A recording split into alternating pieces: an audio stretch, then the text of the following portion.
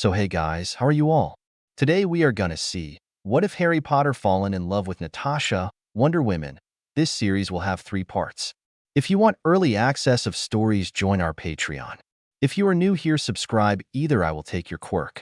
Also, as you know, I do not own this story. If you want to see original creator, then go to Space into Milky Way. LOL, joking, you can find it in description. There were surely few men alive who could claim to have attended their own funeral. While stuck in his home, recovering and stir-crazy and still receiving his daily profit, he had mentally debated over whether or not to go, especially when he read the sappy nonsense that Skeeter Woman had written about the upcoming event. It was almost enough to convince him to show up as himself rather than a nondescript individual, just to see what crazy theory she would come up with to explain his apparent resurrection. He wouldn't reveal himself for all the galleons in Britain. How could he? He hadn't felt so free in years. In fact, he didn't think he had ever felt so unburdened. His task was finally done, his vow fulfilled, his life's work accomplished. What more was there for him here? If he had survived the final battle, the most he could hope for was years of trials, suspicion, and weepy idiots apologizing or deifying him. Honestly, he could do without all that. The sentimentality of such fools would be enough to make him jump off a bridge. Better to die and start anew. The day was gray, but hot. May was not usually an overly warm month in England, but today was rather hot. Thank Merlin that the clouds obscured the sun, so it wasn't really too unpleasant. He stood apart from most of the crowd, leaning against the walls of Hogwarts with his arms crossed as he used to do as a child. The appearance-altering potion he had taken before coming had turned his hair thick and gray, filled out his narrow face, and given him a bulbous nose and light gray eyes. If anybody here suspected that the dead man was hiding under such a face, he'd eat his shoe. He silently observed the attendees, watched for those he knew, and almost smirked as he mentally mocked the maudlin speakers here that tried to paint him as a tragic hero. He rolled his eyes and scoffed at the sentimental speeches, the pompous nonsense, and even the posthumous Order of Merlin. First class he was awarded for his bravery. Ridiculous theater, that's what this was. It wasn't as if a medal could be enjoyed by a dead man, was it? There were not as many people here as there had been for Albus Dumbledore's funeral, he observed. But that was to be expected. He was rather shocked at the large number of those who actually did come. The ceremony was brief. Despite the dreadful theatrics of Minister Shacklebolt, Headmistress McGonagall, and the rest, with their ridiculously regretful and solemn speeches. If he had been a bloody Hufflepuff, he might have been touched by the whole thing. Who knew that he was such a wonderful person? But he was too cynical to believe their nonsense. He was a realist, and he knew that humans tended to wax poetic about the dead.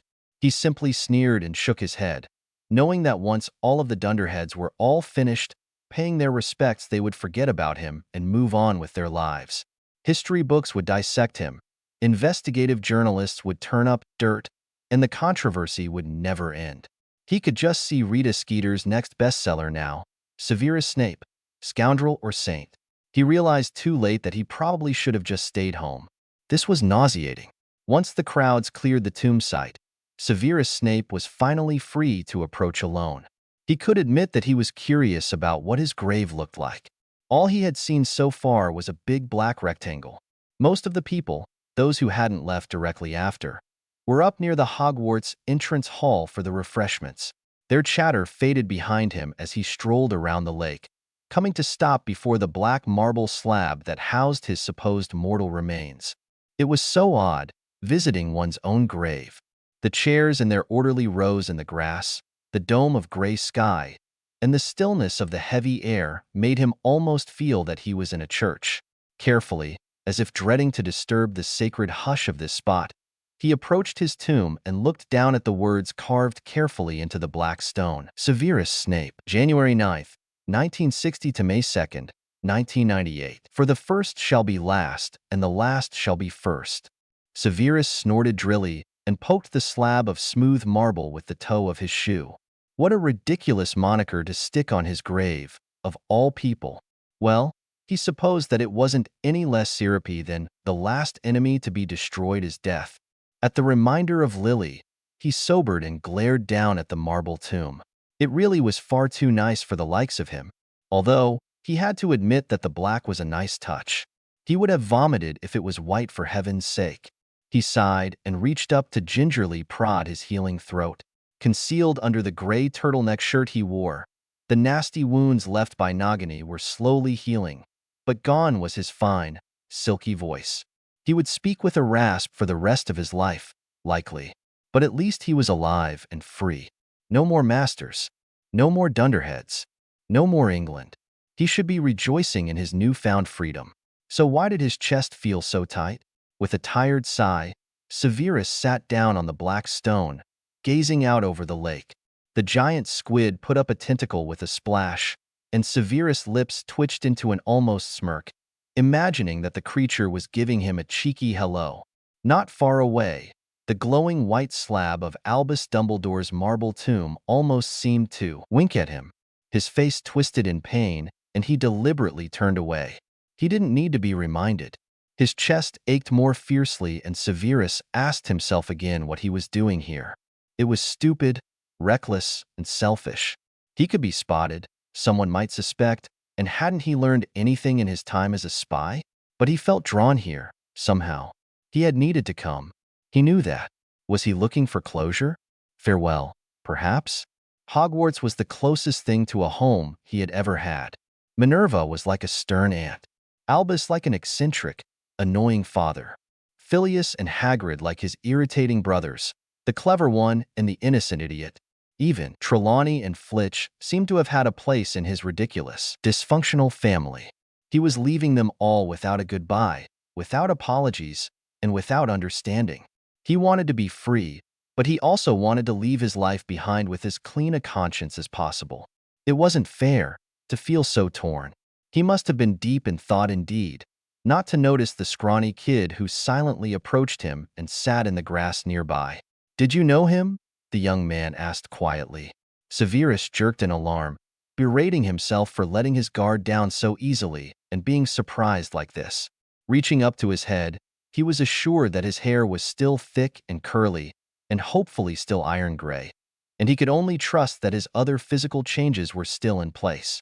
Satisfied that he wasn't going to have to attempt a wandless obliviate, since his wand was currently stuck under a 1,000-kilo slab of marble, he turned to face the young man who so rudely snuck up on him.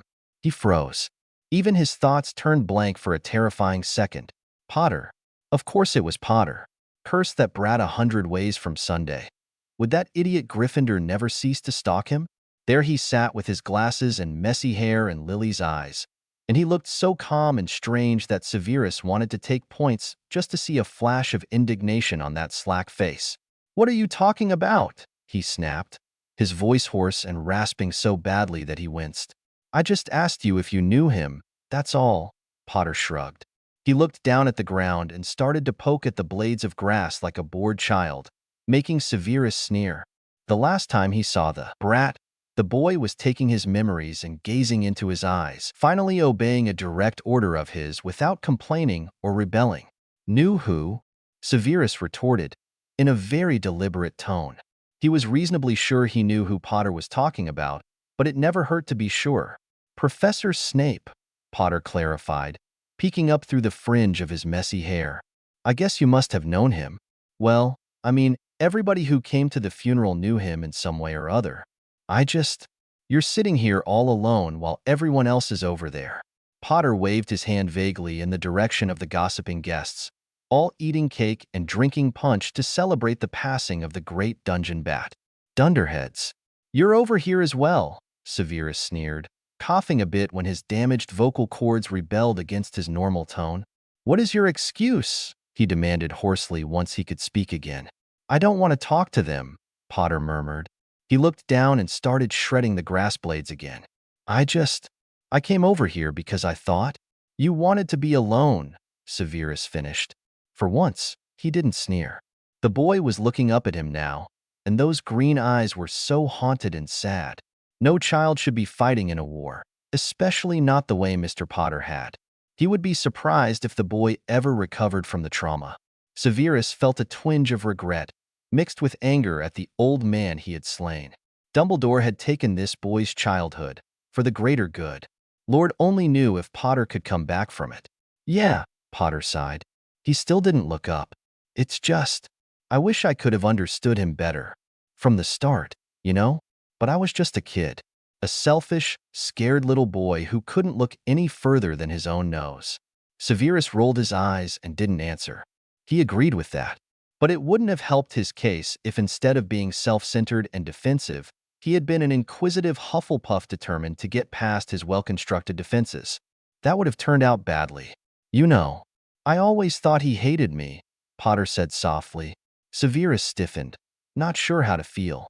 Was Potter going to inadvertently spout his feelings about him to him? How many times over the past couple of years had he relished the feeling of snarling in that arrogant brat's face? Don't lie to me. And now he was actually going to get the truth? He wasn't certain how to feel or react. The boy would likely start ranting about how unfair his potions professor was and whine. Boo-hoo, poor little me, bullied by the greasy get my father liked to bully. By Merlin, it was enough to turn his stomach. I thought he hated me, Potter repeated, still not looking up. But he actually didn't. Not really. I was used to people hating me, see? The only way I learned to deal with that without going insane was, I don't know, just to fight back, I guess. It made things worse, but I couldn't stop. You heard of a vicious circle? A causes B which in turn causes A? It was like that. We both went at each other, made things worse, and mutually hated each other. Only I didn't really know what hate was. And he had more important things to hate than me. Severus snorted softly. So far, the boy was being surprisingly insightful. True, he never hated Harry, Percy, but the brat got on his nerves and reminded him of things he would rather forget forever, and he was such an arrogant little Gryffindor. To make things worse, he had sworn that ridiculous vow to protect the boy, and he ended up, mostly, defending the child from his own stupidity and cleaning up his messes after. It was exhausting, not mention his other duties. At times, he had wondered if it was even worth it. But now, at the end of a war, with the Dark Lord gone at last, and the boy who just would not die sitting in front of him, calm and reasonable and even respectful, Severus could perhaps say that it was somewhat worth it. Professor Snape was my teacher for 6 years, Potter clarified, looking up finally and fixing him with those suspiciously wet, emerald eyes. Severus couldn't look away. After getting a good look at them in the shrieking shack, he wasn't sure he would ever be able to look away from those mesmerizing eyes on his own. Was it just him, or was the green more brilliant now than it was then? They reminded him of a killing curse and almost seemed to give off their own light. What had those eyes seen as they closed in death? How had he even come back from such a thing? Even the scar on his forehead was no longer livid and prominent.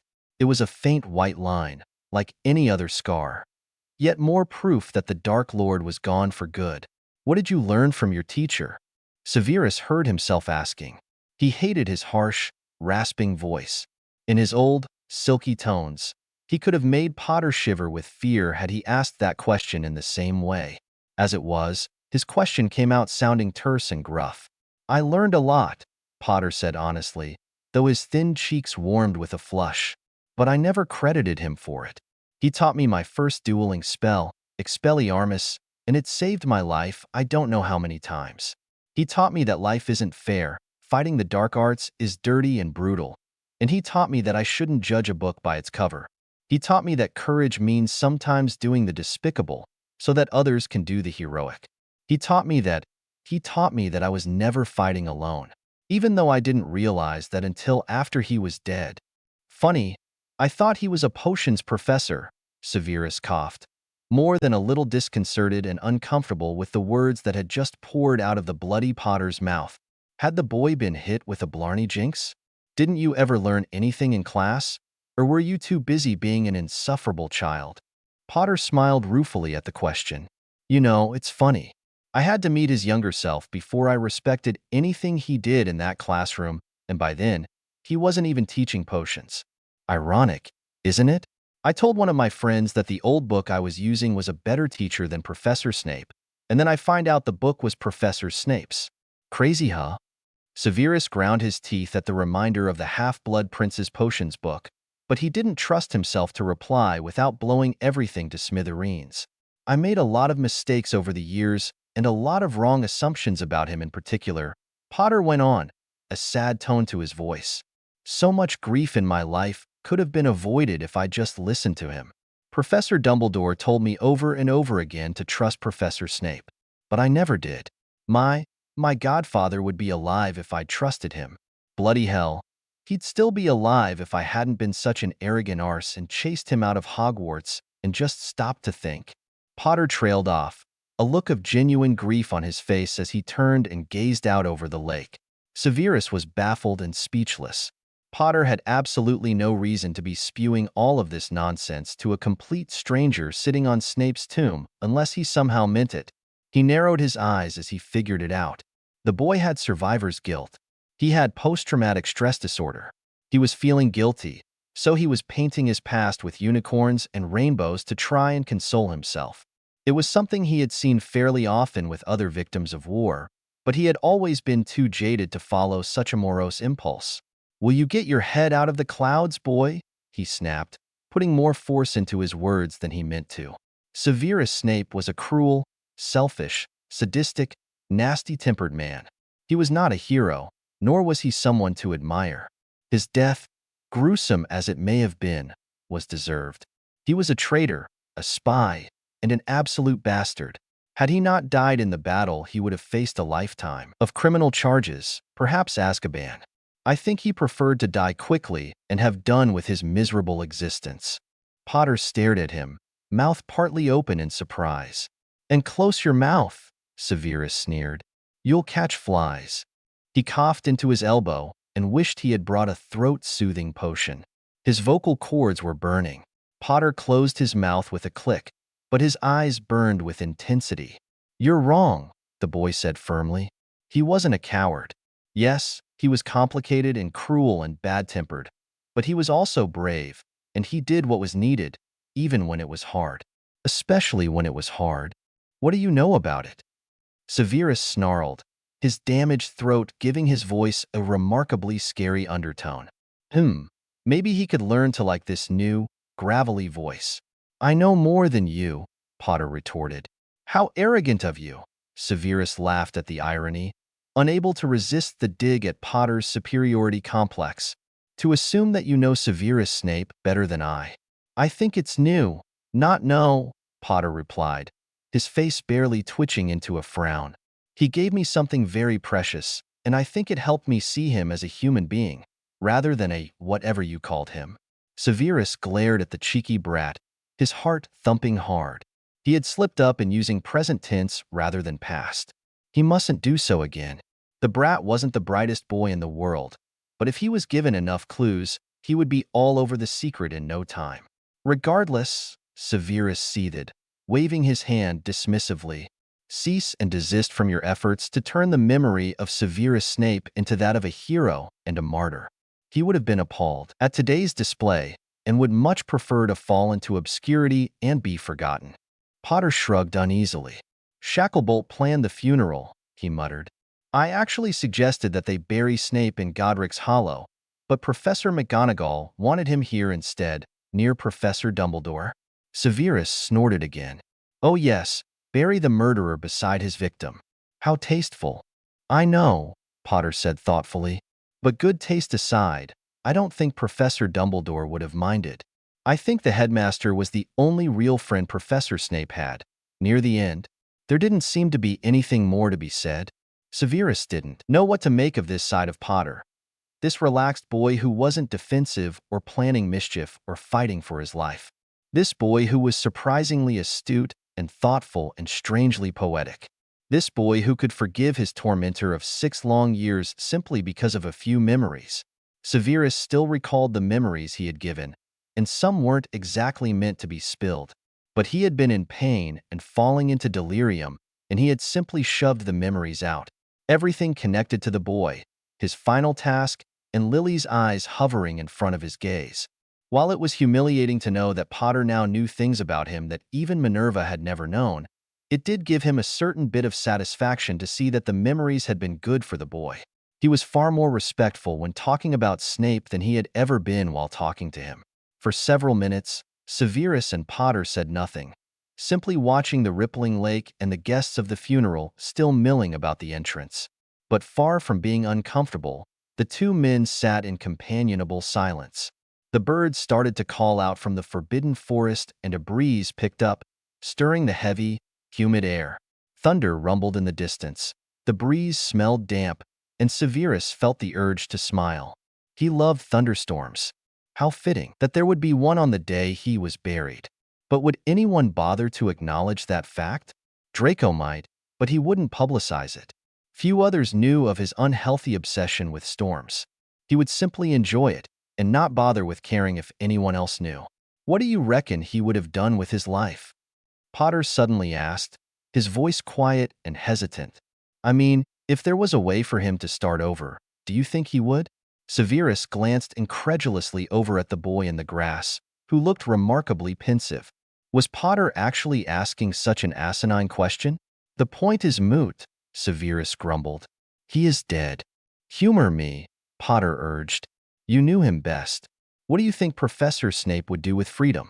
I doubt he'd go back to teaching.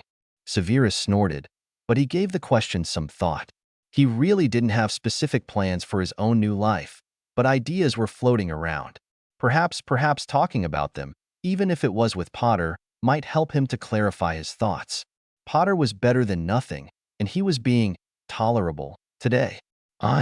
Severus coughed. I suppose he might have left the country to start over.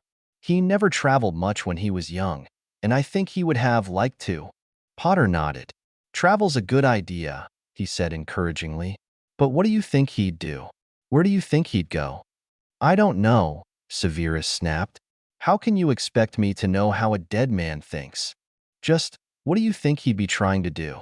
If he traveled? Severus was silent for several minutes. He really didn't want to answer aloud because it made him sound like a bloody Hufflepuff. But this was a dead man they were talking about. Surely, with Potter thinking of his memory as an honorary Gryffindor for Merlin's sake, the brat's opinions couldn't go much lower. I believe, Severus said slowly, refusing to look at the boy while he forced the words out. He may have wanted to make amends, somehow, for the suffering he caused, the crimes he committed. To make restitution, he might have helped people. He trailed off, feeling ridiculous, and glanced up to glare at the cheeky brat. To his disgust, Potter was looking at him calmly, those awful green eyes almost seeming to pierce his soul. Yeah, the boy murmured, swallowing hard. That's a good idea. Severus narrowed his eyes suspiciously. Mr. Potter, he drawled, don't tell me that you are using me, a complete stranger, to get career ideas. Isn't that what your head of house is for? Potter's mouth twitched again. The Sorting Hat actually wanted me in Slytherin, he said quietly, almost conspiratorially. Does that count? Severus stared at the abominable brat in horror. Was the boy implying what he thought he was implying? I have no idea what you are insinuating, he spat, standing and moving to leave. Hold on, Potter cautioned, throwing a worried glance toward the main gates. Wait until everybody is gone. Then you can slip out. What makes you think I want to slip out? Severus demanded, backing away and feeling trapped for the first time since the shack. Oh, Merlin, that awful, horrible shack. The scene of his greatest nightmares and his most dreadful bouts of weakness. He shut his eyes and tried to suppress the shiver that racked his body. He really should have just stayed home today. He was still not well, and the trauma of that last terrible day was still too close. All he needed was for Potter to discover his secret and blab it all over Britain. It's okay, Potter said soothingly, though he looked alarmed. Merlin, don't. I mean, you're not really. Are you? What are you babbling on about? Severus rasped, trying not to look as if he desperately wanted to sit down for a few minutes. Potter slowly stood and faced him. The brat's face looked rather pasty, but his eyes were shrewd and alert. You're not? The boy stuttered. No, I'm not, Severus said quickly, feeling the first signs of a panic attack coming on. Good Lord, he hadn't had one of those in years and years. He's dead. Severus spat hatefully, clenching his fists tightly at his sides to try and hide their trembling. And good riddance, right, Potter? Never again will the greasy dungeon bat harass you and spoil your fun. Am I right? So go celebrate with all your asinine dunderhead friends and leave Severus Snape in the ground where he belongs. Potter stared at the man in stunned amazement, but he did not speak, nor did he move. He just stood there, staring at him as if he had seen a ghost. Well, metaphorically speaking. Severus grew uncomfortable with the staring and folded his arms. It didn't occur to him to simply turn and leave. After all, the last time he ran from the boy, they ended up screaming at each other. He didn't want to attract that sort of attention right now. They all want me to be an Auror, Potter suddenly said, shaking off his odd expression. Severus frowned at the odd change of subject, but he didn't comment. They just expect me to go on catching dark wizards and such, you know? But I just don't think I want to keep fighting for the rest of my life. I mean, I fought in a war. I don't need more blood on my hands. I need, like you said, I need to help people, to fix some of the bad things I did. I need to. I don't. No. Heal, instead of hurt. Severus stared at the flustered boy, unable to reply. What was he supposed to say, anyway? Severus Snape is dead, Potter said clearly, looking him in the eye. But that doesn't mean we have to forget him. Yes, he was not a nice person, but he was a courageous soldier too. I was a soldier in a war as well. I did things, and he did things, that we aren't proud of. So, I guess the only way I can live with myself is if I do what he would have done and help people, to make up for all the pain I was a part of. Severus blinked. The boy wasn't pushing for answers, demanding explanations, throwing vitriol in his face. Who was this boy? You know, Potter rushed on. I think, if Severus Snape were still alive, I want to tell him I'm sorry, first of all. Sorry for causing him so much grief, for not listening to him, not trusting him. I'm sorry. I don't think we ever would have been friends, even if I had let myself be put in Slytherin. But I do think, given time, we might have respected each other. Respect, Severus repeated faintly. He felt weak and disconnected. This wasn't what he ever expected from Potter's mouth. Maybe he was delirious. Maybe this was nothing but his fevered imagination. Potter would never talk to him like this, would he? I didn't think you knew the meaning of the word Potter, Severus muttered. Potter's smile was genuine, and it was Lily's smile. It was full of life and laughter and mischief, and the brat had the audacity to wink at him. I suppose I'm respectful to the dead, he replied. So I guess all Professor Snape had to do to gain my respect was face a giant snake and cry all over me. You call him Professor every time you say his name, Severus interrupted abruptly. Why? You never did before. Potter's eyes positively twinkled. He earned my respect, of course, he replied in all seriousness. By dying? No, Potter interrupted firmly. By trusting me with his memories. The boy turned to go, a peaceful smile on his face. A scrap of parchment dropped from his pocket, and he looked over his shoulder at the stunned man still standing by the black tomb. Professor Snape left some stuff in the dungeons, he said casually. Since you were the closest to him and all. If you want to go get it, the password there is, I solemnly swear I am up to no good. Right, useful to avoid people. Doesn't show ghosts, though. The boy paused and suddenly gave him a soft, serious look. Good luck, sir. I hope you can live free this time. And then he was gone. Severus was left with the Marauder's map, too stunned to bother formulating a reply. Mr. Potter, you are a dunderhead. I cannot understand why you think sending a dead man a tuition payment is a good idea.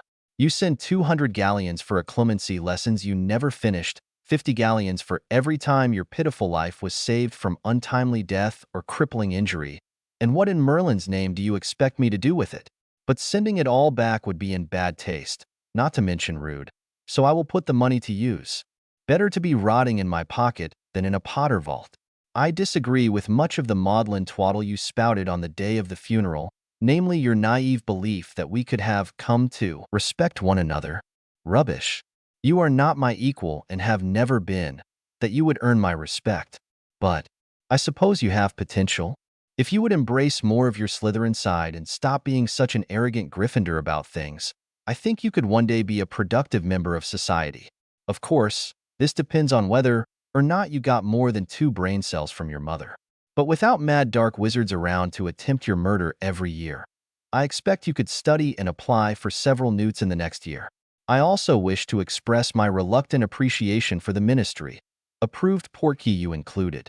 Finally, you used the boy who lived for something practical, even if it was only conning some starry-eyed travel agent into approving such an expensive trip.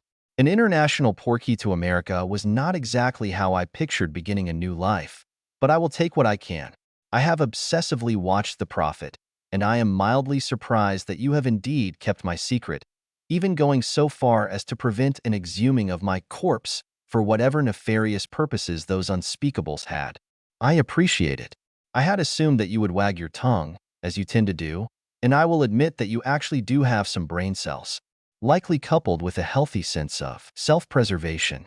Despite how this will make me sound like a Hufflepuff, I feel I must give you some much-needed advice, since you seem to be in a listening mood at last. Be who you are, not who others want you to be. Some may give you advice, others may give you orders, but only you can live your life. Do not make a terrible mistake out of some misplaced sense of duty or helplessness or terror. If I had followed my true desires at your age, instead of my thirst for power and fear of helplessness, I would now be the proud owner of a little potion shop and apothecary. Perhaps I would be married. I would certainly not be so unhappy. There are regrets, Potter, that will never leave you. But you are young yet. If you wish to heal others, ignore all those who believe that your destiny is to hunt and kill like a rabid wolf. It is your life, Potter. And if anyone has earned the right to choose their life at long last, it is you. As you say, we have both done terrible things. But I assure you that you exaggerate with regards to yourself. Live, Potter. Live and heal and learn to laugh that obnoxiously happy laugh of yours again. Find a woman who will understand your need to heal and give to others. Fill a home with more miniature Potters and teach them to fly brooms at suicidal speeds. And perhaps, one dark night when the thunder crashes and the rain lashes your windows, a ghost may return from the dead to offer a proper apology for angry words and hateful spite. Perhaps by that time, that mutual respect you spoke of will have materialized. And signed, P.S. I am returning your insulting map back to you. It was helpful, I will admit, but the password is ridiculous and the idiots who enchanted it with their arrogant personalities never shut up and I am unable to hide the map again without another password. Do take it back before I use it to start a fire in my cold stove. The young man who read the letter laughed in delight, and he tucked the yellowed piece of Muggle paper behind several photographs in his album, content to leave it hidden there for as long as he dared. He actually did consider the wise advice, and 1999 saw Mr. Harry J. Potter applying for a healer's internship at St. Mungo's. He was content. There were those who did not approve, those who drifted away from him, but he did not regret his choice. That same year saw smallpox eradicated from a remote village in Central America, thanks to the skills of a stranger who came among their people from the north. But as suddenly as their mysterious savior had come, he vanished. Many scattered villages in South America, struggling against disease and poverty, saw this same sort of thing happen as the years crawled on. They all described the mysterious Englishman with the dour face and black hair as some saint or god come down to earth. He came and he went like a whisper on the wind, and his cures could only be described as miraculous. But as soon as anyone of importance would take notice, like smoke on the wind, he was gone. There was no real pressure to find this mysterious healer. He was helping the helpless, after all, and making the government's job easier. Some gangs and other unsavory types attempted to stop him from making the lives of their indentured subjects better, but they had less luck than the officials. The mysterious figure moved from the continent of South America to Africa, and the same pattern was repeated. Years passed, time moved on, and in small corners of the world, unseen by the great ones of the earth, healing came and hope bloomed. The mysterious healer likely would have continued to labor in obscurity, doing penance for his past for the rest of his magically lengthy life, if he had not stumbled upon another doctor, also atoning for past sins in the same manner, and became entwined with his tale. Fate is a strange mistress, and it seemed that fate was not finished with Severus Snape just yet. As mentioned above, I am now beginning a crossover. Having just recently fallen headfirst into the Marvel Universe via Disney+, I simply thought it would be awesome for Severus Snape to be battling Loki alongside the Avengers in their first movie. I may go further with it, into Winter Soldier, etc., but those will likely be separate fics. Let me know what you all think of this idea. I can't think of a good title for this story, so I'm calling it Avenge because, duh, the Avengers and Snape is kinda avenging his past, taking back control and being nobody's puppet anymore, etc. If any of you have an idea for a better title, I'm all ears. Thanks for reading, and I live for reviews. Hiding, rated T, violence, and hulking out in this chapter. Thank you for all your support and enthusiasm, my loyal readers. I am truly touched by how kind and encouraging your reviews have been. Here is your reward, and I hope you like the first chapter. Chapter 1.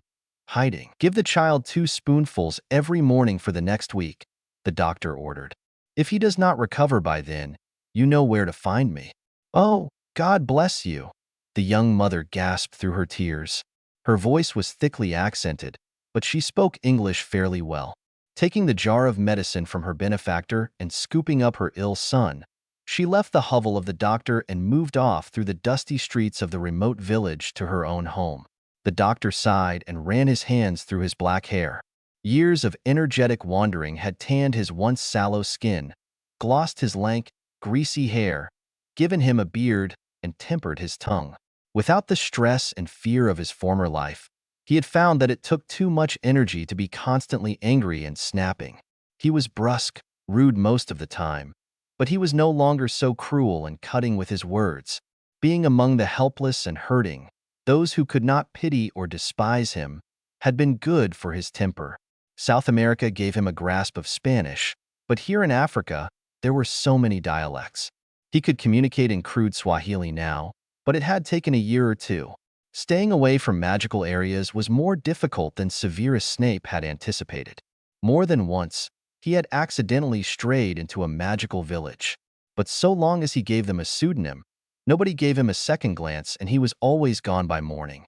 Giving his aid to the small villages of poverty-stricken, disease-ridden muggles was strangely satisfying. He used to despise muggles, but seeing so much suffering and innocent appreciation for the smallest of things, he gladly gave his expertise, used what magic he could when he dared, and brewed medicine for the ill and hurting. These people were human beings, far more helpless than he or any in the magical community, and they were so grateful for the least thing he did for them. He had faced his share of suspicion and even hostility in his travels, but it was nothing new to him. If they didn't want his help, he moved on. It was a simple life. He survived from day to day, helping those he could, not asking where his next meal would come from or what the next day would bring, and he was content. For the first time in his life, Severus was content with his lot. He belonged to no master, but he served those who needed him. He protected a village once from the drug cartel, and though the horror of battle and death and screams exasperated his frequent nightmares, he had been left with a strange feeling of exhilaration. For the first time, he was openly opposing evil and defending the innocent, with no need to hide his true intentions or allegiance. His only allegiance was to those whom he could help and who could not possibly repay him. It was fitting penance, and he found that he was happy. Well, not cheerful happy, but peaceful happy. Peace reigned in his troubled heart, and he had no desire to be mixed up personally with others. He made no friends. He did his work, saved those he could, made the lives of the poor better, and moved on before anyone could stop him. Another white man had come to the village the night before. Severus was always suspicious of strangers, but this man seemed harmless enough. In fact, he had helped an old man pull his oxen out of a bog in the jungle. But Severus knew that he ought to leave soon. Another stranger meant that he was likely to be interrogated soon. Those he helped in the villages were content to let his secrets lie, if he refused to share. Another Westerner might not be so understanding, especially if he was a missionary or something. He looked up as a scuffle sounded outside his hut, and the tattered curtain he used as a door was shoved aside by a muscular ebony arm. "What is it?" Severus demanded. The man babbled at him in Swahili and turned to help someone inside. A young man, hardly more than a boy, staggered in, leaning on the white stranger. Despite his dark skin, the boy had a very unhealthy pallor, and his arms were curled around his stomach and chest. Blood was everywhere. Severus thought the injuries looked like gunshot wounds, and he gritted his teeth in anger. This wouldn't be the first village that tended to be attacked by cartels or military with guns. "Put him here," Severus ordered, shaking out a reed mat he used for sleeping. The young man groaned as he was gently laid down, and the white stranger suddenly began to talk.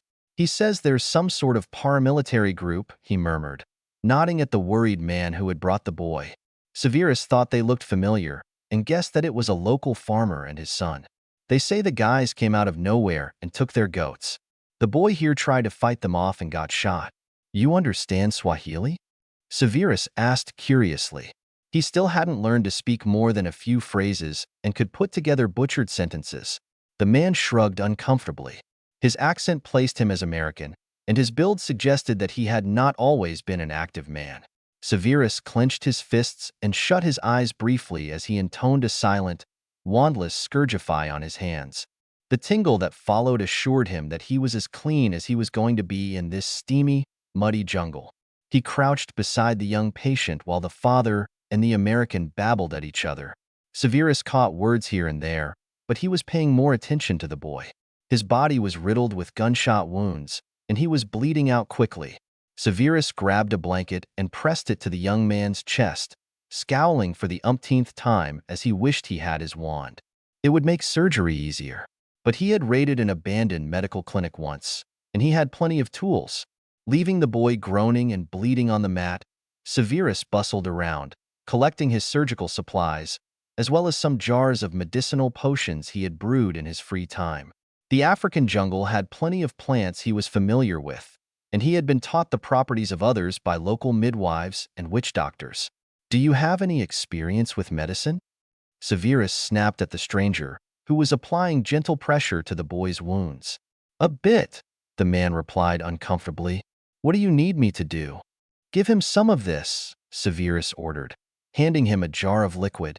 2 swallows should be enough to dull the pain and his senses. Murmuring back and forth, ignoring the fretting father in the background, Severus and the stranger treated the boy's injuries. After removing 3 bullets from the young man's chest and gut, they cleaned and stitched the wounds, inside and out. Hours later, the boy was wrapped in clean bandages and sleeping. Severus stood, trembling slightly with fatigue and the release of adrenaline. The stranger seemed fine, just a bit queasy from so much blood and guts. The father spoke again, and this time Severus could understand most of what he said. He replied in stunted Swahili that his son would probably live. What he didn't say was that, in his experience, these groups rarely stopped at 1 or 2 victims. They wanted everything. The village was in danger. The young man's father left to inform the rest of his family what had happened, since his son seemed to be out of immediate danger. Severus waited until the other stranger stepped outside for water and knelt beside the unconscious patient. Holding his hands above the young man, he muttered the diagnostic charms, pushing his magic hard. It was always difficult to perform magic without a wand, but over the years, he had gotten better at it. Using both hands tended to help. A conjured parchment popped into existence beside him, written on in spiky script reminiscent of his own handwriting. He quickly evaluated the results and shook his head grimly. The young man needed better, he just might pull through. It would be a tricky few days. The other man returned and set the water to boil without being told. He apparently wasn't new at this wandering into random remote villages to help people thing. Teaching villagers to boil their water was a good way to keep a lot of the people, especially the children, from getting sick so often. Severus often made that one of the first things he convinced people to do. "So, you been here long?" the man asked hesitantly, sitting back on his heels and turning his crinkled eyes toward the former potions master. Severus turned to look at the man and silently appraised him. The fellow seemed rather timid. Everything he said was hesitant and shy, but he was a good doctor and moved with skill and confidence when the task required it. "Long enough," Severus finally said. "Boko Haran's been moving into the area. the man said in a rush. Do you think it's safe here? Nowhere is safe, Severus coolly replied. It was of no consequence to him. If terrorists tried to hurt these people, he would direct them to escape. He would take up arms if he had to, and he would fight back. But he wasn't stupid enough to go after them first.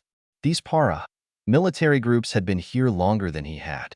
Protecting himself and the helpless people he lived with was the only logical thing to do. What are we going to do? The man asked quietly. Be vigilant, Severus snapped. That is all we can do. Who are you, anyway? The man stiffened apprehensively. You can call me Bruce. Severus gazed at Bruce for several more minutes before he nodded brusquely. I am Severus, he replied. Weeks passed uneventfully. The young man recovered eventually, though he hovered close to death for some time.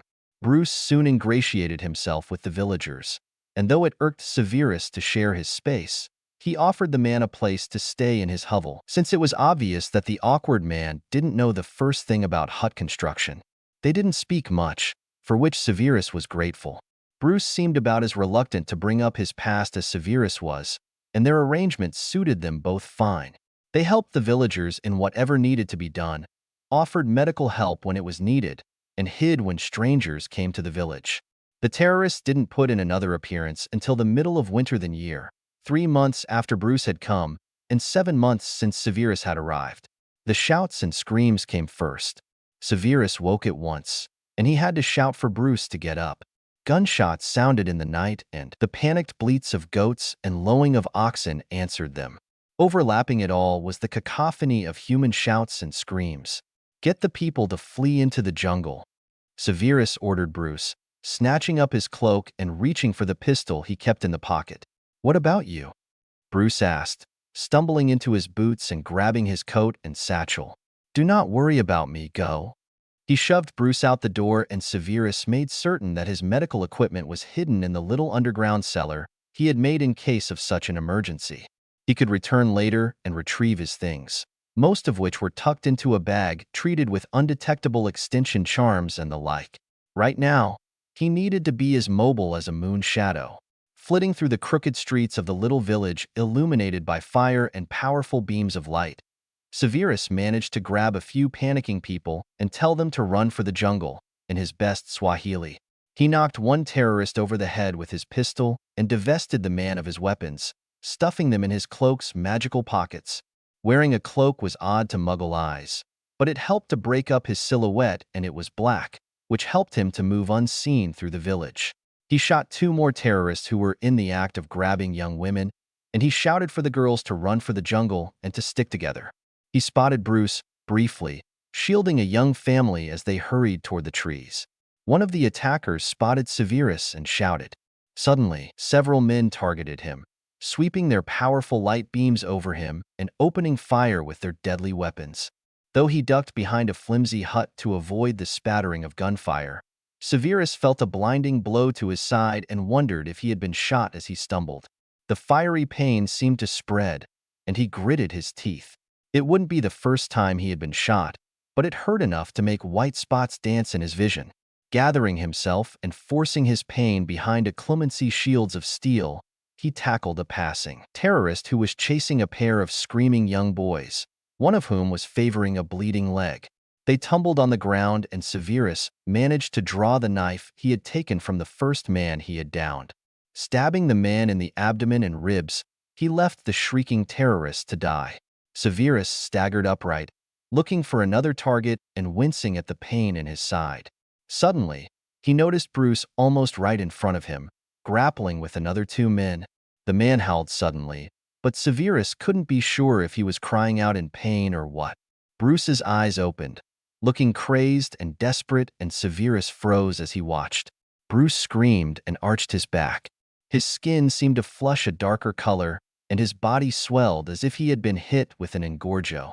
Muscles strained and tore open his shirt, stretched his trousers until they ripped, and he grew impossibly taller.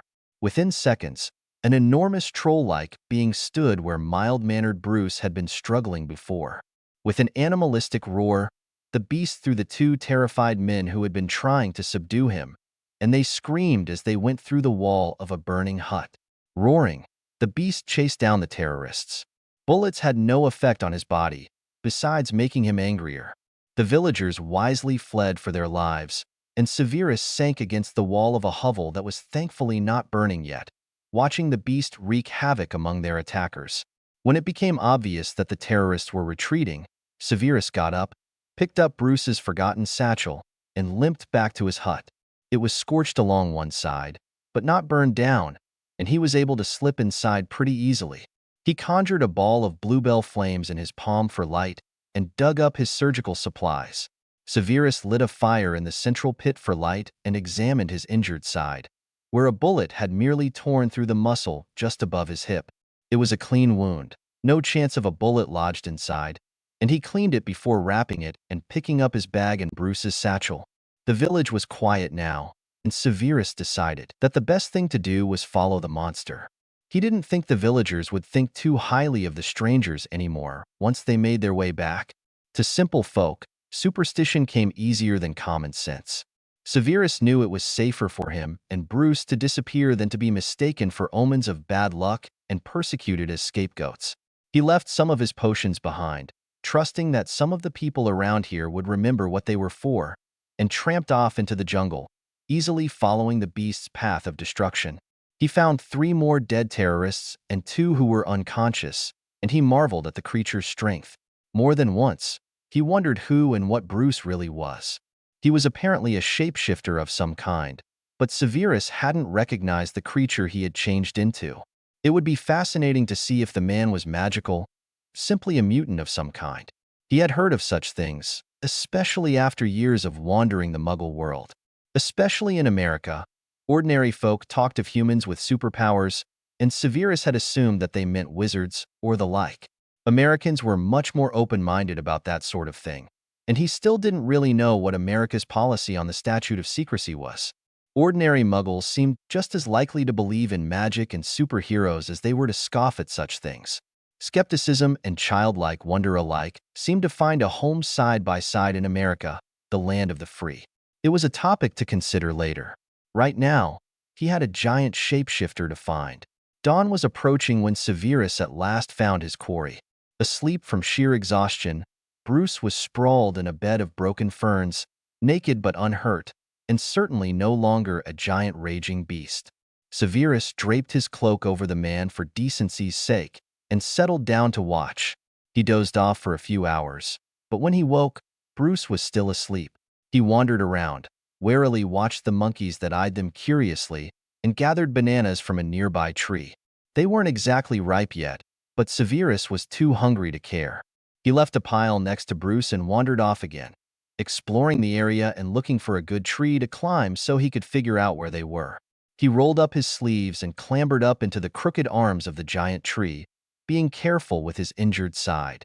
Taking note of the position of the sun and the wind, Severus determined what direction he and Bruce needed to go to reach civilization once again. He stopped and marveled at himself, wondered when he had started to think of his travels as he and Bruce. But he supposed he shouldn't be too surprised. After all, Bruce was a freak of nature, and most would call a wizard a freak of nature too. Rolling his eyes at himself, Severus carefully climbed back down and made his way back to Bruce.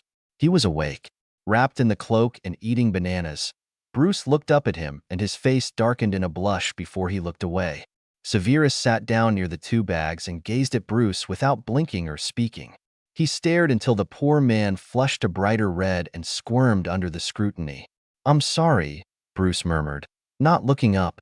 Usually I keep him under control. Considering our circumstances at the time, I am beyond relieved that you lost control then," Severus replied evenly. "Were you born like that?" "Good God, no," Bruce laughed. He looked up, still blushing with embarrassment.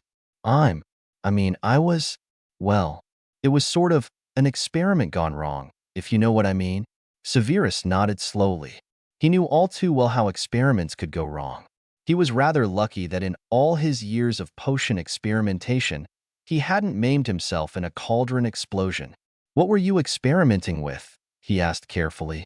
Bruce flushed again and tossed his banana peel. "Gamma radiation," he replied softly. You're a radiologist? Severus arched a surprised eyebrow at that. He would have expected this man to be a biologist or a medical doctor, considering his obvious skills and his intimate understanding of the human body. No, I am a physicist, Bruce corrected.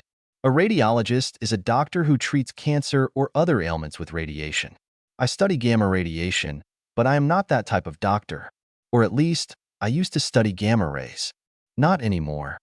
I trust that you still understand radiation, Severus retorted, rolling his eyes. So you are still a scientist, whether you work in said field or not. The other man shrugged and didn't reply for some time. Severus didn't press him. He was obviously ashamed and distraught. Did I hurt anyone? He suddenly asked, not looking up. Severus snorted. Only those that deserved it, he reassured the stricken man. Is this why you wander? To hide your other self? Yeah, Bruce sighed. He reached up and ran his hand through his graying hair. The other guy hasn't come out in a while. I thought I had him under control. Does he come out when you are frightened? Severus demanded. It was important he understand the nuances of this other guy, not only to protect himself, but to know how to trigger the beast within if necessary. It galled him to be thinking like a Slytherin again, but he knew it was a good idea to catalog all assets. If there was a desperate need, he would not hesitate to do his best to bring the green one out to do battle. Angry, Bruce corrected, a new flush of shame coloring his cheeks. How many shades of red could a human being turn? Bruce seemed to have turned blushing into an art form. Ever since the accident, he comes out when I get angry enough, Bruce added softly. Fascinating, Severus murmured. He leaned forward, becoming more intrigued by his not-so-normal companion. Are you conscious during your episodes? Or is the other one completely in control? He's in control, Bruce replied softly.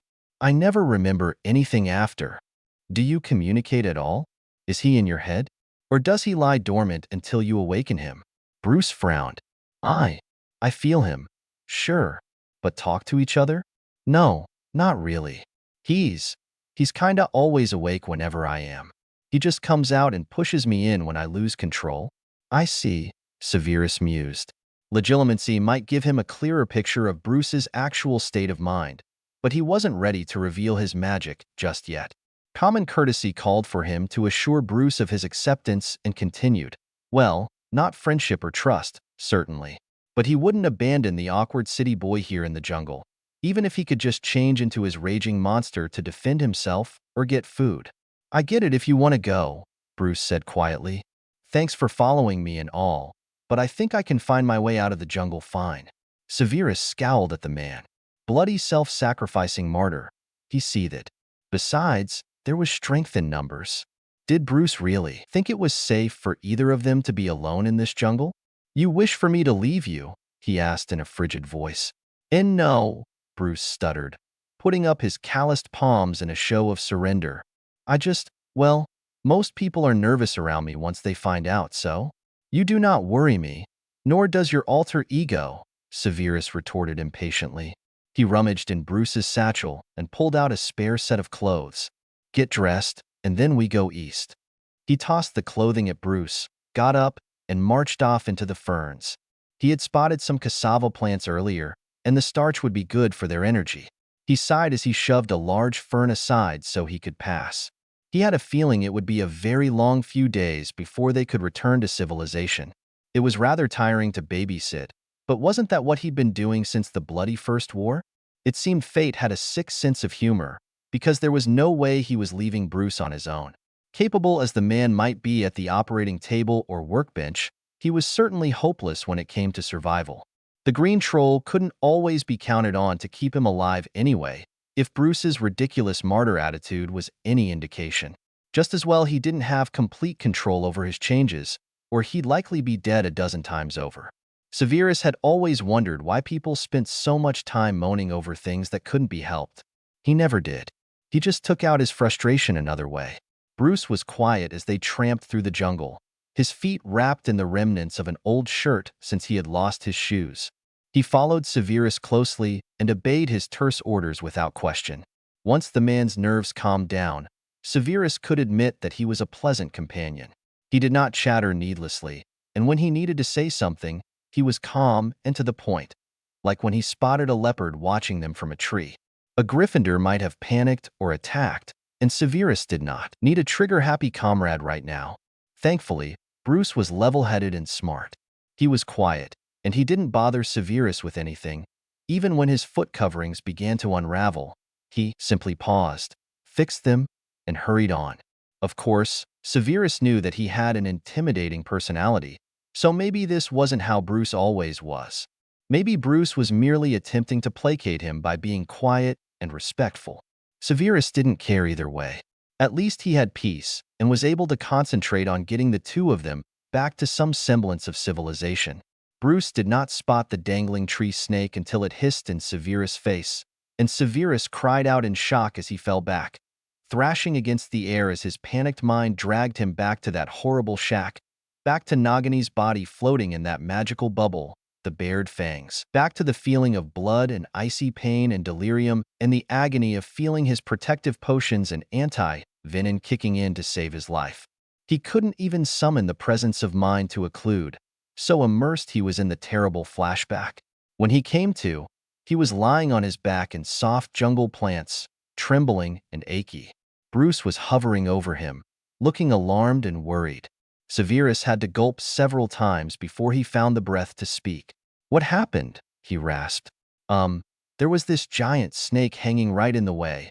Looked for all the world like a vine or something," Bruce quickly explained. He helped Severus to sit up and sat back on his heels, looking concerned. "You started yelling and you fell back. I caught you and dragged you away. The snake's gone now." "I see," Severus coughed. He massaged his aching throat and took a deep breath, forcing his panic behind his acclimacy walls. My thanks for catching me," he muttered, still not liking the fact that he had panicked in front of someone, but realizing that he should be grateful. If the snake had been poisonous, he could have been bitten were it not for Bruce's quick action. He hated snakes. In the villages, he had often gained a reputation as an obsessive snake killer. But he had not faced a snake the size of himself since Nagini. He felt weak and embarrassed by his flashback and panic attack, but he was logical enough to know that it was normal, and he ought to be grateful that he hadn't encountered an anaconda in South America while he was alone. It was rather lucky that his first bad flashback took place while he had a companion to keep him from getting hurt. "You okay?" Bruce asked quietly. "Want to rest for a bit?" "I'm fine now," Severus snapped. He stood up and took a deep breath, hoping to steady his wobbly limbs. "We should keep going. Which way were we facing before?" Bruce pointed without hesitation, and Severus started walking, not bothering to see if Bruce would follow. The other man did tramp after him without hesitation, and he didn't say a word. They marched in tense silence for some time, and gradually, the atmosphere relaxed. Neither of them spoke again until they stopped for the night, tucked up in the waving branches of a tree. They constructed a nest of branches and leaves, much like the local primates did. "Chimpanzees spend their nights in trees," Severus informed his nervous companion. It seemed Bruce wasn't a fan of heights. "It is the safest place, considering the snakes and leopards that rule the jungle at night," he added. "Doesn't make me feel better, Severus," Bruce mumbled. He was looking a little green around the mouth, and Severus hoped it wasn't because the other guy was straining to come out. "It isn't supposed to make you feel better," Severus snapped. "I am merely explaining my logic to you." "I get it, okay. I'm not stupid," Bruce gritted out between his teeth. It was cool at night these days, so the two men were forced to share a nest to conserve body heat. Severus draped his cloak and blanket over the two of them, and they settled down for the night, curled against one another and silent. Winter throughout most of Africa was mild, but temperatures did tend to drop lower at night. The wind was chilly and rocked their tree gently, and Bruce and Severus stayed huddled under their coverings to wait out the night. Bruce started humming about an hour after they had settled down. Severus, who had been dozing lightly, opened his eyes in annoyance. Was the man a complete idiot? He reached out and poked Bruce in the back with a hard finger. The man jerked and turned his head. Severus couldn't see his expression, but he was pretty sure it would look wounded. "What was that for?" he whispered. Stop that infernal noise before you bring a carnivorous cat down upon us, Severus hissed. Hey, I was being quiet, Bruce muttered petulantly. He turned around, grumbling under his breath about Brits and stuck-up snobs. Severus rolled his eyes and settled back down. 5 minutes later, Bruce was humming again, and Severus let out a long, calming breath to keep from losing his temper. Bruce, he hissed. Stop it. You are waking me up. Oh, Bruce muttered, not bothering to turn around this time. You could have told me that before. Severus sighed and tried to get comfortable again. This time, he fell asleep and Bruce stayed quiet. So are you British? Or what? Severus turned to look at his companion over his shoulder. After hours of walking again, it was nearly midday, and this was the first thing Bruce decided to say? What an asinine question, Severus grumbled. So, are you American? Or what? He threw back, mocking Bruce's tone. They were both tired and hungry and thirsty, but Severus was still the more snappish of them both. I'm from New York, actually, Bruce replied mildly. So where were you born? England, Severus sighed, just wanting to go back to silence. Now can you please stop asking me idiotic questions? We both ought to be conserving our strength here. Right, got it, Bruce mumbled. A few minutes passed. So why are you in Africa? Bruce demanded. Why are you in Africa? Severus parroted. You know why, Bruce muttered. Severus glanced over his shoulder at the man, who was flushing like a tomato. I'm hiding. You never did tell me why you were hiding, Severus replied.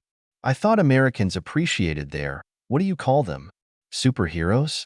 Yeah, well, I'm not exactly a superhero, Bruce snapped. I'm a giant green rage monster and I destroy things when I lose my temper. Nobody can stop me.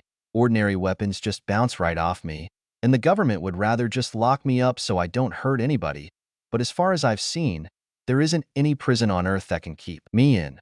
Okay, so I'm hiding, so I don't hurt anyone. What are you hiding from? It is none of your bloody business, Severus coolly replied. Do get your temper under control. You're looking a bit green. Bruce growled under his breath, but he stopped talking. Severus glanced over his shoulder several times and was relieved to see the pale green flush slowly receding from the man's face while he wrestled with his alter ego. Severus let out a silent sigh of relief and made a mental note not to annoy Bruce too much. Unlike the Dark Lord, he didn't think the Green One could be placated by words. Chapter 1 is up. Thank you for your kind reviews and encouragement as I embark on another fanfiction journey. I look forward to bringing Severus into the world of Marvel. And congrats to those who guessed the Doctor's identity. I did not want it to be obvious, but hey, Bruce was in Calcutta at the beginning of the Avengers, hiding from himself, his past, and S.H.I.E.L.D. So it was a perfect way to slip Seven there too. Yes, I know he will need a superhero code name, but I'm drawing a blank here. How about Half-Blood Prince? I can't think of anything at this moment, but he won't need a code name for a while anyway. The other guy, rated T. Be warned that this chapter contains some language, mentions of suicide and a suicide attempt, not graphic. I was feeling low, okay? So I put a bullet in my mouth and the other guy spit it out. Bruce Banner, The Avengers, Movie, Chapter 2. The other guy. After reaching the rather large town on the other side of the jungle, Severus and Bruce stayed for a couple of days. But after nearly being robbed by teenage thugs one night, Severus dragged Bruce off before the rage monster could make an appearance, and they hitchhiked south along the African coast. In a blur of towns and trucks and strangers, the two men managed somehow to get past the border without too much trouble. Severus might have used a wandless confundus on the border guards, but Bruce certainly wouldn't notice such a subtle bit of magic. They went back to their help the poor work without speaking any more about the green monster, Bruce's past, or what Severus was hiding from. Another 2 months passed, and Severus had to admit that it was nice to have a partner. He simply didn't want to leave the man on his own, especially not when he knew what the other guy was capable of. If he had a proper lab, he could have researched a cure, or at least a modified calming draft. But he didn't have the right ingredients or equipment, and so had decided to start teaching the muggle some occlumency basics, namely meditation. The therapy seemed to be working. Between working among the poor and helping where they could, meditating together in the evenings, and having civil conversations, Severus was certain that Bruce was feeling better. But he was wrong. Severus returned to their hovel on the edge of a larger village than they were used to, exhausted after assisting at a difficult labor and delivery. The twins born were healthy and safe, and so was the mother. Severus had left Bruce tinkering with the radio device that the villagers relied on instead of a phone to call for help if they needed it. A storm last week had damaged something in the radio, and since Severus knew next to nothing about Muggle technology, he left Bruce to handle it. But the house was missing the entire back wall. The hut was barely standing, and the inside looked like an army of trolls had trampled and tossed everything about. A cold hand of dread seized Severus' heart when he spotted the pistol he usually carried, lying on the floor beside the shredded rags that had been Bruce's clothes. Severus had no idea what had happened, but he knew that Bruce had probably chased his attacker away, who knew where. He would wake up confused and unclothed, and Severus sighed as he gathered some things and set out after the beast. He was already tired of babysitting this man. It was harder to track him now, since the village they were in was situated in a land of hills, rocks, and grass. There were no trees, no jungles, and no clear trail. It was dark, and Severus had to concentrate for a full minute before he could successfully use the point-me charm without a wand. A little beam of light shot off in a straight line, and Severus followed it. He must have jogged 5 or 6 miles before he finally found Bruce, huddled against a large, speckled boulder. Surprisingly, Bruce was awake, but he seemed exhausted, and he was weeping like a child. Sighing, Severus sank down on his knees beside the man. He had forgotten his cloak in his rush, and only had his own spare clothes in his hands. It was a chilly night, and the breeze was damp, coming off the sea several miles away. "Bruce," Severus called, attempting to sound sympathetic, though he was simply a bit irritated. "And nothing can hurt him," Bruce sobbed. "Nothing can stop him. Nothing, nothing, nothing." "Oh, do stop that noise," Severus snapped, grabbing the crying man by the shoulder and giving him a good shove. "Get up and get some clothes on. You're indecent." "He spit it out," Bruce moaned, ignoring Severus' attempt to bully him out of his misery. "Oh God, he just spit it out like it was nothing, and he was so angry." Severus shook his head in frustration. "What did he spit out, Bruce? What is the matter with you?" The other man groaned softly and went on weeping. Severus huffed and sat back on his heels. There was nothing he could do for Bruce right now, since he was obviously in distress, perhaps in shock. "I'm sorry, Severus," Bruce hiccuped. "I knew I shouldn't have, but I was so. "Oh, spit it out," Severus grumbled. Too late. He realized it was a bad choice of words because Bruce started sobbing hysterically again, babbling about how he spit it out. Nothing he was saying made any sense. Severus reached up and pinched the bridge of his nose as he slowly counted to 10, shoving his stronger irritation behind his acclimacy shields. When he was calmer, he reached over, grabbed Bruce by the shoulders, and yanked him upright. "Listen to me," he shouted in the weeping man's face. "I do not know what you are babbling about, and I will not know until you tell me why you are so distressed. Do you understand? Now talk. Tell me why you are so upset. Who spit what out, and why is that such a tragedy?" Bruce stared at him in the moonlight for several seconds. Slowly, the man raised his fist and uncurled the fingers. Resting in his palm was a smashed bullet from a pistol. Severus let go of Bruce's shoulders and plucked the crumpled bullet out of his hand. "A bullet," he said drily. "This is what is upsetting you? Who attacked you?" "And me," Bruce whispered. He bowed his head and shivered. "You," Severus repeated. "What are you talking about? You attacked yourself?" Bruce shuddered and nodded, his voice wobbling as he answered. "I was just feeling low. Well," he gestured helplessly at Severus' hand. Slowly, the potion's master lowered his hand and glared at Bruce. "You attempted to end your own life?" he said incredulously. "With my firearm?" "I'm sorry," Bruce whispered, and hunched down even smaller. Severus seethed, wondering whether it would be better to punch the pathetic coward in the jaw or flay him with his cutting tongue. He chose words, for now. He would punch Bruce later, if he needed to. He abruptly got to his feet, and glared accusingly down at the man huddled in the grass. "And what, pray tell, do you think would be my reaction if I walked in after such a long and difficult day and was forced to scrape your brains off my floor?" he demanded in an icy tone of fury. "Did you even think at all? Or were you just being a selfish bastard? What were you thinking?" He threw the smashed bullet in fury, and it bounced off the other man's bare shoulder. Bruce covered his face with his hands and sobbed. Severus sighed angrily and kicked at the clothes still lying on the floor. "Oh, stop whining and get dressed. I'm not talking to you until you're decent." He turned on his heel and marched away to cool off. He was feeling more angry and irritated and betrayed than he had in years, and he had no idea why.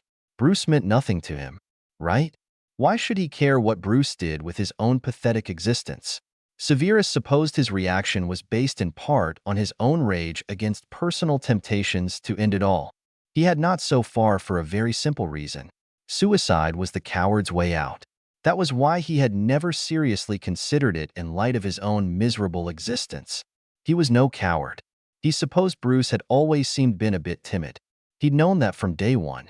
Bruce was awkward and shy and hesitant. He was no leader, and he was not brave. But Severus had appreciated having someone to talk to about medical or scientific things. He had tolerated the man's quirks and oddities only because he was so terribly lonely. For over 12 years, he had been alone. Now, he wasn't. Bruce didn't know who he was, what he had done, but he did know that Severus had a nasty temper. He was cold and sarcastic. He did not tolerate incompetence and drilled him mercilessly in techniques to help him control his temper and stay sane.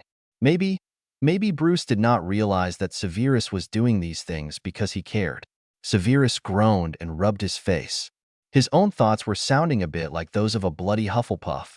Here he was, planning out how to talk about feelings with the most Hufflepuffish man he had ever met. Now that he thought about it, was Bruce Hufflepuffish? Two of the most pathetic, spineless men he had ever known had been Gryffindors. Or was Bruce more like a Slytherin? Bruce obviously had secrets. He was discreet, good at hiding his own feelings, and even though he was a bit naive and awkward, he learned quickly and adapted the same. In fact, the more Severus thought about it, the only thing he was basing Bruce's Hufflepuffish-ness on was the fact that the man was just plain pathetic sometimes. But Severus knew better than anyone that Slytherins could outdo anyone in the pathetic department. Slytherins wore masks all the time, even around those they trusted. But when the masks came off, there were truly no other children in Hogwarts who were more pathetic. In fact, Bruce was beginning to remind him of a Slytherin boy he had taught in his early days. The boy was a half-blood, and once his mother died, he dropped out of Hogwarts and jumped off a bridge. What had his name been? Severus couldn't remember. But he recalled that his mother had ended her own life, and his father might as well have, drinking himself to death the way he did. He was surrounded by cowards. Even Dumbledore had committed suicide at the end, fearful of more pain and suffering and illness, and desiring that another hand should wield the instrument of his death. Cowards, all of them. Severus sighed again and turned to go back to the spot where he had left Bruce, no longer quite so angry. But he was going to talk to that shape-shifting physicist. He wasn't going to pull his punches either. The man needed a spine, and maybe a little bit of self-esteem wouldn't be so bad. He'd met flobberworms with a higher regard for themselves. He returned to Bruce, gratified to find that the man had dressed himself and calmed down a bit. Wearing Severus clothes, he somehow didn't look like himself. Bruce liked t-shirts and cargo pants. He was currently wearing a long-sleeved shirt with a collar, black, of course, and sturdy black trousers that only had 4 pockets. Severus was taller than Bruce, and the cuffs of the shirt and trousers were turned up a bit to allow his hands and feet freedom of movement. The stocky man sat against the speckled rock in the moonlight, head bowed and back slumped. Was he still crying? Severus couldn't tell. He marched right up to the man and dropped down in the dirt in front of him, legs crossed Indian style. "Talk," Severus ordered sternly. "Why did you feel the need to put a bullet in your own brain?" Bruce shrugged and Severus seethed with rage at the non-committal reply. Wasn't it enough that he dealt with shrugging teenagers for most of his life? What had he ever done to deserve this torture? He was doomed to be continually surrounded by sloppy, lazy, pathetic, incompetent dunderheads.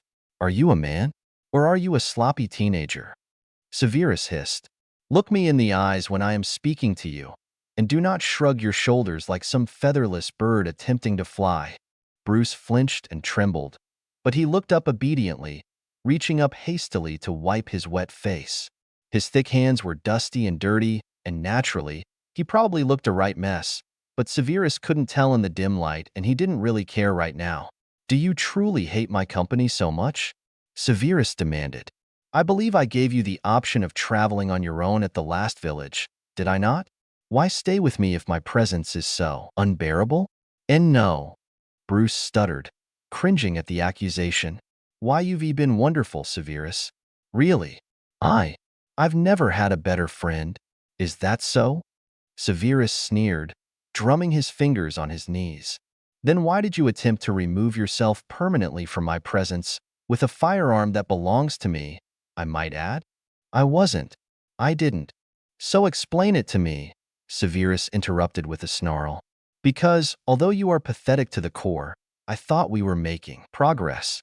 I did not think you a total coward, Bruce. Bruce trembled and didn't reply. Severus sighed and shook his head. He leaned back a bit and looked up at the waxing moon. I am not a kind man, he said bluntly. If you wish to speak to someone who will tell you, unflinchingly, what a dunderhead you are, by all means, I will indulge you. But if you desire someone to offer you false assurances and sugary platitudes, you can find another psychiatrist. That's not. I mean, oh, do make up your mind, Bruce, Severus said wearily. You are not the first pathetic idiot I've met, and you will not be the last. But you don't have to be an idiot, and you do not have to be pathetic. So what do you want? I want to be free of this monster, Bruce yelled, sobs strangling his voice again. But nothing can kill him. Do you have any idea how terrifying that is? What if the other guy takes control one day and never gives it back? I'll destroy the world. So dramatic, Severus drawled. He hesitated, wondering why he was even going to mention such a thing. Not that you would care, but there is a possibility that while nothing physical can harm your verdant troll, I might be able to stop him using other means. Huh. Eloquent, as you always are, Severus sneered. Simply trust me. I am quite certain that I can stop your alter ego if I must. You can? Bruce breathed. Really? How? Why don't we discuss this subject again once I actually manage to do it? Severus snapped. We are getting off topic.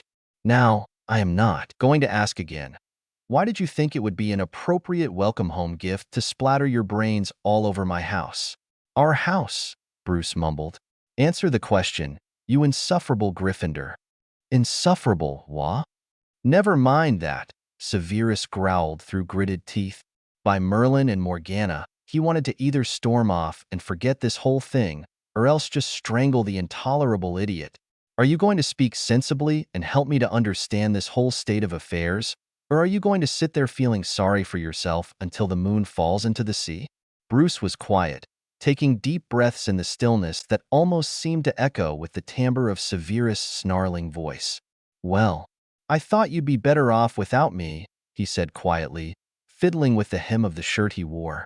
You've been so kind to me, and why you've been trying to help me.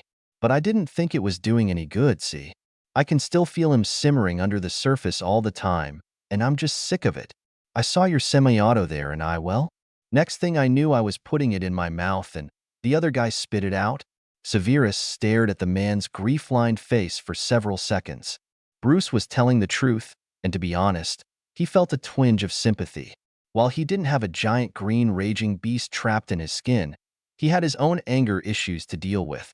And he had known a werewolf who was probably even more pathetic than this man here. Yes, Bruce wasn't completely worthless. Given time, he could probably turn out pretty well, all things considered. Do you think I have never been tempted to end my own existence? Severus suddenly asked, his voice low and rasping.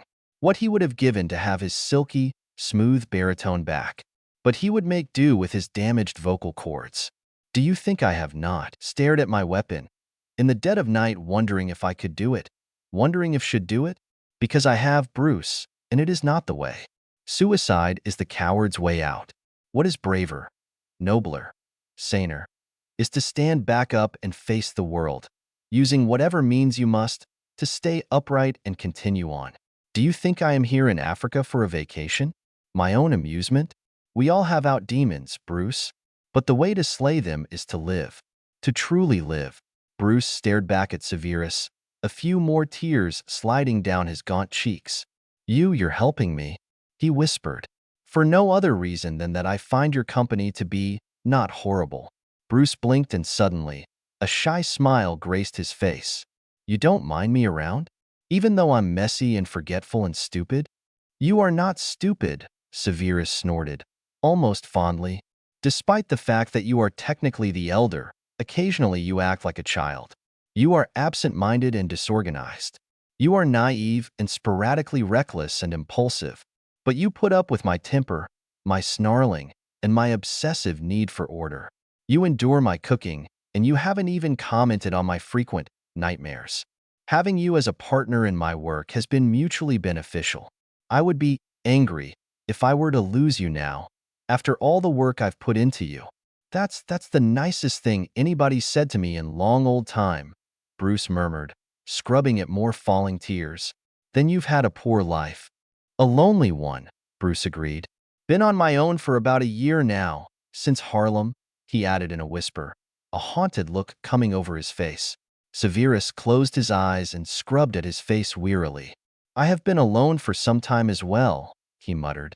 Perhaps, that is why I find myself rather attached to you. We are two lonely fugitives in a dreadful world. Severus paused. Bloody hell, that sounded so pathetic, he added under his breath. Bruce laughed huskily, wiping away the last of his tears. Thank you, Severus, he said. I don't know why you put up with me, but thanks. I really don't have any idea how to thank you. Then don't, Severus snapped dismissively. I am cold and stiff, sitting here in the damp. Shall we go now? Bruce nodded and staggered to his feet. He held out his hand to help Severus up, and the other man grudgingly accepted the hand. So, Bruce commented, how is it that you look young but you move like an old man? Because I've been tortured to within an inch of my life and almost killed I don't know how many times in my existence, Severus silently sneered. Out loud, he said, watch your mouth, green one, or this old man may just let you run off in a rampage the next time your temper gets the best of you. Bruce laughed. It was a much different laugh than Severus had ever heard from him. He sounded lighter and somehow freer. He sounded happy and content. Severus shook his head at the man's mood swings. An hour ago he was so depressed he shot himself in the head. Now he was laughing and slinging an arm around his shoulders as if they were pub buddies. He realized that he ought to push Bruce's arm off, but he didn't. He let Bruce practically hug him and rolled his eyes as the man's laughter slowly tapered down. It was nice, he supposed, to have his only intelligent acquaintance back in a semi-sane manner. They could go back to frigid politeness tomorrow, just the way he liked it. Suddenly, the other man stepped back and held out his hand.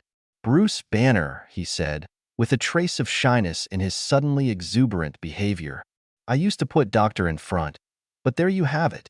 That's my full name. What do I care? Severus thought sardonically, but he shook the other man's hand automatically and sighed when he felt Bruce's expectation. Severus Snape, he muttered, dropping Bruce's hand at the earliest possible instant. But repeat my full name to any living creature, and I will skin you alive and pickle your innards in a barrel.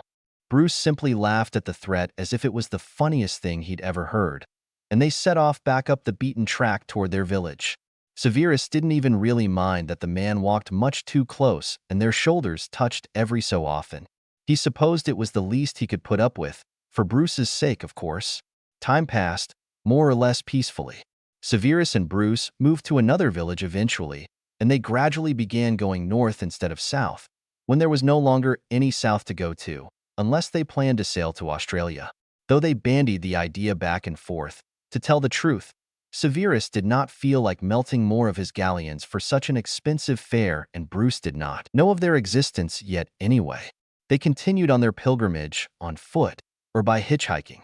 The green one did not make another appearance for many months. Bruce threw himself into Severus' training with a fervor the wizard frankly wished Potter had possessed. They did not talk much more of personal matters, but there was a greater ease between the two of them. Severus was still annoyed by the man's irritating quirks, but he knew that his own personality occasionally grated against Bruce as well, and the other man handled his irritation remarkably well, all things considered. Difficult as it was to admit, Severus found the man tolerable most of the time. It was somewhat odd that he felt so content to share his space and his food and his time with someone else. He was able to have a certain freedom around the other man that he never had been able to express before, except perhaps to Lily when he was young and innocent. But despite how odd their relationship was, Severus had to admit it was good for them both. Bruce talked sometimes about himself, his childhood, and even the research that had led to his accident, something about soldiers and World War II. Severus was no closer to finding a way to brew something to help Bruce's control, but it seemed that simply having someone to talk to and a teacher in meditation exercises was working wonders for the man. Bruce was no stranger to the techniques, since he had apparently been experimenting with yoga or something similar years ago. With practice, he was getting better. Severus never had been very fond of listening to other people talk, but there was a certain charm to the way Bruce told his stories and explained his scientific mumbo-jumbo. Severus couldn't honestly say he hated it. He certainly learned more about Muggle science from Bruce's rambling than he ever had in his 40-plus years previous. He also appreciated that Bruce hardly ever pried into Severus' past. When he did and Severus shot him down, he didn't push it.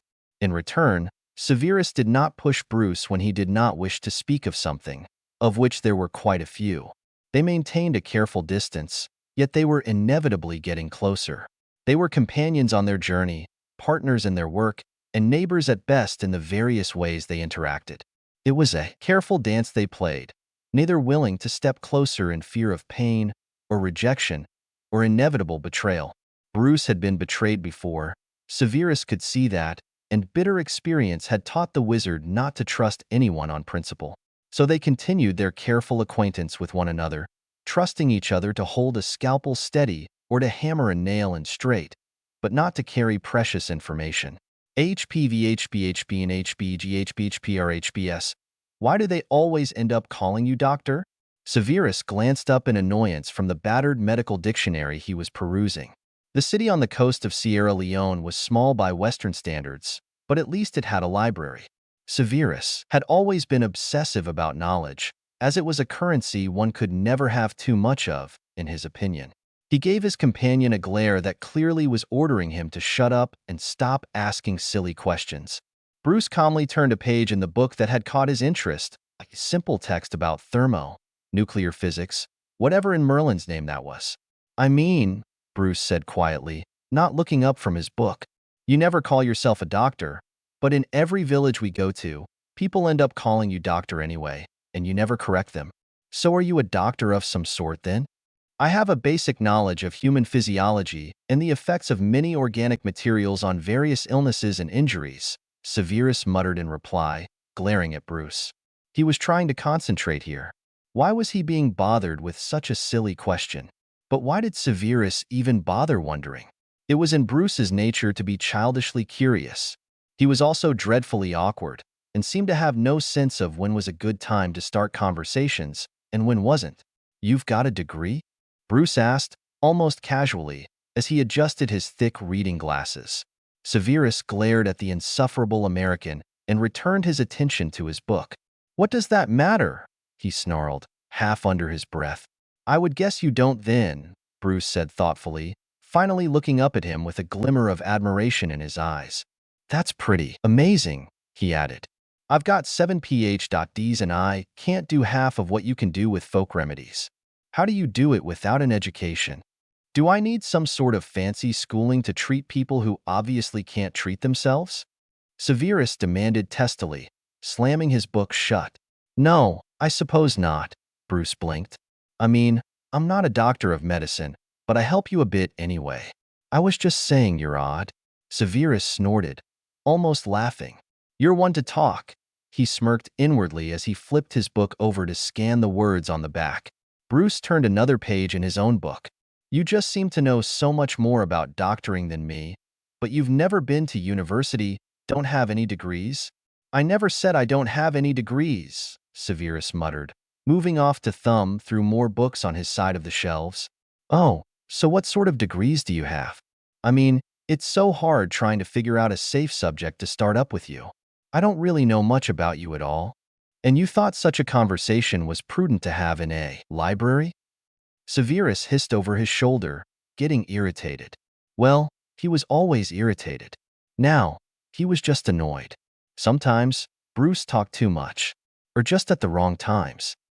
Oh, yes, oh, Severus muttered, rolling his eyes as he went back to perusing the paltry selection of medical books this library had to offer. It wouldn't be the first Muggle library he had entered in search of knowledge, but this one was by far one of the more useful. Most of the libraries he had encountered in South America and Africa were so underbooked that it had to be a crime to even call the building a library. But then, he had always stayed away from the more affluent cities in favor of the dirt-poor backcountry villages and small, struggling towns that called themselves cities in an attempt to sound more important. Perhaps there were better libraries in the wealthier areas of the continent. Severus pulled out a book in the psychology section entitled Mastering Your Emotions Before They Master You, and handed it off to Bruce with an amused smirk. The scientist merely rolled his eyes. "You're hilarious," he snorted, taking the book and tucking it underneath his thick tome of physics. "I thought you said I was doing all right in that meditation training, or whatever it was?" "Your successes have been adequate so far," Severus retorted. "I did never said you were doing well, by any stretch of the word. Perhaps you ought to have a look at the book yourself. I'm not a bloody psychologist, and all of my advice to you is simply what has worked for me in the past." "You? Anger issues?" "I never would have guessed," Bruce grinned good-naturedly. "Well, if you are finished interrogating and poking fun at me," Severus muttered between clenched teeth, "you can choose your books because I am leaving. If you miss the bus, you're hitching your own ride back." He left Bruce in the medical section and made his way to the front desk. He and Bruce were staying at a refugee shelter just outside the city, helping the people there in exchange for a place to sleep and access to a bus and some civilized comforts. Even though they still worked with the less fortunate, they were essentially taking a break. Bruce got nervous when they stayed in one place too long, and Severus didn't mind moving more quickly than he had been. He still had plenty of money and a bowl to melt his gold galleons in. Today, he was planning to turn a few more gold nuggets into local currency, so they could stock up on supplies, especially clothing. Their next spot after the library was a jeweler, and they closed rather early. "Will you hurry up?" Severus grumbled impatiently as Bruce stopped yet again to peruse another shelf of books. "The jeweler will close in less than an hour." "You know, that's something I've been meaning to ask you. Where'd you get the gold anyway?" Bruce wondered out loud, though not too loud. All the same, Severus threw him a contemptuous glare and a clear gesture that meant, "Shut your stupid mouth, moron," and ignored Bruce's embarrassed attempts to start a different conversation about the hideous painting hanging above the desk. The older man running the front desk silently checked their books out for them and regarded them with curious glances. Severus had used a bit of magic to forge addresses for the two of them so they could take books out of the library. He was copying a good many pages of these medical books into an enchanted notebook he kept and couldn't very well do it here in the library where some muggle might see him concentrating on his magic and either get curious or frightened. He didn't need Africa's Ministry of Magic to come down on his head for whatever their statute of secrecy entailed. He took the stack of books he had checked out and left the library, heading down the dusty, crowded street toward the bus stop. Bruce joined him there a few minutes later, just as the rundown bus screeched to a stop in front of them. The bus was dirty, and it rattled and backfired almost as badly as the night bus as it made its way through the streets. Severus was often struck by how odd people were, and buses were prime gathering grounds for the strangest specimens of the human race to come together. In this city, there was a large British population, so Severus didn't really stand out the way he had in other places, and that suited him perfectly. He regarded the rest of the odd bus patrons with barely a glance, and they had no idea he was watching them. One man had his nose buried in a newspaper and chewed on a foul, smelling cigar while he muttered imprecations under his breath. Another man in colorful clothes was staring out the window, tapping his foot to a beat only he could hear. A stout old woman was dozing over a covered basket, and a young lady in a tight blouse was dragging on a cigarette while she flirted with the man beside her. It was all so normal and petty that Severus almost wanted to roll his eyes. Buses were always filled with humanity at its most idiotic in his opinion, which was why he never used to take the night bus. The driver of the bus suddenly shouted something and swerved hard. The bus filled with shouts and curses as the passengers were thrown to the side. Severus and Bruce fell against the window, and Severus was able to see what had alarmed the driver. Some sort of protest or riot had spilled out onto the street just ahead, and there were people throwing some sort of explosives that crashed like broken bottles. The driver was attempting to turn around, but Severus could see a man with something like a small cannon on his shoulder, aiming right for them. "Is that a bazooka?" Bruce gasped. "What the hell is going on?" "Political unrest, just as we've seen in other parts of the continent," Severus gritted out, bracing himself. "You must transform and shield us, or we will all die." "What?" Bruce gasped. "No way am I doing that. You know how I feel about the other guy." "Very well," Severus hissed, putting all the hate and loathing into his voice that he could muster. "You are an idiot and a moron, and your mother was a drunken whore." Bruce sucked in a sharp breath as if Severus had hit him. "What did you say about my mother?" Severus took a deep breath. It had to be done, he told himself, trying to ignore that niggling feeling that he was being unnecessarily cruel. He turned on the man beside him and punched Bruce in the face before he ducked the inevitable chaos. The rocket launcher screamed as it discharged its ammo, and Bruce roared in anger and pain as his clothes ripped and his body changed. The giant green monster tore through the roof of the bus and grew so that he towered over the screaming passengers. He roared out his rage and his challenge and got hit in the chest by the grenade. The force of the blow threw the beast backwards, which dragged the whole bus onto its side. The people screamed and struggled to escape the wreckage, and Severus scrambled out of a broken window as the green troll howled with anger and tore his way free of the bus. He watched as the monster that was Bruce charged straight at the rioters, scattering them left and right with sweeps of his huge fists. Men screamed, weapons rattled as they discharged, and people fled. Above it all was the roaring of the enraged beast. Severus scrambled free of the wreckage, swiping blood from his face. He paused for a brief second to make certain he wasn't mortally injured, but it was just a bit of glass that had scraped his forehead. It was insubstantial, and he ignored it, since he knew head wounds bled profusely without being overly serious. He used the chaos around him as a screen while he focused on the green raging beast and dragged up his magic. Severus took a deep breath before throwing out his hand and releasing a wandless spell, attaching a magical tracing charm to Bruce so he could find him later. With that taken care of, he then turned his attention to the panicking people in the street, barking at them to get their brains back into their skulls and vacate the area. Most people could see that the green beast was terrifyingly dangerous, so they didn't need to be warned twice. But Severus snatched cellular phones out of two people's hands and demanded they call the authorities instead of filming the destruction like morons. True to Severus' personality, he didn't need to give any order twice. With the rest of the civilians, Severus fled the destruction, grimly satisfied that the green troll could take care of himself. I hope you enjoyed this. Seeing as I don't know much about the Hulk or Bruce Banner, I've only seen the Avengers, Infinity War, and Endgame with regards to the character, I had to go to Wikipedia to find out he has 7 PhDs and other fun trivia, like the fiasco in Harlem. I really like Bruce in the Avengers, but I haven't seen Age of Ultron or Ragnarok. So bear with me if I end up making Bruce and the Hulk different than they end up being in canon. Besides, Snape is here to help, so that will change things. By the way, I'm sorry that Snape was so mean to poor Bruce in this chapter, but don't worry, I'll let them fight in the next chapter.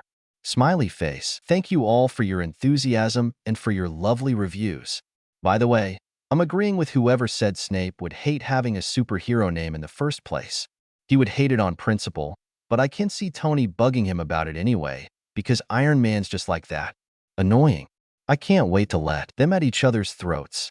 Winky face. Druid's not a bad moniker, but Snape would probably hate it simply because of Muggle portrayals of wizards and magic and druids anyway. Thanks for all your support and your suggestions. I'm taking every single one seriously. Calcutta, rated T. Sorry about the long wait, but here is a reward in the form of the longest chapter yet. I haven't seen the Avengers in almost 2 months, so some parts from the movie represented in this chapter may be a bit inaccurate, but I hope that doesn't bother anybody. I love the scene where Black Widow and Bruce Banner meet, but I only remember bits and pieces of it. With the addition of Snape in the background, I hope it all worked out fine. Chapter 3, Calcutta. Severus did not find it hard to follow the faint traces of his magic once he left the grimy city behind. Moving confidently along streets that grew poorer and more sparsely populated, he walked until it was well and truly dark. The trail of destruction stopped once he left the last smashed fence behind, and he was left with nothing to follow but the soft song of his tracing charm. It almost seemed to shimmer in the air like a silver thread if he focused hard enough. He could barely see it when he stopped to catch his bearing and concentrated on the magical tracker he'd left on the green monster. After fleeing the destruction and making sure that those muggles who happened to be near him had also fled, Severus had returned post-haste to the refugee shelter where he retrieved their few belongings. The bag of library books he had been carrying when the bus was attacked had been scuffed and torn, and the books inside were somewhat damaged, but he considered himself lucky to have escaped the disaster with only minor bruising and scrapes. The books were in rougher shape, but still legible, and that was all he cared about. Once he had his and Bruce's belongings, the city was still in so much uproar that he was able to sneak away from everything without very much trouble. He blended in with the rest of the fleeing muggles, and it only took some controlled bursts of wandless magic to keep the panicking throng from crushing or trampling him. Small repelling charms projected around himself when the press grew too great did the trick nicely. It was odd how he was falling back on his sneaking tactics when technically he was guilty of nothing. But slinking along unnoticed made him feel better, so he kept his head down and concentrated on being unremarkable and unsuspicious looking. When night fell and the sirens were left behind, along with the terrified riot, Severus concentrated on his magical tracing charm and confidently followed it in order to reunite with Bruce. He was under no illusions that his companion would be pleased with his manipulation, but he did not particularly care. He had lived most of his life surrounded by disapproval, dirty looks, and accusations, most of them true, and he could live with Bruce's hurt indignation. If the man didn't want to be with him anymore, Severus could live with that as well, despite the uncomfortable twinge that thought sent through his chest. He would miss Bruce's company, but he would understand, of course. Bruce might see what he had done in the city bus as a betrayal, but he had been alone for years before he met the doctor. He would be fine if Bruce chose to go their separate ways. Sobered by that thought, he almost missed the cluster of rocks where his tracking charm was leading him. Severus turned off his straight path through the veldt and began crawling over boulders and scrambling around rocks in an undignified manner. It was dreadfully dark tonight, with the wind rising and a storm possibly blowing in. Clouds scud across the stars, and the fingernail of a moon didn't give off much light. Grumbling to himself, Severus paused to conjure a ball of bluebell flames in his hand. Lily had invented the useful charm during the First War. The flames gave off warmth and light, but they didn't burn flesh. Severus could recall Lupin using these flames once or twice during his stint as a defense professor. The dungeons of Hogwarts were notoriously dark and difficult to navigate in. Armed with a wavering light unaffected by the gusts of wind, Severus picked his way carefully into the rocks. "Bruce," he called briefly. His voice was swallowed by the wind and fell on deaf stones. He forged onward silently, guided by the tendril of magic connecting him to his companion. The thread of magic led him to the yawning opening of a dark cave, and he hesitated cautiously before stepping in. Gory and disturbing images of giant African snakes or hibernating lions crept into his head before he sternly banished them as he continued deeper into the cave. He was a grown man, and he wasn't afraid of the dark. He was merely being careful. It was so dark, and the blue flames he held so feeble, that he was on top of Bruce before he realized it. The man was asleep, sprawled on his side in the dirt. Severus sighed and knelt next to him, feeling annoyed that he wasn't more irritated with his self-imposed babysitting duty. He quickly draped a blanket over Bruce, left his bag beside him with fresh clothes folded on top, and took out his own bedroll. Once he settled down beside Bruce, he extinguished his bluebell flames and listened to the wind outside the cave until he fell asleep. It was pitch dark when Severus was startled awake by the harsh rasp of the zipper on a muggle bag. He jerked upright with a gasp and conjured a brilliant Lumos to be able to see his enemies before he could stop himself. He realized his mistake when Bruce yelped at the harsh white light blinding him, and Severus could see the man's shocked expression from where he was peeking out from behind his arms. Severus winced and toned the light down a bit, realizing that he was holding a floating globe of white light. "Great! What the blazing?" Bruce muttered, blinking and lowering his hands from his face. "How in the world?" "My apologies," Severus interrupted stiffly. "You startled me. Is that real? You made that thing? It's glowing." "Yes, I'm aware of that," Severus snapped. "But unless you have a torch in that bag of yours, we'll have to make do with this." He flicked his hand, and the ball of light left his hand in a lazy swoop before it hovered just above the two of them. Bruce sat up, peering at him in the light. "How are you doing that?" Severus smirked. "Magic," he retorted. Bruce frowned at him, and his gaze flicked back to the hovering, glowing ball. He hadn't finished buttoning his shirt, and apparently he'd simply forgotten about it. "Magic?" he repeated, deadpan. "So you're a wizard or something?" "Yes," Severus replied simply, fighting the urge to laugh. "Ha, ha," Bruce snorted. "Fine, keep your secrets. Not like I care anyway." He returned his attention to his shirt and buttoned it up, studiously ignoring Severus and doing a fair imitation of a wounded puppy. Severus sighed and looked down at his trembling fists. Despite the fact that Lumos was a very simple charm to do wandlessly, he felt strangely shaky after using such a small spell. It was one of the first ones he had managed to do after escaping England. But he didn't use it unless he absolutely had to, since conjuring floating balls of light would be difficult to explain. He had exposed Bruce to magic before, but they were always things that Bruce could ignore or explain away. This was more obvious, and it was apparent that Bruce thought his magic light ball had a scientific explanation. "Are you, completely human?" Bruce suddenly asked. Startled, Severus looked up from his hands to the familiar face of his companion. The man was frowning thoughtfully at him, not regarding him as a freak or monster. Though, it would be rather hypocritical of Bruce if he had been, Severus thought. "I'm human," Severus replied in a clipped tone. He added, a bit tongue-in-cheek, "I'm as human as you are." Bruce frowned. "I'm not human. Not anymore," he muttered, and then threw Severus a glare. "I can't believe you did that to me." "I'm not sure what you were speaking of," Severus retorted. "If you are referring to the incident in the city, I did what needed to be done." "Well," Bruce growled with a tight jaw, "you know how I feel about that." "I do, and I believe your self-pity is misplaced." "Self-pity?" Bruce exploded, his voice deepening and his face seeming to flush green in the Lumos light.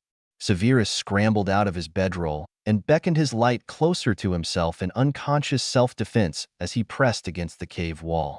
To his relief, Bruce backed off and rubbed his hands over his face, taking deep breaths to calm himself. "Sorry," Bruce muttered, "but you don't understand.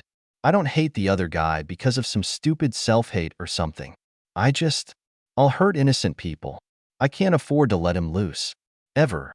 "Explain," Severus ordered, feeling his own magic calming down after his scare. "Surely you have some reason, some former experience that justifies such a fear."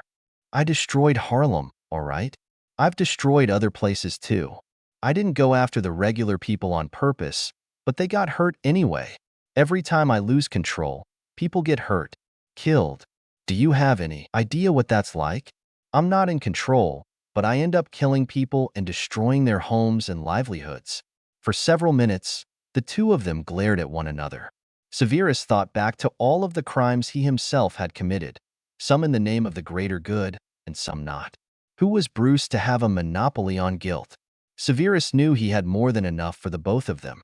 I have hurt many people in my life, Severus finally gritted out. I have injured, tortured, killed, and every one of them was my own fault.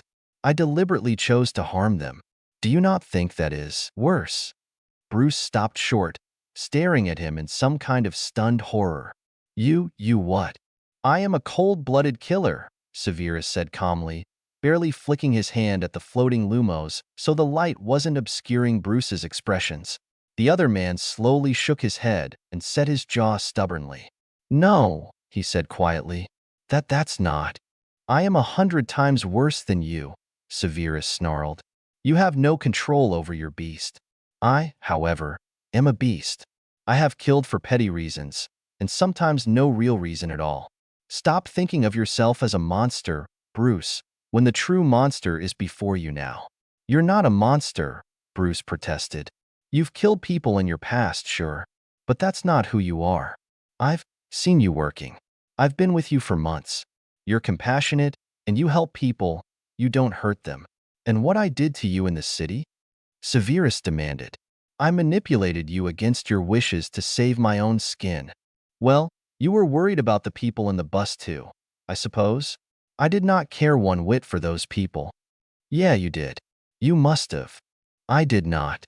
Oh, come on, Bruce yelled, throwing his hands in the air. I've been with you for months, okay?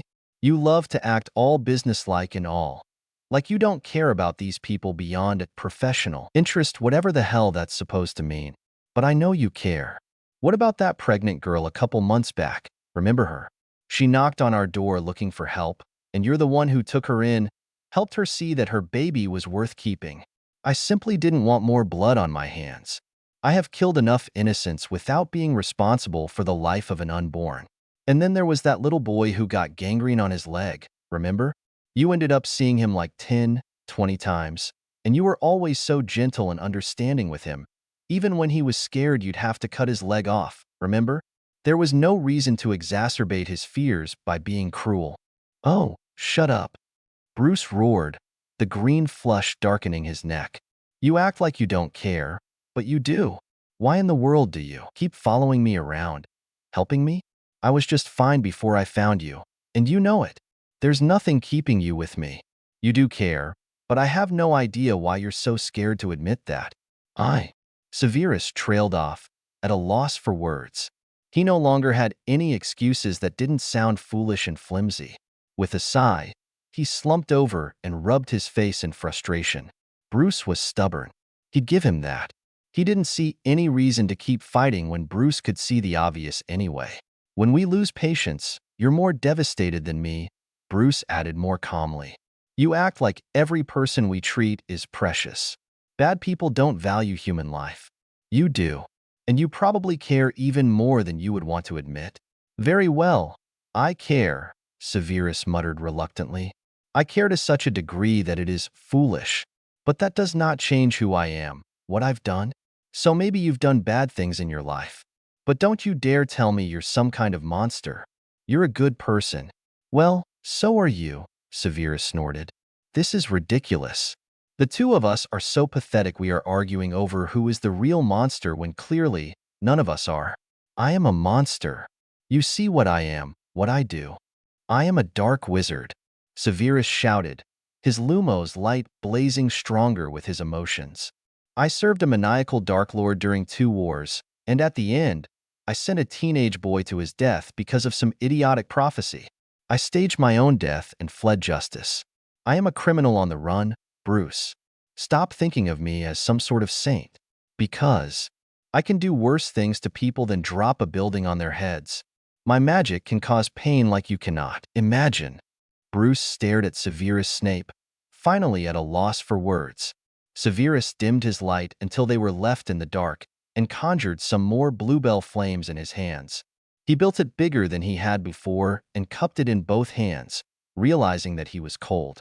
For long minutes, Severus sat against the rock wall of the cave, listening to the wind and rain outside, staring into the flickering blue flames in his hands and wondering whether Bruce would leave him now.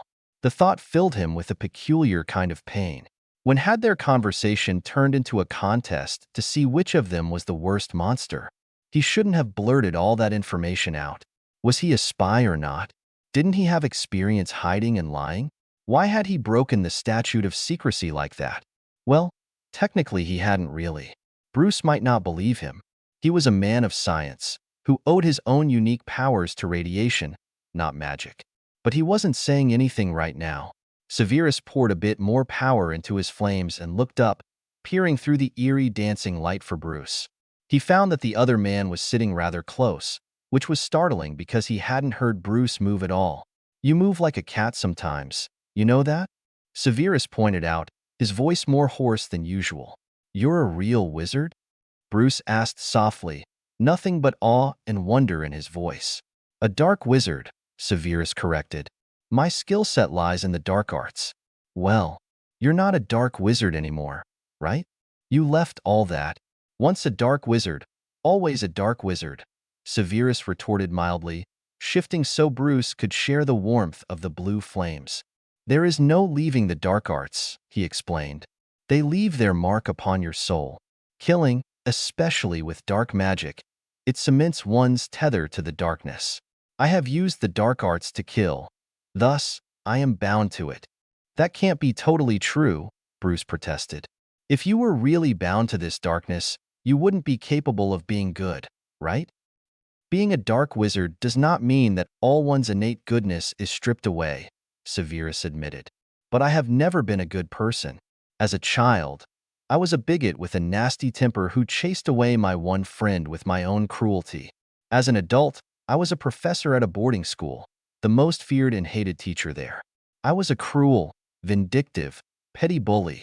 Take away my affiliation with the dark arts, and you still have a person who couldn't be called good by any stretch of the word." "But that doesn't make any sense," Bruce argued patiently. "Yeah, you've got a temper. You can be cutting and sarcastic. You're ruthless when you need to be. I haven't forgotten what happened in that first village, you know? I saw you stab that guy you were fighting with. But you've also got a lot of good qualities, and those are what made me like you. If you did terrible things when you were younger, you've changed. You're making things right." "Attempting to," Severus muttered. "Look, I did not anticipate becoming this close to another human being ever again. I meant to do penance for what remains of my life without anyone knowing who I once was." "But that doesn't change anything," Bruce said firmly. "I've seen you in public and in private. You're not that person anymore, if you ever were. I think you're exaggerating. Or there's something about your wizard war that you're not telling me. I was a double agent for some of the first war and all of the second," Severus admitted, feeling too tired to go on detailing his crimes in some bizarre attempt to gain the other man's disgust. "To gain the trust of the Dark Lord for the second time, I performed some unspeakable evils to win back his good graces. I killed my one friend and mentor." "I'm sorry," Bruce murmured awkwardly. "Don't be," Severus snapped wearily. "I made my own choices." "Yeah, but a double agent doesn't really have a lot of freedom, do they?" the other man said thoughtfully. "They're pulled between two masters, with the threat of death from both sides. It can't have been an easy tightrope to walk, what with a Dark Lord on one side and whoever your general was on the other." "My friend," Severus muttered hoarsely. "The one I killed. He was the leader of the light." "Oh," Bruce said, sounding pained. "So, the Dark Lord guy won? Is that why you ran?" "No, the light won," Severus sighed, thumping his head against the rocky wall. "The boy I sent to his death, he didn't die. Or perhaps he didn't stay dead. I don't know. He defeated the Dark Lord, and then wasted his time making certain my corpse received a hero's burial. As you say, I would have faced life in prison or an unspeakable death at the hands of the vindictive victors if I had stayed alive. So I left." "Wow," Bruce whispered. "That's just wow." "So why are you still here?" the wizard demanded. "I just informed you of the worst crimes of my life, and you aren't shying away from me yet. I could kill you with my magic. I could torture you to death without ever touching you. What is your problem?" "I know you won't," Bruce said simply. "Whatever you're trying to convince me of doesn't change the fact that you're determined to put the past behind you and really live for others. Bad people don't do that." "You're ridiculous," Severus groaned. He shut his eyes and shook his head in exhaustion. Maudlin Gryffindor, he muttered. Maudlin what? Bruce repeated in a puzzled tone. You always call me that when I'm being particularly annoying and right. So, what's a Gryffindor? Severus hesitated, but he figured he had told Bruce a lot already. He may as well keep going. Who was Bruce going to tell, anyway? In the school where I taught, the students are sorted into 4 houses. Gryffindor is the house of the foolish, brave, chivalrous, bold, and brainless. In my own opinion, of course. Sometimes, rushing out first to greet an enemy might be brave, but it is also foolish. Huh, Bruce snorted, sounding amused. So you think I'm brave? Occasionally so, Severus grunted. You sometimes act like a Gryffindor or a Hufflepuff. They value loyalty and hard work above everything, and they do not desire praise. Gryffindors, on the other hand, tend to be arrogant and they like large shows. Well, I can't deny I like big shows, but not for me. It's just, what house were you in? Did you attend that school? I am a Slytherin, from the House of Cunning and Stealth. Most people equate Slytherin with Dark Wizard, so it is little surprise I followed that path in my youth. Well, I guess this explains a little bit about why you're so odd, Bruce pointed out cheerfully. So what's with the dark colors? You never wear anything lighter than dark gray. Is that some kind of wizard protocol I don't know about? Personal preference. Doesn't the black get hot under the sun? Severus hesitated. I use magic to keep myself cool. What? That's incredible. How does it work? Were you born with it? Magic is not equated with science, Severus objected in his lecturing tone. I was born with ability, yes, but not all children of witches and wizards inherit magic. And occasionally, children with perfectly ordinary parents have a child with magic. You either have it or you do not. Some people have larger magical cores than others, which makes them more powerful. I am a bit higher on the spectrum, I suppose, though I don't believe I am as powerful as at least 2 Lord-level wizards I knew. Let me guess, Bruce said wryly. The Dark Lord guy and your friend the Light General? Severus nodded. But they're both dead now. Indeed. So, you're like the most powerful wizard around right now? No, I am not, Severus muttered. The boy, the one I was telling you about, he is most certainly more powerful than I. He would be a man now, and a very powerful wizard. Oh, well, that's amazing. Bruce was quiet for a while, probably reflecting on what Severus had told him. Severus, for his part, stayed quiet as well, staring into his flames and hearing again the voices of his past. It had been a long time since he had thought of them. Albus, Minerva, Pomona, Poppy, the Dunderhead students, Potter and his golden trio, the Dark Lord, Lucius, Draco. Did he miss them? In a manner of speaking, he supposed he missed the Malfoys. They had been his friends since he was in school. Draco was his godson. Where was the boy now? Had he escaped being sent to Azkaban? Severus shifted his flames to one hand and absently rubbed his left forearm. The dark mark was still there under his sleeve. It had not faded to grayish lines like an old scar the way it had after the Dark Lord's first defeat. It was not quite as prominent as it had been during the Second War either. It no longer pained him, nor could he sense malevolent magic in it anymore. It looked like an ordinary Muggle tattoo. He was careful not to let anyone see it, despite the fact that normal people would not see any significance to the mark. They would just see it as an interesting tattoo. But the sight of the black skull and snake on his arm still filled him with loathing and shame. It was a symbol of his life's greatest mistake and represented 20 wasted years of misery. He didn't realize he was doing it until he was already rolling the sleeve back, having unbuttoned the cuffs. Bruce watched him silently, and Severus slowly rolled up his sleeve, exposing the dark mark to another human being for the first time since the war. Bruce stared at it uncomprehendingly, and finally looked up at him with a quizzical expression on his face. This is the dark mark, Severus explained quietly. He ran his fingers over the black ink. Even after all these years, he still marveled that he could do so without feeling the jolts of painful dark magic, begging him to alert his master or summon his fellow Death Eaters. The dark mark? Bruce repeated slowly. Is that, what? The mark of a dark wizard? Is it some sort of Magic tattoo? Not quite so simple, Severus retorted, though without malice. The Dark Lord I chose to follow marked his favored ones with this symbol.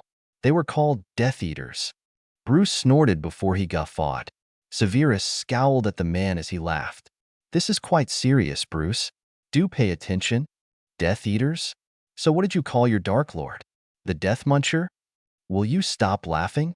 Severus demanded, feeling irritated that a muggle was making light of the most horrible Dark Lord of the century.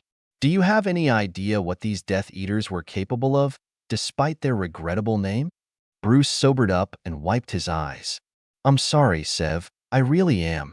It's just, I thought you said you followed a Dark Lord, not a teenage gang. He was a deranged, psychopathic murderer, Severus muttered, perhaps realizing for the first time how childish the name was. And yes, it was nothing but a gang of teenagers at first. But when he returned, his followers were older and he was even more insane. His greatest fear was death, hence the name of his followers. I eat death for breakfast? I suppose so. You must have been young when you decided to follow this Dark Lord guy, Bruce hummed thoughtfully. Young people do stupid things. You know better now. Why do you still think you need to punish yourself for it? Why do you feel the need to punish yourself for things you are not responsible for? Severus threw back. I chose this, Mark. You did not choose to play host to another being, or whatever it is that takes control of you. I chose to follow a psychopath. You do not condone your other self and attempt to control yourself so as not to release him. But can you not see that if your life or the lives of others are in danger, it is perfectly acceptable to unleash your true strength? Okay, I get your point, but I can't help but feel our situations are pretty different. So they are, Severus admitted, running his thumb over the snake on his arm again. But we both bear the marks of our mistakes. He pulled his sleeve down and extinguished the blue flames in his palm. We should rest for what remains of the night. I imagine we should get far away from here before there is a government investigation of today's, or rather, yesterday's, incident. Maybe we have overstayed our welcome here in Africa, Bruce murmured, moving back to his own blanket and sleeping bag as best he could in the dark. This is the third time I've transformed here. I'm open to suggestions, Severus replied, lying back down in his bedroll. I've been thinking a whole lot about Mother Teresa lately. Heard of her? The name is familiar. I believe her death made the news, back in, was it 1998 or 1999? Somewhere around there, Bruce agreed. Anyway, she worked with the really dirt poor, the ones nobody cared about and nobody noticed. In Calcutta. That is in India, a whole hemisphere away, Severus replied slowly. We would need money to get that far. Yeah, true, Bruce sighed in disappointment. But little by little, we can make our way there, right? I have money, and my magic can be used to convince certain people to let us through if we need to. Like a Jedi mind trick? Bruce chuckled. You know, I thought it was just your silver tongue and my honest face that got us through the last border patrol. But you used some kind of magic on them, didn't you? Severus smirked in the dark. As your people say, no comment. Ever since arriving by boat in one of India's less savory ports and making their way inland, Severus and Bruce moved slowly through the city of Calcutta as the year marched on. They did not stay very long in one place or another, and thanks to Bruce's determination to apply himself to the occlumency techniques Severus was teaching him, there were no more incidents involving the other guy. Before they realized how much time had passed, it had been a whole year without an incident. Severus thought to celebrate the anniversary of Bruce's last transformation with a treat, but he wasn't sure what. Living among the untouchables of Calcutta's poorest of the poor, you were lucky if you found some food that hadn't been gnawed on by someone else first, let alone treats like alcohol or decent food. Severus occasionally ventured into the better parts of the city, armed with gold and his pistol, to do some shopping. It was difficult to buy anything, though, because invariably, they would end up giving away most of what they had. So Severus and Bruce simply lived mostly how their dirt-poor neighbors lived. They taught about basic hygiene and helped the locals to be able to take care of themselves. But their main focus was in adapting local medicine to help cure illnesses and fight malnutrition. Severus always had a brewing lab in their hut now, since he had found, to his delight, a magical market in Calcutta's bazaar. Apparently, India's statute of secrecy was a bit different than most countries, because he could see wizarding culture almost anywhere, and the local muggles didn't seem to notice or care. It was useful then that he could wrap himself in a burnous to keep his face hidden and venture down to the markets, paying with goblin gold to procure a couple of sturdy cauldrons, some scales, knives, cutting boards, and ingredients. His experiments helped the locals, and they helped Severus' mood too. Sometimes when the nightmares grew worse, Bruce could find him in the cramped little lab they'd created, chopping, dicing, stirring, and brooding. He knew to leave Severus alone when he was like that. Bruce was fascinated by the magical world, the few times Severus had allowed him to come along on his supply runs. He was eager to help Severus brew potions, and after some childish nagging and pleading, Severus began to instruct him in the subtle art of potion making. Since Bruce was a muggle through and through, he really wouldn't be able to ever brew without Severus there, lending his latent magic to the process. But with the potions master looking over his shoulder, Bruce was able to brew simple fever reducers, infection brews, and pepper UPS for their work among the sick and miserable.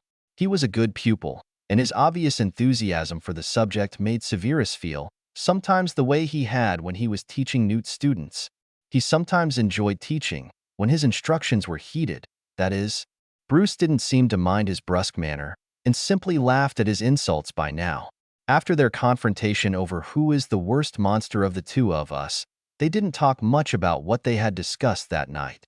Severus was a dark wizard who was supposed to be dead. Bruce was a shape-shifting rage monster hiding from government agencies, and neither of them judged the other. Bruce counted on Severus to help him keep his cool in stressful situations, and Severus appreciated having Bruce there as an assistant and a conversationalist. He learned a good deal about modern Muggle technology, and in return taught Bruce what he could about wizards and potions. To say Bruce was impressed by Severus' mastery in potions was an understatement. Severus' knowledge of potions translated well to chemistry and other Muggle sciences, and Bruce was an eager teacher. Learning from one another, working side by side among the poorest and most miserable people in the world, and both attempting to stay hidden from the governments of their respective worlds, Severus and Bruce were forming a strangely powerful friendship. It had been years since either of them had trusted anyone to the degree that they trusted one another, but slowly it was happening. They were both reticent individuals. When they did talk about something other than science or potions or the local sickness currently sweeping through the slums, it was somehow profound. "Did you ever love someone?" Bruce asked one evening while they were preparing potion ingredients together. Severus was attempting to make an extra-strength calming draft that could be absorbed through the skin, just in case the green one broke free again. There wasn't much of a chance of getting him to drink it, after all. "What kind of a question is that?" Severus snapped, but it was a somewhat good-natured snap, considering his usual mood. "I had a girlfriend once," Bruce pointed out softly. "Today's her birthday." Severus snorted and placed some saffron strands on his cutting board. "So, what do you expect me to do about it? Maybe tell me who your first crush was?" "Don't be absurd. I've told you that I was always a dungeon bat with no friends. Do I look like someone who would waste time on romance?" Bruce chuckled easily. "Nice try, Sev," he bantered. "But seriously, I know you've got a heart, however cold and rusty. Anybody who can feel guilt or compassion can feel love, and no warm-blooded male goes through life without noticing at least some girl. So come on, humor me." Severus sighed and sprinkled the minced saffron into the cauldron, watching as the bubbling brew turned mustard yellow. "I am not going to get a moment's peace until I tell you something, am I?" "No," Bruce grinned, looking up from the bowl where he was crushing chamomile flowers with a stone pestle. "So who was she? How old were you? What was she like?" "She was a neighbor," Severus muttered through clenched teeth, briskly stirring the potion in even strokes. He hated talking about her, but he knew by now that Bruce would not give up until he had something, and by that time, Severus might be so angry that he would blurt out something he didn't mean to say. So he gave in. "I was 8. She was the same age. I saw her on a swing at the park. I knew I loved her." "Ah, that's sweet," Bruce said encouragingly. "So what happened to her? Did you ever ask her out when you were older?" "She married someone else and got killed. Are you quite finished mangling those chamomile blossoms? What? You can't just end the story like that. Severus whisked the bowl of crushed flowers away from Bruce and grumbled as he crushed them a bit finer. Honestly, I showed you how to crush these properly. Can you not see how unevenly they've been reduced? Sev, come on, Bruce said sternly, grabbing his wrist. What's the problem? The problem is that I do not wish to speak of love or girlfriends or matters of the heart. Severus hissed, jerking away from Bruce. You pester me until I break and tell you things I do not wish known. So I attempt to humor you and give you the information you are so desperate to know. But my life is filled with tragedy and agony, and I do not wish to remember any of it. Bruce stared at him, looking strangely hurt. I know, Severus, he said quietly. Why do you think I pester you until you talk? It helps. I know it hurts, but it helps things to heal. Not for me. Severus returned to his potion and added pinches of chamomile flowers until the potion turned a lighter yellow. How long has it been since you talked about her? Bruce asked quietly. It's obvious you still love her. I don't speak of her, Severus growled. Well, you should, Bruce grumbled back. I for one want to know what she was like. Your incessant curiosity is going to get you killed one day. Not by you, it won't. Do not underestimate the power of my wrath. Stop nosing into things you have no business knowing. Bruce shrugged and stopped pestering. They finished the calming draft in silence and Severus tested it, dabbing a few drops on his exposed wrists and waiting for it to take effect, with Bruce standing by holding a diluting solution in case Severus' skin erupted in boils or something equally nasty. But after a few moments, Severus could feel his heartbeat slowing and his anger draining away. It worked, but with his anger gone, he was left with nothing but a vague shadow of grief and pain too deep for the calming solution to touch. He slowly sat down on an old packing crate and put his head in his hands. He felt tired and sad. Lily wouldn't stop dancing through his head. Her red hair, her green eyes, her son's eyes. Look at me. Severus let out a ragged breath and realized that his throat was thick with tears. Bruce was standing beside him, resting one of his square hands on the wizard's bony shoulder. Her name was Lily Evans, Severus whispered. She was beautiful. Red hair, green eyes, face like an angel. She sounds pretty, Bruce murmured wistfully. I called her an unforgivable name in school. She left me. She married a boy I hated. It was my fault she died. The Dark Lord killed her. I'm so sorry, Severus, Bruce whispered, sounding genuinely sad and sorry. I never stopped loving her, Severus whispered faintly. He straightened up and wiped his face, ashamed of the tears on his cheeks. Her son was the last person I spoke to back home. Bruce awkwardly shoved his hands into his jean pockets. That must have been hard, he said quietly. I'm sorry I brought up those memories for you. I was just trying to help. Severus sighed wearily and got up to bottle his new calming draft. I know, he murmured simply. They spoke no more about the past that night, even when Severus awoke, weeping from a nightmare. Bruce made tea from the cheap powder they kept in the hut, and they sat in silence beside the rusted washtub they kept their fire in, sipping from chipped stoneware mugs. It was not long after that when another sickness swept through the slums. Severus and Bruce were both kept busy with the victims of the plague, which seemed to be like a sort of flu. They slept little and ate less, mostly surviving on Severus pepper-up and nutrient potions. The weak, malnourished poor fell like flies, and every day, one could see the rickety trucks that came to cart the dead away to be burned. Severus wondered if this was what it was like during the time of the Black Death. It was late at night, and the two of them were caring for some people in a makeshift hospital. Severus was instructing one of the woman healers in giving doses of fever reducer and a draft he had invented to combat the lung inflammation in their patients. The deaths they were seeing were mostly because the illness settled in their lungs and caused pneumonia, essentially suffocating them to death. Severus had adapted one or two simple recipes he knew by heart and created something that was safe for adults and children, and above all, effective on muggles. Upstairs, Bruce was comforting a few people who had just lost family to the worst of the illness. Severus looked up as a local girl in a ragged, filthy dress raced past him and up the stairs, but dismissed it. She was likely looking for family members or handouts. "Do you need me to repeat all that?" Severus asked the older woman. She had a grasp of English, and Severus still had difficulty assimilating the local languages. Hindi was a difficult language for him, but Bruce had mastered it without much trouble. "No, I understand," the woman replied softly, taking the box of medicine from Severus. She bowed gratefully. Thank you," she murmured. "These help much. Wise man, healer, master of herb lore. We cannot thank you enough." "Yes, you're welcome," Severus replied hastily, turning away in embarrassment and rummaging through his bag of medical supplies. "I trust that will be enough for now. Let me know if you need more." "Agreed?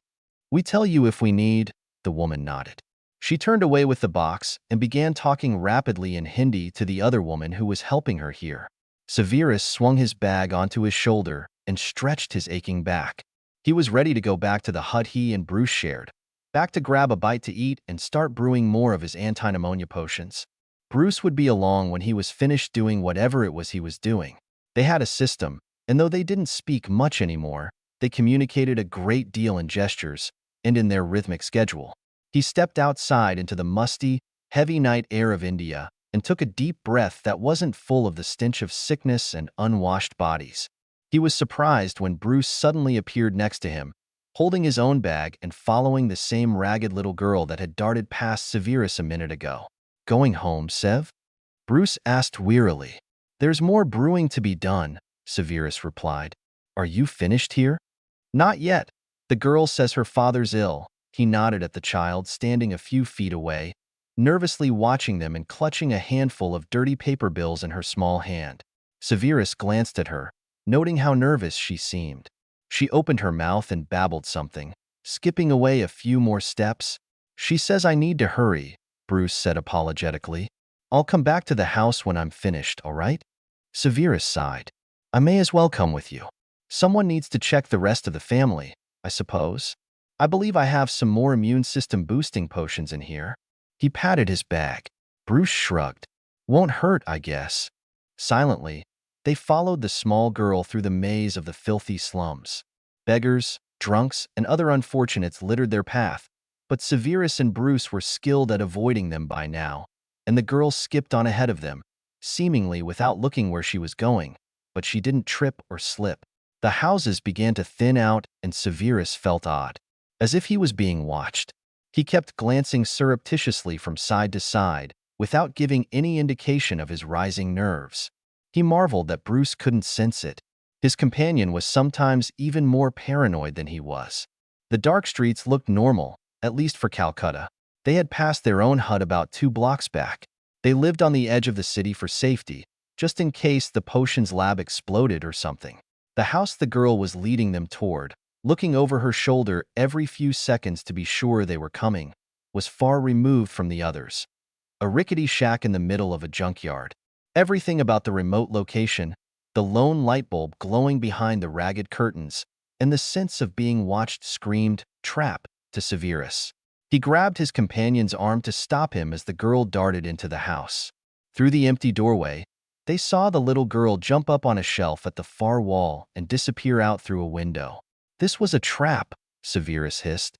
Bruce sighed. "I know." He gently shook off Severus's hand and ducked the low lintel to enter the rickety building.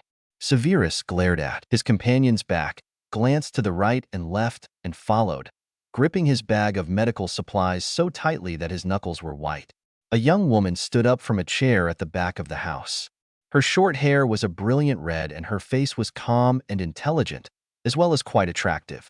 She was dressed in leather combat gear and moved with the deadly grace of a dueling champion. Severus watched her suspiciously, despite knowing that she couldn't possibly be from the wizarding world. She was Bruce's enemy, not his, but he had cast his lot in with Bruce, and his companion's enemies were his own. He stopped in the doorway and casually leaned against the doorpost. "Dr. Banner, you're a hard man to find," the young woman announced. Her voice was calm, and though she spoke with an excellent American accent, Severus' sharp ears caught the soft flavor of Eastern Europe in her inflections. I was under the impression that I was safe here, Bruce replied quietly. I suppose you've got the place surrounded? No, the woman replied easily. It's just us. Severus suppressed the urge to scoff. He could hear the soft sounds of boots on the dirt outside, just behind him. Though affecting nonchalance, his body was tensed as a spring, ready to fight, or to flee if the green one decided to take control. Bruce gave her a fake smile. Right? He replied just as easily. He gestured at the window where the girl had disappeared. Isn't she a little young for the cloak and dagger game?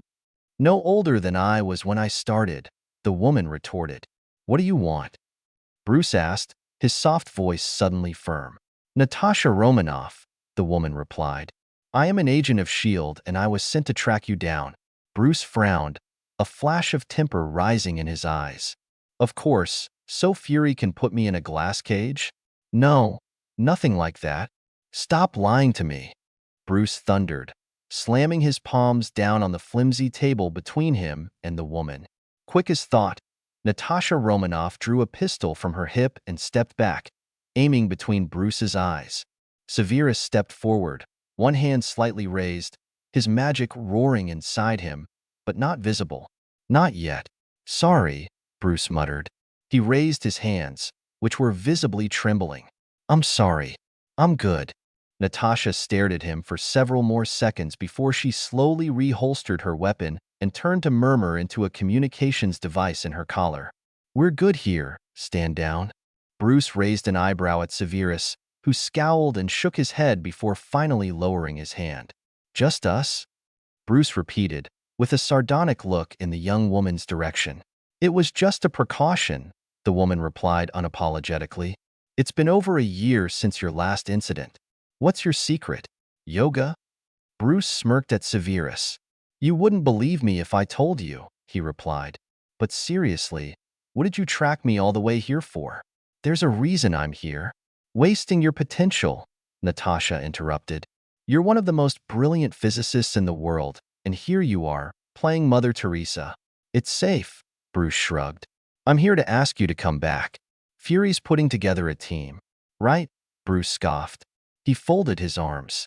Well, I've had enough of people trying to weaponize the Hulk. The woman stepped forward and set a device down on the flimsy table. This isn't about the Hulk, she said quietly. We need your help and your expertise in gamma radiation. She activated the device, and an image appeared in the air over it. Severus leaned forward, despite himself, and peered at the glowing blue cube and the meaningless jumble of numbers. Bruce pulled out his reading glasses and perched them on his nose as he leaned in, frowning as he examined the data. This is the Tesseract, Natasha explained. It's been stolen from a top-secret government installation, and we need you to help us locate it. So it emits a faint gamma signature? Bruce murmured, adjusting his glasses and peering at the image with interest. Fascinating. Why did you bring him? The woman suddenly demanded, nodding at Severus. You must have known this was a trap. I guessed when we were about halfway here, Bruce shrugged absently. Some of your guys aren't the most subtle, but I trust him with my life. Of course I brought him. Natasha's lips compressed just the least bit to show her annoyance. We know you've been traveling with him for nearly 2 years now. But who is he? You guys are the secret agents, Bruce muttered, totally engrossed in the hologram on the table. Figure it out. He is standing right here, Severus sneered, folding his arms. Why don't you ask him? Fine. Natasha arched an unimpressed eyebrow at him. Who are you? Severus glared at her, wondering if it would be wise to reply. He did have records in the Muggle world, but he couldn't be sure if they declared him dead or not. If he gave a fake name, he was reasonably certain that these secret agents would discover it. However, he needed some time to consider what to tell them if they started asking awkward questions. So he may as well give the woman something. Salazar Slytherin, he replied coolly. The expression on the woman's face did not change, and Bruce didn't even blink, absorbed as he was in studying the glowing cube floating in front of him. I see, Natasha Romanoff said. What is your business with Dr. Banner? We are friends. Bruce did twitch at that. Though he didn't take his attention from the image of the Tesseract, his mouth curved into a slight smile and Severus scowled at him, silently warning him not to read too much into the innocuous statement. He had avoided calling Bruce a friend so far, but it seemed to be the best thing to say at the moment. The red-haired woman narrowed her eyes minutely. "I'm afraid you cannot come with us."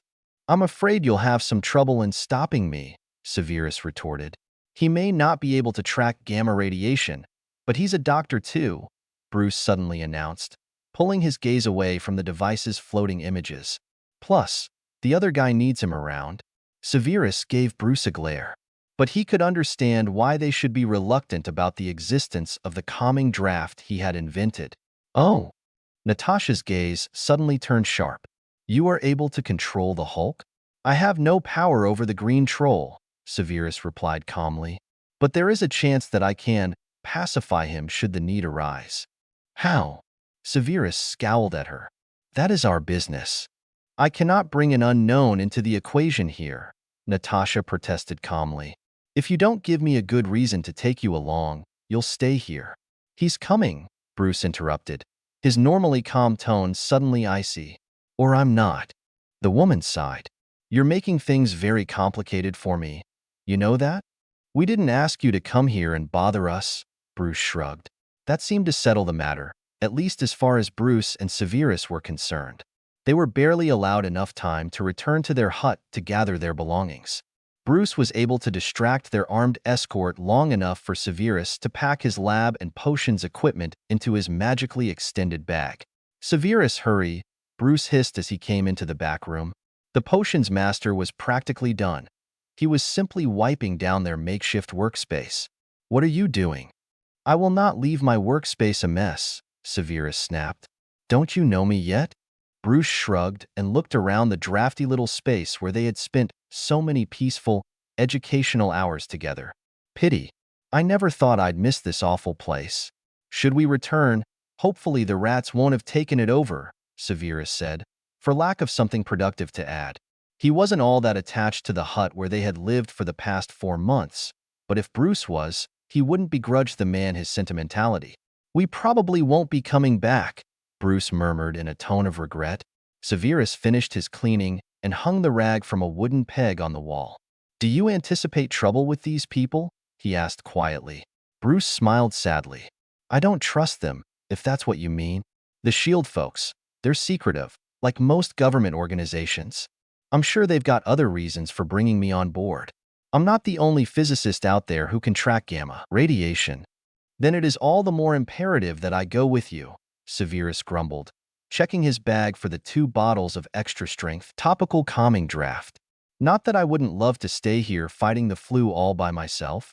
"I know what you mean. They don't know who or what I am," Severus added in a soft tone. "Let's keep it that way, shall we?" "Sure," Bruce chuckled. "Whatever you say." Salazar.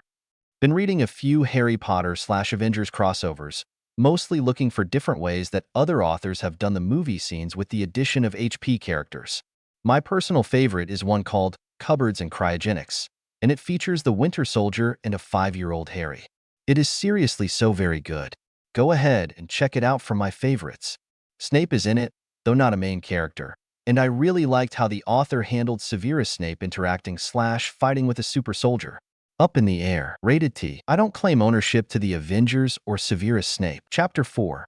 Up in the Air. It was called a Quinjet.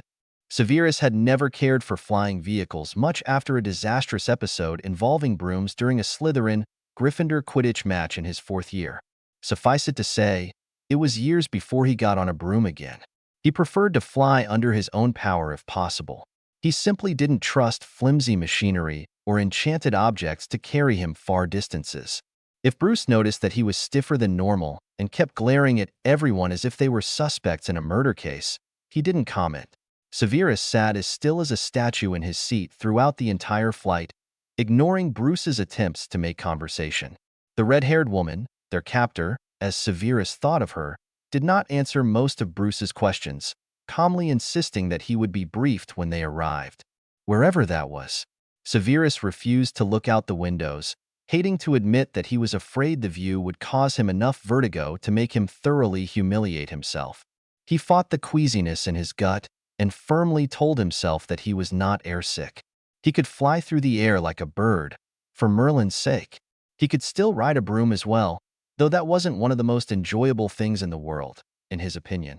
He'd never gotten airsick before, but he'd never ridden a Muggle flying machine before. He had taken a Porky to America, though he had been toying with the idea of taking an airplane. Since beginning his travels 12 years ago, he had ridden in trucks, cars, boats, and rafts, but never in an airplane, and certainly never in a Quinjet. The aircraft suddenly banked and Severus closed his eyes, fighting a wave of vertigo. He heard Natasha Romanoff murmur something into the communication device in her collar, and the Quinjet seemed to hover in place before gently setting down. Severus' stomach swooped uncomfortably, and he took a deep breath, realizing that he had broken out in a cold sweat. His hands were trembling minutely as he managed to unbuckle his seat restraints, and he knew Bruce was watching him in concern. "Don't say word," Severus hissed, barely loud enough to be heard under the rumble of the engine and the echoing shouts and calls from just outside. "I hate flying too," Bruce mumbled back. "It isn't flying I hate," Severus whispered fiercely. "It is the machines doing the flying." He stood up, taking another fortifying breath. Now that the floor under his feet was stable, his equilibrium was returning. Dressed in a black, button-down shirt and black jeans, with a black coat over it, he knew he looked rather odd. But Bruce was currently wearing something far worse.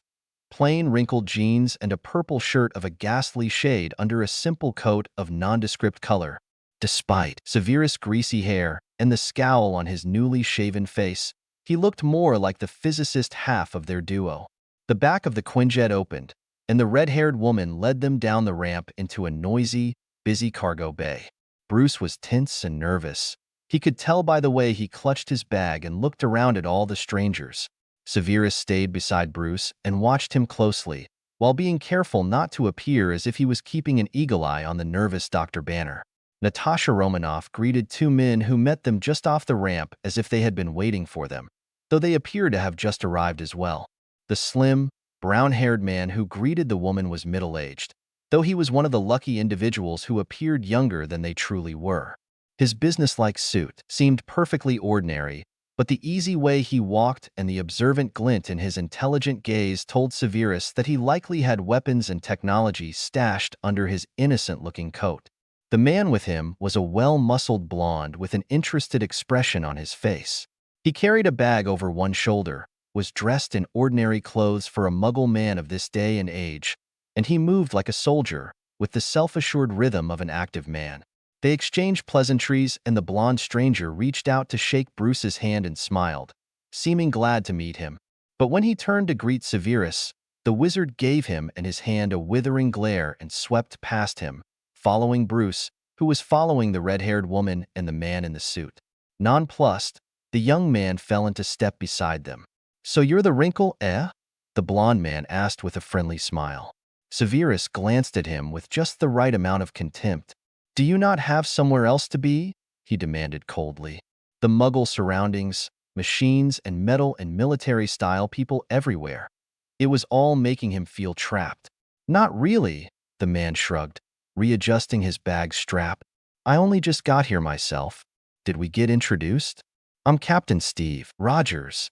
"Dr. Salazar Slytherin," Severus replied without looking at him, or the friendly hand extended once again in his direction. The captain gave up and dropped his hand. "Doctor? Of what?" "Medicine, chemistry, etc." Severus glanced at Captain Rogers again, wondering what to make of him. He seemed unflappably casual and friendly, but there was keen intelligence in his blue eyes and casual manner that told him this Captain Rogers was sizing him up on his own. It wasn't likely that this captain was a spy. He wasn't subtle enough.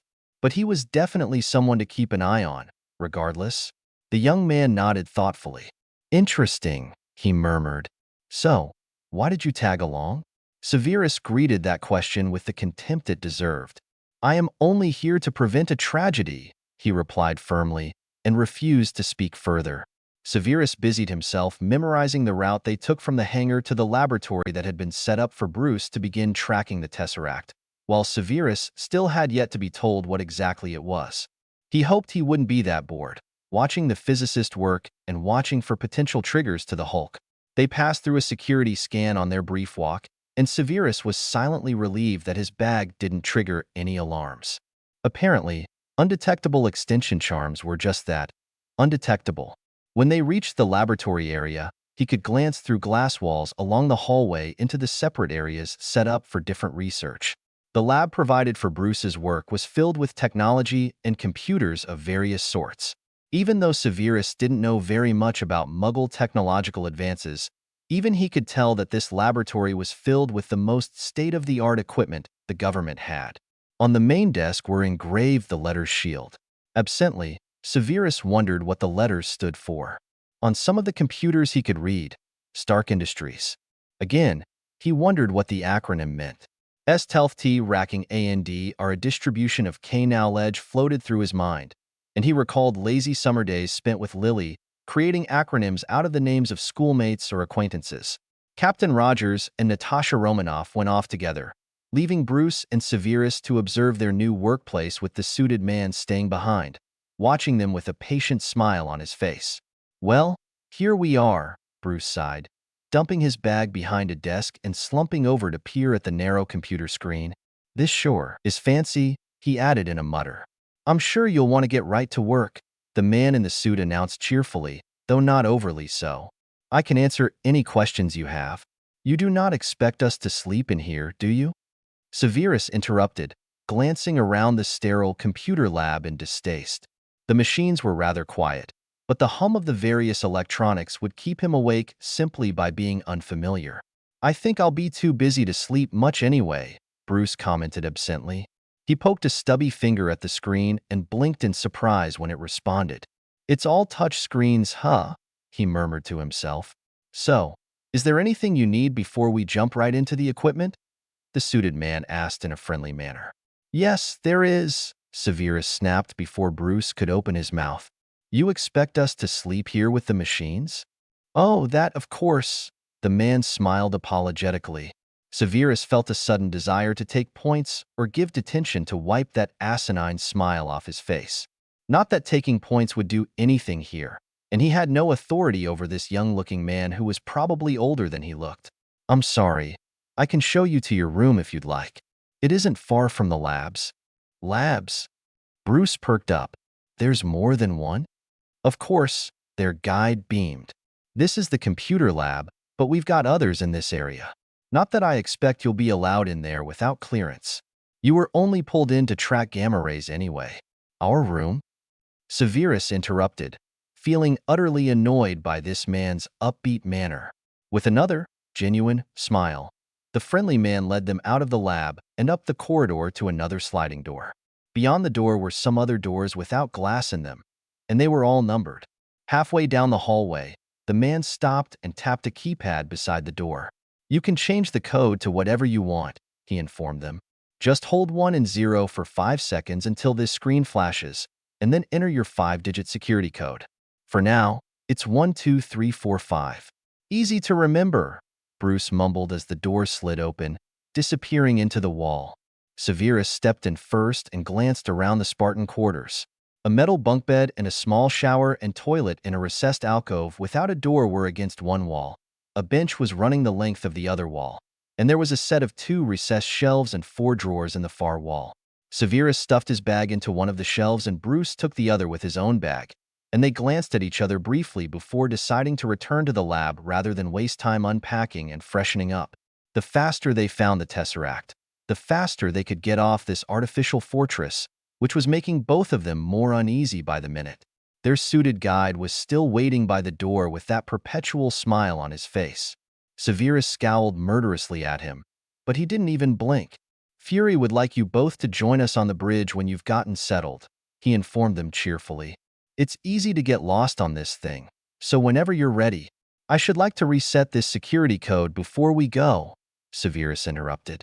His glare clearly indicated that he would like to do so without the other man standing there smiling. "Of course," the man smiled apologetically. "I'll wait in the main corridor, all right?"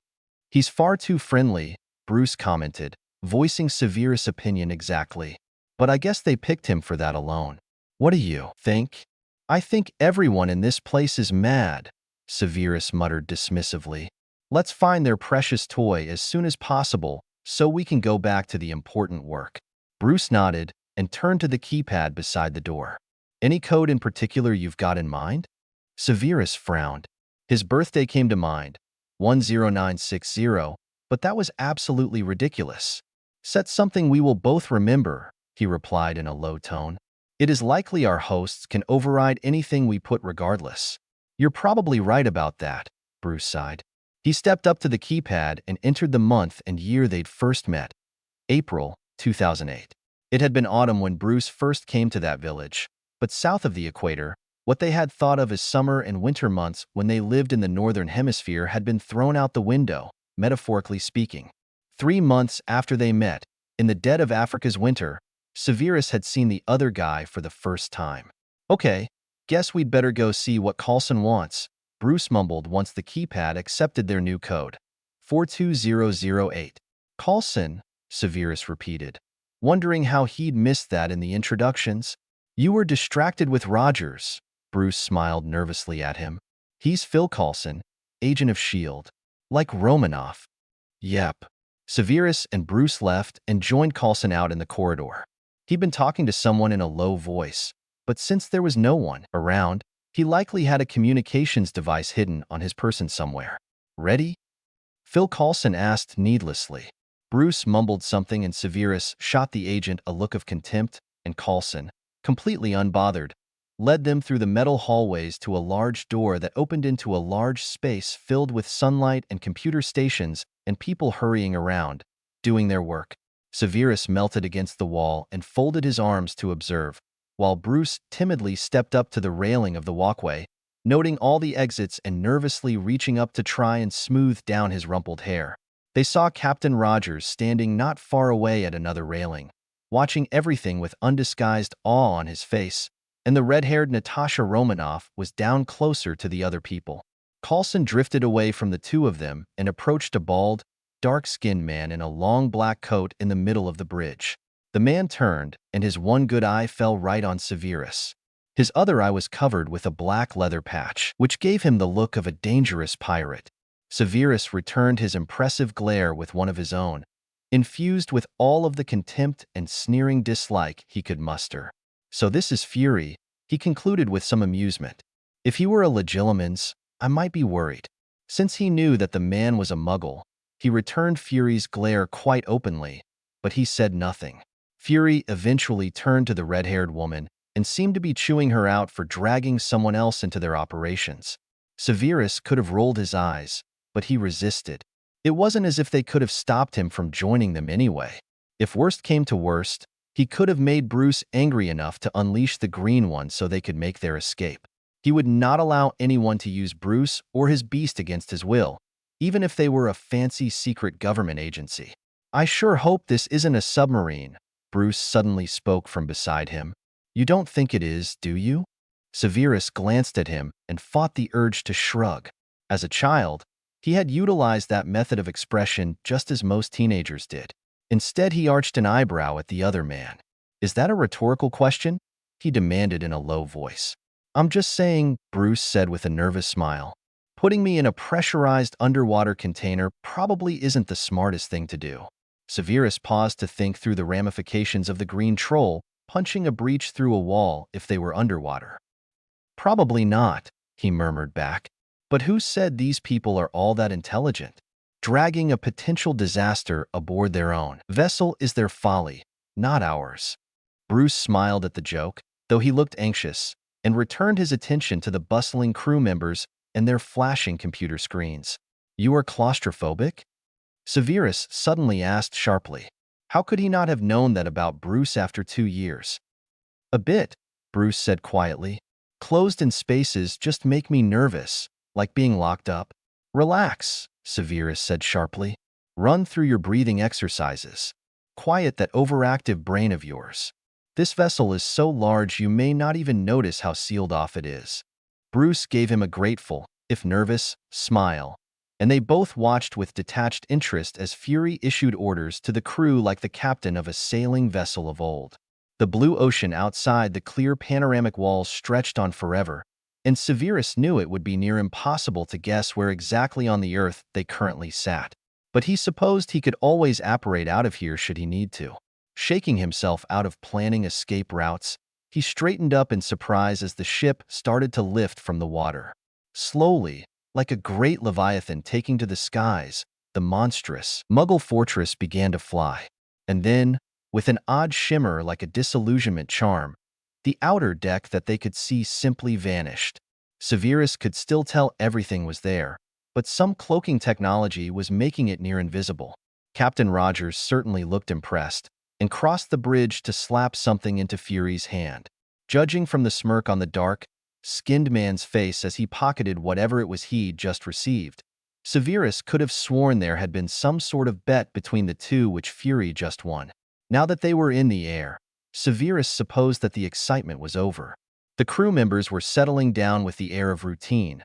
The redhead and the blonde captain held a quick conference with Fury before heading off elsewhere, and the one-eyed man in the long coat made his way up to Bruce and Severus, followed by Coulson, who threw Bruce an apologetic but friendly smile. Honestly, all that man's smiling was going to crack his face open, Severus thought sourly. "Don't you have gamma rays to track, Dr. Banner?" Fury demanded, glaring his one-eyed glare at Bruce. With a hasty glance at Severus, Bruce murmured his apologies and fled the bridge, leaving the two of them alone. Fury glared at Severus for several more silent seconds, and Severus held his glare with one of his own, though not quite as hostile as before. He could tell that now, the glare which the head of S.H.I.E.L.D. was directing at him was not an angry one. He was being probed, sized up. Severus had endured such a scrutiny many times before, though not usually with such an impressive glare. He was sure this man could rival his own scowling expertise. "I think we ought to have a little chat, wouldn't you say, Mr. Slytherin?" Fury's office wasn't exactly like any office Severus had ever seen, either in the magical world or in the Muggle world. There were no windows and the light was rather odd. There were plenty of computers, and another, extremely secure door led to another room inside the office. Fury strode in and gestured at one of the two chairs inside the office before sitting in his own seat behind the computer desk. Severus remained standing in between the two chairs and clasped his hands behind his back. It would not do for him to show belligerence or rebelliousness in this interview, despite how much he longed to cross his arms before him in self-defense. Putting his hands behind his back demonstrated a certain amount of deference and openness that Severus decidedly did not feel, but would be wise to project. "Perhaps you'd like to have a seat, Mr. Slytherin?"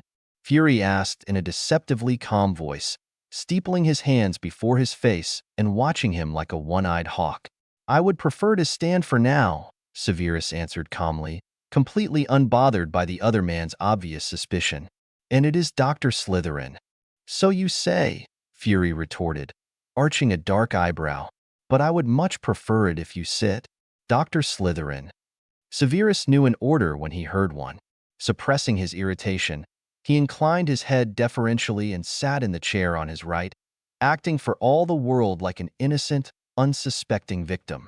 "Wonderful," Fury drawled, leaning back in his chair and fixing Severus with a steely glare. "Now, I guess we'd best get right down to business." "If you believe that is best," Severus replied neutrally. "Shall I call you Mr. Fury?" "Director Fury, if you please." Severus merely arched an eyebrow and minutely tilted his head in acknowledgement.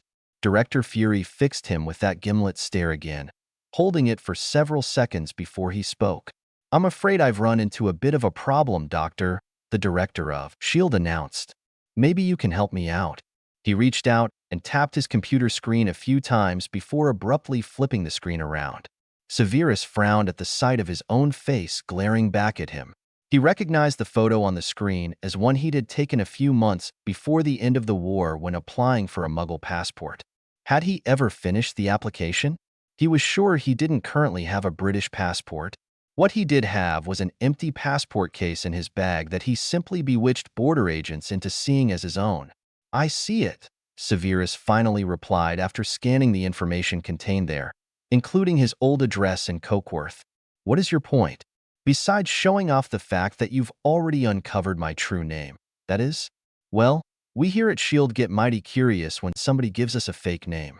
Makes us think they've got something to hide, you see. The wizard sneered. Perhaps I merely wanted to see how long it took you to find out who I really was.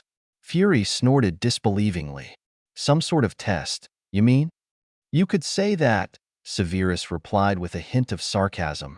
Fine, the director shrugged, reaching out to tap a few more things on the screen. Severus wasn't sure what he was supposed to see, being so unfamiliar with Muggle travel regulations, but it soon became obvious that his passport did not show any indication that he had ever used it outside of England. So, you mind explaining how you ended up in Africa, then India, without using your passport, young man? Severus scowled at the young man jibe, which was hardly fair. Fury didn't look more than 10 years older than he was. But despite the fact that he was about 50 years old, wizards aged so much slower than Muggles that Severus still looked much as he had at 30. He had no idea how to explain his travels or the reason for them, so he turned to a different tactic. Deflection. I do not believe I am under arrest, Director. I hardly see how my travel methods are your business. Right? Fury smirked and spun the screen back around while he swiped at it furiously. I'm just curious, you might say, checking out whatever seems fishy. It's my job to iron out potential wrinkles. Why so suspicious? Severus asked, slightly mocking. I have done nothing wrong. Not yet, Fury retorted, gazing piercingly at the man across from him. Funny how I don't think you're telling the whole truth. Who are you, really, Severus Snape? You're no doctor, however much you think you deserve the title. I have the schooling and experience to show for it, even if I do not officially have degrees. Ask Dr. Banner. See, that's just the thing, Mr. Snape, Fury said sternly. I can't go ask Dr. Banner, 'cause it's obvious you're real cozy with him. What's the story there? After he dropped off the map, we've kept an eye on him, and then you show up out of nowhere and you're all best buddies now. Care to explain? I see now, Severus said softly, a derisive smile twitching his lips. You are afraid that I can somehow control Banner's alter ego. What power do you think I have over a creature like that? The Green One does not understand blackmail, and I am not physically a match for him. So what makes you think I can control him? You claimed as much to Natasha Romanoff in Calcutta, Fury accused. You refused to be left behind, claiming the Green One needed you. Now what's that about? I think I have the right to be suspicious of anybody that claims to have any sort of control over the Hulk, positive or negative, wouldn't you agree? Severus scowled and fought his rising temper.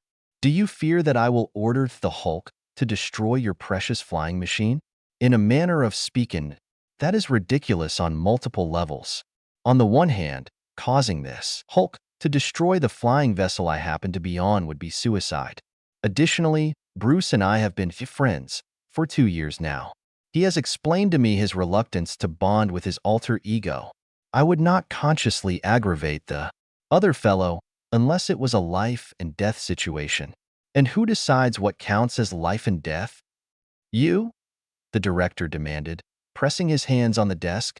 Do you see now why having you close to Banner makes me so nervous? And why do you think Banner is so comfortable around me? Severus rejoined. I am certain you know enough about him to see that he would mistrust anyone determined to use him in any capacity. One brown eye seemed to measure him up before Fury slowly nodded. A good point, he replied slowly, thoughtfully. But I'm afraid I'm going to need something more reassuring than good faith, you understand. I'm running a top-secret organization here, and I can't afford idiots. Do I seem like an idiot to you, Director Fury? No, you don't. And that's what makes me uneasy, Mr. Snape. And I don't do well with folks that make me uneasy, you see. There is nothing I can say or do to convince you of my good faith, and you know this. So why bother with the theatrics? You don't belong here, Mr. Snape, Fury said coldly, bluntly.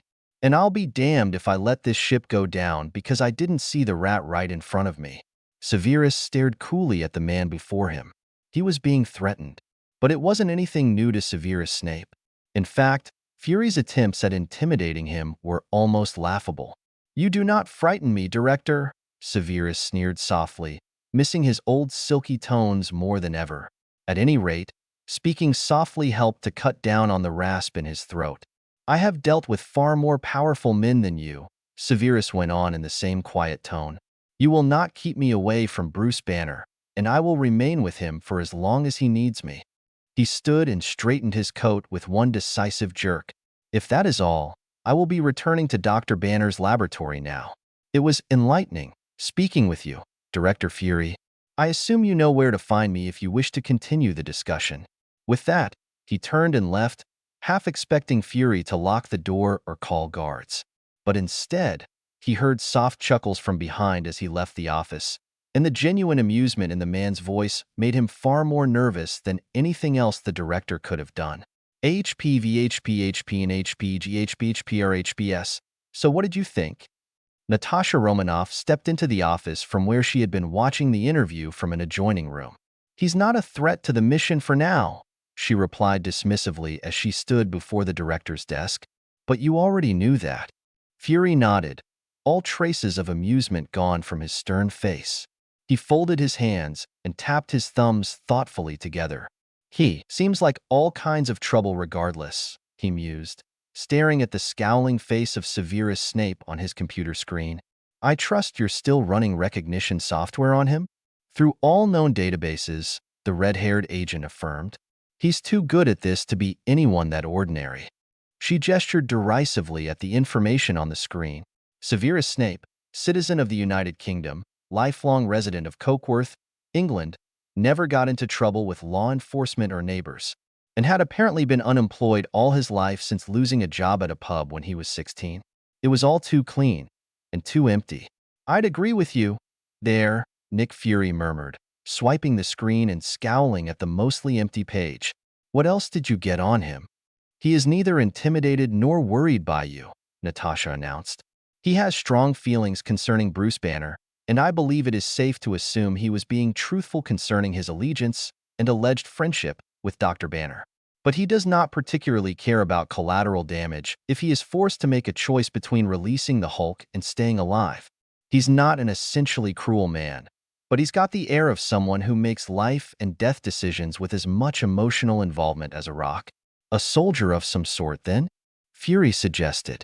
No, a spy, the agent corrected. He is too good at controlling himself and his reactions, allowing you to think that you have him figured out. Inwardly, he was laughing at your intimidation tactics. He was being truthful about having faced more dangerous men.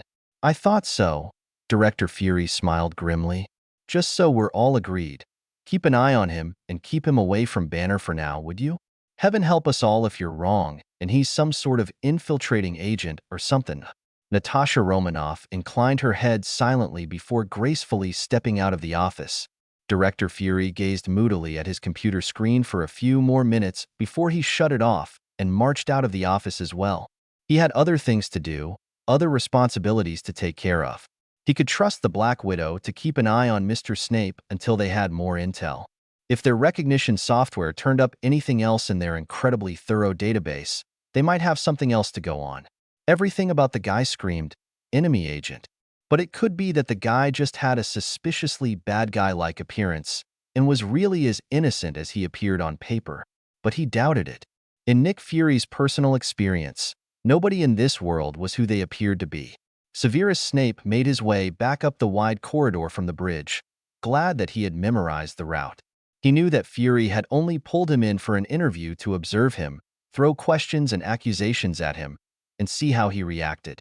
He wondered if he had alleviated those suspicions or added to them. A truly skilled person would have been able to see his tactics and how cool he was under pressure and might draw their own conclusions. He didn't doubt that Fury was skilled enough, even with just one eye, to read him in a way that even a skilled legilimens could not. He cursed under his breath and wondered if he should have pretended to be less competent. But would that have raised red flags as well? This was confusing. He did not leave the life of a double agent behind so that he could be thrust into the same role all over again. But what else was he supposed to do? All he wanted to do was to keep these S.H.I.E.L.D. people from finding out about the wizarding world and keep Bruce from destroying things or hurting people if he ended up losing it. He absently patted his coat pocket where he had left one bottle of calming draft. He had never actually tested it on the green troll, so who knew if it would even work or how long it would take. even if he dumped the whole bottle on the creature. Who knew if it would calm him enough to allow Bruce to resurface?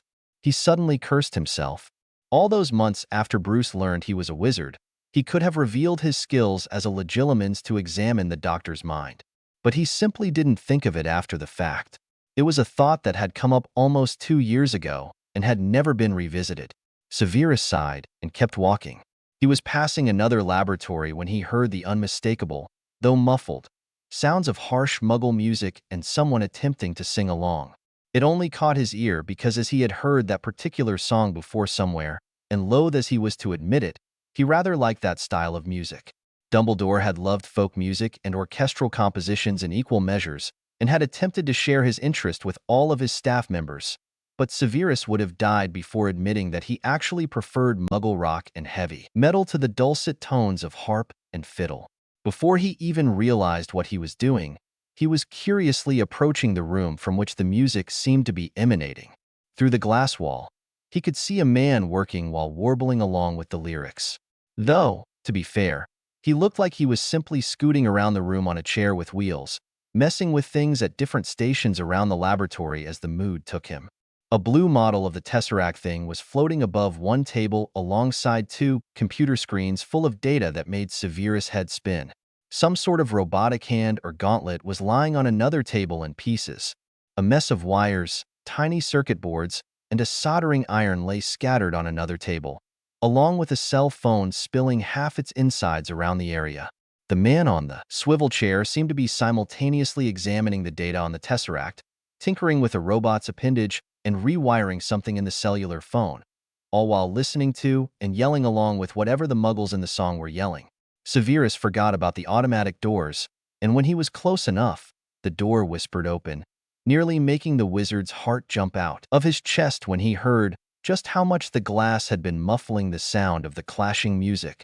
The man in the lab spun around in his swivel chair, greeting him with a sardonic grin that was almost a smirk.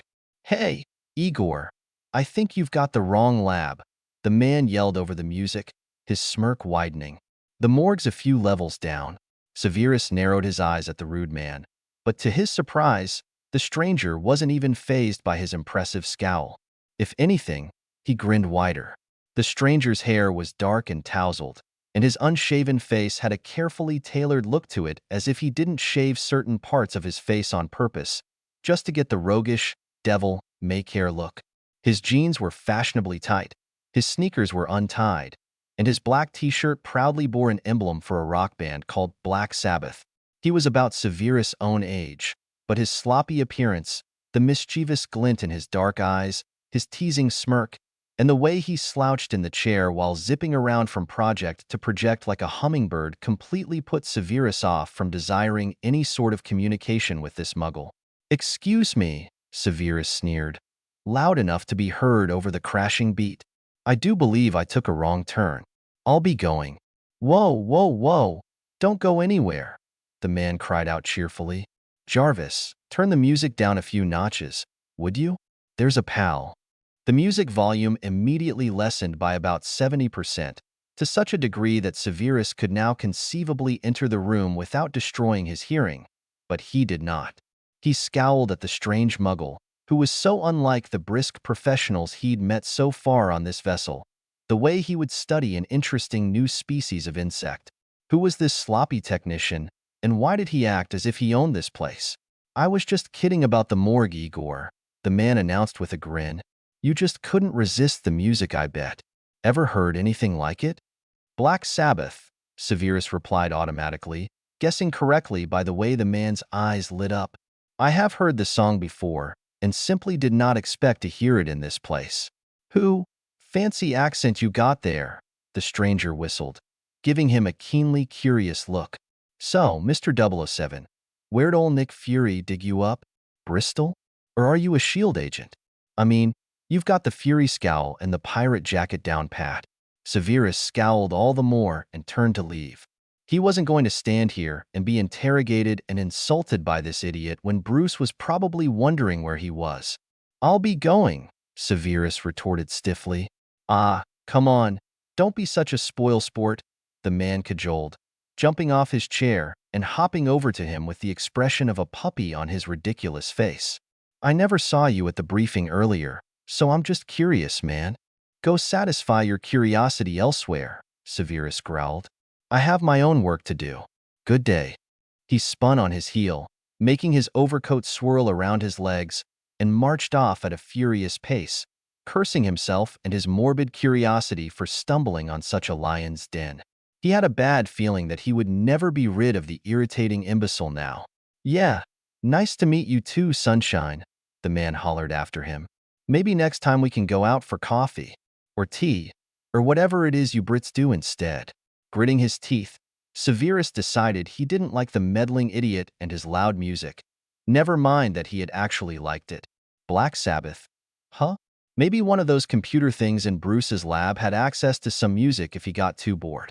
Severus wasn't really surprised when S.H.I.E.L.D. wouldn't let him near Bruce while he was working. Dr. Banner, glasses on and fingers tapping away at a keyboard, was so absorbed in his work that he didn't notice Severus' confrontation with the guard at the glass door. He took it as an invitation to wander around, when nothing he said and no amount of impressive scowling or glaring was going to make the security guard budge. He returned to his and Bruce's quarters, fetched a few things from his bag to stow in his cavernous pockets, and set out on his journey of exploration. At the very least, he might learn something about advanced Muggle technology while he was at it, and then he would have something to talk to Bruce about other than his painful past, which Bruce kept insisting on bringing up at the worst possible times. Severus was not surprised when he discovered he had a tail. It was the red-haired woman. After several rounds of the upper decks, including 2 stops by the bridge, he realized that he was seeing her everywhere. She was really very good. He'd give her that. But her hair was a dead giveaway. She wasn't the only redhead on the vessel, by far. But she was the only woman in leather combat gear with short hair the way Lily had it cut that one summer when they were both 15. Right before the year that destroyed everything. Their 5th year, OWL's, rising tensions between Slytherin and Gryffindor, and the vicious increase in the Marauders' torment, had made it an already stressful year. But the Death Eaters started recruiting that year, and he and Lily must have had a dozen fights already by the time he called her that name. He winced, though his face didn't do anything more than twitch, and turned a corner he had turned 3 times already. He already knew that this corridor would take him to the cafeteria, and if he turned off to the left, he would be headed to the hangar where their Quinjet had landed. He was attempting to see how far he could go without someone telling him to return to his designated area, or something to that extent. Prowling was something he did well, and with his dark clothes and especially the overcoat, he guessed he blended in well enough that the rookies he passed actually stiffened when he approached. He did smirk slightly, feeling vindicated that his glaring scowls hadn't actually lost their power. They simply didn't affect people like Fury, or Bruce, or the annoying man who liked Black Sabbath. He passed the cafeteria, which was filled with a good many people taking lunch, and saw the red-haired woman again. She was leaning against the wall, very pointedly not looking in his direction. Severus stopped and glared at her before slowly moving off. He knew she saw him. Any moment now, she would either keep tailing him, if she was an idiot, or she would abandon her charade and come talk to him. His instincts were correct in that she followed him a few minutes later. "You are trailing me," Severus announced without turning to look at her. "I was not aware that Fury assigned me a shadow." "You're an unknown," the woman replied matter-of-factly, completely unbothered by the fact that she'd been caught spying. "Wouldn't you want to keep an eye on a potential danger if it happened to be in your territory?" "I was not complaining," Severus replied coolly. "I was complimenting you. I did not notice you until my 2nd round. You're very good at what you do." Natasha Romanoff smiled without mirth. "Flattery won't get you anywhere, Mr. Snape. I was asked to keep an eye on you, so that's what I'm doing. I don't care what you say or what anyone says about you. I don't trust you, and neither does Fury." "Fury trusts no one," Severus quipped, "but he is the type of suspicious, paranoid individual I am used to dealing with. His lack of trust means nothing to me." "It should," the woman said gravely. "S.H.I.E.L.D. barely answers to anyone. You could be locked up for a very long time if Fury suspects you of anything suspicious." "I'm terrified," Severus drawled with an amused smirk, as if any Muggle prison could hold him for long. He could do wandless unlocking spells without much of a problem, and given enough time, he could gather the magic and concentration necessary to perform almost any spell he wanted. "So, want to talk?" Natasha suddenly asked, the look on her face clearly expressing her doubt of his cooperation. "Is this a more comfortable interrogation?" Severus guessed. "You're not a prisoner." "Yet." Natasha Romanoff inclined her head in acknowledgement of his point. "I'm not threatening you, Mr. Snape," she said soothingly. "A man's past is his own. Fury has a right to be suspicious of anyone who gives a false name, but I'm sure you have a good reason." She was good at this, Severus thought absently. Her words were authoritative, sympathetic, and understanding, and she would undoubtedly get further than Director Fury had with him. Even his non-answers and silences would give her information. "Who trained you?" Severus asked casually, expertly deflecting her probe. "You're quite good at this interrogation business." The young woman darted an incredulous glare at him. "Are you analyzing my conversational skills?" "I analyze all potential threats," Severus coolly replied. They stopped in an empty corridor that ran along the uppermost deck of the flying vessel. Along one wall was a narrow strip of window that followed the length of the corridor and allowed them to see the blue sky and some strips of cloud outside. "Wise of you," Natasha graciously complimented him, also stopping and turning to face him. "So who trained you?" Severus repeated. "Their names would mean nothing to you," the woman replied with a tightness in her face that spoke of rising emotion. "Try me." "Fine, but only if you tell me who trained you," Natasha threw back. "Ah, the old question game," Severus smirked. "Very well, I'll play. But you first." "I don't think so," the female spy smirked back, folding her arms across her chest.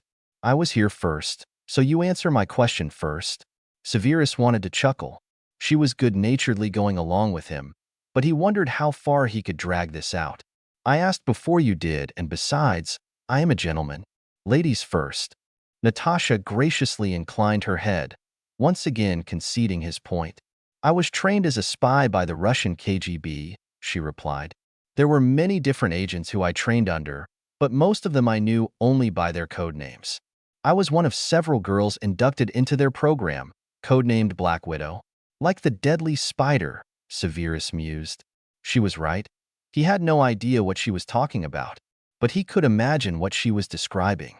"A fitting name for a group of deadly female assassins," he added, "as only female Black Widows are dangerous." "Well, I answered your question," the red-haired woman said with a hint of impatience. "So where did you learn to analyze spies and deflect interrogations?" "I was partially trained by the headmaster of the school I graduated from, and everything else I learned on the fly, as the Americans say." "Where did you graduate?" Severus fought the urge to smirk as he answered blandly, "A private school in Scotland. You wouldn't know it." "Try me," Natasha smirked. "Hogwarts." The young woman arched an eyebrow at that. "I told you that you would not know it," Severus said, giving into the impulse to give her a superior smirk. "Now, another question? You may ask first this time if you wish." "Hold it," Natasha interrupted. "That wasn't your school's real name. Either that, or this Hogwarts school isn't real." "Of course it is real," Severus smirked. "I attended for 7 years and taught there for 20. "You're lying." "Ah, I thought you were better at reading people, Ms. Romanoff," Severus smirked condescendingly. "You know I am telling you the truth." "A truth, perhaps," Natasha corrected, narrowing her eyes at him. "Does it matter?"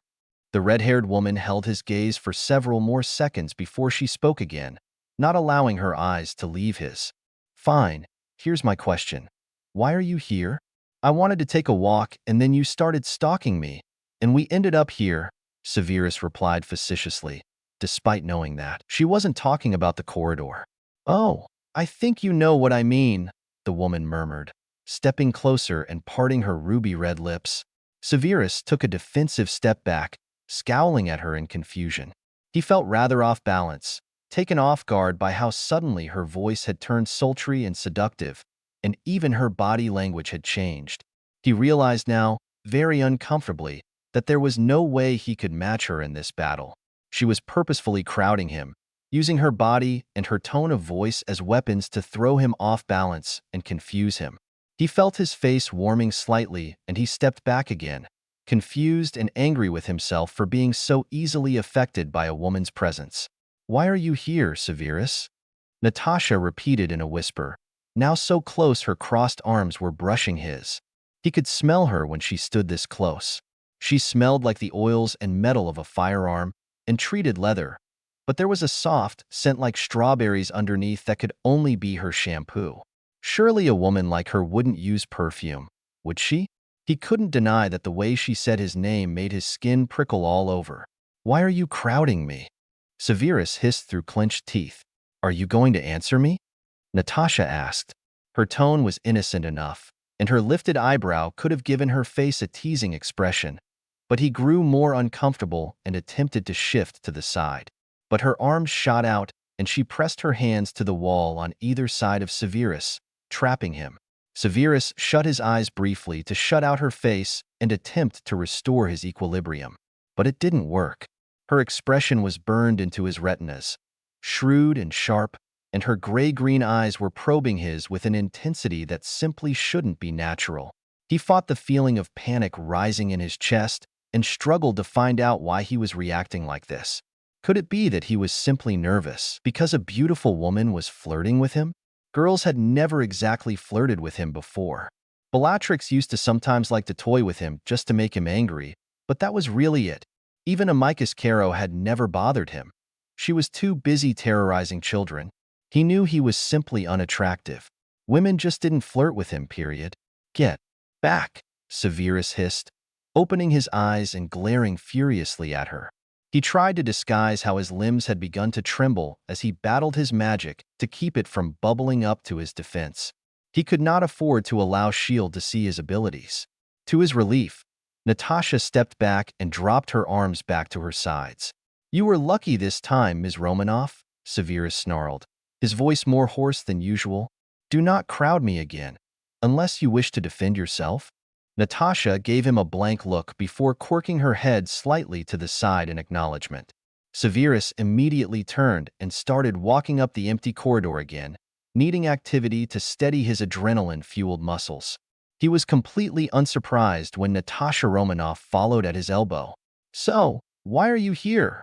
the red-haired agent asked quietly after a minute or two of silence. Severus glared at her briefly before returning his gaze directly ahead. The more he dragged this out, the more suspicious she would get. He knew that, but he didn't really know how to explain his reasoning. It would have been more logical to say his goodbyes to Bruce Banner in Calcutta and disappear. Hanging around a shape-shifting superhero wasn't the best way to stay anonymous, and he knew it. But something was prompting him to stay near the man. He wouldn't call it friendship, exactly, but maybe other people might. "I am here for Bruce and no other reason," Severus finally answered in a quiet but dangerous tone. "Dr. Banner is not S.H.I.E.L.D.'s property to be used and employed as they see fit. I will not allow anyone to keep him captive or use him for their own ends." Natasha Romanoff huffed disbelievingly. "You expect me to believe you're here, wandering around a top-secret government vessel, just because of friendship? Do you have a better answer?" "I don't know. You tell me," the woman answered quietly.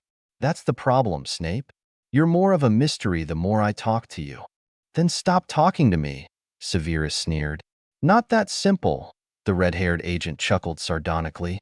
"I have my orders." "Ah," Severus nodded, just as sarcastically. "Tricky things, orders. Were you ordered to talk to me, or stalk me, or both?"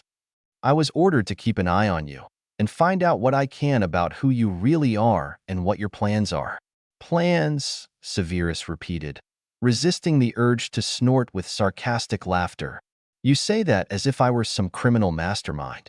Tell me, do I strike you as a criminal?" "Anyone can be a criminal," Natasha retorted.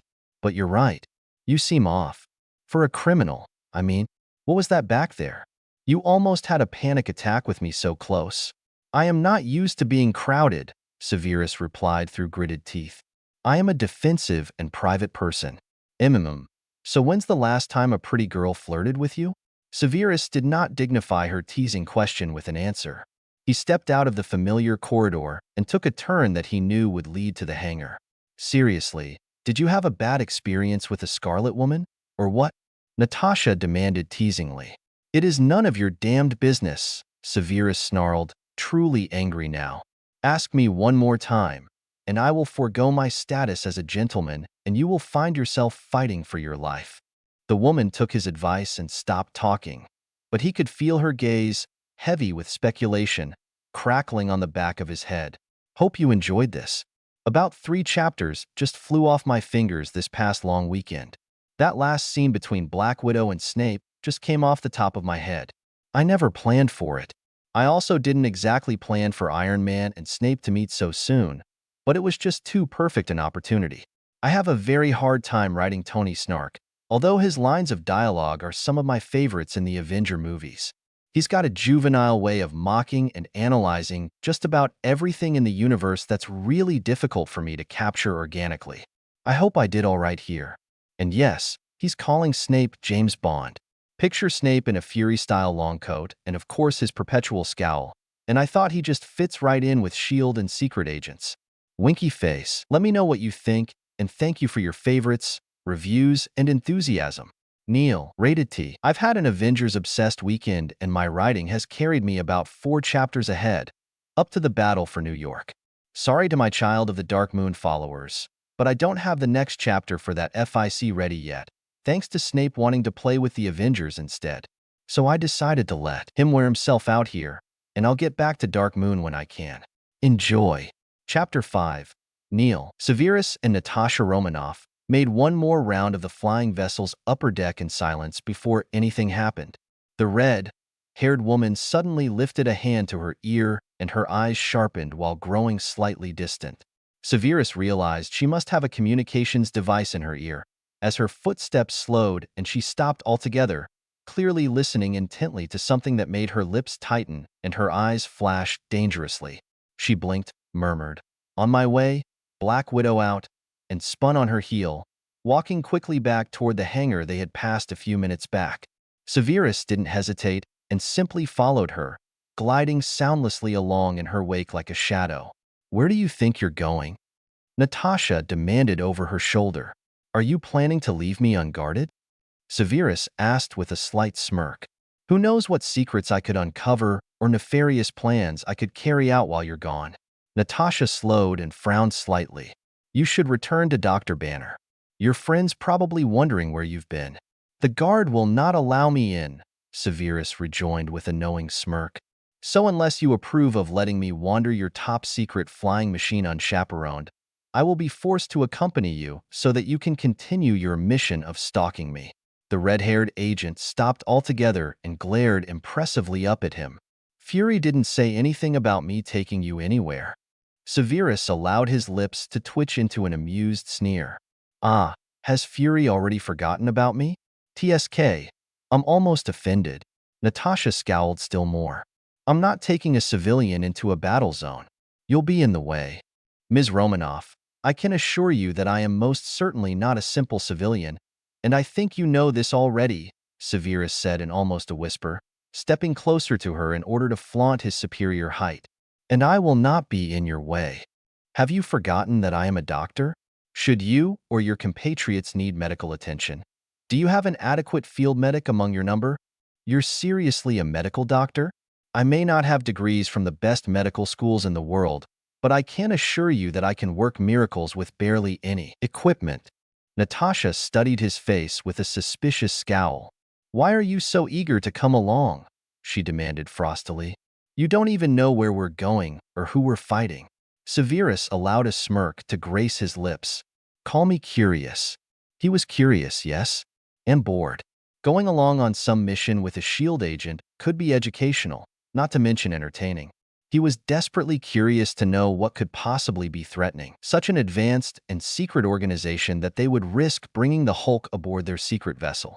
Natasha arched an eyebrow at him. "And what help do you think someone like you is going to be against Loki?" Severus' brain stuttered to a halt. Did she say Loki? Was that a code name of some sort? Surely she didn't mean the Norse god of chaos and mischief. The name Loki was held in particular reverence in the magical world, being the god of magic and protector of wizards since olden times. But Severus regarded Loki's name with loathing. The Marauders had practically worshipped the cult of Loki in their day, invoking his inspiration while tormenting the smaller boy, causing the demigod to earn Severus' undying contempt and hatred whenever his name was mentioned. Somehow, he had no idea how, the Weasley twins had discovered his hatred of the trickster god and had played a few pranks on him that evoked Loki, either in pictures, runes, or reference. Loki, Severus repeated flatly. What sort of secret agent is he that you consider him so dangerous? He's no secret agent, the woman scoffed, peering at him curiously.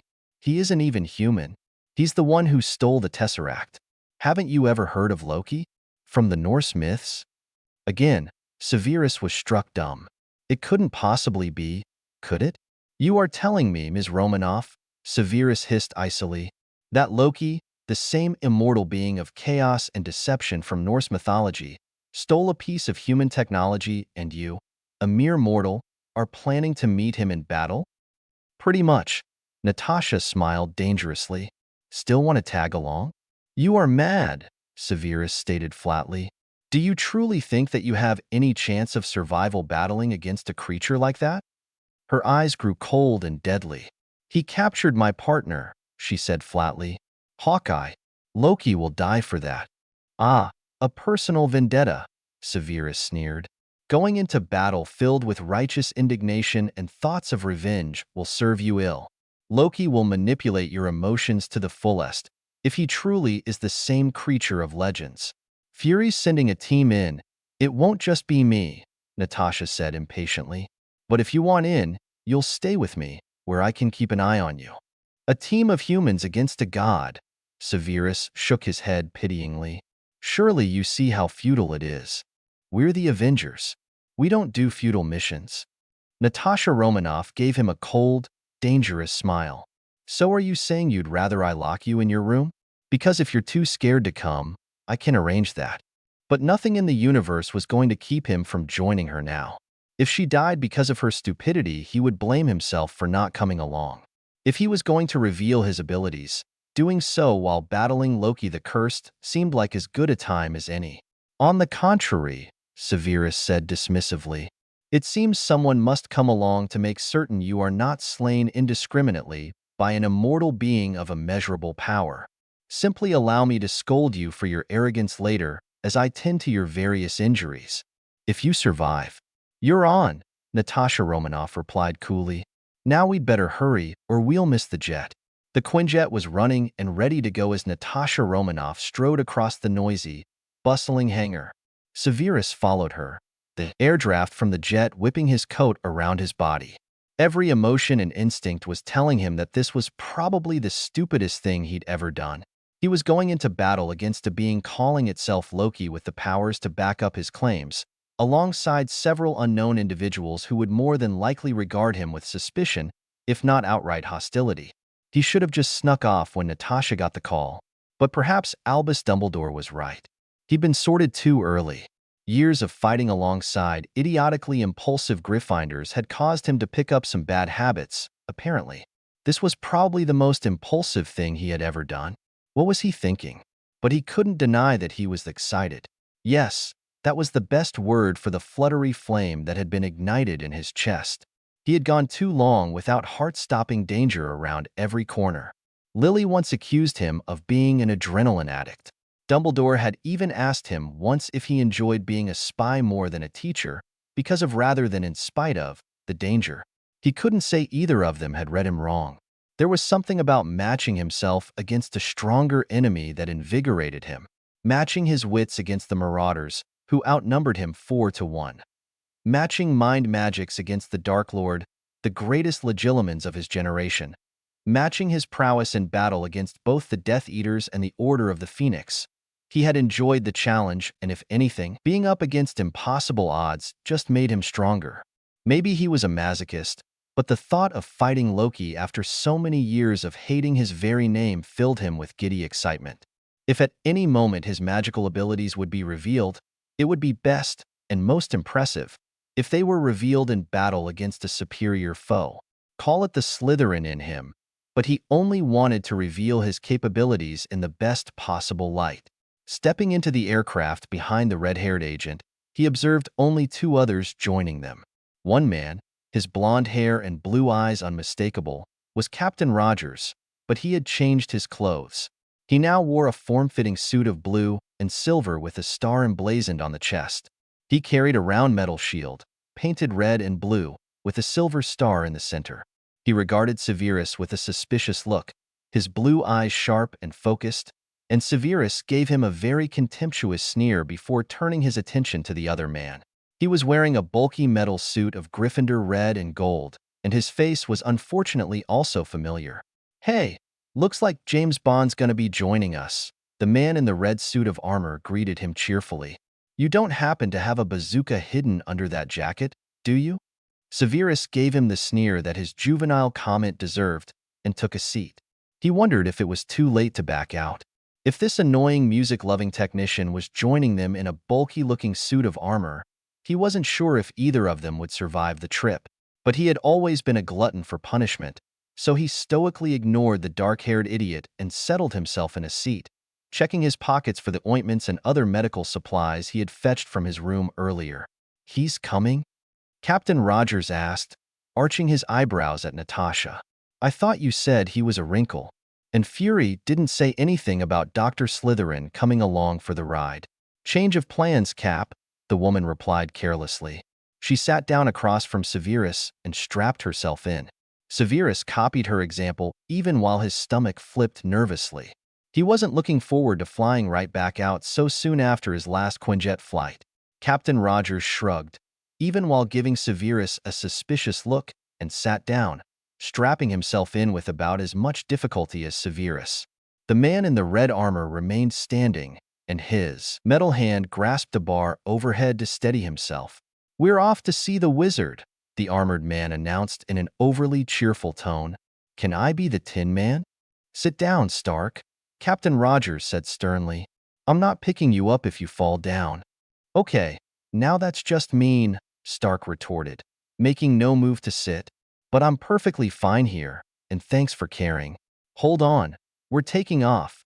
Natasha Romanoff interrupted their bickering. The Quinjet rumbled and began to stir. Severus gripped the sides of his chair, though not too tightly, and stared fixedly at a rivet in the wall above Natasha's red hair. With a swooping sensation, the jet took to the skies and accelerated. Once they leveled out, Severus relaxed his grip on the seat, but apparently, his discomfort had not gone unnoticed. The man in the armor was watching him with amusement on his stubbled face. "Flying's not quite your thing," he quipped. "That's really too bad, 'cause you'd make a great vampire bat. You've got the nasty scowl and black vibes and everything." "Mr. Stark, if that is your name, kindly shut your mouth, or I will shut it for you," Severus ordered in a deceptively calm tone.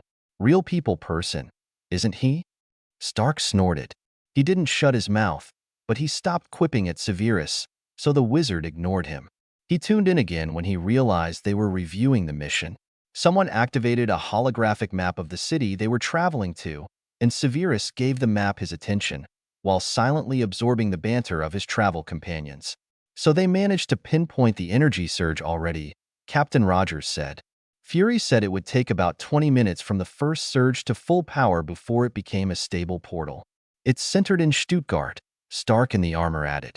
"Somehow, I don't think the guy was just craving a German hamburger.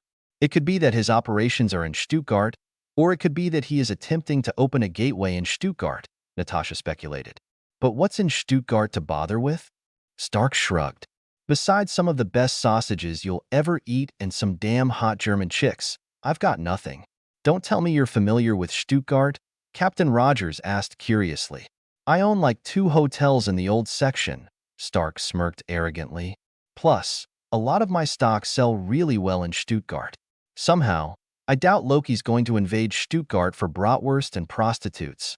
Natasha interrupted them impatiently. "We'll be landing soon, and it's imperative that we be in position before he moves.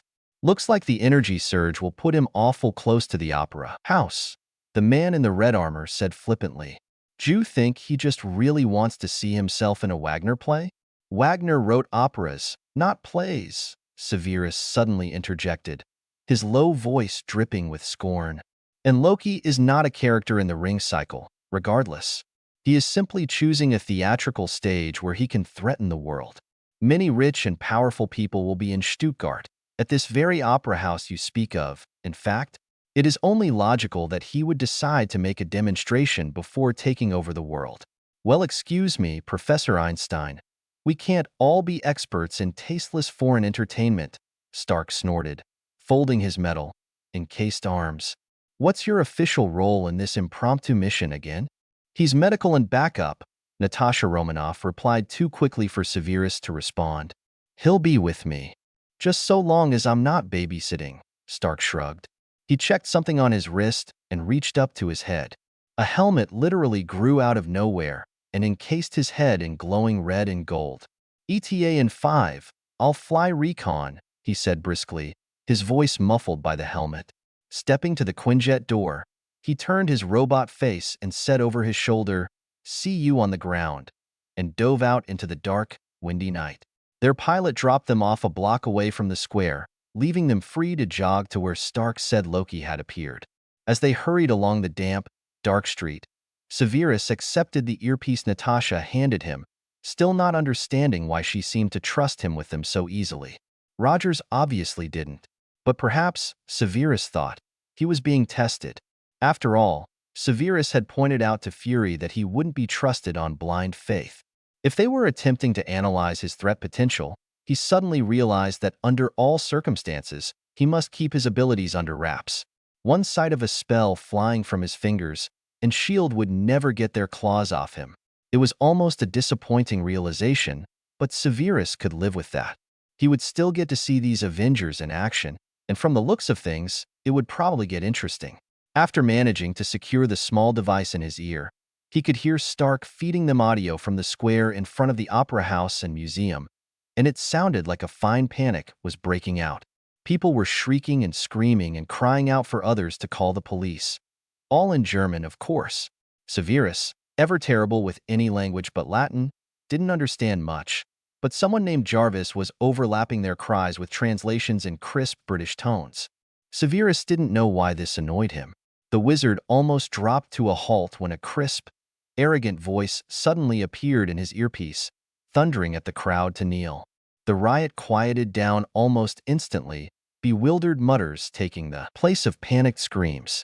Severus felt his skin prickle uncomfortably at the sound of the cool, cultured voice. It sounded so much like when he and the first recruits had met the Dark Lord for the first time. Tom Riddle had pompously, arrogantly, ordered his new slaves to kneel before feeding the group of impressionable youth a lengthy speech filled with rousing epithets and attractive promises. There, the soft, dangerous voice in Severus' earpiece said more calmly, over the soft murmur of the uneasy crowd, "Isn't this better? Is this not your natural state?" Severus shivered. The words were spoken in a grand, but gentle tone, and they were all wrong. This must be the voice of Loki he was hearing. "Hey guys, in position yet?" Stark's voice suddenly murmured over their communication devices. "Almost there," Captain Rogers hissed as he raised a hand to his ear. He darted a quick glance at Natasha and Severus. "You two handle perimeter, get the civilians out of the way. Me and Stark will get Loki." "Got it." "As good a plan as any," Natasha responded coolly, checking her holster and drawing a pistol. "But don't kill him until I've had a shot. Our orders are contain and capture, not eliminate," Rogers replied dismissively, and led them around the corner. Loki was still droning on in their earpieces, and before they knew it, they had reached the square. It was packed full of people in fancy clothing, all kneeling fearfully on wet cobblestones, all their attention focused on the one man standing in their midst. Severus and Natasha stopped at the corner, while Rogers darted around the crowd and stopped at another dark corner. If he looked up, Severus knew he would spot the brilliant red and gold armor of Stark crouching on a building somewhere on the perimeter. Idiot. If Severus relied on a suit of armor to fly and fight, he would at least paint it a nondescript color, like black. Red was just so ostentatious, not to mention terrible camouflage. That was one reason he never would have joined Gryffindor. Green was so much more dignified. Speaking of green, he suddenly focused his attention solely on the man, or being, currently expounding so grandly to the helpless muggles kneeling around him. His hair was long and black, and his face was narrow and handsome, graced with a satisfied smirk that would have made Lucius Malfoy jealous. He was dressed in clothing of a strange cut in emerald green and bright gold. He wore a golden helmet with horns, and carried a golden scepter or staff which glowed at the tip with eerie blue light. There was no doubt in Severus' mind that he was looking upon Loki, Norse god of magic. The sheer power rolling off the man in nauseating waves almost made Severus sick. They were so strong. Magic coiled and rolled around him like a cloud, and pulsed from his staff in bursts that began to throb painfully against Severus' brain. He suddenly knew, even with his wand, he would be about as powerful as a child against this giant, this god. He wondered how a soldier in form-fitting body armor and a man-child in a Gryffindor-colored metal suit could hope to subdue and capture this being. He panicked at the thought of being forced to reveal his magic, and it still wouldn't be enough.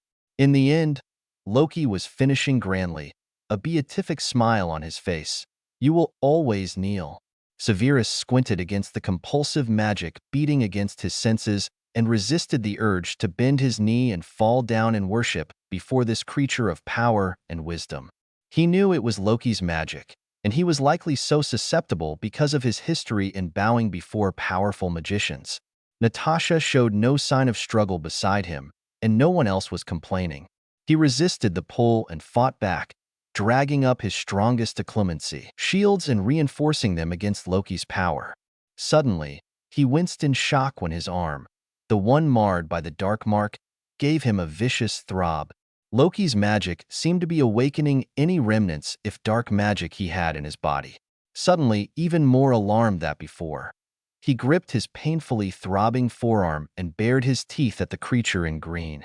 Loki was beaming upon his new slaves with a condescending smile of victory on his thin lips. His eyes were brilliant blue, like the tip of the staff he carried, and Severus almost felt compelled to legitimize the beatifically smiling god and see what was behind those glowing blue orbs. But he pulled himself back viciously. Severus vowed he would die before kneeling to another Dark Lord, however divine. He was distracted from his hate-filled glare by a strange sight. Near the back of the kneeling crowd, an old man was slowly getting to his feet. Severus found himself feeling inordinately proud of the elderly muggle. Surely it was no easy thing for him to shake off Loki's spell and rise under his own power. "We will not kneel," the old man declared in accented English. "Not to men like you." Loki smiled broadly and shook his head, as one would to a particularly amusing toddler who needed to be corrected. "Old fool, there are no men like me," the god of chaos arrogantly pronounced. "There will always be men like you," the old man replied firmly, his stubborn body refusing to submit again. Loki's smile turned brittle, and he raised his golden staff, which blazed suddenly far brighter than before. It was then that Severus noticed 4 other images of Loki hemming the crowd in, blocking them from the square's escape points. Their identical staffs began to glow as well, but they did not raise their staff to blast the standing old man the way the main one did. Severus knew in an instant that they were mere illusions. They likely had no power other than to disorient and distract, as he couldn't sense anything from them. "I'm going in," Roger's voice suddenly announced in Severus' ear, and he flinched at the reminder of the muggle tech that he was wearing. There was a dark blur. Loki's golden staff fired a blue spell at the old muggle, and suddenly, Rogers was there, crouched defensively between the old man and Loki. His shield had blocked the spell, ricocheting it up into the night. The tall captain stood, calmly staring down Loki, who looked surprised for a second before smirking in amusement. "Earth has no quarrel with you," Captain Rogers shouted as he stood, and Severus rolled his eyes.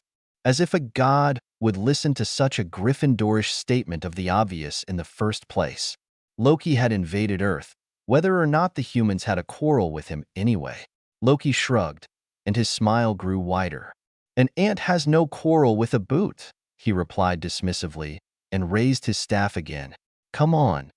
Natasha suddenly hissed at him, jerking his arm as she hurried forward. Severus yanked his arm away from her, but as Loki's spells began to fly, Captain Rogers began performing acrobatics and playing boomerang with his shield, and a red and gold monstrosity flew down out of the sky to harass the green-clad magic user. Natasha and Severus began directing the scattering crowd. Most were only too glad to flee. A few threw themselves on the ground, weeping or pleading hysterically. Severus had no time to focus on the fight, though he did notice that Loki canceled his illusions and fought Rogers and Stark with his staff alone, his cool smirk never leaving his face. Severus snapped and barked at the Muggles to flee for their miserable lives and lost track of Natasha. He helped up an old woman and half-dragged her out of harm's way while she wailed about her missing shoe. He smacked his palm on her forehead and shoved a wandless confundus on her. "You need to get home," he ordered her through gritted teeth. Her eyes went unfocused and she woodenly turned, mumbling that she needed to get home. Grimly satisfied that the compulsion and distraction would work on her, at least for about 5 minutes, he snagged a hysterical young lady and slapped her with a confundus as well, ordering her to go home. No other Muggles were so distraught that his glares and orders had no effect. He finished emptying his half of the square and surrounding streets before he saw Natasha again, and he didn't doubt that she had finished roughly as quickly as he had. Severus returned to the square, finding it practically empty now, and the fight was also pretty much over. "Game over, Reindeer Games," Stark announced, his voice steely despite the mocking words. He was standing over Loki, who was on the ground with about 10 different weapons from Stark's machine suit aimed at him. Rogers had Loki's staff and was standing about 10 feet away. Loki's mouth twitched into a ghost of a smile, and he nonchalantly raised both hands in surrender. Natasha marched right up to him and shoved the mouth of her pistol against his chest. "Where's Barton?" she demanded, her voice trembling with fury. "What have you done with him?" Loki smirked slightly, but before anything ugly could happen, Captain Rogers interrupted, gently taking her arm and pulling her back. Hey, easy there," he said firmly. "We'll get answers out of him later. Right now, our job's just to get him back to S.H.I.E.L.D. in one piece, all right? I've got him covered, but who's gonna slap the cuffs on him?" Stark suddenly spoke up from behind his helmet, his voice just as mockingly sarcastic as before. Natasha jerked away from Rogers and pulled the cuffs from her belt. But Captain Rogers apparently didn't like her attitude. He stopped her from approaching Loki again and took the cuffs from her. She shoved away from him and stormed off, talking rapidly into her communicator, ordering their pilot to come pick them up. Rogers did not approach Loki with the cuffs, since he was still holding the staff. It appeared that he wanted to order Severus to do something, but couldn't decide if it was more dangerous to hand a stranger the demigod's weapon or order him to cuff Loki.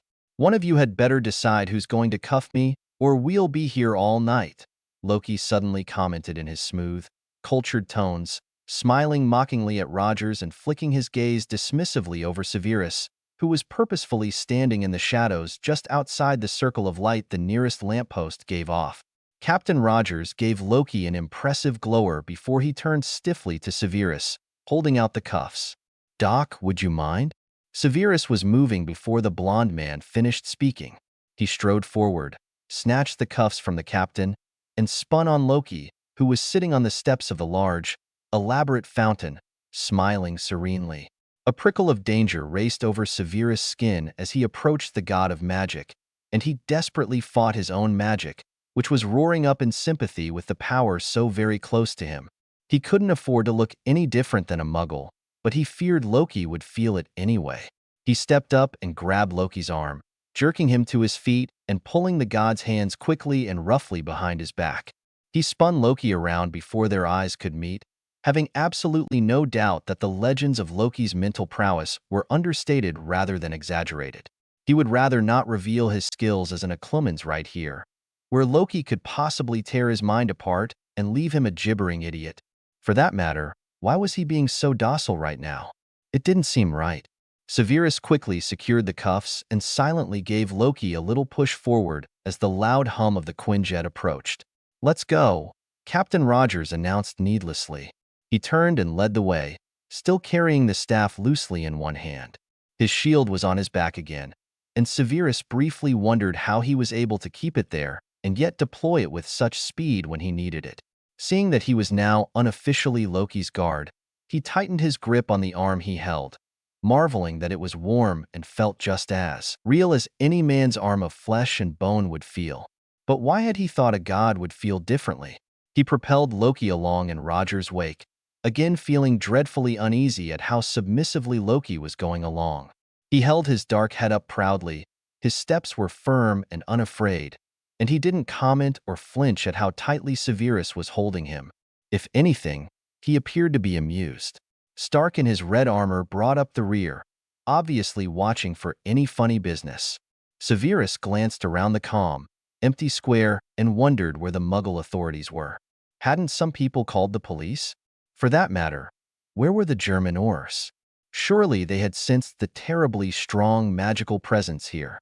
Severus felt it the moment he dropped down on the streets of Stuttgart, even if it hadn't become uncomfortable or particularly noticeable until he reached the square. So why had no one come? It didn't matter in the end. They boarded the Quinjet without meeting law enforcement from either world, and the door closed. With a lurch, the flying machine rose to the air and they began their flight back to the shield vessel. Severus prided himself on being in control of himself at all times. Right now, he was not panicking, exactly, but he was close. Loki was planning something. How could they not see it in his smugly serene expression and relaxed demeanor? The god of mischief was getting his way, and if he had to reach his destination in handcuffs, he didn't care.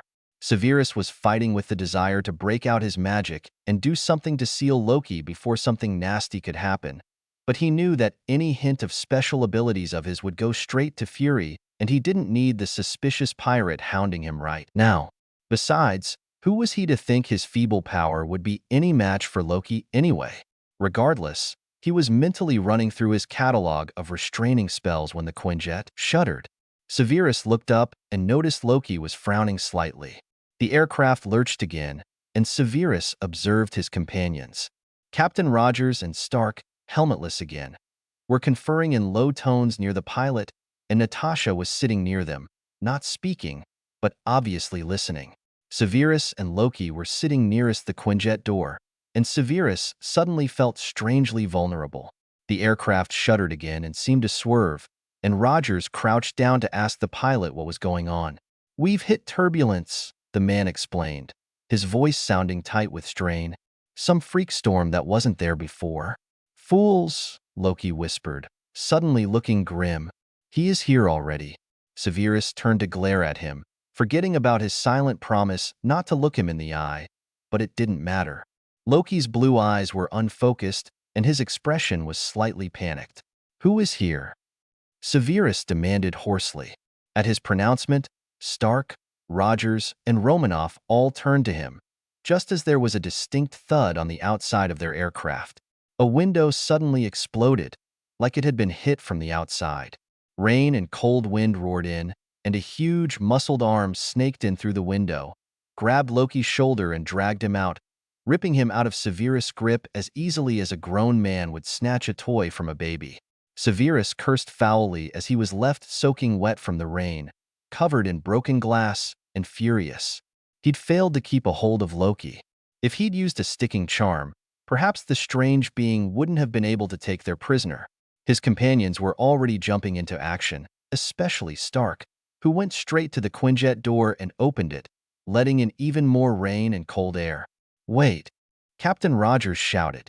"We need to form a plan of attack. We can't just go in without any clue." "I have a plan," Stark interrupted snarkily, reaching up to trigger his helmet again. "Attack." With that, the red-armored man jumped out into the dark, and Severus caught sight of his rockets firing before a cloud took him from view. "Follow his beacon, pilot," Captain Rogers ordered, reaching up to grasp his shield. Its silver star glinted as he hefted it onto his arm. Loki's strange golden staff lay abandoned on the floor under Natasha's boot. "I'll go after him," the captain said with pointed looks at both the redhead and Severus. "You two stay put unless I call for backup, leaving you and Stark alone to tangle with an unknown hostile, and possibly Loki too?" Natasha demanded incredulously. "I do not think this new enemy is a friend of Loki," Severus interrupted, His first words besides the cursing since Loki had been taken. Our arrogant friend seemed rather unnerved, even panicked. Well, I suppose the enemy of my enemy is my friend, Captain Rogers shrugged. Still, I'd better stop Iron Man from doing something stupid, like letting Loki get away. The pilot swooped lower, battling the turbulence of the storm. Severus went as close to the front of the Quinjet as he could to get away from the rain and the icy wind. Natasha still sat where she had been since they left Stuttgart, the staff still trapped under her feet. Severus wished she would look somewhere else so he could risk a low-level warming or drying charm. His coat was soaked through at the collar and open front, and his hands felt like ice cubes. "There's a tracking beacon in the cuffs," Natasha suddenly announced. "I've connected the homing device to your grid. Do you see it yet?" "I see it," the pilot replied grimly. "It's in a tricky place, though. I might could hover, and you could jump out, but it'll be rough. I need to get to Stark first," Captain Rogers hollered at them. "Where is he?" "Looks like he's not far," the pilot shouted. "I'll go as low as I can, and you can jump out, Captain. We'll pick up the prisoner." "Sounds like a plan," the captain nodded approvingly, gripping his shield and readying himself to jump. He turned to look pointedly at Severus. "Once you get him, don't lose him again." Severus curled his lips contemptuously and didn't bother to answer, even as Captain Rogers smiled apologetically and launched himself out of the aircraft, pine trees whipping past. The jet banked and swerved up again, and Severus caught a dizzying view of pine forests and high rock spires. Were they over Germany's Black Forest? The pilot battled the wind and reined to slow down over one of the rock spires. Severus tensed and Natasha rose, deftly kicking the staff into the air and thrusting it in his direction. "Hold this," she ordered. Severus took one look at the staff, pulsing with magical energy, caressing his senses, begging to be used, and knew better than to touch it. "I must retrieve Loki," he retorted flatly, and before she could stop him, he launched himself forward and leaped out into the wild storm. The wind wasn't quite strong enough here to blow him far off course, but he tapped his magic slightly to adjust his flight and landed on the exposed rock without much of a jar. He almost smiled. It was exhilarating to fly again after so many years.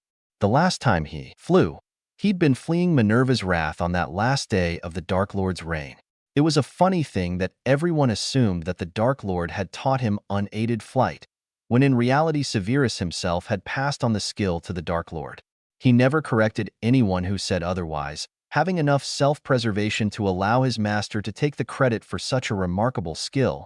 But truly, even Severus had not come up with it all on his own. He and Lily learned to do it when they were still young children. They were clumsy, mostly gliding like flying squirrels as they jumped off trees and piled rocks, and once out of a classroom window on Hogwarts' second floor. But in the ensuing years of Severus' life, he had dedicated large strips of time to learning the difficult skill. It was not a spell. It was more like a learned magical ability, like the Animagus transformation. Once learned, it was not unlearn it. One could only get better at it. Severus glided out of the Quinjet and landed on the rocky spire where Loki sat on a lump of rock, shoulders hunched against the driving rain and wind. Severus stumbled and nearly fell on all fours, but his landing was still much more graceful than his and Lily's first attempts had been. He marched up to Loki and glared down at him when he looked up.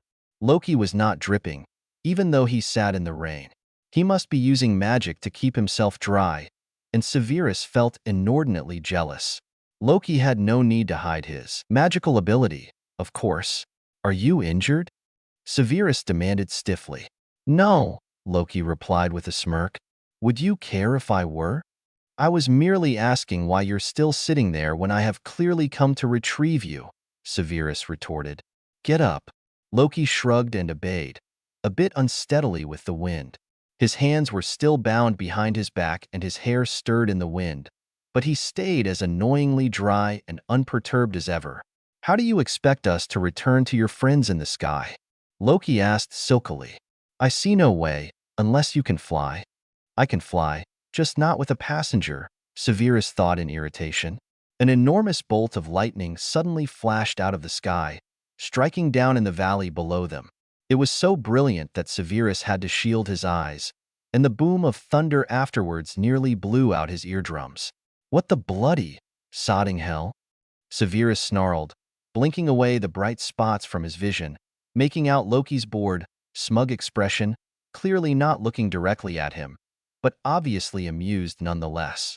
"Ah, my brother does have the most terrible temper," Loki commented casually, peering down into the valley where the enormous bolt of lightning had struck.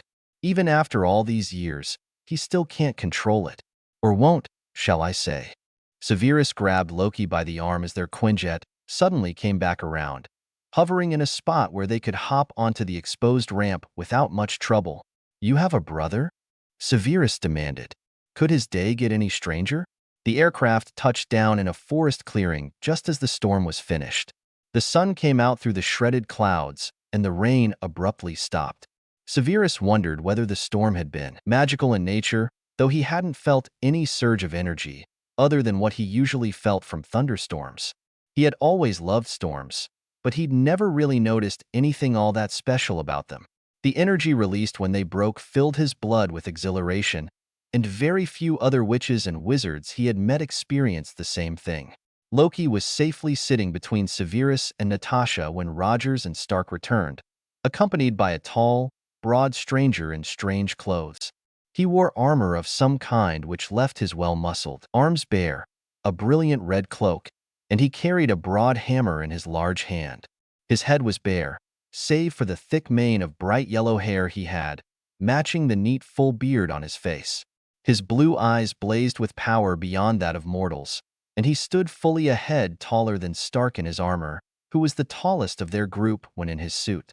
Severus knew from experience that without his armor, Stark was shorter than both him and Captain Rogers. "Hail, and well met, warriors of S.H.I.E.L.D., the stranger boomed, smiling good-naturedly at them all. "Captain Rogers has graciously asked me to accompany you to your base of operations." "Thor," Natasha greeted him flatly, not even batting an eyelid. Severus glanced at her dubiously. Surely she was joking. But the man she'd addressed as Thor simply grinned and bobbed his head of thick golden hair in a sort of bow before taking a seat across from Severus. Loki sighed, a soft, bored sound, and pointedly looked anywhere but at the blonde giant sitting across the Quinjet from them. Stark stomped in with his helmet off and hair disheveled. Rather more than usual. His armor was scratched and dented and smudged with dirt and rain, and he was scowling thoughtfully. Captain Rogers, besides looking damp and windblown, seemed unscathed, and he slapped the button to close the aircraft's ramp. "All right, let's try this again," Rogers said wryly. "Pilot, take us back to base."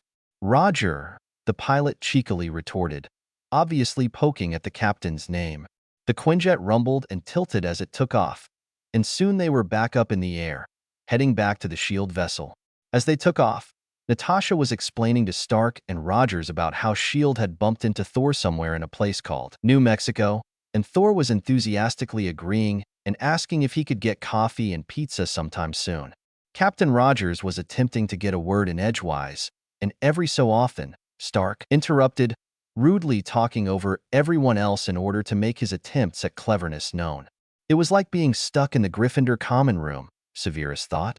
Once things calmed down a bit, and it was clear that Loki was as bored with the chatter as he was, Severus sighed silently and leaned his head back against his seat, realizing that he was exhausted. Just that morning. Had it been only that morning? He had been in Calcutta tending victims of the flu. Today, he had traveled halfway across the world and halfway back again, verbally sparred with the director of S.H.I.E.L.D. and an ex-Russian spy, and met 2 Norse gods. How was it that he was only one who felt completely wrung out? It was just all in a day's work for these Avengers, apparently. "I really love Loki, and I just don't know why. I love Thor too. He's just so lovable. I hope I did okay here with the Neil speech and the subsequent fight, most of which I totally do not remember, which is why I made Sev off doing his own thing and added Black Widow in there. As I've mentioned before, I am writing this story using my own faulty memory, so bits and pieces that I remember from the movie may not be very close to how they actually were. Next chapter, I'm definitely going to have to look some stuff up for the interaction between Stark and Banner, because A, that banter between the two of them is too funny to just wing it, and B, They babble about technical stuff that I have no clue about. Finally, someone who speaks English. Yeah, right? I have it written, but there are parts one marked in red that I need to double-check before I post. Thank you all for your reviews, especially to the guests I can't respond to. Winky face, mind games, rated T. Yes, a real treat. You get 2 updates in as many days, and I don't know why except I just felt like it. Hope you enjoy. Chapter 6. Mind Games. Severus purposefully slowed his steps while Rogers and Thor took charge of Loki, escorting him to wherever they planned to keep him locked up, accompanied by S.H.I.E.L.D. agents, who also took the gold staff somewhere else. The group soon left him behind, but he wasn't exactly surprised when Natasha stayed back with him. Stark had disappeared from their group as soon as they arrived, grumbling about his suit and the repairs he needed to get done. He no doubt had returned to his lab to listen to awful Muggle heavy metal songs and scoot around in his swivel chair. Severus felt like he had been hit with a tornado curse. His insides, especially his brain, felt completely scrambled. He needed to sit down somewhere and drop his acclemency shields while he rearranged his mind, and then re-establish the shields to what he called their wartime strength. Loki's magic was still pulsing against his, inviting him to release his own pent-up energy and allow their magic to intermingle. It was a torturous longing, one which made him realize how long it had been since he simply released his magic and allowed it to feed from powerful magic sources, like Hogwarts. But allowing his iron control to slip now would be the absolute worst idea in the world. Loki was not even looking at him at the moment, so to speak. He needed to stay out of the Asgardians' notice if he wanted to get out of this nightmare alive. Or free, at any rate. Perhaps talking to Bruce would help him make sense of the madness he had just dropped into. What had he been thinking, demanding to accompany Natasha on her mission? He had been bored and curious and impulsive. He wouldn't make that mistake again. He was just here until Bruce finished finding their Tesseract object, and then they could go back to a less confusing existence. Are you okay? Natasha Romanoff suddenly asked at his side. Severus blinked and glanced at her, wondering if he ought to answer her or blow her off. He was most decidedly not okay, but he had no idea how to tell her that Loki's magic was giving him a migraine. He was worried and paranoid about having 2 gods in residence here, and he still had no idea who anyone was here or what their goal was. What makes you ask? Severus chose to ask instead. You've got this look on your face like you've either got a migraine or you really need the bathroom. Very funny, Severus snarled. I have a headache, so kindly take your jokes elsewhere if you have nothing in good taste to say. Sheesh, relax, Severus, Natasha smirked. You really are a jerk when you're grouchy, you know that? I've known that all my life. Thank you very much. So what did you think? Of what? Of everything? Well, yes. Severus sighed and massaged his temples, sorely wishing for Bruce and his steady common sense and storehouse of Muggle knowledge. What did he want to ask first? Everything was confusing. Loki told me that he has a brother, Severus finally commented. Yes, you met Thor, didn't you? Thor is not Loki's brother. In the myths, Loki is fostered in the court of Odin All-Father, but they are not brothers. Natasha blinked up at him and shook her head. I can't speak for Norse mythology, but maybe you should talk to Thor. From what I've seen, those two are a lot different from the way the stories portray them. S.H.I.E.L.D. got into contact with Thor about a year ago, out in New Mexico. Apparently, he was exiled from Asgard until he could prove himself worthy, or something to that effect. Ever hear a myth like that? Severus frowned. Of course, he had often heard that truth was stranger than fiction, but still. In the myths, Severus said slowly, Loki is a demigod of magic and chaos, the shape-shifting son of a frost giant. Thor is a god of storms, lightning, and warfare.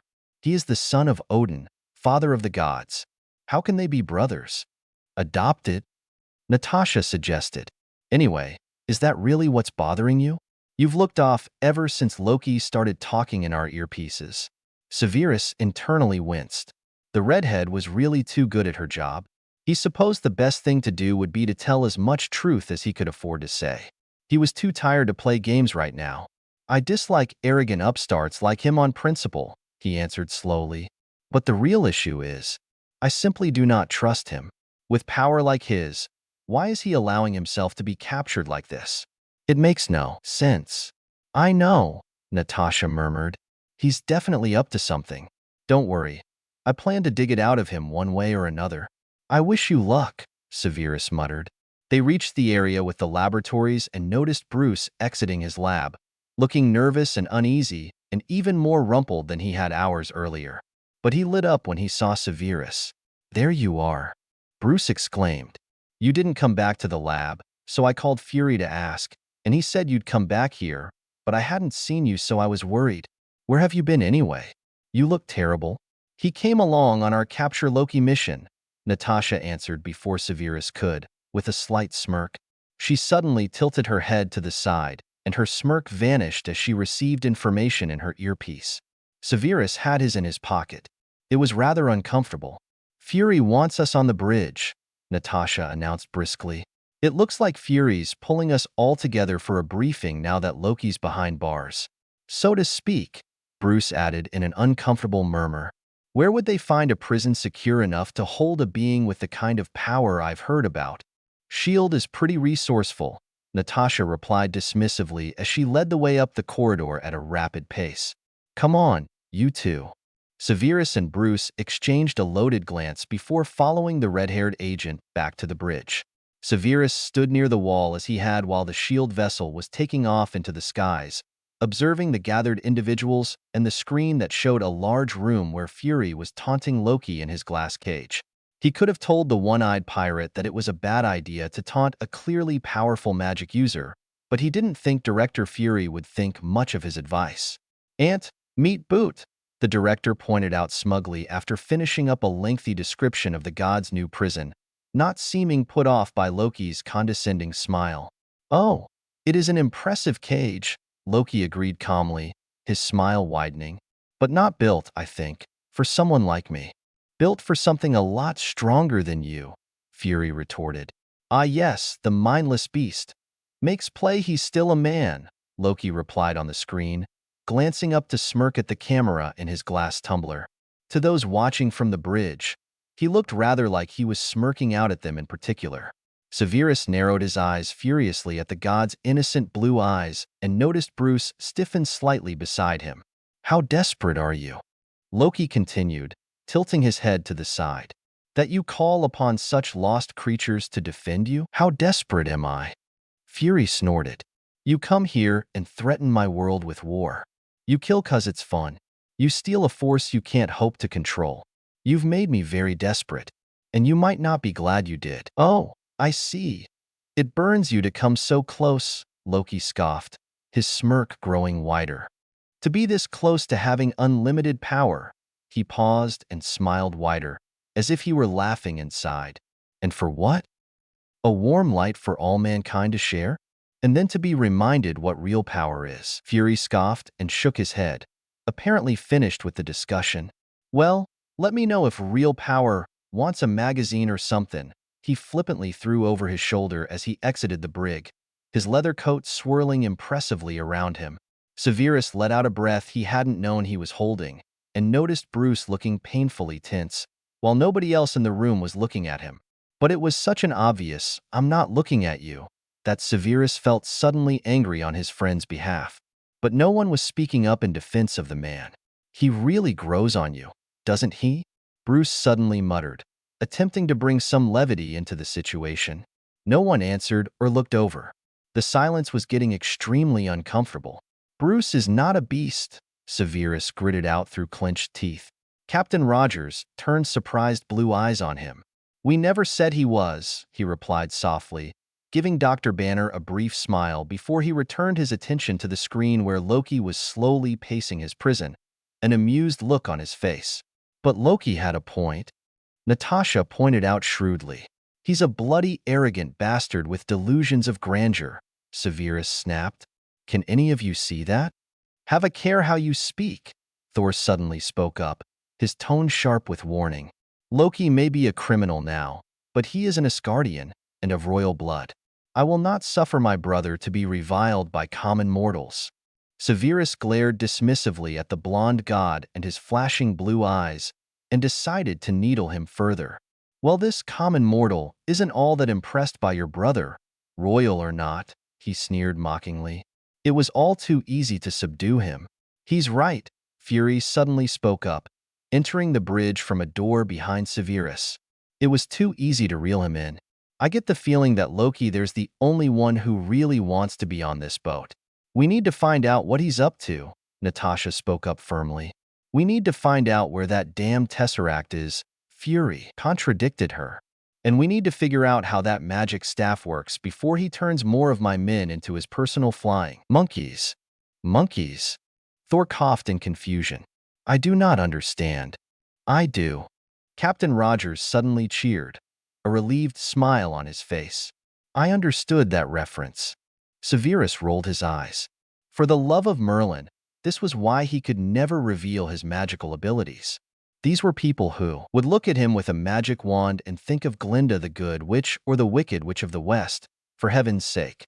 Flying monkeys, indeed. Wait, what? The staff? Severus spoke up sharply, interrupting Bruce's lecture on tracking gamma radiation signatures on accident. The staff has the ability to possess individuals? That's right, Fury said slowly, giving him an uncomfortably keen look with his one eye. What do you know about it? Only. Severus struggled with how much he ought to say. It was important that they understand how this kind of possessive magic worked, but why should he know so much about it? In Stuttgart, I felt compelled to kneel with the rest of the crowd. And when Natasha attempted to give me the staff in the Quinjet, I refused, but I did not know why I feared it. That was a lie, but how could he explain that he could feel the pull, the hypnotic voice in his mind, and the compulsion to take up the staff because it was pleasing to the eye and good for wisdom? Oka I, Fury said slowly, again giving him a sharp look. So you were the only one affected like this? He seemed fine, Natasha butted in, giving Severus a worried glance. Whatever he felt, he didn't let it interfere with what we were doing, and he never touched it. Well, that's good to know, Fury grunted. But what is this staff exactly? Legends of our people speak of a powerful artifact called the Mind Stone. Thor suddenly spoke up. My brother fell from Asgard last year after I destroyed the Bifrost. I have been desperately searching for him ever since. It is possible that Loki's own magic drew him to this scepter, and he claimed it with a mind to rule one of the 9 worlds. The call of the Tesseract upon your planet drew him hither, and he needed allies to assist him, so he took them with the staff. So how do we get our people free of it? Captain Rogers demanded, looking ready to jump up and go set the captives free right this instant. Thor hesitated, looking pained. He glanced briefly at the screen showing Loki in his containment cell before he spoke softly. The one wielding the scepter must free them on his own. Or perhaps a powerful mage could wield the staff and overtake the magical influence. Okay, let's leave that for now, Fury interrupted, waving his hand.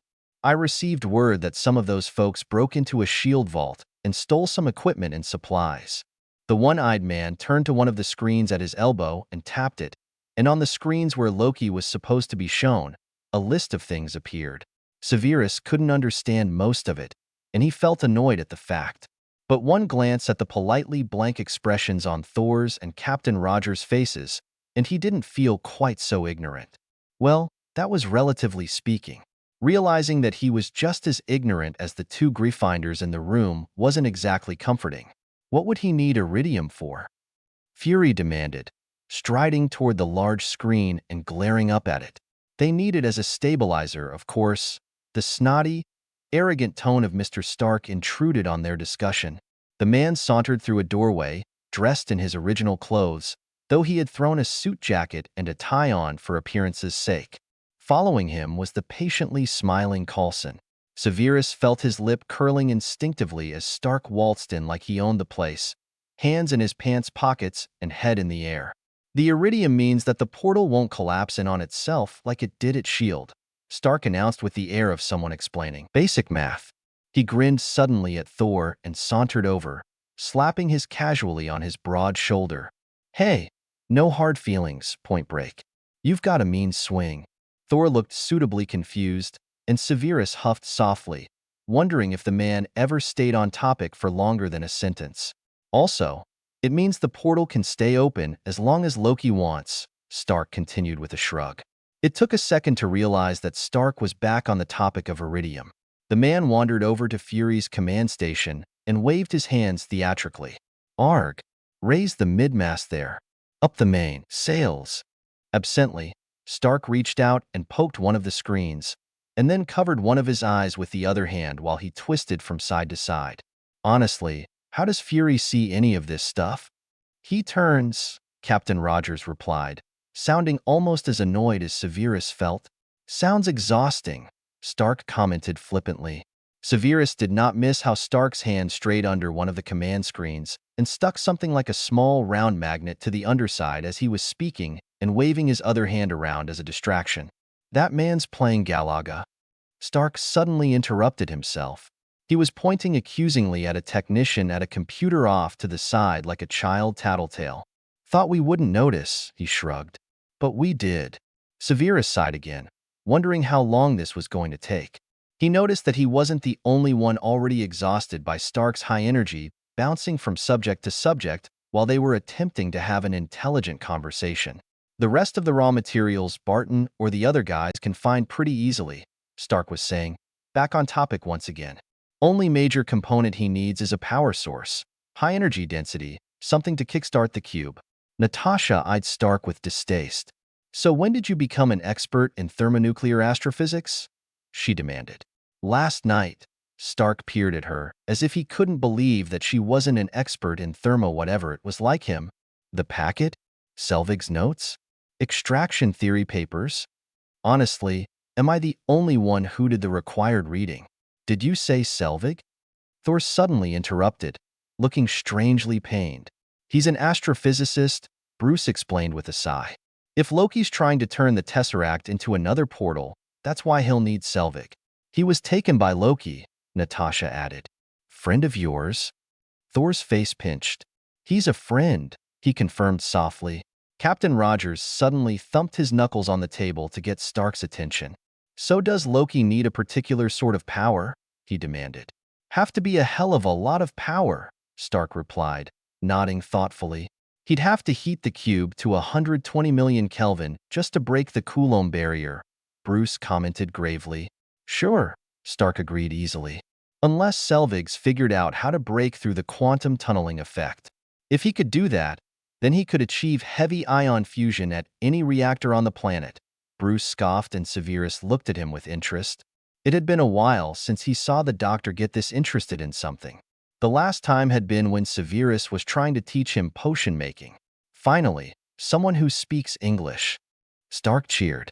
Captain Rogers looked dazed, which Severus assumed was how mostly everyone in the room was feeling. Is that what just happened? The captain asked faintly. Stark sauntered over to Bruce and slung an arm around his shoulder like an old friend. I'm just thrilled to finally meet you, Dr. Banner. Your work on anti-electron collisions is unparalleled. Thanks, Bruce muttered in embarrassment. And I'm a huge fan of the way you turn into a giant green rage. Monster too, by the way, Stark added, his eyes glinting with teasing humor. Severus was not amused, and neither was Bruce, judging by the way a muscle ticked in his cheek, and he didn't reply. The wizard stepped forward and forcibly separated the two men, glaring bloody murder at Stark. The self-declared genius merely smiled at him, seemingly unbothered by Severus' hostile glare. Dr. Banner is just here to track the cube, Fury interrupted. Up to now, he had seemed content to let Stark and Banner do the explaining, but now he was definitely glaring up at the three of them. Severus stepped back, his jaw clenched so tightly that he heard it creak. I was hoping you could help him with that, Mr. Stark, Fury added. And we should start with that staff of Loki's. Captain Rogers jumped in. It works an awful lot like a Hydra weapon. Dunno about that, Fury grumbled. But it's definitely powered by the cube, and I want to know what makes it tick. If we can get Barton and Selvig and the rest free from Loki, that'll be a start. Good idea, Stark cheered condescendingly. It all sounds marvelous. Shall we play, Doctor? Bruce nodded silently, looking wary, but his eyes were distant. Severus wondered what calculations the good doctor was doing in his mind for him to look so preoccupied. Stark sauntered out of the bridge, and Bruce turned to see if Severus was coming. The wizard moved to follow, but the one-eyed spy master behind him suddenly called out, "Dr. Slytherin, if you would be so kind as to accompany me," Fury demanded. Stark paused in the doorway and gave him a curious look. Bruce winced and offered him what was supposed to be an encouraging smile, while Natasha Romanoff and Captain Rogers seemed distracted as they left the bridge. Thor seemed to be looking around for Dr. Slytherin as he left, following Rogers, and didn't notice that Severus had stiffened and was now making no move towards the doors. Once the Avengers were gone, Fury jerked his head at Severus. "Come on," he said in a tone that left no room for argument. "Let's take a walk." Severus sighed silently and followed the one-eyed man out of the bridge. After some walking, they arrived at a different office than the one he had been interviewed in before. This place looked more like a traditional office, with chairs, a desk, decorations, and sunshine pouring in through the windows and the clouds rolling peacefully past. "Have a seat, Mr. Snape," Fury offered. As soon as the door hissed shut and clicked as it locked behind them, Severus put his hands behind his back and widened his stance slightly, taking on a military parade rest instead, fixing Fury with a glare of his own. "Why am I here?" Severus demanded frostily. "Haven't you interrogated me already? And then you sent a Russian spy to trail me and test me. What is your game, Fury?" "I'm just trying to find out who the hell you are," Fury replied coldly, stuffing his hands into the pockets of his leather coat. "Your reaction to Loki has been rather interesting." Severus glared in mock surprise. "You think I'm in league with that crazed god?" "Never hurts to rule out the possibility," Fury snorted. "Actually, I'm more concerned that you, apparently, don't exist." Severus blinked, his blood running cold as he wondered if Fury had somehow found out that he faked his death, that he was a dark wizard on the run. Was S.H.I.E.L.D. aware of the wizarding world somehow? Was Azkaban looming on the horizon? Somehow, he managed to retort in a cool, calm voice, "I beg your pardon? You don't exist," Fury repeated emphatically. "Severus Snape is nothing but a fiction. A cover. So who are you really? Who do you work for? What are you doing here on a S.H.I.E.L.D. helicarrier? Hell, what were you doing with Banner in the first place? You are more paranoid than I am, and that is the truth," Severus grumbled, feeling halfway amused and halfway irritated. "You see plots where there are none, and enemies where there is only neutrality. You gonna answer any of the questions?" "I will not, because they are simply ridiculous." "Then that just proves you're guilty. That just proves that there is no possible way I can answer those asinine questions without implicating myself one way or another," Severus sneered, clenching his hands tighter behind his back as he lost his temper with the paranoid government agent. "But to satisfy the recording devices in this room, I am Severus Tobias Snape, son of Eileen and Tobias Snape, resident of Cokeworth, England, and I do not work for anyone but myself. You found Banner and I in Calcutta, serving the poor, and I have been serving the poor for over 10 years now. I travel the world anonymously, and yes, I didn't use my passport, but I have not committed any crimes, nor do I intend to.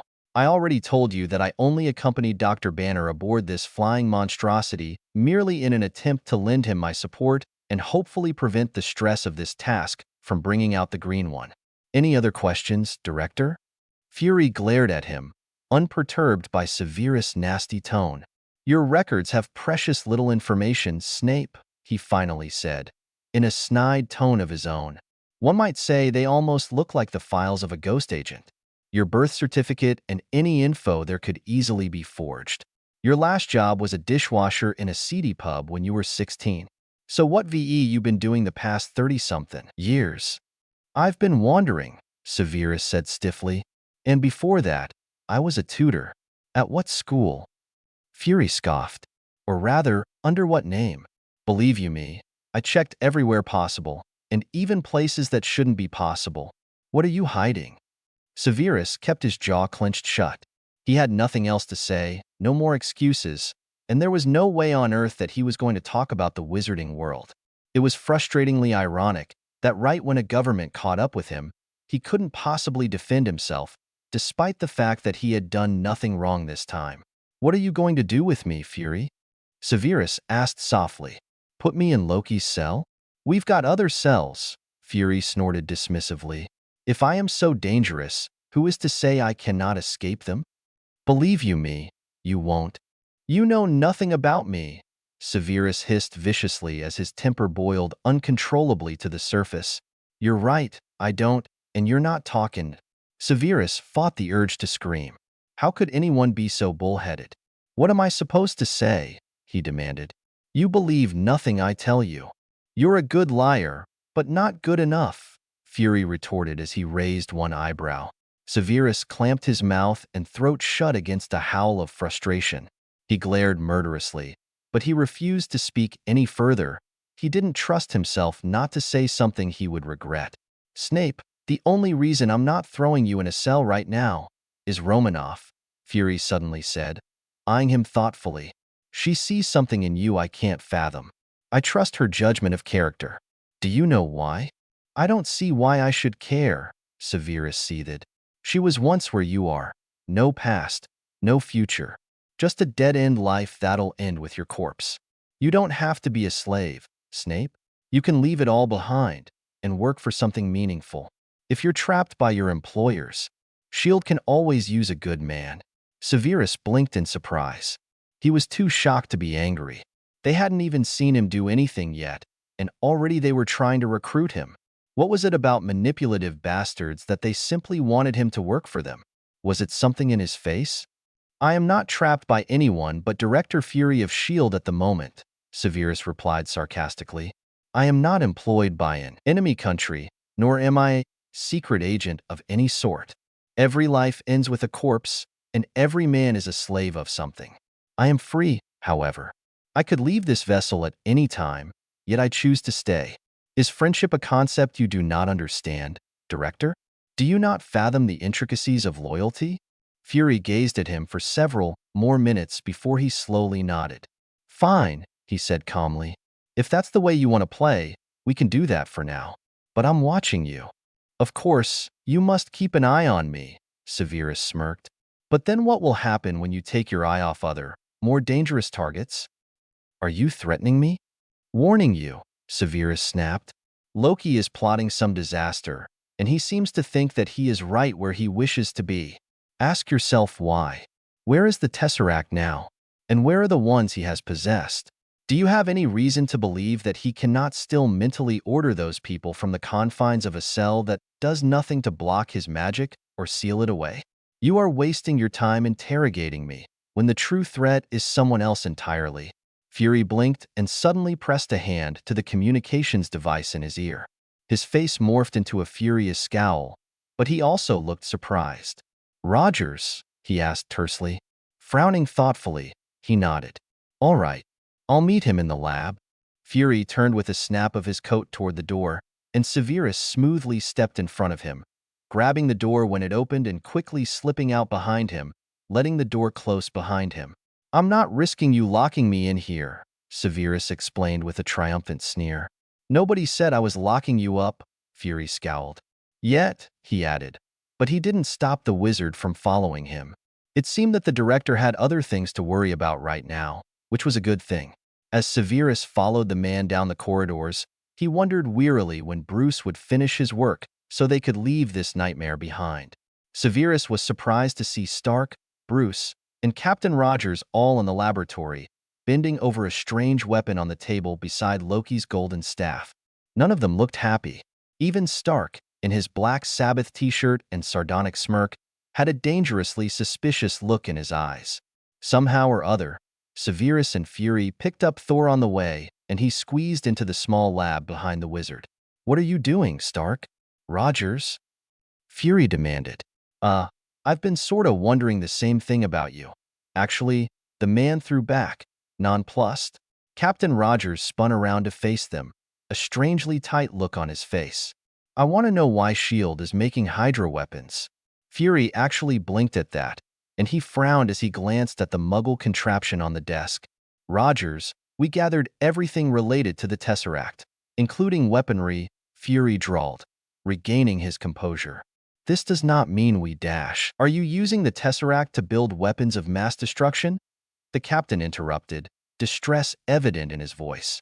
Because you know how well that turned out last time. There's no crime in trying to defend ourselves, Fury snapped. And Captain America, or not, you had no clearance to go wandering the helicarrier and breaking into restricted areas. Oh yeah, I had a question too. Stark suddenly interrupted, his voice heavy with sarcastic curiosity. Would these weapons be related to Phase 2? Fury did freeze at that, and Severus stepped closer to see what was on the screen Stark was pointing to. There seemed to be schematics for weapons like the large firearm currently on the desk under the monitor, a diagram for some kind of power grid, and rows of technical babble that meant absolutely nothing to the potion's master. What is Phase 2, anyway? Stark asked in a more serious tone, swiping at the screen to reveal another page of weapons. These ones apparently the kind that could mount on flying machines like the one they stood on. 'Cause it all looks kinda sinister. You broke into S.H.I.E.L.D's database? Fury demanded, his jaw twitching with rage. Hey, I can't help it if you guys don't have a proper firewall, Stark shrugged. I thought you said we were doing better than past generations. Captain Rogers burst out, looking pained. You told me we were done with secrets. So when were you going to tell us about this? It's obvious, Bruce cut in, his face tight with anger. They were never going to tell us. Why would they? He's got a point, Stark nodded, gesturing at Bruce. You know, Mr. Spymaster, if we're going to be a team, we've got to know these things. We're not a team. Bruce burst out, waving his hands in agitation. We're a chemical mixture that creates chaos. That's what we are. We're a time bomb. The Avengers initiative is something totally different from S.H.I.E.L.D's plans for Phase 2. Fury interrupted as Severus stepped up to Bruce and grabbed his arm tightly, with a glare that reminded him to slow down and breathe. I thought if I could bring some remarkable people together, we could create something great. Something to protect the Earth in the event of something like this. Fury went on. Phase 2 was meant to be more of a deterrent in the case of an alien invasion because of him. He pointed at Thor, who looked startled. Me? He demanded, his voice high with disbelief. Last year, Earth had a visitor from another planet and the fallout almost flattened a small town, Fury explained, his voice heavy with accusation. We not only learned that we're not alone in the universe, but we're hilariously, hopelessly outmatched. But my people want nothing but peace with your realm. Thor protested. Yeah, but you guys aren't the only ones out there, are you? Fury retorted, his one eye glaring daggers at the tall, blonde god. And that's not the only thing. The world's filling up with people who can't be matched, who can't be controlled. And it's all about control, Severus mused silently. Fury really was no different than most of the men he'd served under during both wars. Dumbledore, the Dark Lord. They both wanted to control everything, micromanage the world to their own designs. It never ended well. Right, like you controlled the cube? Captain Rogers shouted. I told you that you should have left it in the ocean. Surely you can see now why Loki has set his sights on Earth. Thor suddenly interrupted with a derisive laugh. When you began to harness the power of the space stone, you alerted the universe that Earth is ready for a higher form of war. Loki spoke to me of his allies, an alien race called the Chitauri. They are vicious, deadly warriors, and they will not rest until your realm is reduced to a burnt cinder, as they have done to many a world before. Then you see all the more reason to arm ourselves with what we've got. Fury shouted. Carrying a bigger stick just makes the bully look for an even bigger one, Captain Rogers huffed. You're only inviting a challenge. Of course, Stark snorted sarcastically. Nuclear deterrent, 'cause that always works. Remind me again how you made your fortune, Stark. Fury threw back, his own voice heavy with dark implications. Bruce cut in before Stark could reply. You've been messing with fire here, and now Earth's going to pay for it. It is our responsibility to protect the Earth from all foes, foreign and domestic, Fury insisted, turning away from the smirking Stark to give his attention to Banner. Sometimes that means making some risky choices. It was risky to bring all of you together here, but that's only because I know you could be so much more effective as a team. Team, Stark scoffed, munching some kind of dark berries from a small bowl in his hands. Sorry, don't know if you caught the news flash, but I'm not much of a team player. Not my style. Captain Rogers suddenly grew inexplicably angry. And I suppose you're just all about style, aren't you? Stark smirked and eyed him critically. Look here, Capsicle, of the two of us, which one is A, wearing a spangly suit, and B, not of use? You're always joking around, aren't you? Never serious. No reason to be. You're not a hero, so stop pretending to be one, Rogers snapped. You're self-serving and arrogant. You're not the guy to lay down on a wire to let the other guys crawl over you. No, you're right. I just cut the wire, Stark retorted sarcastically. Always a way out. Take off that fancy Iron Man suit, and what are you? Rogers threw back with an impressive sneer of his own. Genius, billionaire, playboy, philanthropist, Stark shrugged carelessly. I know men without any of that who are 10 times the man you are. Stark's face reddened as Rogers clearly hit a nerve. What would you know about it? Everything special about you came out of a bottle. You're nothing but a lab rat playing hero. You really think that? Captain Rogers grinned dangerously. Fine. Put on that suit. Let's go a few rounds. You people are so petty. Thor snorted with laughter. And tiny, he added with a guffaw. Severus shook his head as the arguing grew louder and more indignant. It was ridiculous. Grown men, acting like spoiled teenagers. He mentally distanced himself from the bickering, especially when Stark and Rogers started getting in each other's faces and insulting one another. He turned his attention to Bruce and Fury, who were still at each other's throats about the Tesseract and Avengers initiative. He knew Bruce was simply furious at the thought of being used, again, and he knew Fury was simply trying to think like a military leader. But neither of them were completely right.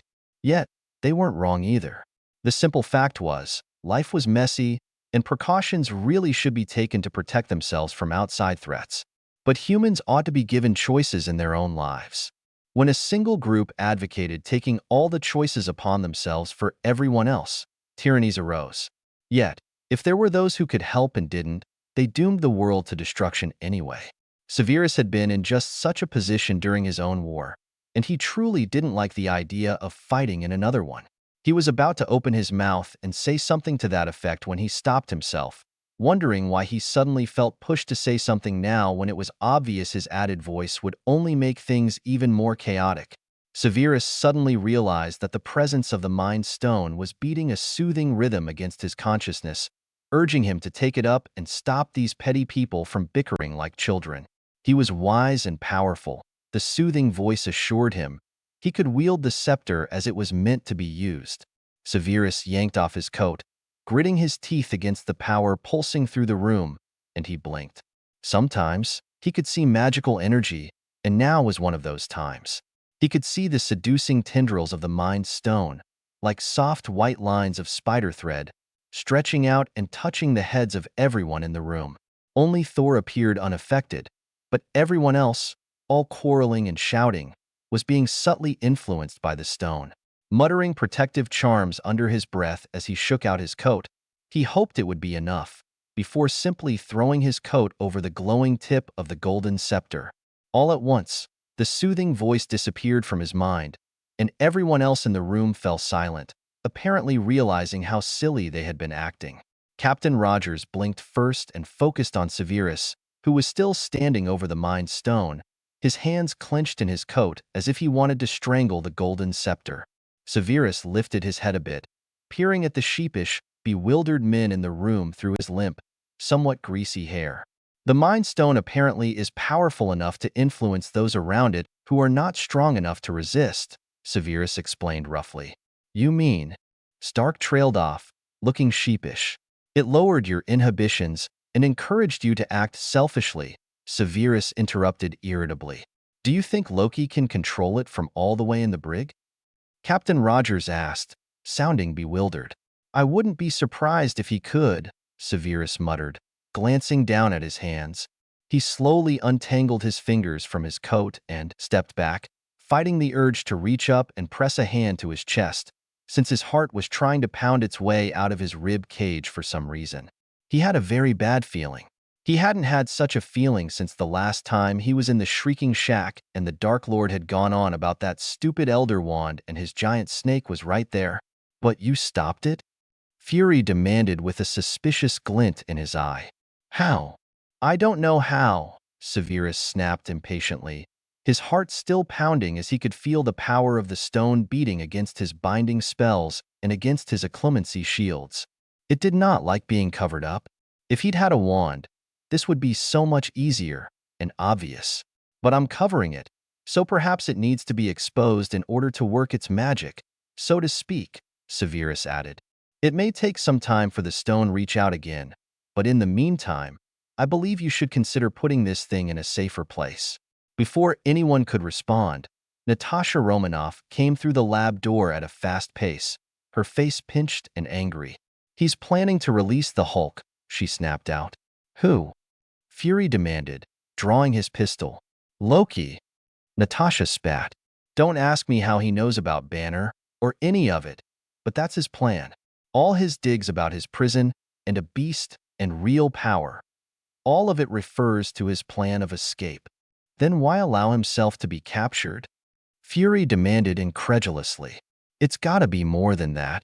He needed to be captured in order to analyze you, Severus found himself saying. He has already succeeded in causing you to turn on one another and on potential allies in your selfishness and paranoia. He glared at Fury as he said this. You are true threats to his planned rule, but he can defeat you one at a time, and he will be free to dominate the world if he can get you quarreling with each other rather than joining together to fight him.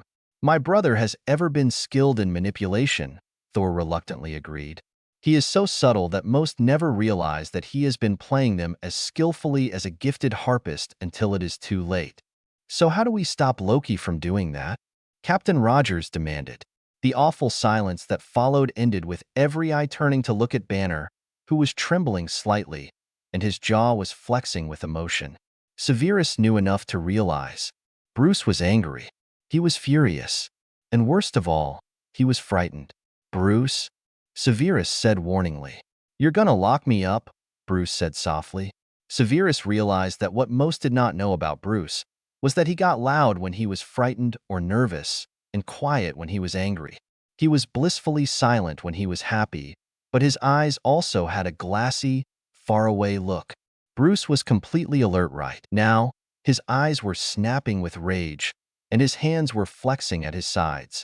Suddenly, every gun in the room was pointing at him, from Natasha's to Fury's to an agent at the door. You think those things are gonna be any use on me? Bruce demanded in a slightly louder tone. I for one know they don't. I already tried. Bruce, Severus tried again. I was feeling low, okay? Bruce said in a still louder voice. So I put a bullet in my mouth and the other guy spit it out. So I moved on. I was doing fine until you dragged me into this freak show and put everyone at risk. Bruce, Severus said more sharply, reaching out to grip his friend's shoulder. The man was trembling, struggling to control himself, and his breath was coming in angry pants. Calm down, Dr. Banner, Fury said. We're not going to hurt you. We're just going to keep you safe for a little while. Now if you could just, calmly, step away from that desk. There was a sudden beep from one of the computers behind them, and Severus let out a breath of relief at the distraction. Banner shrugged Severus' hand off his shoulder and made his way around the desk, tapping on the screen. Located the Tesseract? Fury demanded. Looks like it, Bruce grunted. Great. Stark cheered. I can get there fastest. You're not going alone, Captain Rogers said flatly. You gonna stop me? The dark-haired man smirked. The Tesseract belongs on Asgard, Thor interrupted. No mortal being can wield it. Well, S.H.I.E.L.D. here was doing a good job of trying anyway, Captain Rogers growled, before turning back to Stark. I can stop you, with the suit or not. I'm not afraid to hit an old man, Stark taunted him. Gentlemen. Severus interrupted harshly. Silence fell in the lab at the sound of his loud voice. So far, no one had heard him shout with such authority, but Severus Snape had been able to hold entire classrooms of unruly children spellbound. That authority had not left him, and everyone in the room could sense it. No one is going after the Tesseract alone, the wizard hissed. Can you not hear yourselves? I covered the Mind Stone, and yet you are still squabbling like children. You are playing into Loki's hands, and he isn't even here. He's right about that, Fury muttered. He gestured suddenly at Natasha Romanoff, who frowned slightly at being addressed.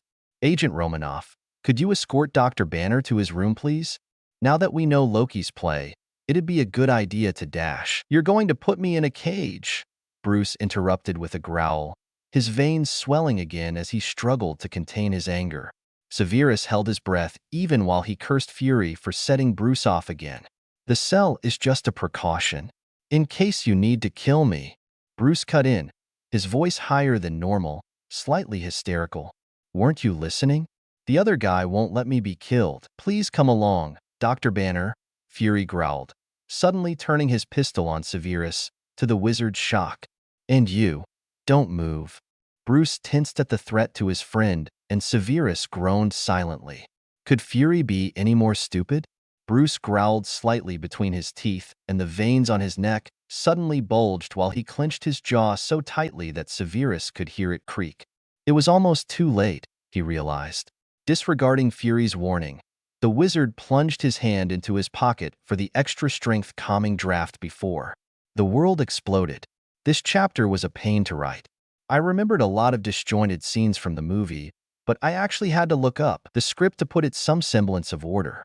I don't really like to do that, normally, because I like the story to flow naturally with my own memory of the movie, and it feels better to me. So, I'm sorry about this chapter, which is probably really close to the movie, but still less organic. But the next ones are better, I promise. This middle part of the movie is just hard for me. When I had the idea for this story, I imagined Severus and Bruce together in Calcutta, and Snape blasting aliens with his magic, and that's about it. However, I did change up a few things, like making Snape and Thor explain about the Mind Stone, Snape trying to stop the Scepter from making them all fight, and giving Fury an interview with Snape instead of talking to Coulson and Thor about Jane. Hope it turned out all right, and next chapter we'll get to some Snape heroics. My Mind to Your Mind, rated T, mentions of torture, memories of it.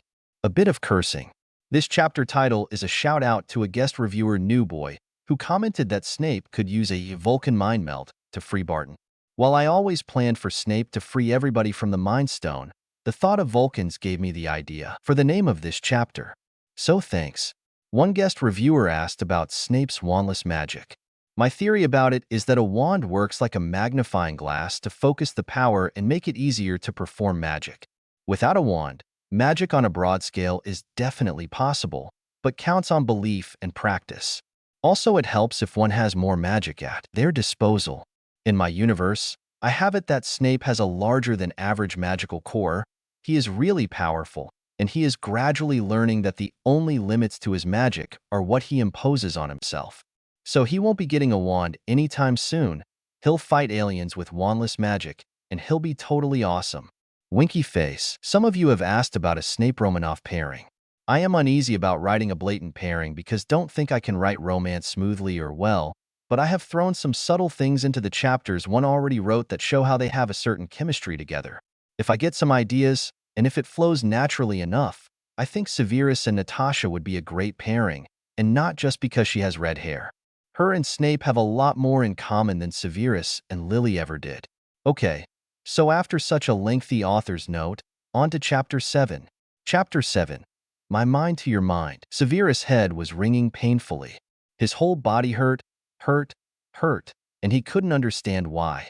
He whimpered under his breath when he tried to move, and curled his arms slowly and painfully around his ribs. Somehow, he managed to blink. There were sounds ringing in his ears, but they were muffled and slow. A high-pitched alarm was going off somewhere.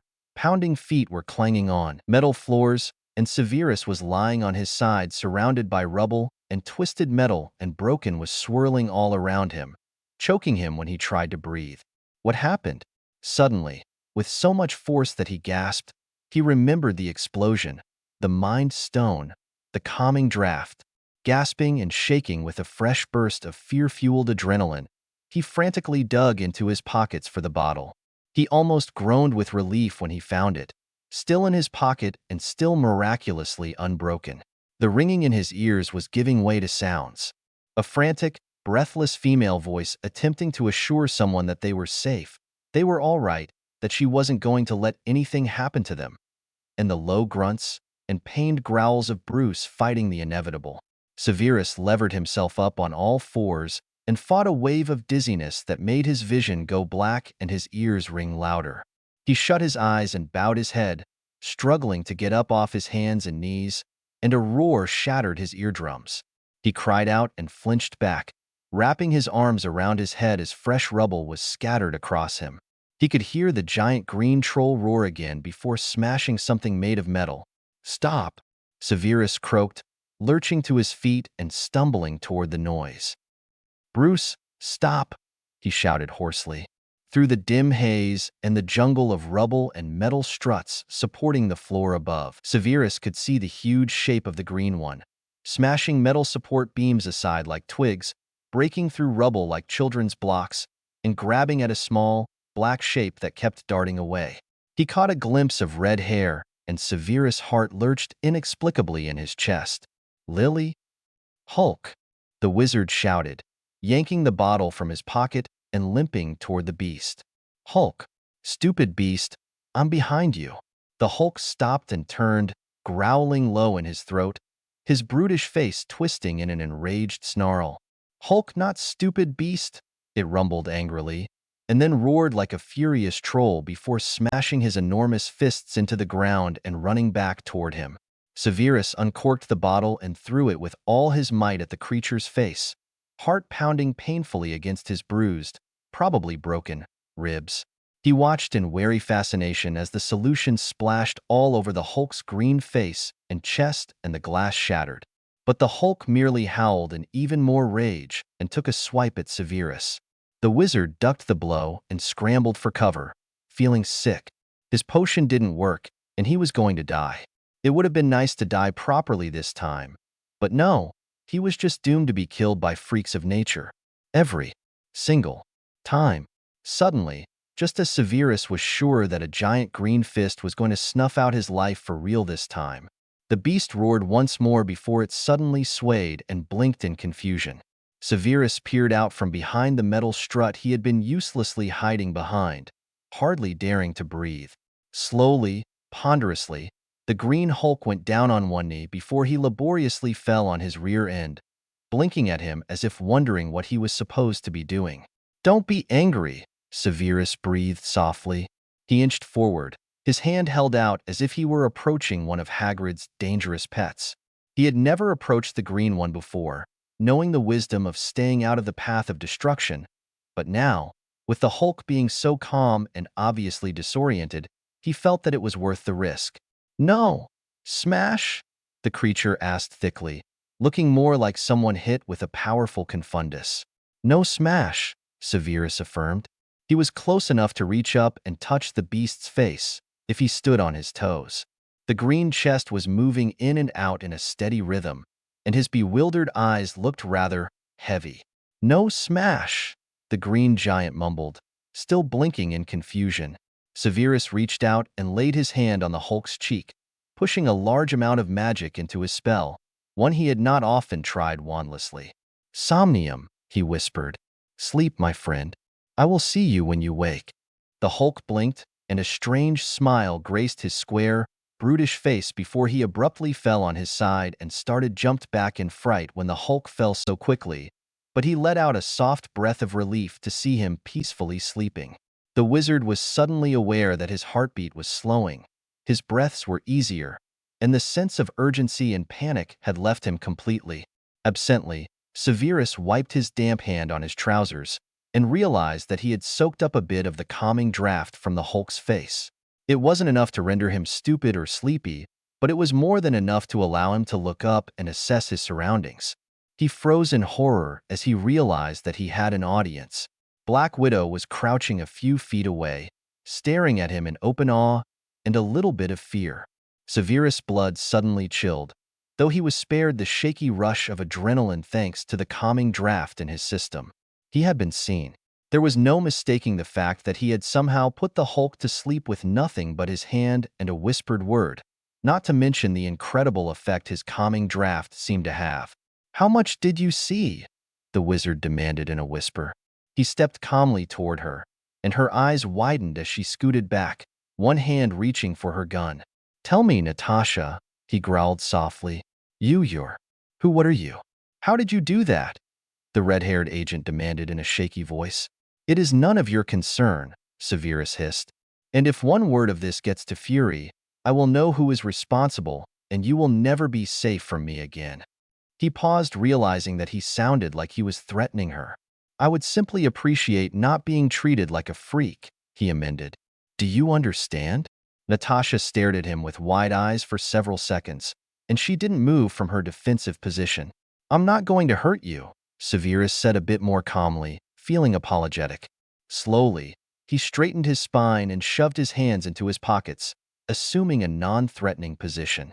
His ribs ached at the movement and his head was still swimming with pain, but he'd fought through worse.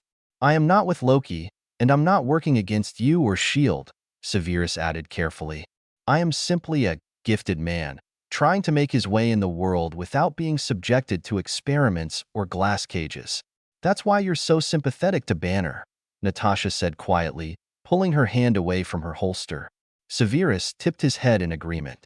Partly, he said honestly. You're not hostile to normal people? I did just save you from the green troll, did I not? Natasha cracked a very small smile.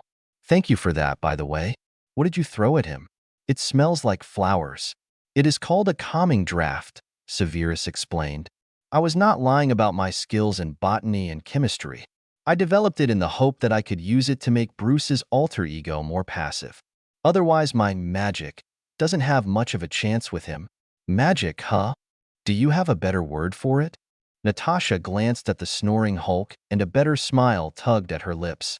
Magic's a good word for it. I won't say anything, but we'd better hope he smashed any cameras down here. Severus tensed and looked around as if he could locate them in the dark. Relax, the young woman laughed softly at his slight panic. I'll take a look later and erase or loop anything incriminating. Severus nodded gratefully at her, and his muscles unclenched. What happened? He suddenly demanded. Was there an explosion? Natasha reached up to her earpiece and nodded jerkily. The people Loki possessed. They're attacking. I guess Loki could still control them from his cell. I told Fury, Severus muttered, unable to feel properly angry with the calming draft still coating his emotions like oil on water. He doesn't listen very well, the red-haired woman murmured sadly. What are we supposed to be doing now? Severus asked. Is anyone guarding Loki? We're too far from the brig to do anything, Natasha muttered, frowning as she reached up to her communication device again. And Thor is already there, along with Coulson. Rogers and Stark are trying to get one of the engines up and running again, and Fury is occupied with some of the possessed agents. She trailed off. Even in the dark, Severus could see her face pale alarmingly, and her red lips tightened until they were almost white lines. This is Agent Romanoff, she suddenly spoke into her earpiece, almost too loudly. I copy. Swiftly and silently, the woman turned away as if she had already forgotten about him, and jogged off into the dark maze of metal struts and rubble. Severus cursed under his breath and, with one last look at the snoring Hulk, he limped after her. He really wished people would talk to him instead of just marching off on whatever new mission they had. He followed Natasha to a metal ladder, which she climbed with the swiftness of a cat. Squinting up at the metal catwalk above them and rubbing his throbbing leg, Severus wondered if he could risk just flying up. If he concentrated, he could release a burst of magic guaranteed to be strong enough to knock out the power down here to render the cameras inoperable. But that would mean no lights either, and who knew what kind of sensitive connections there were in this place, which looked like some sort of engine room. He decided not to risk it in the end, and grasped the ladder's rungs to start hauling himself up. He cursed himself and his Gryffindorish inability to just let things alone. He had been the Dark Lord's spy long before selling his soul to Dumbledore, simply because he was too curious for his own good. What was Black Widow doing that was so urgent? Was there another possessed agent down here heading for something important? His questions were answered by the rhythmic clanking of boots on the metal grate of the catwalk. He froze instinctively and peered up. A man dressed in black was marching along from the left, and he held something long and curved in his hand. Severus hoped it wasn't a sword, and climbed a bit faster. The Black Widow attacked soundlessly, dropping the man with a single kick. "Barton," she cried out. "It's me." The man simply twisted and attacked her back, using his fists, drawing a knife, trying to shoot her with the curved thing, which turned out to be a bow, not a sword. "Clint!" Natasha cried out desperately. "It's Natalia. Remember me?" Severus shook his head and kept climbing. She just needed to knock him out or kill him or something. There was nothing anyone could do for this. Loki had taken the man's mind, and it wasn't likely that a simple muggle girl could break such a spell, but Severus might be able to. He winced at the thought, but it wouldn't leave him alone, and he cursed himself for thinking of such a thing. It would be the height of stupidity. To break through a spell like Loki's would likely be difficult. It would be obvious that he was doing something unnatural, but perhaps he could rely on Natasha to take care of the security cameras, and if Loki was going to find out his abilities eventually, he might as well. With renewed effort, and his leg burning like anything, Severus reached the top of the ladder and rolled onto the catwalk. He was now behind Barton, but then in the next minute, the two fighting agents pivoted, and the man's laser-blue eyes spotted him. Severus stood and faced the man head-on. He glanced at the wizard briefly before throwing a knife in his direction. Severus caught it by the handle and tossed it aside before rushing the man at a limping run. With his wand, legilimency was so much simpler, but it was actually best done without a wand, simply touching the one being legilimized. He supposed it was lucky he was going to be grappling with the man, as it would give him an excuse to touch him. Perhaps there wouldn't even be anything Natasha would have to erase. The woman and her foe were trading punches and kicks with such dizzying speed that Severus wondered how he was going to be able to get a hand in edgewise. "Get out of here, Snape!" Natasha suddenly barked, finally catching sight of him. She caught the man in a headlock and twisted her body impossibly fast, so that her legs were suddenly wrapped around his neck. He retaliated swiftly, and swiftly twisted her off him and threw her several feet away. She landed on the metal walkway with a cry of pain, and the man spun and fired an arrow at Severus. The wizard caught it by the shaft, though the tip sliced his palm, and he dropped it at his side as he leapt forward, completely focused on touching the man's bare arm or his face.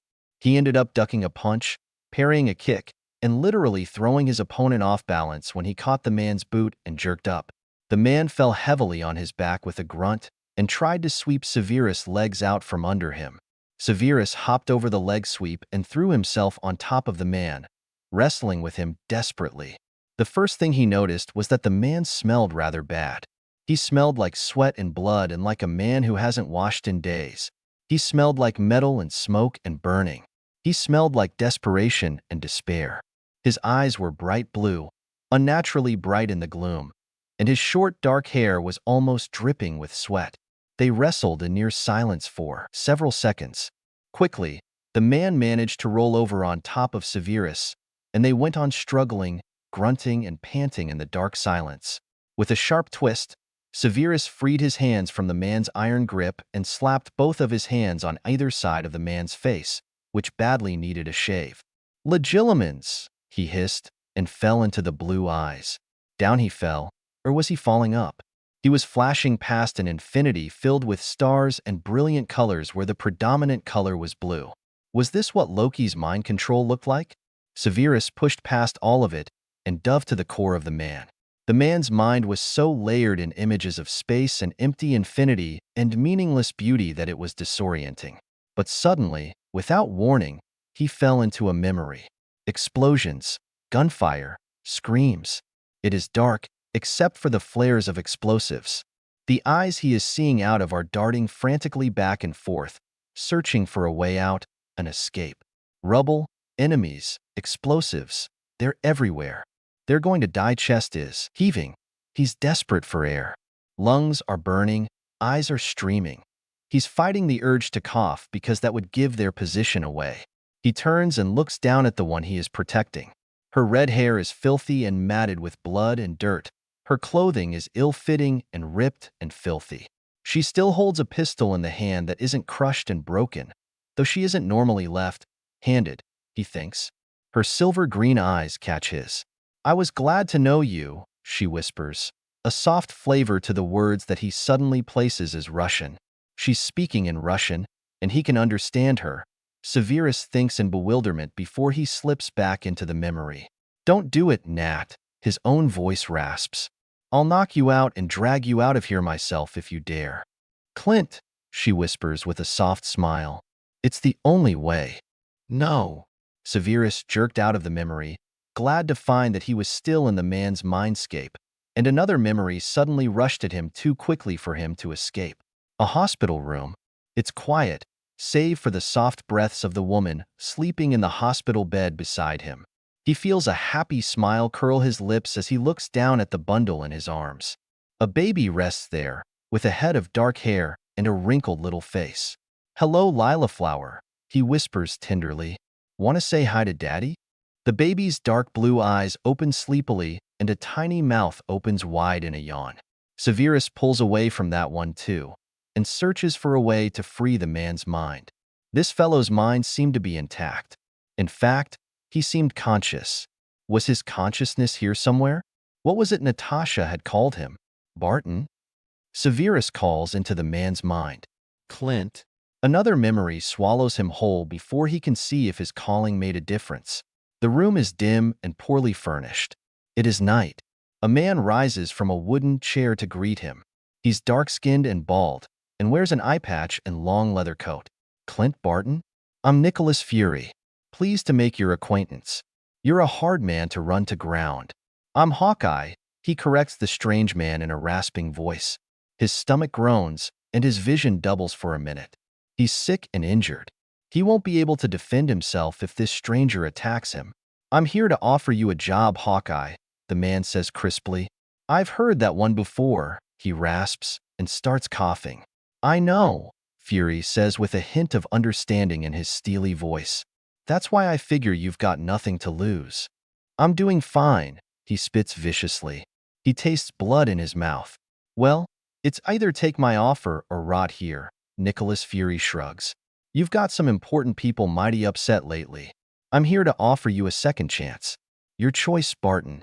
There's a beat, and the sense that here a road diverges. Here is the choice to decide all choices. He knows what he will say. I'll take your job, Fury. Severus fell out of that memory. He wasn't jerked, and he didn't pull himself out. He blinked and realized that there was a man standing before him. He looked battered and bruised, exhausted and weary. Who are you? The man rasped. He clenched his fists as if grasping for missing weapons. Their surroundings were terribly dark. Severus could sense memories drifting around them, echoes of cries, laughter, voices, explosions, and crashes echoing faintly from the drifting memories. Severus suddenly shivered. He knew this type of prison. Loki had imprisoned this man in his own mind, trapped by his worst memories. As if to confirm, another memory swallowed him. What is S.H.I.E.L.D. planning here? A cruel voice with an Eastern European accent demands. What is your mission? Answer me. His head snaps to the side as the fist connects with his cheek. Blood fills his mouth. He's naked, dangling upside down in a cold, drafty cell, trussed up like a Christmas turkey. The cords are cutting into his wrists, his arms, his legs, his ankles. He's thirsty.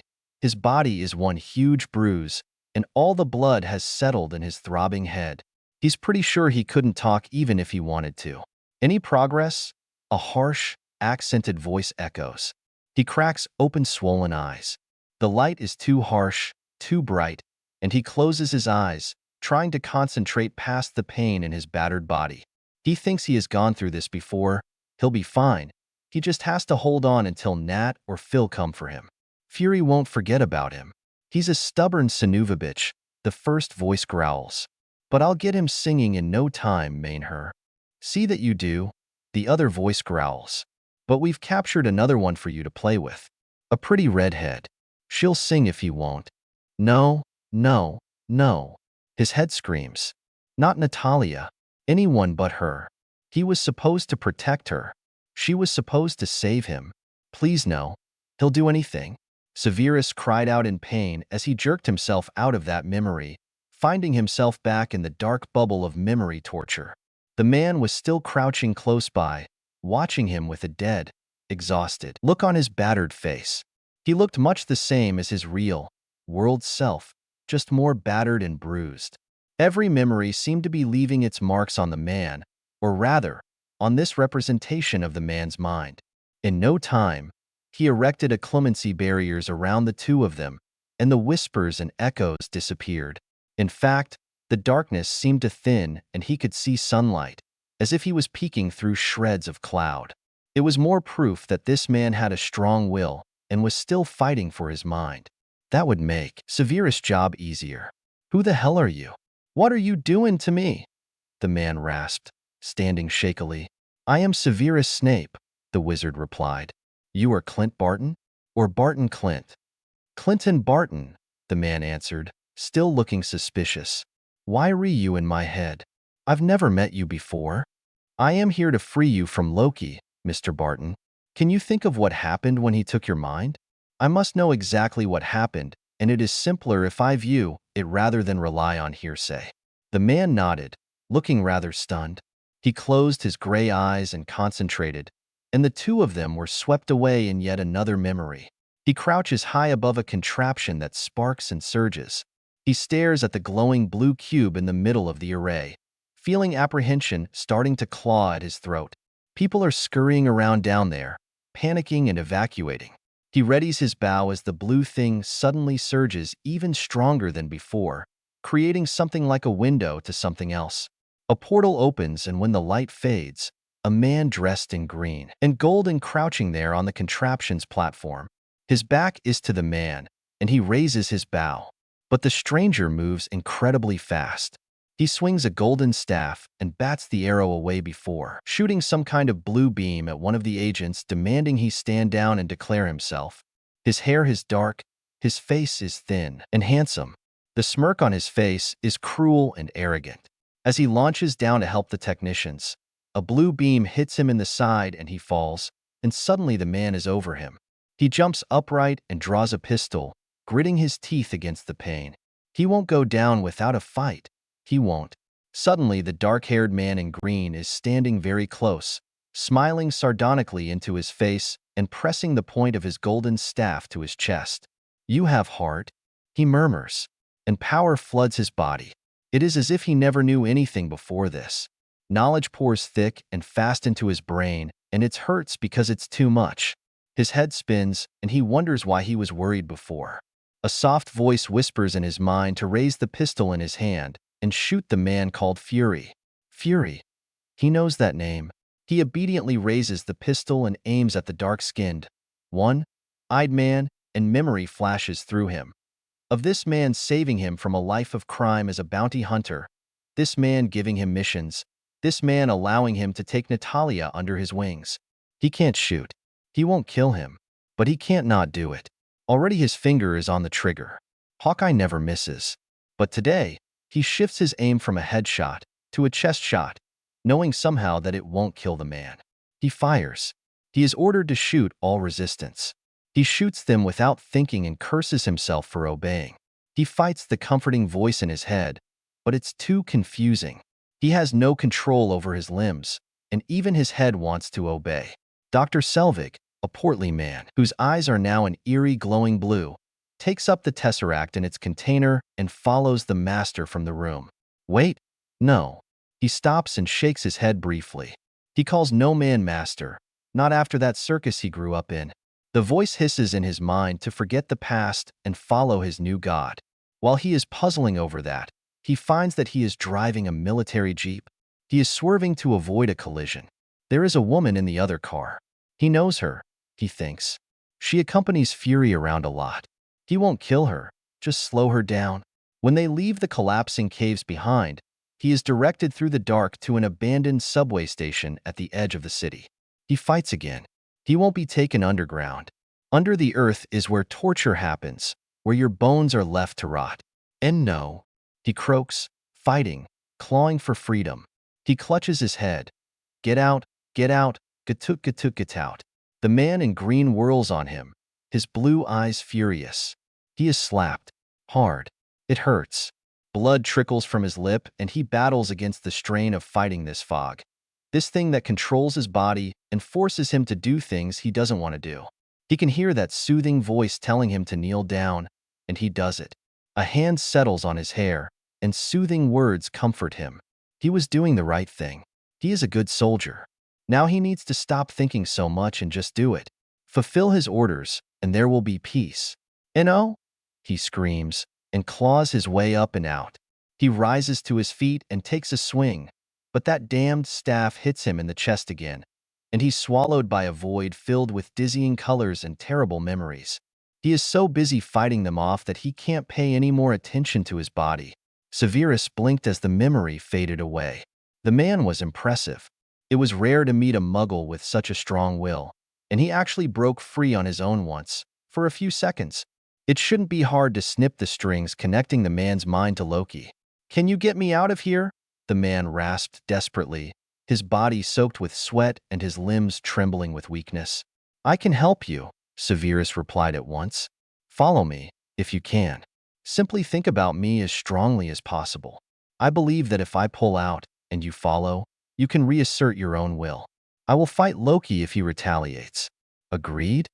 The man nodded eagerly and followed, and Severus let himself fall upwards, out of the cloud of memories. Some of them seemed to claw at the man's legs, but he reached up and Severus caught his hand and pulled him free of the bubble of darkness. They were flying at breathtaking speed through the colorful void that surrounded the man's waking mind like a shield. More memories flashed past. Some seemed very recent, with a memory of the man firing an explosive into a monstrous flying vessel that was likely the helicarrier they were now in. And some were old, like the one showing the man as a boy walking a tightrope to the amusement of other children. "Barton," a voice echoed softly around them, and the void disappeared suddenly, leaving them standing on something solid, surrounded by deep shadows and faint outlines of pillars. "It's him," the man gritted out, again flexing his hands as if looking for weapons. "Concentrate," Severus murmured. "Close your eyes and breathe, then take up your weapons. You are in your own mind. You can fight back." The man blinked at him in surprise before his expression hardened, and he briefly shut his eyes. When he opened them, he was holding a bow and a knife, and there was a quiver on his shoulders. He hesitated before he held the knife out to Severus. The wizard smiled thinly and shook his head. "My weapons are not visible," he explained briefly. Loki appeared suddenly before them, just as Severus had seen him in Stuttgart, dressed in his rich green and gold robes. The wizard clenched his jaw and stepped forward, motioning for Barton to drop back. The man obeyed silently, and Loki blinked in surprise at seeing the two of them. "A cedar," the god of mischief said in surprise, his blue eyes glowing mockingly. He clicked his tongue and shook his head mockingly. "What a surprise. You are good. I'll give you that. I thought you were quite ordinary when we met. Release Barton and all the people you have under your control, Loki," Severus hissed, "or you will not like the consequences." Good grief, he sounded like Potter. Severus silently groaned, but he simply raised his hands and light flickered over his fingers like ghostly Elmo's fire. He hoped he would not be forced to use magic to evict the god of magic from this man's mind. He did not want to think of the damage the two of them could inflict on a muggle with their battle. "You think yourself powerful enough to best me?" Loki laughed, leaning on his staff and smiling mockingly at him. "I have no time to waste fighting you, sorcerer. Take Barton, if you must. I am finished with him besides. He has completed the work I sent him to do." He turned with a mocking smile to the man crouching behind Severus, waiting with an arrow on the string. "You do have heart, Clint Barton," Loki said softly, almost proudly. "I will break you when next we meet." Barton roared in fury and loosed his arrow. It pierced where Loki's eye should have been, but his illusion had vanished. Then Barton himself vanished, and the void around Severus was suddenly filled with memory, thought, feeling, identity. There were corridors instead of a void. Memories no longer floated, but were secure behind doors. Severus sighed and pulled away from the man's mind, canceling his legitimacy. Barton was free of Loki, but now that insufferable god knew that Severus was a wizard, and he had likely escaped as well. This was a mess. Severus blinked his real eyes and found himself looking up at the unshaven, sweaty face of Clint Barton, a man whose deepest fears and desires he had probed in the last few minutes. His eyes, blinking dazedly above him, were no longer blue. They were soft gray and filled with confusion and awe. Severus jerked his hands away when he realized he was still holding the man's face between his palms, and Barton seemed to stiffen when he realized that he was still on top of Severus. "Holy, what did you do? How'd you do that?" Barton mumbled, pushing himself off and rubbing his face. "You're real," he muttered suddenly, looking dazed. Severus sat up and eyed the embarrassed man with amusement. "Of course I am real," he snorted. "Did you think I was a product of your imagination?" Barton shrugged, looking lost. But he didn't have much time to feel lost, because Natasha was suddenly beside him, startling him so he nearly reached for his weapons. "You're back," she said softly, fighting tears as she quickly embraced him. "Are you all right?" she demanded before she sat back and shook him slightly by the shoulders for emphasis. "Clint, don't ever do that to me again." "Tasha?" Barton whispered shakily. He reached out and traced a nasty bruise on her cheek. What did I do? How many agents?" "No, don't do that to yourself," Natasha said sternly through her tears of relief, catching his hand and squeezing it. "This was all Loki. This was magic and monsters and stuff we were never trained for. You're free. That's all that matters." She turned suddenly and got off Barton before stepping towards Severus, reaching out to help him up. "I don't know what you did or how you did it," she whispered, and hugged the wizard tightly, startling him stiff.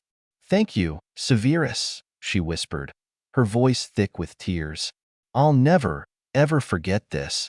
"And she takes debts pretty seriously," Barton drawled from behind her, seeming to be coming back to himself. "I think you broke him, Nat. He's not moving."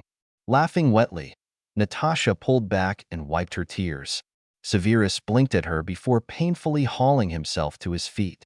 "We need to find the others," he rasped, his voice a great deal more hoarse than he would have liked. He needed to forget the feeling of those arms around him, the warm breath on his cheek, and the smell of the red curls in his face. Severus slowly sat down at the round table on the bridge. Some of the computer systems here were smoking, and people were bustling around, talking in hushed voices. Where they sat across from him, Captain Rogers and Stark looked windblown and dirty and tired, but thankfully they seemed uninjured. Natasha had taken Barton to the infirmary despite his protests that he was fine, and Severus had limped his way to the bridge. The wizard's first question had been simple. "Loki?" he demanded of Fury. The one-eyed man glared at him and shook his head. "Escaped," he replied tersely. Severus nodded, and then sat down at the table across from the only other two people in attendance. Rogers was gazing vacantly at the wall, and Stark slumped in his seat with his arms crossed. Neither of them gave Severus more than a brief glance. "Coulson is dead," Fury announced abruptly. "He's up to something," Severus realized. He frowned at the man in the dark coat, but he was careful not to let his suspicion show. Dumbledore would often start order meetings with a regretful list of the tragedies they hadn't prevented, as a way of emotionally controlling his soldiers. A soldier filled with righteous rage and the memory of gruesome atrocities fresh in his mind would fight far more fiercely than a complacent one. "He attempted to stop Loki from escaping," Fury continued in a regretful tone. "But somehow that bastard got his magic stick back and stabbed him." The one-eyed spy fished in his pocket and tossed a bundle of blood-stained cards down on the table.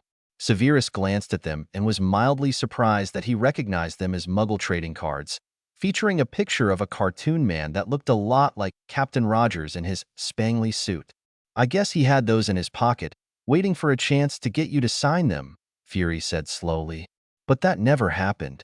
Rogers slowly picked up one of the cards and fingered the bloodstains with trembling fingers. Severus suddenly glared at Fury, detesting this emotional blackmail more with every passing second. The man was a manipulative bastard, much like other men he had worked for in the past. Any minute now, he would start telling them in a regretful tone how Coulson hoped things would work out, and he would start subtly suggesting they avenge the agent's death.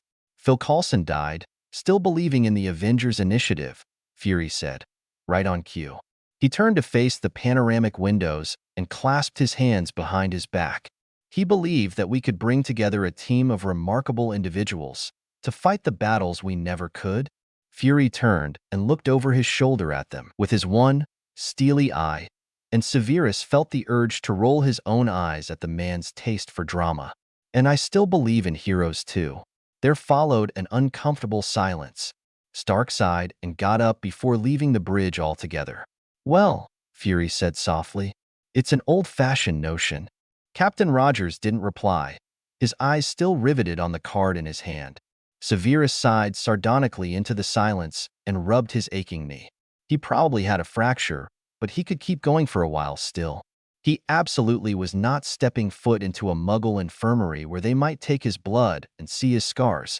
Banner is asleep in the Hulk's form down in the engine room, Severus announced to break the hyperdramatic moment, shaking himself out of his own mind. Romanoff freed a man from Loki's control and took him down to the medical center, but he did not seem adversely affected by his stint as a flying monkey. What of Thor? Thor is gone, Fury answered, turning all the way around and facing them. He tried to stop Loki too, and he's missing. Hopefully he'll turn up again, Captain Rogers murmured, tossing the blood-stained card back into the pile. After another minute, the captain sighed, shook his head, and stood up without a word. He left, still without saying anything. Severus did not move, partly because his leg was beginning to hurt worse, and partly because he anticipated Fury telling him to stay behind. He wasn't wrong. So, you really were able to stop the Hulk, the one-eyed man muttered grimly once Rogers was gone. It was a chemical calming solution I invented, Severus replied tiredly. Please don't ask for the recipe. Wouldn't dream of it, Fury snorted. But there was a glimmer of something in his eye that wasn't scorn or suspicion. He seemed relieved and impressed. Severus himself felt something uncoil in his chest at the sight. At least Fury would get off his back now, at least, until he did something else suspicious. So, the Avengers, Severus said slowly, tapping his fingers on the table. Humanity's last hope and all that. I suppose your little speech and attempt at emotional blackmail didn't have quite the reaction you'd imagined? Fury sighed and shook his head. You don't get it, boy, he muttered, his voice sounding strained and tired and old.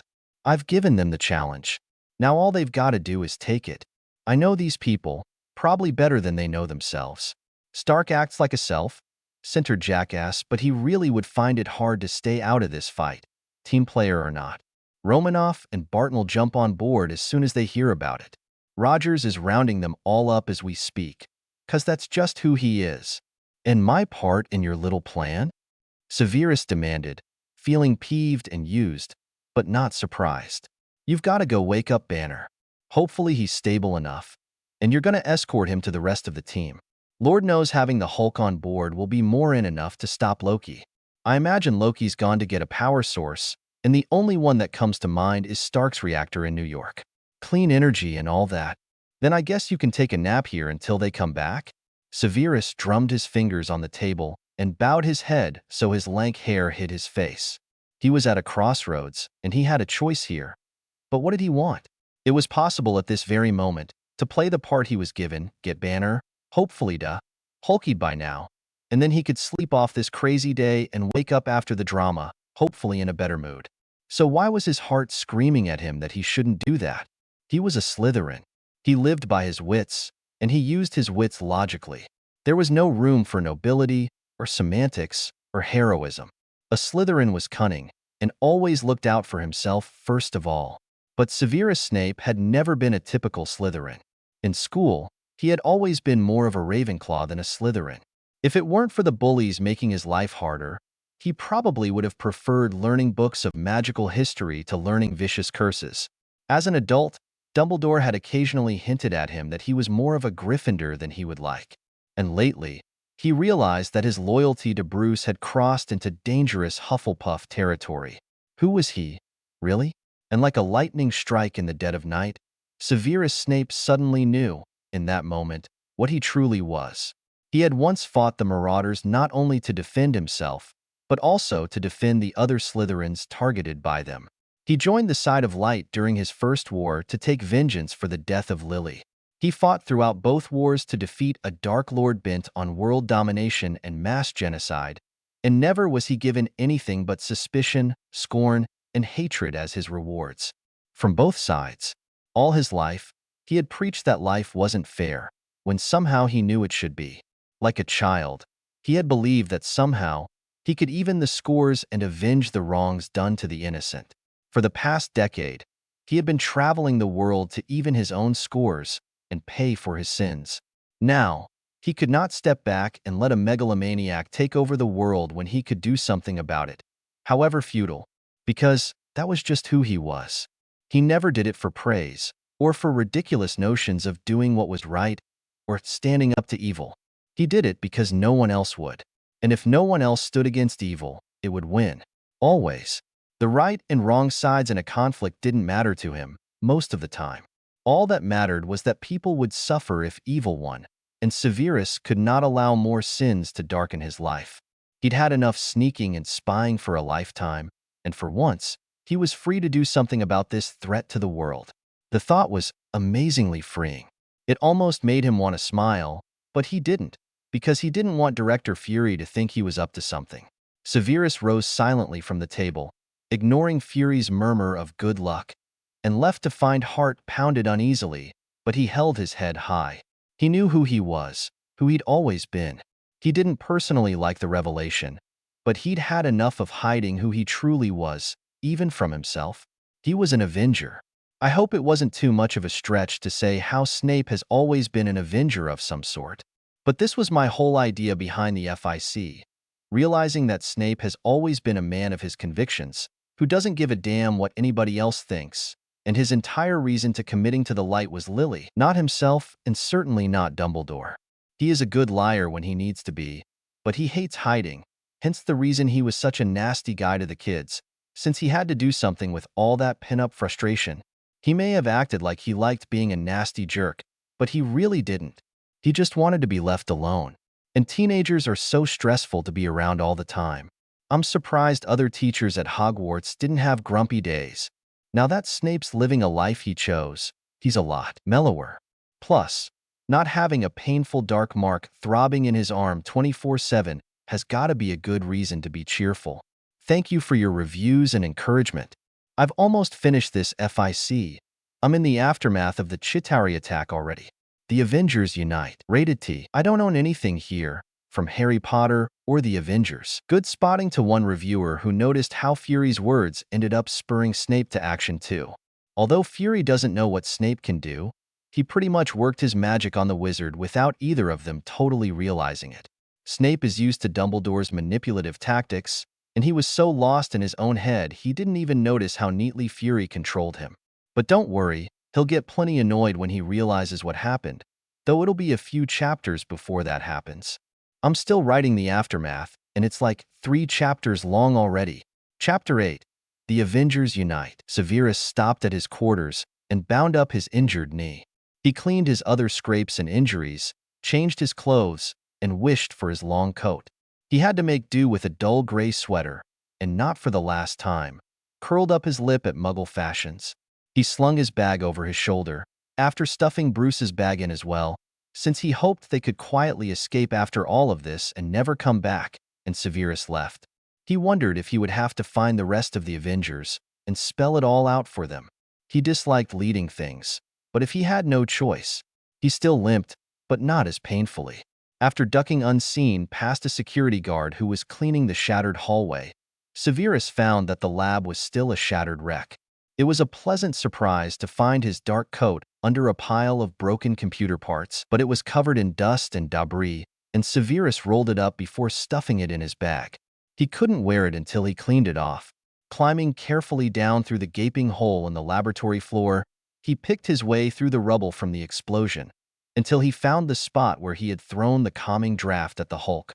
He sincerely doubted that he would find Banner rather than the Hulk, so he was pleasantly surprised to see the man normal-sized, curled on his side in the rubble, naked as the day he was born, and sleeping soundly. "Bruce," Severus hissed, shaking the man by the shoulder. Bruce mumbled, stirring and sitting up. He blinked dazedly and took a few seconds to focus on Severus. "What happened?" he slurred, still not properly awake. "Loki escaped while we were preoccupied," Severus replied tersely as he rummaged in his bag and found a sober-up potion. He knew that the effects of an overdose of calming drafts were about the same as being drunk, and had brewed a few doses of the simple, if disgusting, medicine several months ago. He held it out to the blinking man, along with the simple order: "Take this, and then get dressed. We're leaving." "El leaving? But Sev, I can't yet," Bruce protested groggily. But despite his arguing, he took the bottle from Severus and gulped down the disgusting liquid. "Ugh," he gagged. "Are there chunks in this one? It tastes like vomit." "What if I told you that's what it was?" Severus asked mildly, passing Bruce a fresh change of clothes. The physicist stumbled to his feet and tried in vain to brush the dust off his skin. He finally gave up and tugged on the jeans and t-shirt. "You're teasing," Bruce finally grunted, looking quite a bit more lucid. "Right?" he added hopefully. "I'm not being truthful," Severus agreed with a slight smirk. "The Avengers are heading to New York to stop Loki from taking over the world, and you and I are going along." "What?" Bruce gasped in the midst of putting on a pair of socks. "I mean me, yeah, I get that. I'm a walking natural disaster. But if you, I mean they'll see you. You know." "I do know," Severus murmured. He looked up at Bruce, his dark eyes almost gleaming in the gloom. "But there comes a time when one must make a choice between what is safest and what is right. I cannot sit idly by as a Dark Lord rises, Bruce. Not again. Not when it is possible for me to fight it this time."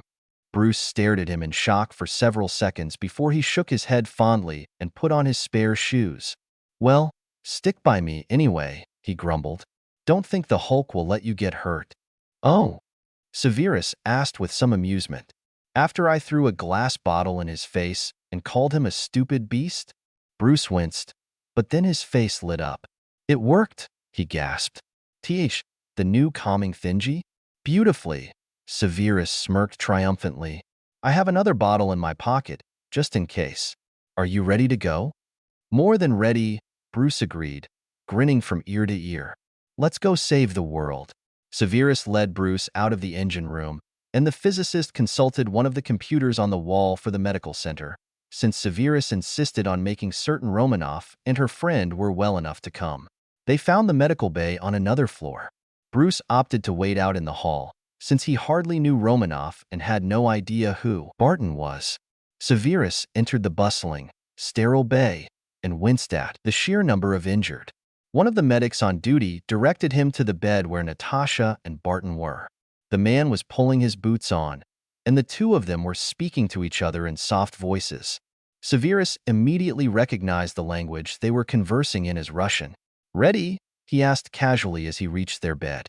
The two SHIELD agents glanced over their shoulders at him, and as one, they both smiled deviously at him. "Just about," Natasha shrugged, her eyes glistening with curiosity. "You're coming?" Barton demanded, sounding surprised. The man hopped off the bed and grabbed his weapons from the side table and chair. "Captain America just stopped by to tell us we're going somewhere, but he wouldn't say where." Severus found it greatly satisfying to smirk at the agents. "As I told Ms. Romanoff not 5 hours ago, someone needs to patch you up when you inevitably bite off more than you can chew." He meaningfully patted his shoulder bag and arched an eyebrow at the two of them. "Well, hopefully we won't need your attention," Natasha threw back. "Let's go." Rogers said he'd be waiting in the hangar. "Just like last time," Severus commented with a small smile. "That's right," Natasha smiled. She led them out of the med bay, and Severus found himself walking shoulder to shoulder with the archer. "How good are you?" the wizard asked casually, nodding at the bow in the man's hands. Barton smirked dangerously at him. "I can hit anything," he said confidently. "Good to know," Severus murmured with a small smile. They met Bruce out in the hall, and if Natasha was shocked to see him so cheerful and normal-looking, she didn't show it. The hangar was damaged by the attack, but not too badly. Severus supposed they ought to be grateful that the shield vessel was still up and flying. Barton's expression closed off when they stepped into the damaged area, but nobody said anything. The Quinjet was not running, but Rogers was there with his round shield, along with Stark in his red armor. Severus was amazed to see him after all of his blather about resenting teams, but he gave the man a courteous nod. Every extra hand in this venture would be greatly appreciated. The surprised look on their faces when they saw him, apparently coming along, was almost funny, but Severus controlled the urge to smirk at Stark and Rogers. "Is that all of us?" Rogers asked anxiously. He peered at Banner with something like relief. "You feeling all right, Banner?" "I feel ready to save the world," Bruce grinned, a definite bounce in his step and a giddiness in his voice that made Severus wonder if he was simply happy because there was now a way to protect the world from the Hulk, or if it was a combination of the calming and sober-up potions in his system. "Well, good," the captain said with an amused smile, "because it looks like we're going to be doing just that. Well, all aboard."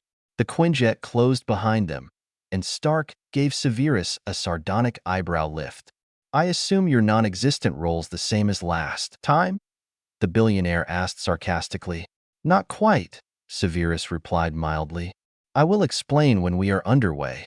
"Natasha, can you fly this thing?" Captain Rogers asked. "I can," Barton replied at once, his voice firm and businesslike.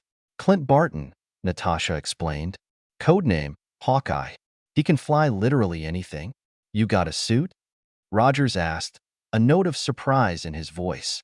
"Yes," Barton replied tersely. "Then suit up," the captain ordered grimly. "Strap in, everybody." "Strap in?" Stark grumbled. "What, like we're a bunch of kids on a field trip?" Severus and Bruce took their seats. Natasha plopped down in the co-pilot's chair beside Barton in the front, and Stark and Rogers seemed content to remain standing. The jet rumbled as it started up, and Severus didn't feel quite as nauseous this time as they took off. But he still kept his eyes focused on one point and ran through a series of acclimacy exercises to keep from losing his composure. "We are underway," Barton announced triumphantly. "No 20-gun salute from the big ship. That's good." "We should be in New York in just under an hour," Natasha added. "Should we use the time to talk strategy?" "Sounds good to me," Captain Rogers replied. "Does anybody else get the feeling that we've stolen government property?" Bruce suddenly spoke up, sounding nervous. "Fury practically gave us permission." Rogers waved a hand dismissively. "We're good here." "So it's Ganeib, what? The six of us against an alien army and a Norse god?" Stark demanded. "'Cause I'm not sure how that's going to work." "The six of us aren't just anyone," Rogers objected. "That's right," Bruce interjected with a fierce look on his face. "Loki's got an alien army, but we've got a super soldier, two S.H.I.E.L.D. assassins, a billionaire with a weaponized flying suit, a Hulk, and a wizard." Severus wanted to smirk at Bruce's awfully dramatic opening. He relished the looks of confusion on everyone's faces before their eyes fell on him. Well, Barton and Natasha were looking at him first. It just took a second for Stark and Rogers to realize that the wizard was him. "Dr. Slytherin?" Rogers said slowly. "You're a—" Wait, Stark interrupted loudly. "How could he possibly be a wizard? You mean an actual, like, magic staff and you shall not pass kind of wizard? Those are real?" "I am a wizard," Severus raised his voice, "and my true name is Severus Snape. While I do not currently have a magic staff or a wand, I can use my magic without either of those things. I have accompanied you officially as a healer or a medic, but I am able to fight, and I will do so if I can. What can you do?" Rogers demanded, obviously attempting to see how to fit a wizard's skills in with those of a super soldier, two assassins, Iron Man, and the Hulk. "I." Severus stopped himself as he realized that he had no idea what battle spells he could safely do wandlessly. "I can make and maintain magical shields," he said slowly. "If I touch someone, I can use a sleeping spell, and I can create blinding light and fire. With a wand it would be so much easier to fight, but I will attempt to see how many dueling spells I can manage before I drain my magical core." Ignoring the looks of shock and unease on the faces of the people around him, he added offhandedly, "And I can fly." "Fly?" Stark spluttered. "I saw you." Natasha suddenly blurted out. "You jumped out of the jet after Loki." "That was not exactly flying," Severus corrected her. "I was gliding, much like a flying squirrel or a flying snake. I am able to truly fly, under my own power, in a straight line, up or down, in any direction. But it is incredibly draining. I would not use my flight unless urgently required to. Ah, that reminds me. I am also able to teleport, for lack of a word that you would understand. I can magically jump from place to place without climbing or flying, as long as I can picture it accurately. Why fly when you can teleport? Stark grumbled, looking rather jealous. There is a great downside to my using magic, Severus warned him before the man started pouting and wishing for magic of his own. It interferes with electricity and technology in the most dreadful way. I will not be able to use a communications device if I do battle with my magic. I will end up destroying it. Okay, we can work with all that, Rogers murmured. Hey, do you think you'd be a match for Loki? Since you can both do magic, of course. Severus shook his head at the hopeful expression on the captain's face. Even with a wand, I am not, he answered. This is the god of magic we are speaking of. He wields a powerful and magical staff, besides whatever magic he has at his disposal normally. I think that all of us together might be able to defeat him, but I alone dare not face him unless I have no choice.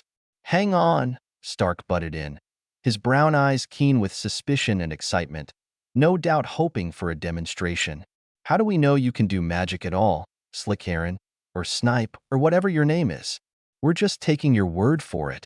I cannot give you a demonstration, oh doubting Thomas, because I do not wish this aircraft to fall into the Atlantic Ocean when my spell inevitably interferes with the technology around us, Severus retorted with a sneer.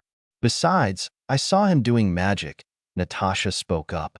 He put the Hulk to sleep and saved Barton from Loki's mind control. From the pilot's seat, Barton turned his head and nodded in agreement, his face grave and serious. He was in my head, he said firmly, nodding at Severus. He got me away from Loki, and I have no idea how he did it. He's got magic all right, and he's on our side.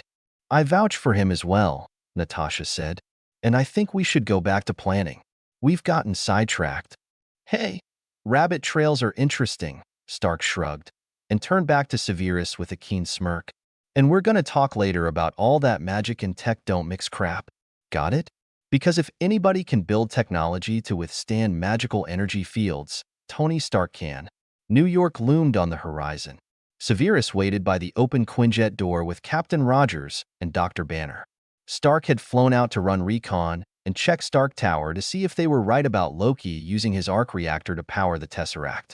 Barton and Natasha were talking rapidly back and forth, to each other and to the military and ground control in an effort to avoid getting shot down by anti-aircraft.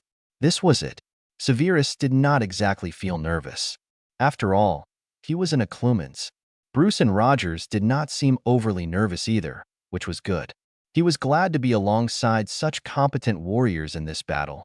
A battle which, if he was honest with himself, could very well end with his death. But he would rather die defying this army of vicious murderers than live under the rule of another tyrant. So he would gladly follow Captain Rogers and fight side by side with these warriors of the light. These Avengers. It was loads better than fighting Death Eaters in disguise, as he had done on a few occasions. ETA? Captain Rogers barked out above the roar of the wind and rumble of the engines. Coming up on Stark Tower in 5, Natasha called back. There's definitely something going on up there, Barton added in a grim tone. Did you guys stop for drive-through, or what? It's about time. Stark's annoyed voice sounded through the Quinjet's radio. Severus closed his eyes and took a calming breath. He somehow wished he could have rounded up some of the old members of the Order for this battle. Fighting a god of magic with barely any magic seemed like a good way to die. But there was no one here to fight but himself. He opened his eyes, clenching his fists determinately at his sides. It didn't matter if had to expel every last bit of his magic in the upcoming battle. He would fight to stop Loki from destroying the Earth. The wizard ran through several simple spells in his mind, ones that hopefully wouldn't be difficult to do. He really wished he'd practiced more. What if he attempted a simple blasting curse and nothing happened? Severus shook his head at himself and took a deep breath. Belief was central to magic. If he needed it badly enough, his magic would respond accordingly. That was the basis of inventing spells as well, and wasn't he a master at that? Be ready, Rogers called out, and then grabbed a handle overhead to keep from losing his balance as the Quinjet banked sharply. Severus braced himself and wondered if he ought to simply jump out of the jet when he saw a huge skyscraper with the word Stark plastered on its side. Above the huge building, he could see a great beam of blue light rising to the sky. Directly above the tower was a round portal, through which he could see darkness and small shapes falling down onto the city. His gut clenched uneasily. Loki had already summoned his army. "Watch out!" Natasha suddenly cried out. The vessel lurched violently as it was hit by something. "Try not to crash," Captain Rogers shouted over his shoulder. "I'll try to set her down in the street." Barton grunted loudly. Come on. Come on." "Should I attempt to fly out before we are turned into scrap metal?" Severus asked drily. "Not yet," Rogers shook his head. "We should be fine, and besides, you said it'll drain you." Severus nodded sharply and braced himself again as the aircraft shuddered and began to dive, smoke pluming out behind them. "I have a larger-than-average magical core," he shouted back.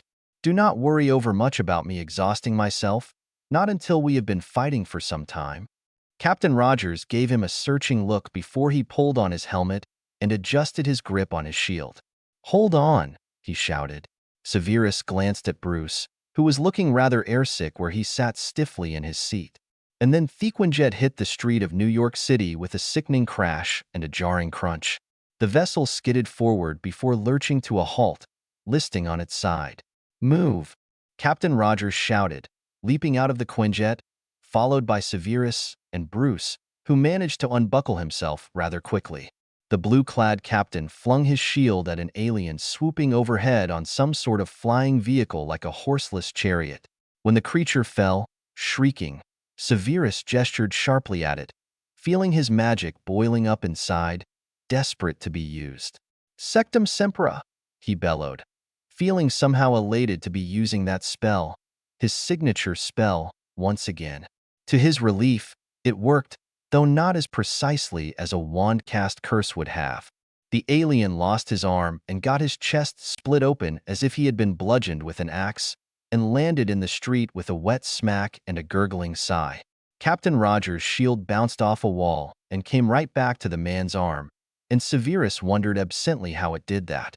Natasha and Barton joined them, the archer with an arrow on the string, and the red-haired agent carrying two sleek, black pistols. "Those people need help," Rogers shouted, pointing toward a bus filled with panicking people.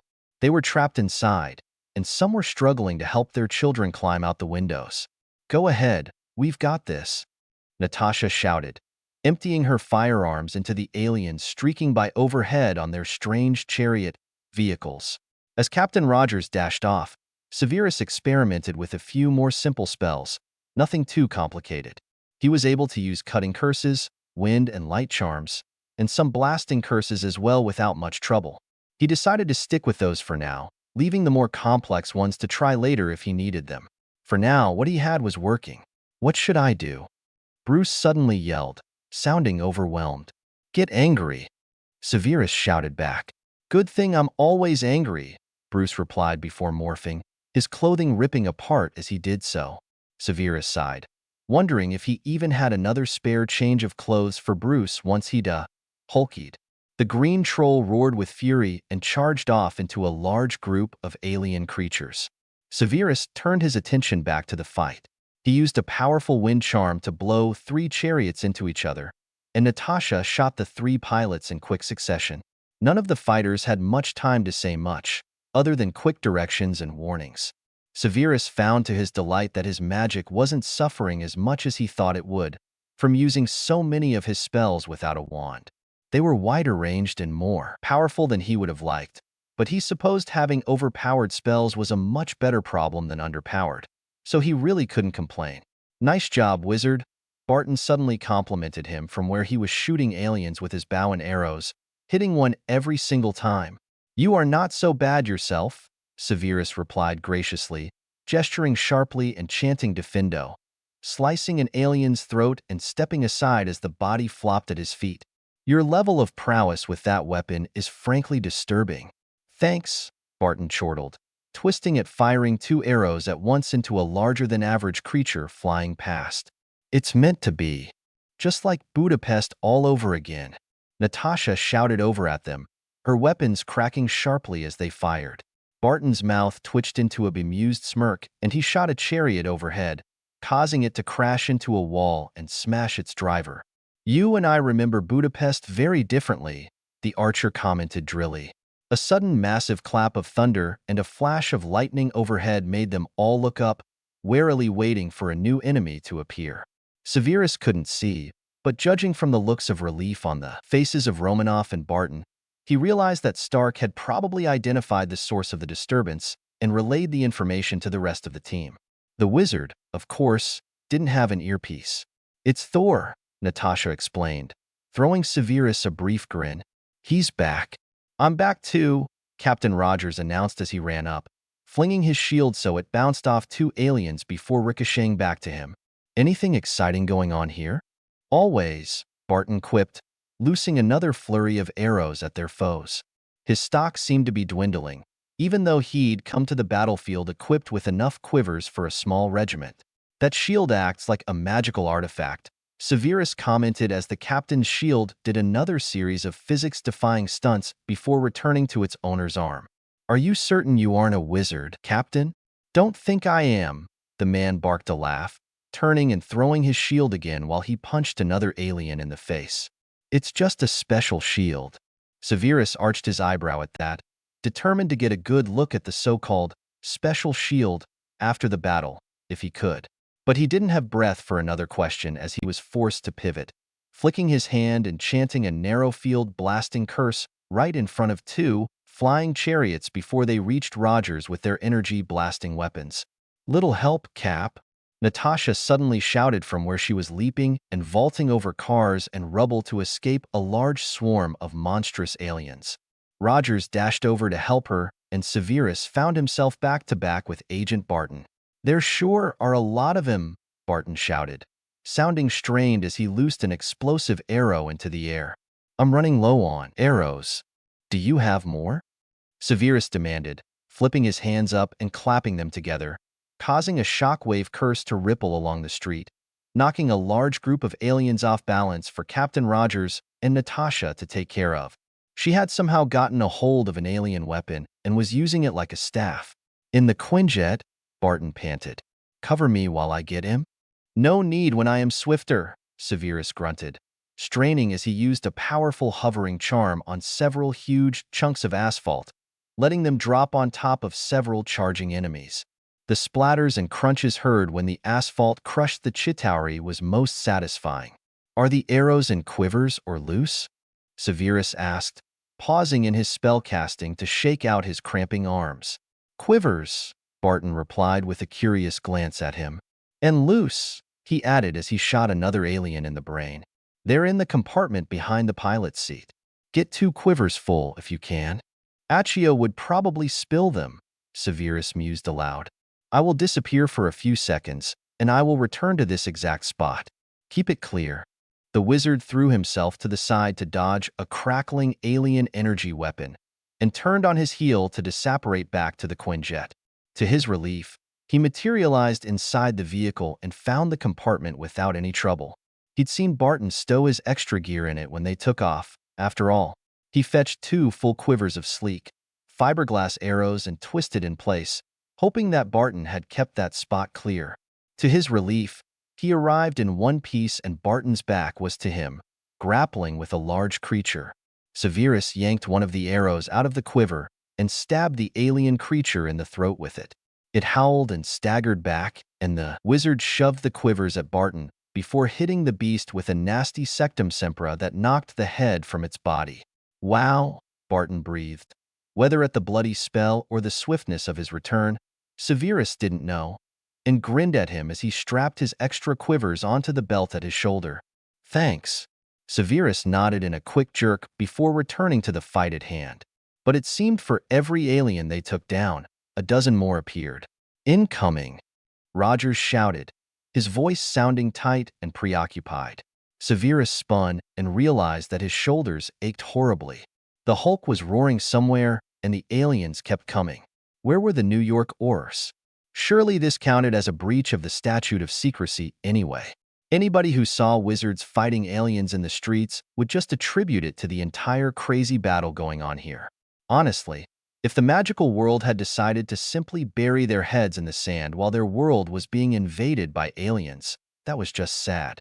Suddenly, a loud crack of thunder exploded directly overhead, and in a brilliant flash, like a lightning strike, Thor himself fell out of the sky, sending a whole crowd of Chitauri flying and twitching with residual electricity. Captain Rogers jogged over to him and demanded to know what was going on with Loki and the Tesseract up at the tower. The powers surrounding the cube are impenetrable, the god of thunder rumbled regretfully. My brother is with the Chitauri now. He escaped me. We need a plan.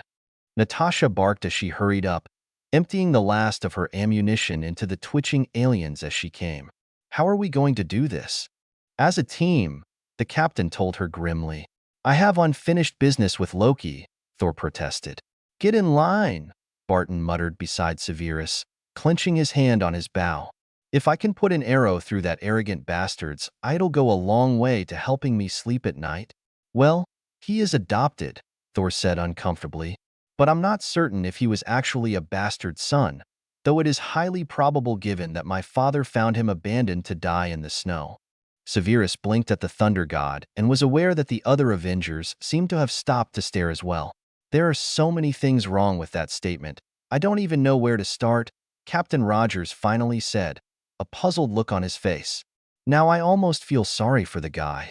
Do not obsess over Loki, Severus interrupted before this could become a ridiculous argument. We will face him when we face him. We must stay focused on the present. Banner's green muscular form suddenly leapt down among them, giving Severus a feral grin that made him smirk back. Hulk smash! The Hulk bellowed with satisfaction. Yes, you do, Severus replied mildly. You smash very well. The green troll beamed at the praise, and Barton chuckled as he nudged Severus with his hip. Looks like you've got a friend for life. I'm simply grateful he doesn't hold grudges, Severus snorted. I threw a bottle in his face the last time we met. Stark's coming, Natasha suddenly announced with a glance in Severus' direction. Says he's bringing the party to us.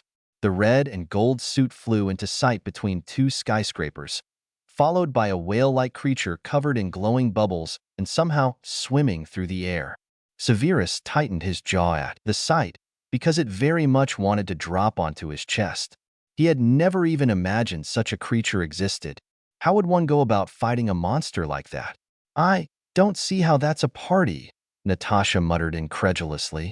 Roaring out in fury, the Hulk suddenly leapt up impossibly high as the whale creature seemed to dip closer to them.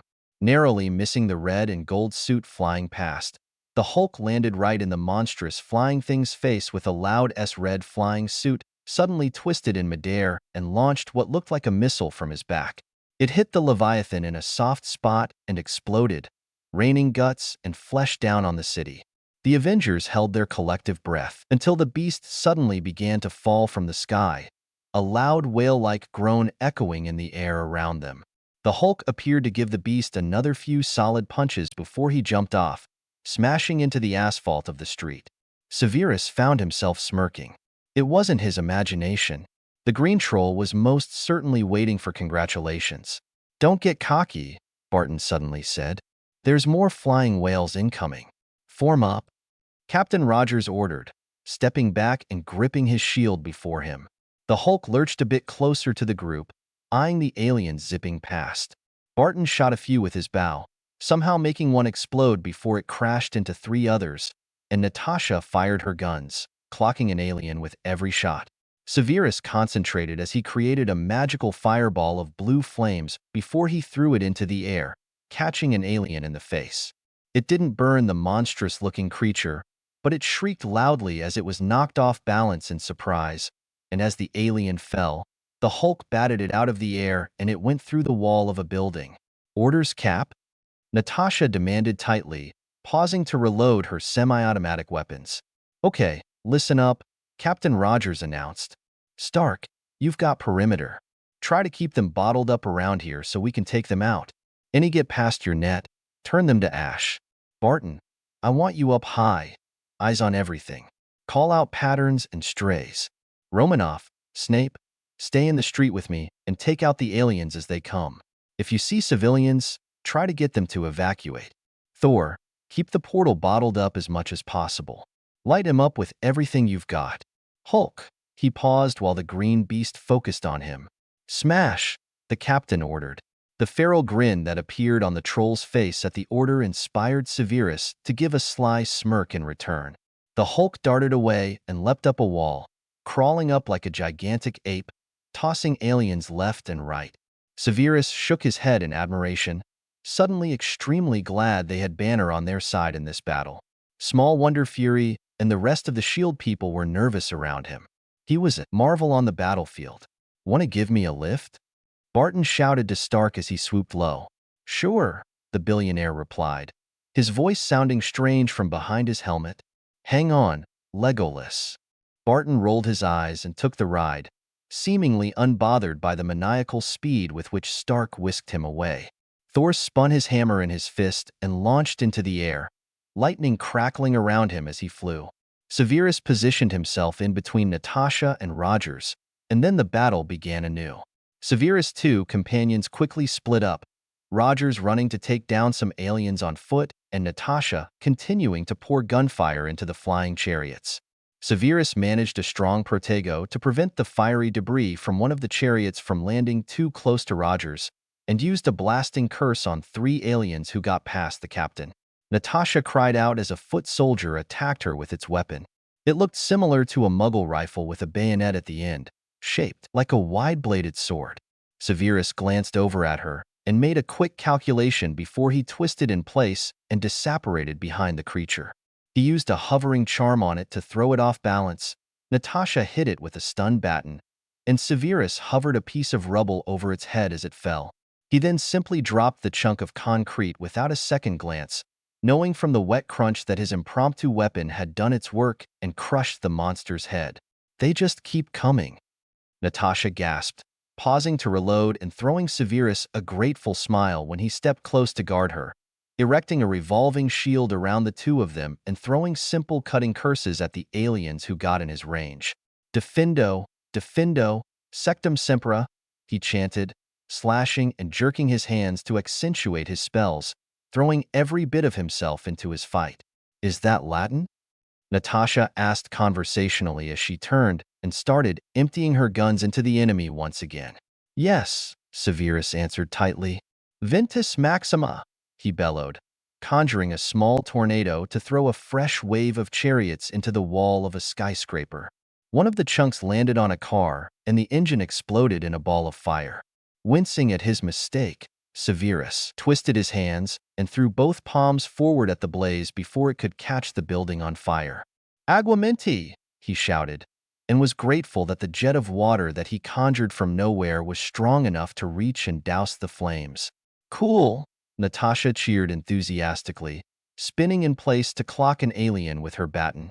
Severus canceled his revolving shield to help her, grabbing up a rock the size of his fist and transfiguring it to a metal rod, pointed at one end, before he threw it like a crude spear. One of the aliens fell with a gurgling scream, leaving an opening for Severus to hit the 3 aliens behind it with a blasting curse.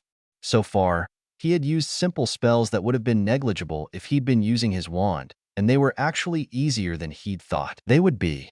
Fighting without a wand required greater concentration and a stranglehold on his magic, which seemed to want to roar uncontrollably out of his hands, instead of shaping itself to the specific spells he wanted. But he was managing it. Likely the hyper-focus of battle was helping him. He had a feeling that trying to do wandless magic without the pressure of a fight to the death would be a bit more chaotic and difficult.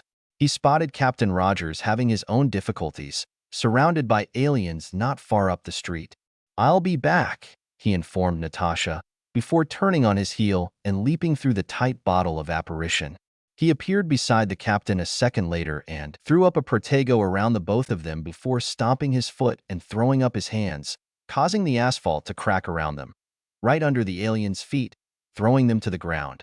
He gestured sharply and bellowed a curse that turned the street to quicksand under the aliens, before trapping them in the substance when it reverted to its hard state.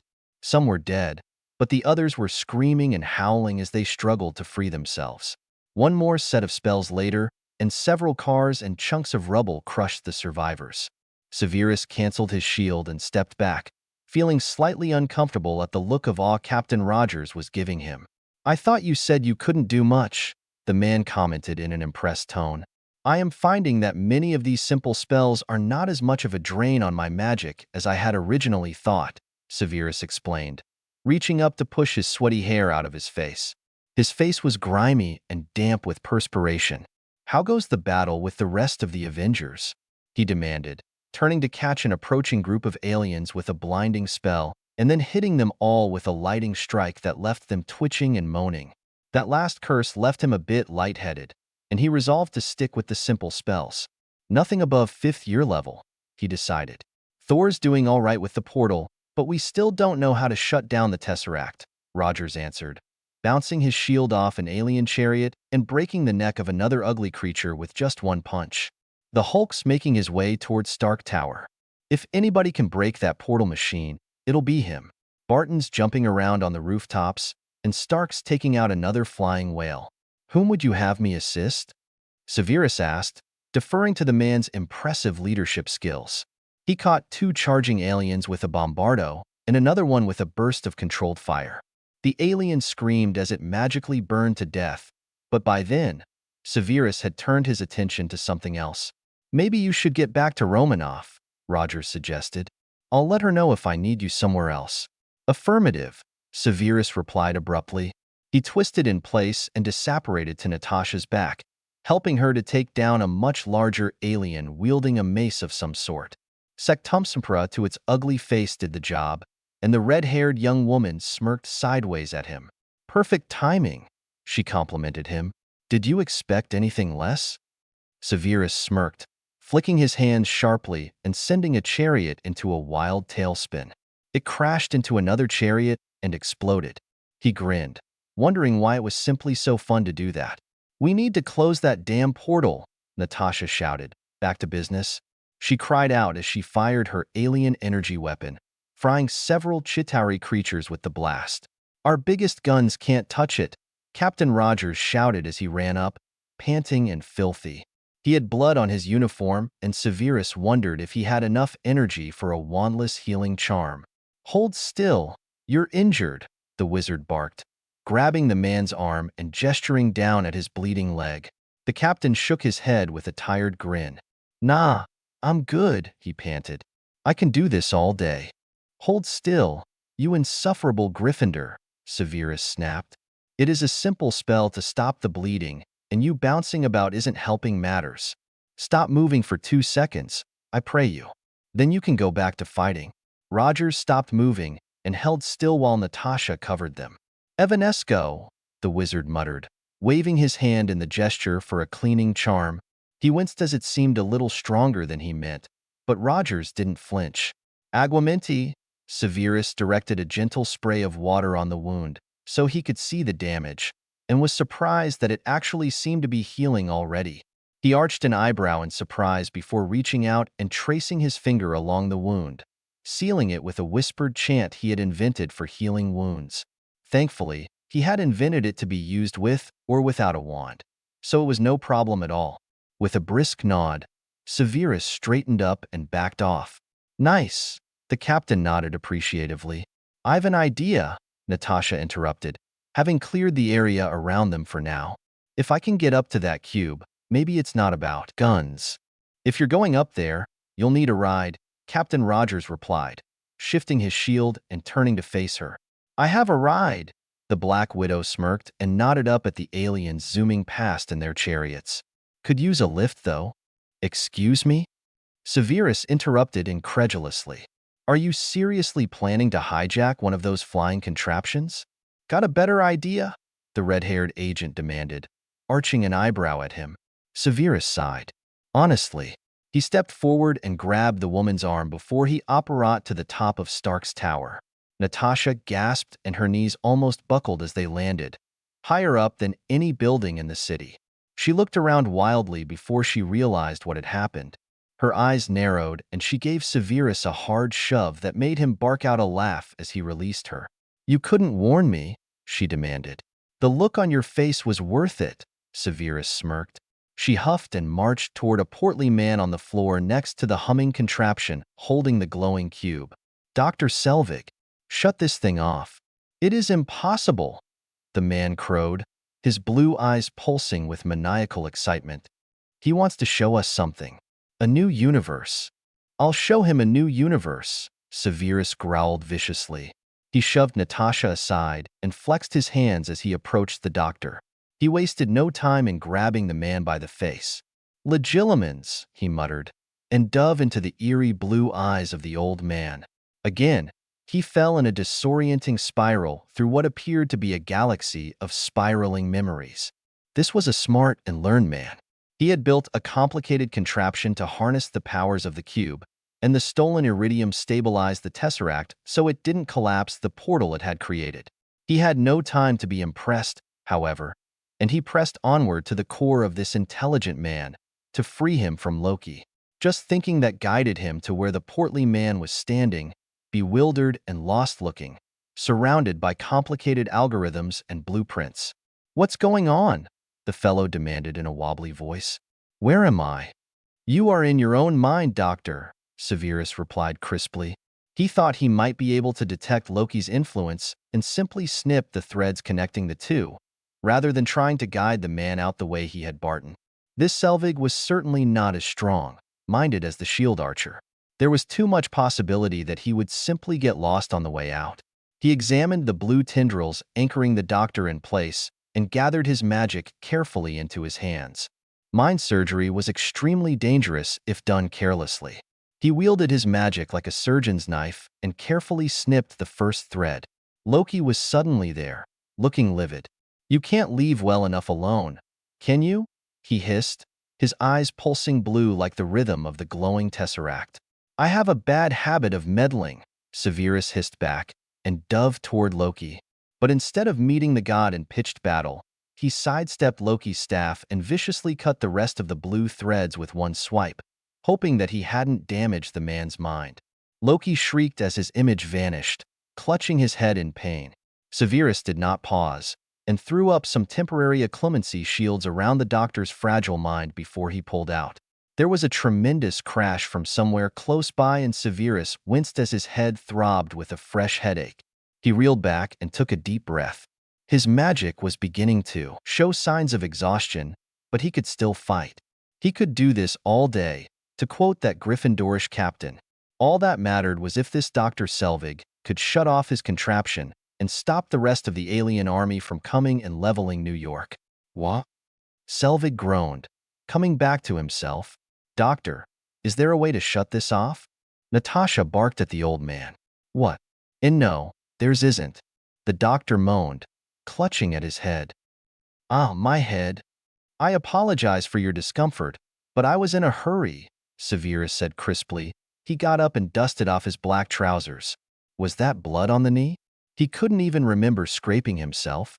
"You," Selvig spluttered. His eyes were now a pale, mild blue, filled with confusion and worry. What are you?" "He's like Thor," Natasha butted in, her hasty explanation causing the old man to give Severus an incredulous look. "Now is there any way to shut this contraption off?" the Black Widow went on. "The Chitauri will keep coming if we don't." "There normally isn't, but I built a failsafe in," the doctor replied, staggering to his feet and looking around desperately. "And I'd need Loki's staff for it." He paused, looking over the edge of the tower. "Oh, there it is." "Hold on," Severus snapped. He turned on his heel and disapparated to the spot, surprised to see the broken glass of the Stark penthouse in front of him, and Loki clumsily rising from where he had fallen, grimacing pathetically. Was that the crash they had heard? Severus yanked off his sweater and threw it over the glowing staff before he snatched it up. He apparat back to the top of the tower, just barely escaping Loki's enraged yell as he lunged forward to stop him. "Here!" he shouted, thrusting the thing at Natasha. Then he cried out as he felt foreign magic wash over him. His knees buckled, but he cried out and produced a wandless shield, shattering most of the pain. Loki was trying to drag him back. Fine, he thought through clenched teeth. Loki wanted a fight, then a fight he would get. Severus? Natasha cried out, grabbing his shoulder and peering into his eyes. What is it? It's Loki, the wizard rasped in pain. He reached up and briefly squeezed her hand. Shut this contraption down. I will distract him. Snape, no, the woman gasped, grabbing him by the arm and dropping the staff. You can't face him by yourself, you said so. He'll kill you. Then I shall die well, Severus replied with a bit of his old arrogance. You have your own job to do, and I am the only one who stands a chance against him for more than a minute. He glared earnestly into her gray-green eyes. This is what I was born for. Do not mourn. I forbid it. He jerked away from her before she could start being noble and compassionate again, and twisted in place, operating back to the spot where the staff had fallen, just above where the letters of Stark's name stood out on the building. Here I am, Loki, he shouted to the Asgardian, his body crackling with energy as he finally loosed his stranglehold on his magic, allowing it to fill him and rush through him. It boiled into his hands, eager for battle, vicious and hungry. Sparks of magic jumped between his fingertips and stared to race up his arms. A storm seemed to gather above the tower, and Severus' dark eyes flashed dangerously. He would die today, but Natasha and Selvig would close the portal, Barton and Rogers and Stark and Banner would destroy the Chitauri, and hopefully he would buy the Avengers enough time to unite and destroy Loki before the god of chaos escaped to fight another day. He would sell his life dearly, in direct opposition to his entire life's story. Never again would he hide and strike from the shadows with cunning words and subtle lies. Here, he would stand before evil and make himself known. He would fight with cutting words and the most powerful magic he could manage, and he would not hold back. He would not back down. He would not surrender. He would not serve this monster. Show me you aren't just a pretty face, Severus Snape snarled mockingly, flexing his hands and causing a lightning strike beside him. Loki smirked and raised his own hands. They were slender and delicate, much like the potions master's. Green magic swirled around his hands like puffs of smoke. At last, the Asgardian smirked. A true match for my power. Okay, so we finally got to see Snape use some of his awesome battle magic without a wand, but he's still kind of struggling with it. Next chapter, Loki and Snape will face off, and we get into the God of Mischief's head. So it should be fun. One of you lovely reviewers mentioned Snape's wand, so I figured I should clear that up here rather than in a private message. I imagine that Accio is a complicated, if not almost impossible, spell to do without a wand, because otherwise every wizard in the HP books would just do it, or attempt to do it, when their wand got knocked out of their hands. So Snape couldn't Accio his wand, or any other wand, for that reason. Also, Severus' own particular wand is buried under 2 tons of black marble in Scotland, and he can't get it obviously. Watching Thor, The Dark World and how the climax happens in Greenwich, England gave me a few ideas about how Snape can get his old wand back though. So maybe he will get it back if I make him involved in that story, which I probably will. Thor, Dark World is one of my very favorite movies, especially all of Loki's lines. You lied to me? I'm impressed. Cracks me up every time. I have this little scene of dialogue stuck in my head that I would love to put in. You know the scene after Thor gets Loki out of the dungeons and he's all excited? This plan is just so unlike you, brother. Loki says. So clandestine. Thor doesn't answer in the movie, clearly annoyed that Loki doesn't think he can be sneaky. But what if Snape popped out from behind a pillar and smirks as he says, that's because it isn't his plan. It's mine. You think Dark World would be a good place to branch off a sequel? I mean, I love Captain America, Winter Soldier too, but I think Snape would fit better in the world of Asgard and Dark Elves. Not that I don't think Snape and Bucky duking it out wouldn't be epic. It would be. Smiley face. I'm sorry for this super long author's note, but I got so excited thinking about a sequel. Thank you all for your reviews, and I love reading them all. Victory's Price. Rated T. Mentions and brief descriptions of torture. No, I don't claim to own Marvel or Harry Potter. Stop asking. Winky face. Chapter 9. Victory's Price. Thor paused in his great battle beside the Captain of America when he saw the thundercloud gathering and felt the dark magic swirling in the air. The god of thunder looked up in bewilderment at first, imagining that Heimdall himself was joining the battle. But the cedar felt too sharp and metallic to belong to the great watcher of Asgard. What could have happened? What great and powerful sorcerer had awoken and joined the battle? Surely Loki wasn't attempting to channel dark magic to destroy the city. He suddenly wished he could get up to the tower right this moment, but Captain Rogers needed his help. There were far too many Chitauri for one man to fight, however mighty a warrior he was. With a thunderous roar, Thor unleashed his lightning upon the vile creatures, and Mjolnir sang in the battle. "Jarvis, what the hell's going on in my tower?" Tony barked at his AI as he did a perfect barrel roll to avoid several glowing purple beams of energy from the aliens' weapons. He hadn't got hit yet, but he didn't want to find out what would happen if those things crashed into his iron suit. "Unknown phenomena, sir," the dutiful voice of his computer replied. "Detecting massive amounts of energy. Source, unknown. My sensors within the tower pinpoint the energy as originating from the penthouse, but I am not getting any more information. I believe most of the sensors and cameras there have been damaged." "Damaged?"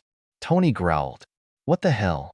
I thought I designed those things to be sturdier than that." "An unknown energy surge destroyed them," Jarvis replied in what sounded like a regretful tone. Perhaps Mr. Snape was correct in his claim that his abilities did not mix well with electronics. "Of all the damned, that's Mr. Creepy Wizard in my tower? In the same building as a fake god on a murder spree? I thought he said he couldn't take down Loki alone?" "My last security recordings indicate that Mr. Snape and Mr. Loki are fighting, and I'm missing it. Can we fly closer and take a look?" "What of the alien creatures you were supposed to be containing, sir?" "Ah, crap," Tony muttered, chasing down a group of the disgusting things when they decided to peel off from the main group. "Light him up, JRV, then get me back to the tower ASAP. If Snape's trying to fight that guy on his own, we've got to help him out." "Affirmative, sir," the AI replied mildly. "You also happen to have an incoming call from Nicholas Fury. HPVHPHP and HBGHPHPRHBS. Tasha, what's going on over there?" Clint demanded, gazing worriedly up at the dark clouds sparking and coiling around the top of Stark Tower like some bizarre backwards tornado. The lightning flashes made him think of Thor, but the guy was currently down somewhere on the floor helping Captain America. "Unknown," she panted into her earpiece. "But I think I can shut it down." "The cloud. The Tesseract." Agent Hawkeye fired 3 more explosive arrows at aliens who zoomed past and shook his head in worry, glancing over at the tower again. "But what's Loki doing?" he demanded into his earpiece. "I shot him with an explosive arrow, and I think he probably flew all the way over there. I don't know what Loki's doing." Natasha barked, wind roaring around her in the radio. "Snape decided to go fight him to buy us time. Cap, should I shut it down or not?" "Negative." Stark's voice butted in. "Just wait on that. The WSC just fired a nuke at the city, and I know just where to put it." HPVHPHP and HBGHPHPRHBS. Hulk smash. Hulk good at smashing. Hulk smashed and smashed until the nasty squeaking things were all smashed into little bits. "Oh, Hulk very good at smashing. Hulk look for something more to smash. Hulk look up." "Why does Hulk look up?" "Nothing to smash up high. Nasty squeakers down low." "Hulk smash." The blue one said, "Smash." And the one who touched Hulk's face said, "Hulk good at smashing." So why Hulk feel like going high to smash? Hulk not have time to think. Hulk climbs. Hulk climbs high into the black cloud where the flashes tickle and make him angry. Hulk always angry. That is good for smashing. The magic burned agonizingly through his body, almost too powerful for Snape to control. Why was his magic acting so strange? He had never experienced such a thing before in his life. But then, he had never attempted to fight without a wand for an extended amount of time like he had today. Thinking back on it, he realized that his wandless magic had come almost too easily. Didn't wizards train for years and years to do spells without a wand? And this was a dreadful time to experiment, he knew. Who knew what such wild, barely focused magic was doing to his body, and it was painful. Dark magic did not operate without a price. But one could become more attuned to it and suffer less. Over years of study and practice, Severus Snape had grown used to the painful toll that dark magic exacted upon a human body, but to add the stress of fighting without a wand to focus his power, he was honestly in agony. But Severus Snape fought with dogged determination and a strangely calm realization that he was probably going to die in a ruined penthouse that belonged to the most arrogant and annoying man he'd ever met. His magic was done almost without shouting spells. It was just instinctive blasts of raw power, to be honest, but he was attempting to say and imagine what he wanted his magic to do. It was just so hard without a wand, and with his magic going crazy like this, he felt like a kettle boiling over, and taking the lid off just filled the kitchen with steam. It was hard to focus and getting harder to maintain a hold on his consciousness.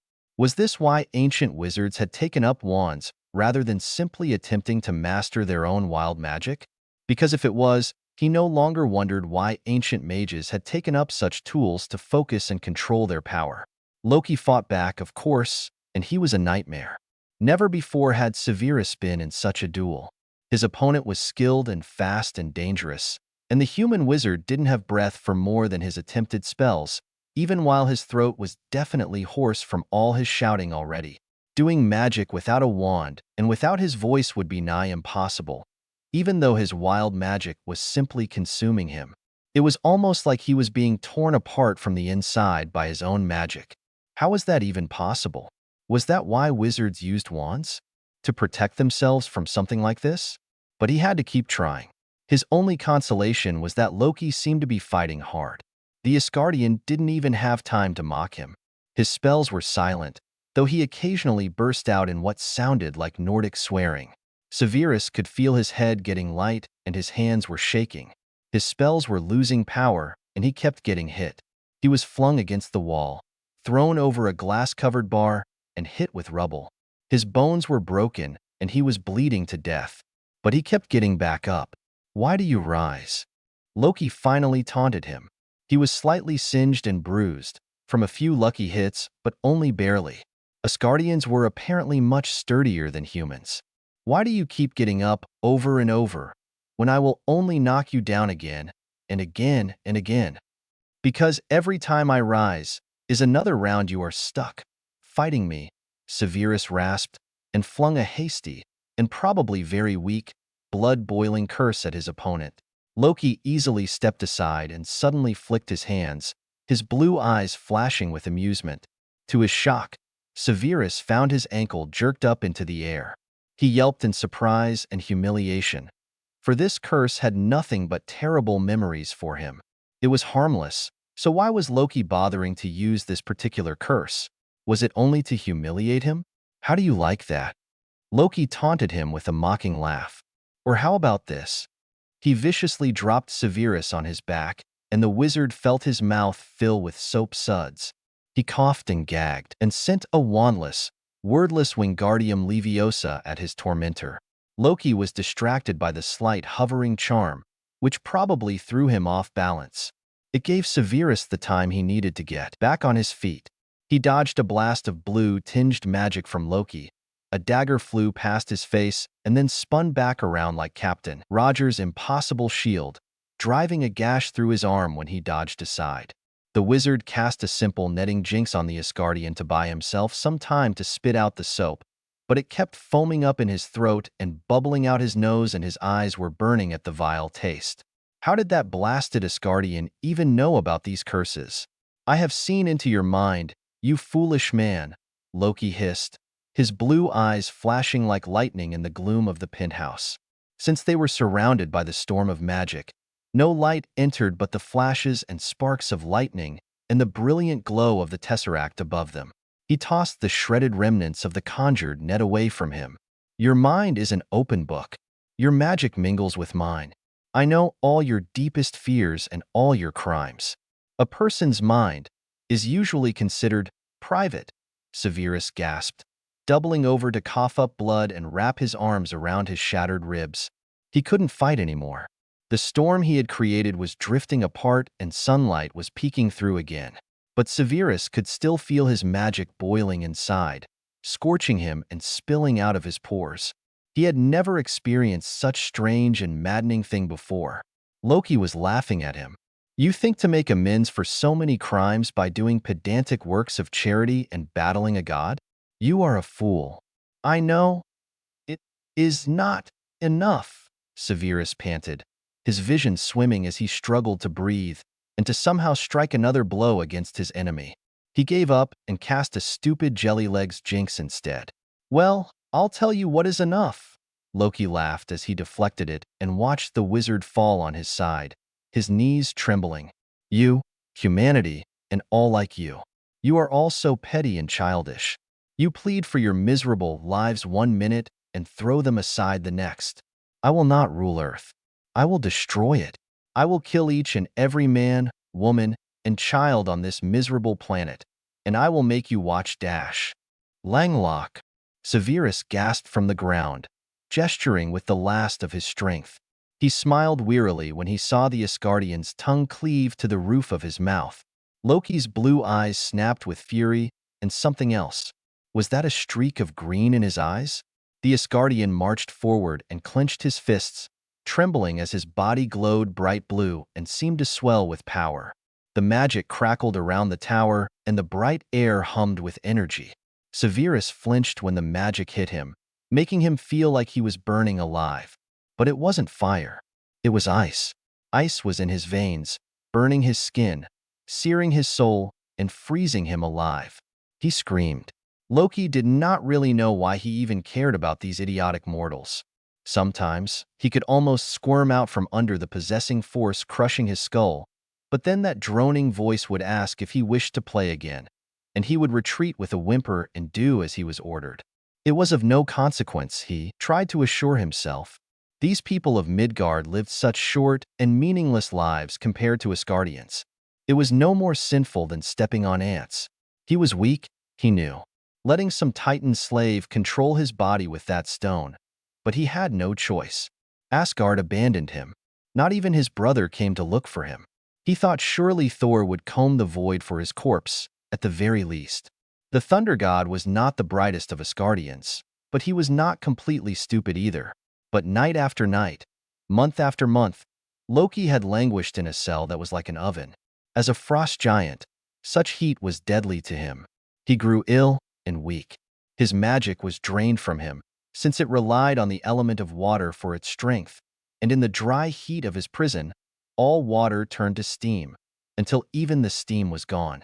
Torture such as he never knew became his existence as the children of Thanos each took their turns to break him, in order to impress their murderous father.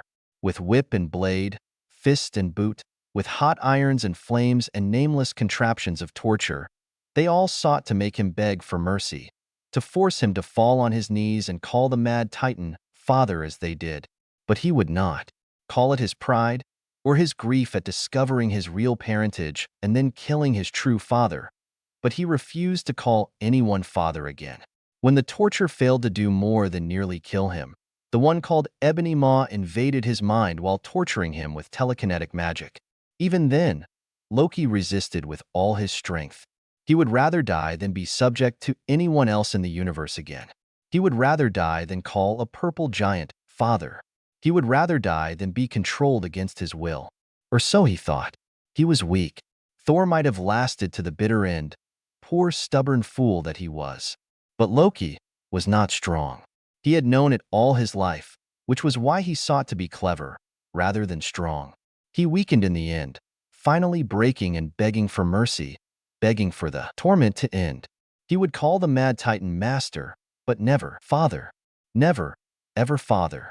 To control him, to make certain that he stayed broken, the Ebony Maw took his mind. The powerful stone in the scepter he used shone with clear blue light like the magic of a frost giant. It entranced Loki, ensnared his senses, even took control of his magic, and soon, he was trapped in his own mind. He could watch, if he dared, as his body and his mouth did and said things that made him roll his eyes. They were so dramatic and so ridiculously evil, and he sounded like Ebony Maw, but he was too weak to escape. So he rode along, a prisoner in his own body, uncaring of what happened as he killed and possessed, and forced his new captives to kill as he was forced. In the end, they would all kneel. He watched as he was forced to design a plan of attack against the Midgardian fools, and watched as they fruitlessly attempted to stop him. He watched as the army of Thanos poured down upon the city of mortals, slaying and destroying wantonly. He didn't care about them, he told himself. Once he had won Midgard for Thanos and gave him the Space Stone, he would be free. He didn't have much hope that he would live long after Earth's conquest, but he would be free of torment at least. But as he watched the mindless destruction, he could not help but feel horrified. He had never really wanted to rule. Exactly. It was a lot of work. He merely had wanted to prove himself just as worthy as his brother, the Golden Prince. But then his father's lies had come to light, and he had betrayed and fought his brother. How could there be forgiveness for him? He was a kinslayer. He lured his true father to death, and then he felt nothing but vindication when Laufey was slain. There was no grief, only satisfaction that the monster who created and then abandoned him was gone for good. Loki knew he could have caused Thor's death with his terrible judgment in sending that guardian after him. No, there was no forgiveness in store for him, only death. He was too afraid of further torture to fight Thanos and the Ebony Maw. He would give in and die afterwards. In the embrace of everlasting death, he would be free of pain and regret and fear at last, though it was too much to think that he would be allowed into Valhalla. He would be banished to Niflheim, that hell of ice and death. But for a frost giant, that might not be so bad, really. Anything was better than the suffocating heat of Thanos' special prison, even an eternity of ice. Loki dully submitted as he was forced to fight his brother upon the Stark's tower, and then was nearly shot through the eye by the now free Hawk, and to his utter surprise, he suddenly found himself battling a mortal who wielded cedar. He had not realized that Midgard still had those blessed with access to the power of Yggdrasil. Loki thought at first, in a surge of childish hope, that this cedar mage could free him from the Mind Stone and stop this madness. But in the next moment, he realized that this mortal was likely too weak and already tired from battle. He also fought with raw magic, using no weapon to focus his formidable dark power, which seemed to harness the power of storms just as Thor's did. But again, his hope rose as he thought back to the times he had seen this sorcerer. He seemed to be skilled in mind magics, and had freed both Barton and Selvig from the stone's influence without much effort. Emboldened by such hope, his true mind surged forward, fighting the Mind Stone and Ebony Maw as he realized his uncontrolled body was going to end up killing the human cedar mage. He had to admit that it was impressive how the mortal was able to hold his own against the Asgardian, who was possibly the greatest mage Frigga had ever trained. Loki knew he might even surpass her in some areas. Yet this human, barely a child by Asgardian standards, landed a few magical strikes, however feeble, upon Loki's body with his skill, and there was a storm raging around them, much like Thor's power, but darker. He caught glimpses as the power of the Mind Stone began to hungrily lick at the mage's mind and absorb his defenses, flooding the human's magic with its own and strangely acting as a sort of mirror for the mage's power. Loki's opponent was being eaten alive by his own magic, which was going wild in such close proximity to two Infinity Stones and Loki's own powerful magic. If he had been able to, he would have cut off the ridiculous taunts coming from his own mouth to just knock the human out before he was simply drained of his life by the magical forces tearing him apart. Perhaps if Loki were free, he would have been fascinated by the strange effect the stones had on Midgardian cedar. The Midgardian was so focused on the battle, so distracted by pain, so resigned to his death, that he did not even notice, let alone fight, as memories from his life flashed before Loki's mind. The Ebony Maw did not let the images of past humiliation, of guilt, of pain, of terror, slip past without using them. Just as he had when tormenting Loki with his own regrets and painful remembrances, Loki heard the Maw speaking from his lips, taunting the human mage, and using his magic to torment and mock the human. It was obvious that this mage was at his last bit of strength. He was barely fighting, merely struggling to rise again after being thrown down, fighting to take another breath, fighting to get words out of his broken, bloody mouth. And then the mage managed to stick Loki's tongue to the roof of his mouth. That was an unusual spell, to be sure. The Asgardian wasn't sure whether to be irritated or impressed. He was amused that Ma seemed so annoyed at being silenced, at any rate, and he mentally fought back when the telepathic monster tried to force him to undo the spell. So, the Ebony Maw decided to punish them both. Loki marched over to the sorcerer and gathered his frost magic. He shied back in horror, having still never come to terms with his true form, but the Maw seemed sadistically insistent on forcing him to watch as his own hands began to torture this foolishly brave Midgardian mage. The cold was welcome to Loki, but he hated the burn of ice under his skin as it reminded him of his worthlessness and filled him with self-loathing. He hated how he was forcing this powerful mage to scream as he screamed under the torturers of Thanos. The man screamed in agony as frostbite began to spread across his skin. Memory flashed across Loki's vision. He was tortured with heat and flames, while this man was being tortured with cold and ice. Memories that were not his own flashed across his vision as well, of this man being magically tortured by a creature without hair or a nose, with red eyes like those of a reptile, and a high-pitched laugh that reminded him of ebony maws. The human screamed and screamed, and Loki wanted to scream as well, and order the mage to shut up, to stop screaming and just die already. There was a sudden roar from behind and Loki turned around, just in time to get hit by a gigantic green fist. Severus sobbed with relief when the freezing burn of Loki's magical torture faded abruptly, and he blinked through the haze in his eyes while he tried to breathe again. The wild magic burning his body had simply dissipated while he was under the icy torment, and the sunlight that now burned freely through the shattered windows was almost too bright for his blurry sight. Never had the sight or sound of the Hulk been so welcome. The green troll was currently peering down at him with something like concern on his brutish face, and Loki was currently nowhere to be seen. "Thank you for that," Severus rasped shakily. He rose on his elbows and looked around for Loki. The Asgardian was rising from where the Hulk had thrown him across the ruined room, clenching his fists and heaving with fury. Roaring, Banner's alter ego slammed his fists into the floor and rushed at Loki to finish him off. "Enough," Loki bellowed, stopping the Hulk in his steps. "You are all of you beneath me," he screamed, apoplectic with rage. His blue eyes burned and snapped with maniacal energy, and Severus found himself transfixed in amazement. He had learned to fear the Dark Lord when he was in an angry mood, but he knew that Loki was far more dangerous. "I am a god, you dull creature," the Asgardian ranted, "and I will not be bullied." He suddenly yelped as the Hulk tired of his bellowing and snagged him by the legs. Severus watched in horror as the green troll slammed Loki around like a rag doll, cracking the floor and throwing chips of gray flooring material into the air. The wizard put his arm over his face to protect himself, and curled up for fear that the Hulk would accidentally slam Loki down on top of him. He wasn't sure he'd survive that. While he was grateful for the assistance, it was horrible to watch his foe be beaten against the floor in such a brutal fashion. Would the Hulk just keep banging Loki on the floor until he was a bloody hunk of dead meat? But the Hulk paused for a second before decisively slamming Loki down and leaving him there, embedding him in the floor with the force of his blow. As he turned to go, the green troll sniffed dismissively.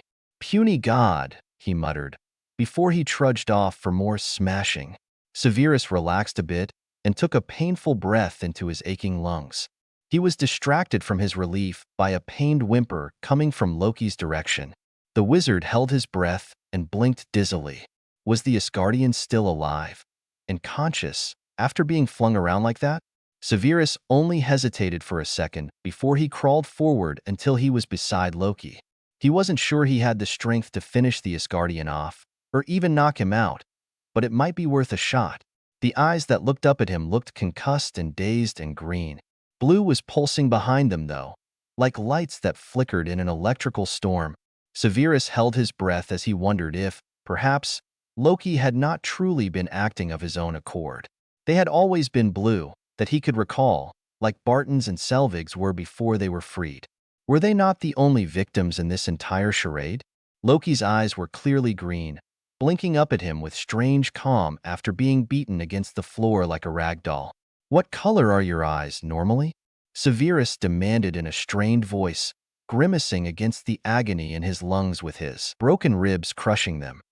Green, the Asgardian whispered faintly, still looking too dazed to really know what was going on. He looked confused and in pain, and his eyes kept darting around as if looking for threats. Fear seemed to seep out of Loki's very skin. Severus shook his head slowly, wondering if he was being tricked, or if he had just discovered something monumental. They were blue before, the wizard gritted out. Trembling with pain and exhaustion, he reached out his hand to the Asgardian. Like Barton's, like Selvig's, the Mind Stone may have possessed you. I won't even ask how you guessed that, Loki murmured, his breath wheezing pathetically as he struggled to get up. But I cannot deny it. Severus caught his hand and the two of them managed to sit up, both gasping and coughing for breath, their bodies broken beyond endurance and a strange easiness resting between the two of them. It was bizarre, Severus thought. Never in the Wizarding Wars would he have dared sit down like this with his foe after they nearly killed each other. But then, he wondered what would have happened if, say, he fought someone under the Imperious Curse and managed to free them. They would no longer be enemies then, would they?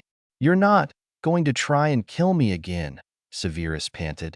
It was a statement, most certainly not a question. I regret almost killing you, Loki rasped as he coughed painfully.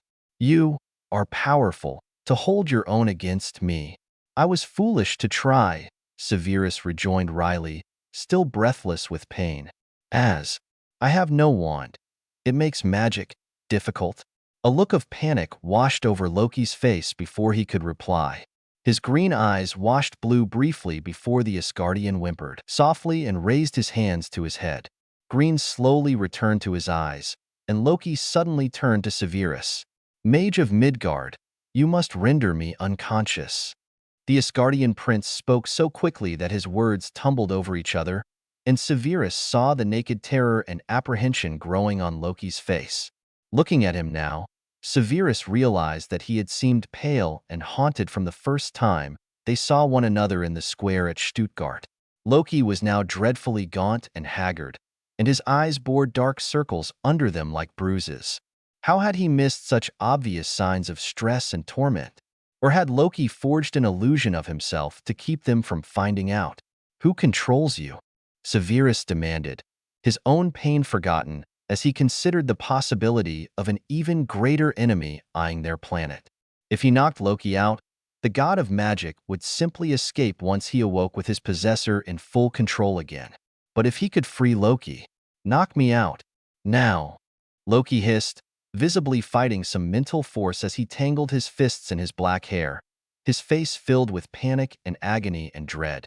His eyes pulsed from green to blue and back to green, but the green had more blue in it with every pulse.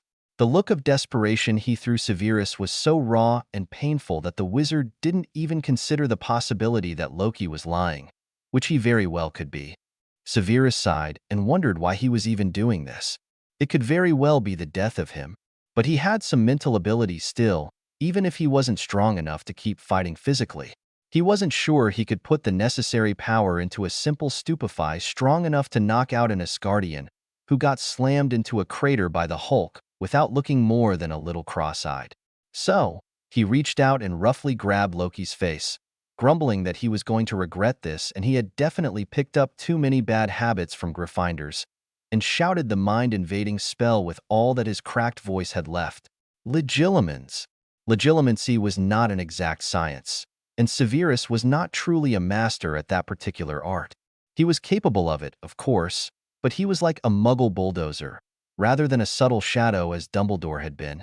Severus Snape was a master at protecting and hiding his own mind, not invading others. He knew, from attempting to teach Potter, that his legilimency caused considerable discomfort and was unmistakable, certainly not nearly unnoticeable as a master of the skill ought to be. Anyone he legilimized usually knew their mind was being probed, unless he just brushed the surface of their thoughts. Barton and Selvig had both complained of headaches when he finished freeing them from Loki, and he knew the Asgardian would likely have words with him later about how rough he was. But Severus knew the moment he dove into the chaotic whirlwind that was Loki's mind that something was seriously wrong here, and his blunt approach to mind traveling would only be an asset. It felt as if three consciousnesses were battling for supremacy here, and he was just adding fuel to the fire. It felt and looked like a whirlwind of fire in here. Everything was burning and on fire, and the pain was excruciating. He couldn't tell up from down, and he couldn't distinguish Loki's mind from the other two screaming for dominance. He did not scream or fight, but he dove to the bottom of the crashing ocean of fire that was Loki's mind, determined to get to the core of his mind first, and hopefully he could do what he did best: erect clemency barriers and throw the invaders out. Memory flashed past him, but thankfully, he was moving too fast, and it was too chaotic for any one memory to seize him the way Barton's had. There, the victim had been fully conscious, not actively fighting, and he was of a strong enough will that he could still focus on specific events and thoughts even while he was possessed by another force. "I know how you feel, brother, and frankly, I agree with you. Why didn't you tell me? Farewell, brother. Did you mourn? This is proof that I am worthy. I only sought to destroy my brother's perfect day, the Golden Prince, their precious little godling, who could do no wrong. You said we were both born to rule." "No." Severus gasped as he tumbled through the chaos, buffeted by powerful emotions and searing memories. He saw a regal king with an eye patch, a noble queen with a kind smile, a boisterous threesome of troublemaking warriors, and a beautiful dark-haired woman in armor that had eyes only for Loki's golden brother, as it seemed everyone in the universe did. Jealousy and pain and fear and rejection and longing and love, all were mixed up together in a dreadfully confusing whirl of consciousness. Loki was cunning, and he was clever. He was dangerous, and secretly fond of his brother the Thunder God, and he was purposefully flippant to hide how much he cared. Severus felt a sudden realization that he and this Asgardian prince had a great deal more in common than anyone he had ever met. How annoying. The battle for the Asgardian's mind was nearly lost by now. Loki was retreating, screaming in excruciating pain as fire scorched his senses and power lanced through his mind and drained his magical defenses, of which there were few. He could detect the wreckage of some mental protections, but they had all been battered down during weeks and months of unending torture, bits of which flashed past Severus' horrified gaze. The Mind Stone had taken care of the rest, essentially locking Loki in his own mind and providing the means for a powerful telepath to use his body like a puppet. Watching the flashes and bits of memory fly past, detailing Loki's horrific torture over the past year, Severus wondered how long it would have taken the Dark Lord to shatter his mind had he ever been found out. Bringing his own experiences and pain to the fore, he used them to shore up Loki's walls of defense, starting from the very core of his mind. Here, Severus could see and sense the memories that Loki held most dear and which had shaped him the most. Here, he could see the Asgardian's magical core, pulsing weakly and splintering in agony. Here, he could see who Loki truly was, without the masks and without the tricks and without the hiding. Here, his vulnerabilities were laid bare. His love for his family and those he had always thought of as his people, his fears of rejection and failure and weakness, his love of mischief and teasing and cunning, his fear and self-loathing, learning he was not related to his family at all, and knowing that now he was an instrument of destruction and terror, controlled like a puppet by a monster who caused him constant, unendurable pain for nearly a year before Loki broke down and submitted.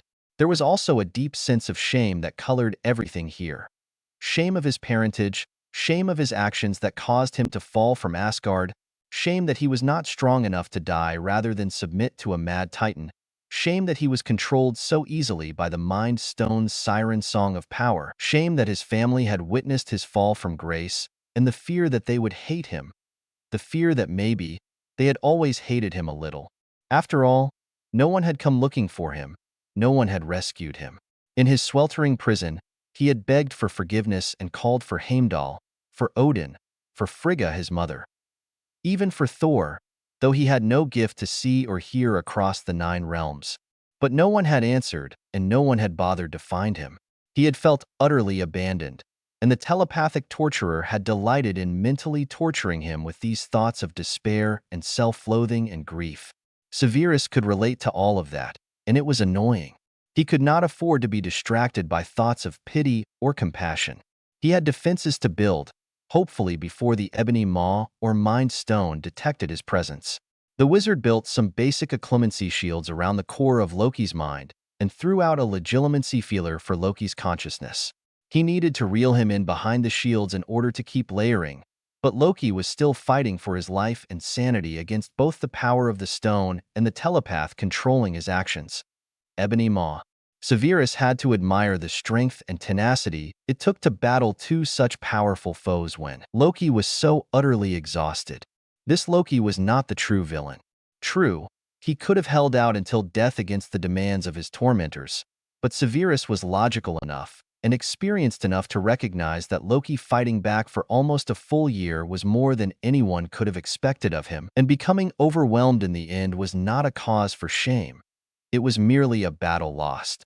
Loki was fighting back now, and he wasn't alone this time. "You are not alone," Severus growled, not realizing he had spoken to the Asgardian's mind until he heard his own voice echoing around him. The chaos of the mental battle paused for just a second, long enough for the wizard's mental fishing line to snag Loki's consciousness and drag it behind the walls where he could recover and hopefully help push the invaders out. Loki looked so much different in his own head. He was still tall and slender, but his skin was a rich blue. There were strange patterned markings on his face and hands, and his hair was a dark blue, not completely black. His eyes were red rather than green, and he was dressed in rags. He was gasping and hunched over in pain, and open wounds were oozing dark blue blood all over his skeletal body. He hardly seemed aware of himself or where he was. "Loki, brace yourself," Severus barked, amazed that his mental self was so much healthier than his physical self currently was. Perhaps their mind selves reflected their actual mental states. Severus was more than ready and able to fight a mental battle, even if his body was weak and in pain. But Loki was on his last legs. He had been struggling in this mental war for almost 12 months now. "Who are you?" Loki whispered weakly, raising his haggard face and gazing at him with pain and fear, and strangely enough, gratitude. "You are," holding him back. Severus grimaced as the two consciousnesses battling for control of Loki's mind suddenly attacked his shields. He gave way before their onslaught and merely shored up the defenses in a different place.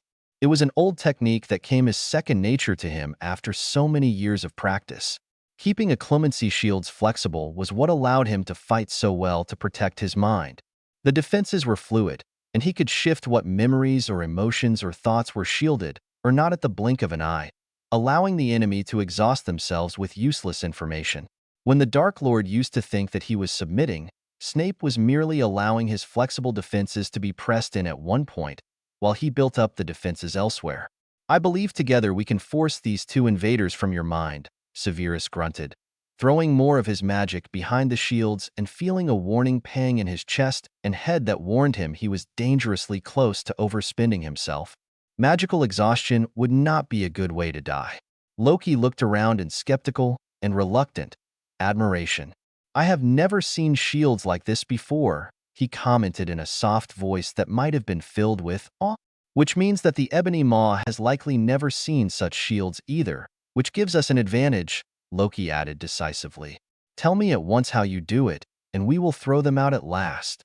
Severus silently opened his own mind to Loki, showing him his occlumency training and techniques, and trickling in a bit of the specific magic he used. It was dangerous, especially with two hostile mental forces so close to his vulnerable mind. He really didn't want Ebony Maw or the Mind Stone migrating to him next if they couldn't dominate Loki anymore. Loki caught onto occlumency quick enough, and soon, he stood beside Severus, building and shoring up the defenses faster than the attackers could tear them down. With Loki's powerful help growing the defenses too quickly for the telepath and the stone to combat, the wizard began to push them back at long last. Loki's body shifted, going from tortured frost giant to Prince Loki of Asgard, as his confidence grew. They both pushed outwards, absorbing more and more of Loki's mind and consciousness behind the occlumency shields. They were successfully pushing against the Ebony Maw, who hissed with rage and threatened Loki with torment if he did not submit, and the Mind Stone, which continued to whisper seductively and attempt to convince them to lay down their defenses and surrender to the soothing embrace of reason. But neither Severus nor Loki cared to listen. They were single-minded in their task, and their pace began to pick up.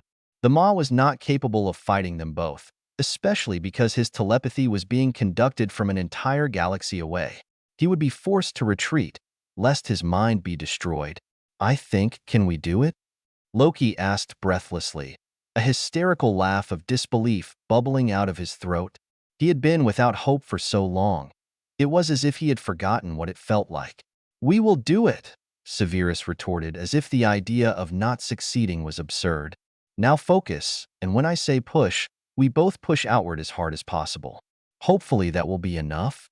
"Fools!" The hiss of Ebony Maw broke through their shields.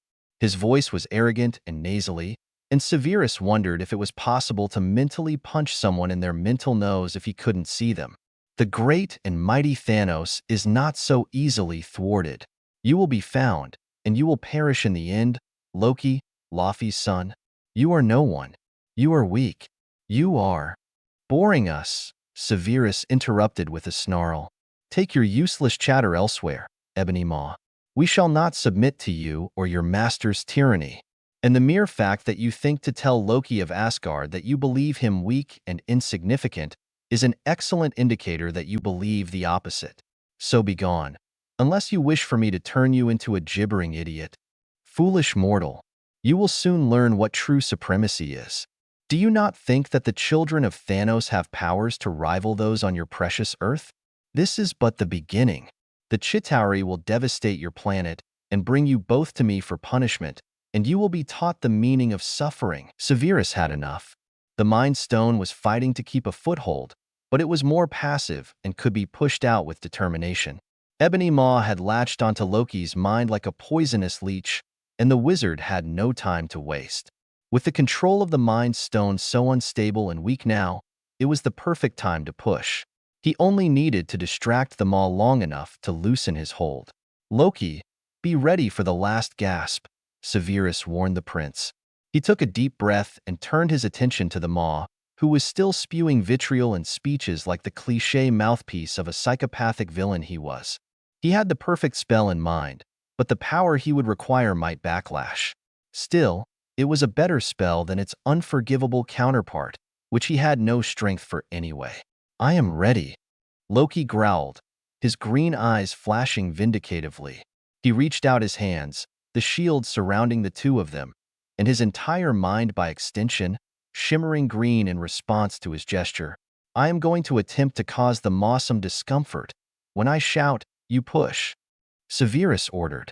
He gathered up the dregs of his power, aching in every bone as he did so, realizing that would probably wake up dead, if that made any sense. But this Thanos person would no longer have a hold on his pawn, and Loki would be able to tell the people of Asgard and Earth of the threat. His life flashed before his eyes, including his earlier death, and wondered if he would get buried in a nondescript Muggle cemetery in New York this time. "I will make certain you are laid to rest with the greatest cedar mages of Asgard if I have any say in it," Loki suddenly said, surprising Severus. Had he projected those fears aloud in the Asgardian's mind? The green eyes flashed at him with mischief and gratitude. "I am of Asgard, even if my blood is not. If you free me, my life belongs to you, however distasteful the idea to me personally. I would be duty-bound to see to your honorable burial, but I pray you not to die on purpose. I'm only just starting to get curious about you. By the Norns, I don't even know your name." "You talk too much," Severus snorted, almost laughing. In another life, he might have enjoyed trading barbs with this sorcerer, even if he was the Marauder's idol. Who knew that Loki was actually more like Snape than any of those Gryffindors? He turned his attention back to his task, barely tuning into the fact that the Maw was describing what the children of Thanos would do to the planet Earth and its people when their plan was brought to fruition, whenever and whatever that was. Severus gathered the last of his magic and stepped outside the acclemency barrier. He would be flung out of Loki's mind too, but that was the idea. The Maw seemed surprised and almost insulted to see him now. The wizard was haggard and stumbling with weakness, yet still, Severus dared to face him. You wish to die for this worthless weakling? The ebony maw sniffed. He was a thin, vague shape in the shadows on the edge of Loki's mind. I am much weaker than this foolish weakling, and yet we have nearly defeated you, Ebony Maw, Severus announced nonchalantly. I wish I had the strength to kill you, but expelling you for now will have to do. Oh, this will be amusing, the telepathic alien cackled. As you pathetic humans say, do your worst, Severus smiled, before flinging himself, aglow with the last reserves of his magic, at the shadowy figure that had gleefully tortured and possessed a powerful prince over the past year. Tormenta, he shouted, feeling Loki surge with power behind him at the signal. The maw shrieked as the low-level pain curse caught his mind and made him writhe in agony, loosening his hold on Loki's mind. The Asgardian wasted not a second and held nothing back, strongly growing his new shields out to the edges of his mind, crowding out the seductive Mind Stone, the screaming Ebony Maw, and Severus himself, who fell into a void of darkness, surrounded by the infuriated howling of the defeated telepath and the soft siren song of the Mind Stone, and the victorious, giddy laughter of Loki high above them. Natasha Romanoff held the golden scepter tightly, its sharp tip braced against the energy barrier surrounding the pulsing tesseract. Her grip became sweaty and her neck ached as she strained to watch the red speck that was Iron Man, as he guided a nuclear missile through the open portal. Dr. Selvig stood beside her, also watching, and muttering to himself in a language that might have been Swedish or gibberish. But she really did not care right now. Her mind was in 3 different places, and none of them were here.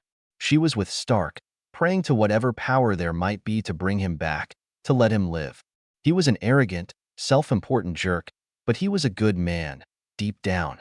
Not just anyone would leave his mansions and towers and billions to put on a suit of armor any day of the week simply to help people. Not many men would willingly take a nuclear weapon willingly through a portal into cold outer space, knowing he may not make it back. Tony Stark was many things, but she really didn't want him to become a martyr in all this. He would hate that too.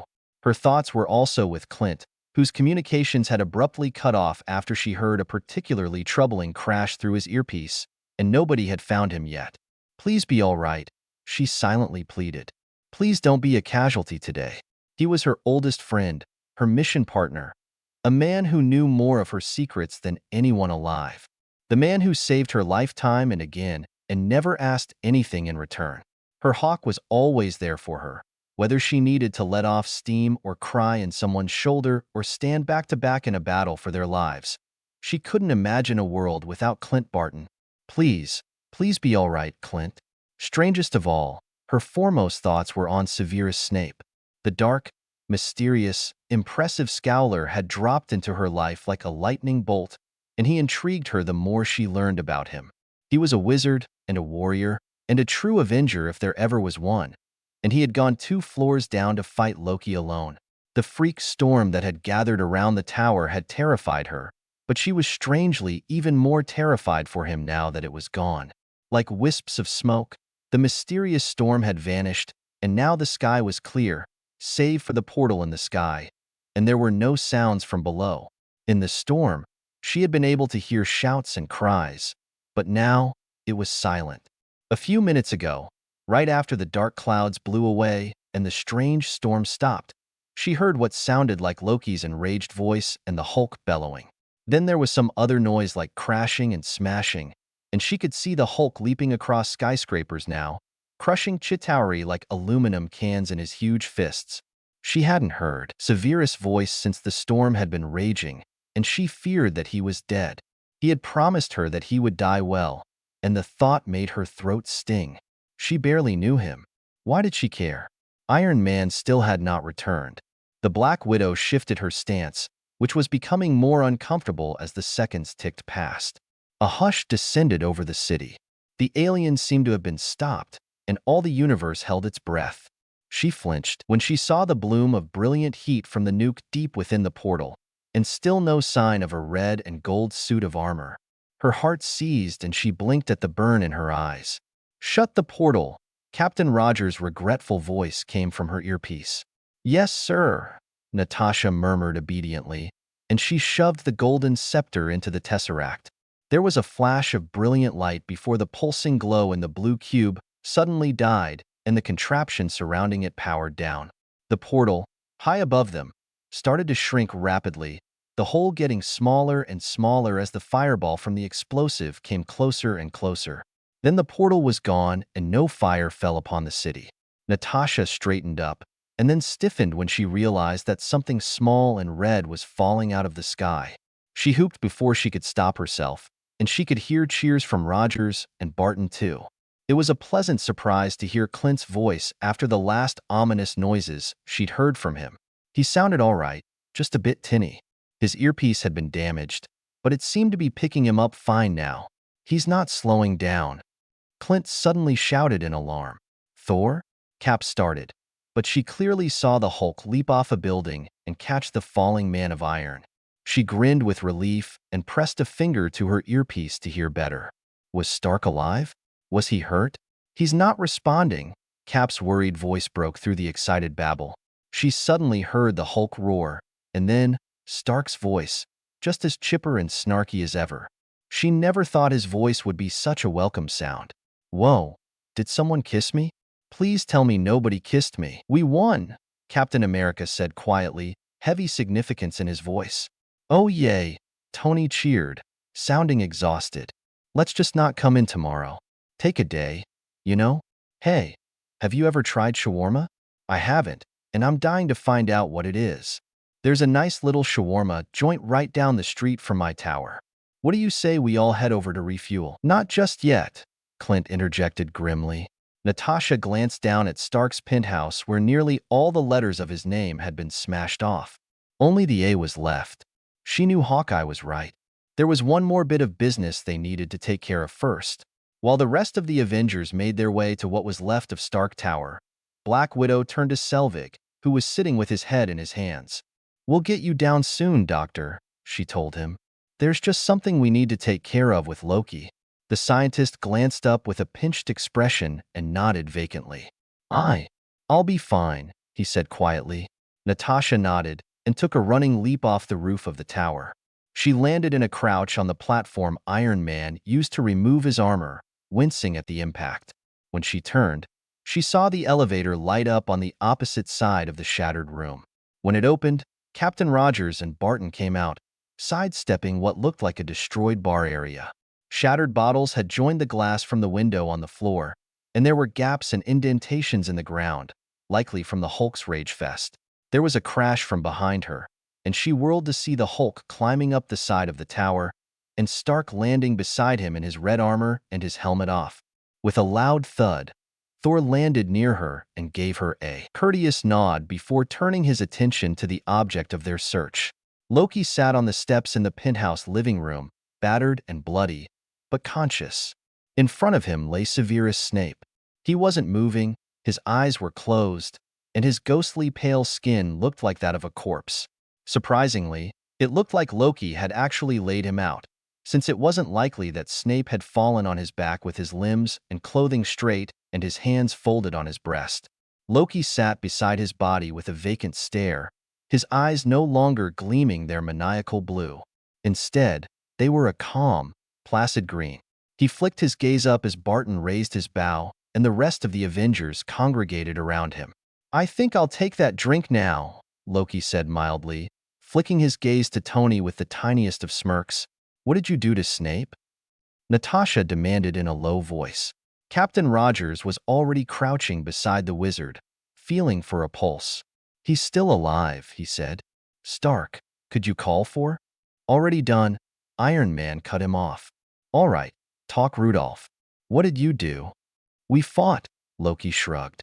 He glanced over at Thor, his gaze suddenly sharp. He was not put in this state by me. Who did it then? Captain Rogers demanded, his voice calm, but his face tight with anger. Loki stiffened and narrowed his eyes minutely at the captain. The one who commands the Chitauri, he replied stiffly. Which would be you, Stark announced in a bored tone. Brother, Thor said softly, glancing from Snape to Loki. Your eyes. I was not quite myself, and that is all, Loki snapped. He slowly stood, hiding a wince of pain, and held out his hands with a nonchalant air. Now, aren't you going to cuff me and lead me to justice? Or whatever it is you Avengers do? Have a care, Thor cautioned his friends as they moved in on the Asgardian. He must face Asgardian justice. Sure, Asgard can have whatever Earth doesn't send through the meat grinder, Clint muttered, his eyes glinting murderously. Loki gave him a look one might give a child who was insisting they needed a later bedtime, but otherwise didn't answer. Stark snorted a laugh as he stepped forward and cuffed Loki before tugging him away from Snape's body. Natasha didn't miss how the god of mischief seemed to keep glancing down at the wizard with something like worry in his now green eyes. Some mystery lay in Loki's demeanor about this whole thing.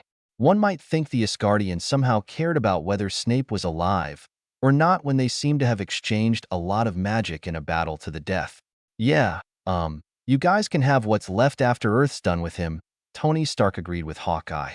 As far as I can see, his crimes are against us, not you. He is my brother. Thor protested. Thor, Loki sighed in exasperation, rolling his eyes. Do leave it. It isn't as if you ever particularly cared. What? Thor gasped, looking hurt. You know that is not true. I would have sought you in the void, Loki. I swear. But the Bifrost was destroyed, and— Excuses, excuses, Loki interrupted, shaking his head mockingly. You know, Thor, there is no need to keep up the act here. This is no act. Loki, be reasonable. Natasha crouched next to Rogers beside Snape while Thor and Loki kept arguing and Barton and Stark kept an eye on their prisoner. What happened, do you think? He's pretty battered, the captain said grimly. Broken ribs, gashes, bruises, a lot of blood loss. He's bleeding from his ears too, so I guess head trauma of some kind. But he's still breathing, barely, and his pulse is weak, but it's there. I have no idea what happened. These injuries didn't come from a fist fight, that's all I know. What do you make of this? Natasha asked quietly, gesturing at how Snape seemed to be laid out with care. Rogers glanced up at Loki, who was scowling as Thor ranted about something. I don't know, he said slowly. Loki seems different. Did you see how awful he looks? Hulk smashed him around a bit. Natasha snorted without pity. But I think Snape was unconscious before that. The storm thing only happened after the wizard went down to fight Loki, and it disappeared a little before the Hulk came. Well, I don't know anything about magic or— Rogers gestured helplessly. The sirens of approaching ambulances and law enforcement and the clatter of helicopter blades filled the eerie silence outside. Anyway, we'll have to get him taken to a hospital. He's lost a lot of blood, and he's got shattered ribs and a broken arm. But he's tough. He'll be okay, Natasha whispered fiercely, gazing down at the man who had willingly faced a being far more powerful than they, knowing he would likely die. Yeah, probably, Rogers sighed. Standing up, he marched over to Loki and broke up the argument, leaving Natasha to sit vigil beside the wizard. Barton carefully lowered his bow, seeing that Loki didn't seem to care about escape, and that the captain was more than capable of helping Stark and Thor if there was a problem. He okay? Hawkeye asked gently. Natasha shrugged and reached out to wipe a smear of blood from Snape's cheek. When unconscious like this, the hard lines of his face smoothed out and even his large hooked nose and lank hair didn't seem so ugly. He looked rather young when he wasn't scowling. In fact, she might assume he was about 30, maybe, if she didn't know his date of birth already. You know, he's in his 50s, Natasha whispered without looking up at Barton. According to what we could find, he was born in 1960. He doesn't look it, Clint answered with a hint of amusement in his voice. Dang, I hope I look as good when I get to his age. The elevator dinged suddenly and a suited S.H.I.E.L.D. agent, followed by several armed strike team members, entered the apartment, asking questions and checking that Loki was properly restrained. The Asgardian looked insulted to the point of boredom, but Natasha could detect a bleak despair in his eyes, especially when he glanced over at Snape on the floor. The Black Widow stood up and marched over to the men. It was Sitwell leading the team, and she felt a pang at the thought of Phil Coulson, who would otherwise have been here if Loki hadn't killed him. Agent Romanoff, she introduced herself. We've got a man down here. Medical? On its way, Sitwell replied, looking over the tops of his glasses at Snape, but he couldn't see much with the steps in the way and Barton hovering protectively over his body. "Civilian?" he asked briskly. "Yes," Natasha answered at once, loud enough for the rest of the team to hear. "Cause of injuries unknown?" She darted a glance at Loki as she said this, and was surprised to see his surprise. He was looking right at her with one eyebrow slightly raised, as if questioning her sanity. He quickly turned away, and perhaps to distract from his moment of shrewd attention, he started mocking the Avengers and shape-shifted into a copy of Captain Rogers to mimic what he just said. Thor angrily slapped a muzzle on his brother and ordered him needlessly to shut up. "Keep him where he is," Sitwell ordered, his tone bored. "Medical will take care of him. The rest of you, with me. We've got to get the Tesseract back to where it belongs. And that staff?" He glared at the golden item Natasha was still gripping in her hands. "It goes with us. We brought a container for it." Natasha didn't pay much attention as she obediently set the golden staff into the box they brought. It looked like a repurposed carrying case for a keyboard or something, and it was padded inside and locked on the outside. "Tony, Selvig's still on the roof," Natasha said distractedly while she and Barton followed Sitwell and the rest of the strike team. "I'm on it," Stark replied, and marched out of the penthouse via the broken windows. It felt wrong, leaving Snape alone, but the less fuss they made about him, the better. Rogers seemed determined to stay behind with him, though, which was a good thing. It left the strike team free to escort Loki away, and Natasha and Clint free to join them and get debriefed. And Thor followed the men who had his brother, looking lost. Tony joined them a minute later, removing his suit and helping the traumatized Selvig to navigate the maze of rubble. He was also carrying the blue cube and nattering on about how hard it had been to get this penthouse set up just how he liked it, and now he had to start over. By now, Natasha knew that babbling about inconsequential things was Stark's way of navigating a delicate situation where otherwise an awkward silence would reign. It was kind of nice, she thought, to listen to a litany of petty problems when there were so many other stressful things going on. Stark joined them in the elevator and ordered the Hulk to take the stairs instead, something that the green beast took offense at. "Take the stairs," the Hulk grumbled, stomping his way down the narrow staircase. Hulk not like stairs. Hope you all enjoyed this.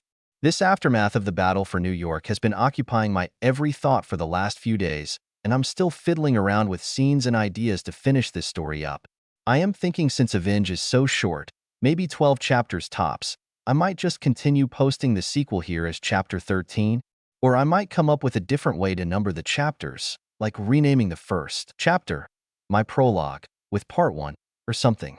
And I am most definitely sending Snape to Asgard now, and he might not be involved much with Winter Soldier, though I do plan for Snape to help Bucky's brain heal, somehow.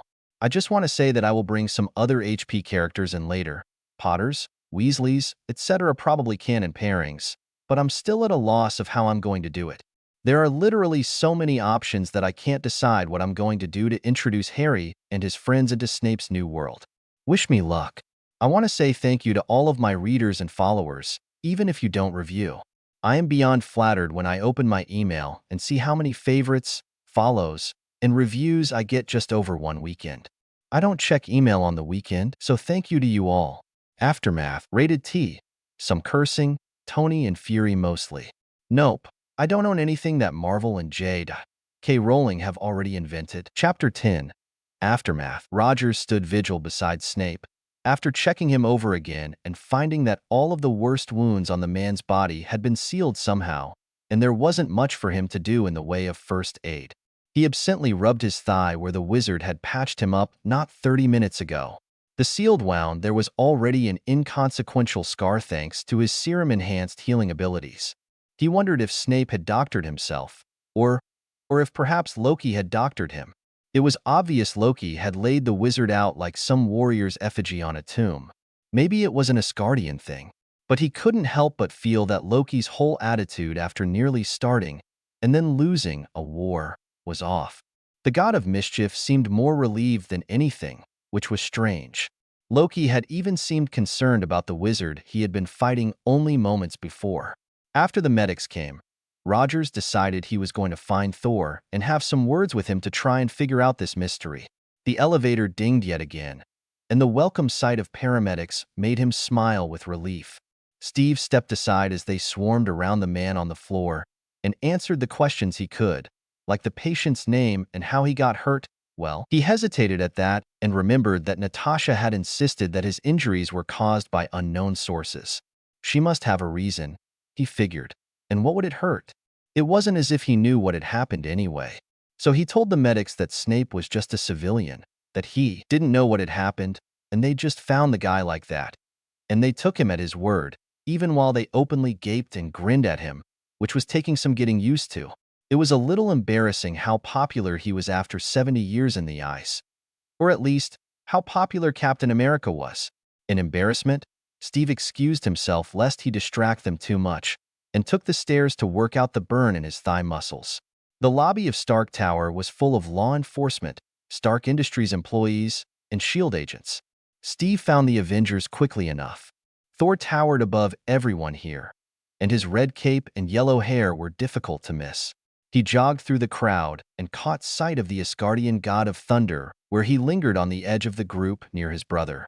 They seemed to be waiting while their S.H.I.E.L.D. escorts were busy discussing something Steve didn't care to pay attention to. He hesitated for a few seconds and then realized that if he didn't talk to Loki now, he might never get a chance, depending on whatever S.H.I.E.L.D. and the WSC decided to do. The super soldier squared his shoulders and slipped through the crowd until he was close enough to tap Thor on the arm. The thunder god turned, looking tired and stressed. "Thor," he said in a low voice, flicking his gaze over to Loki, who stood beside the thunder god. He gestured at the strange muzzle on the mischief god's mouth. "Can you take that thing off Loki for a second? You wish to hear his voice?" Thor sighed, shaking his head. "I warn you, Loki becomes tiring after a short while when he is in a mood like this." The god of mischief ignored his brother's comment. He stared straight ahead, obviously ignoring the chaos around them. "Yeah, I'm sure he does," Steve agreed. "But I need to ask him a question." Thor sighed again and reached over, taking the gag off his brother's mouth. Loki worked his jaw slightly once he was free, but he didn't say anything and he didn't look at them. Rogers stared at Loki, studying his face again, wondering how the color of one's eyes could make such a huge difference. He no longer looked crazed. Dr. Banner had mentioned that he could smell crazy on Loki.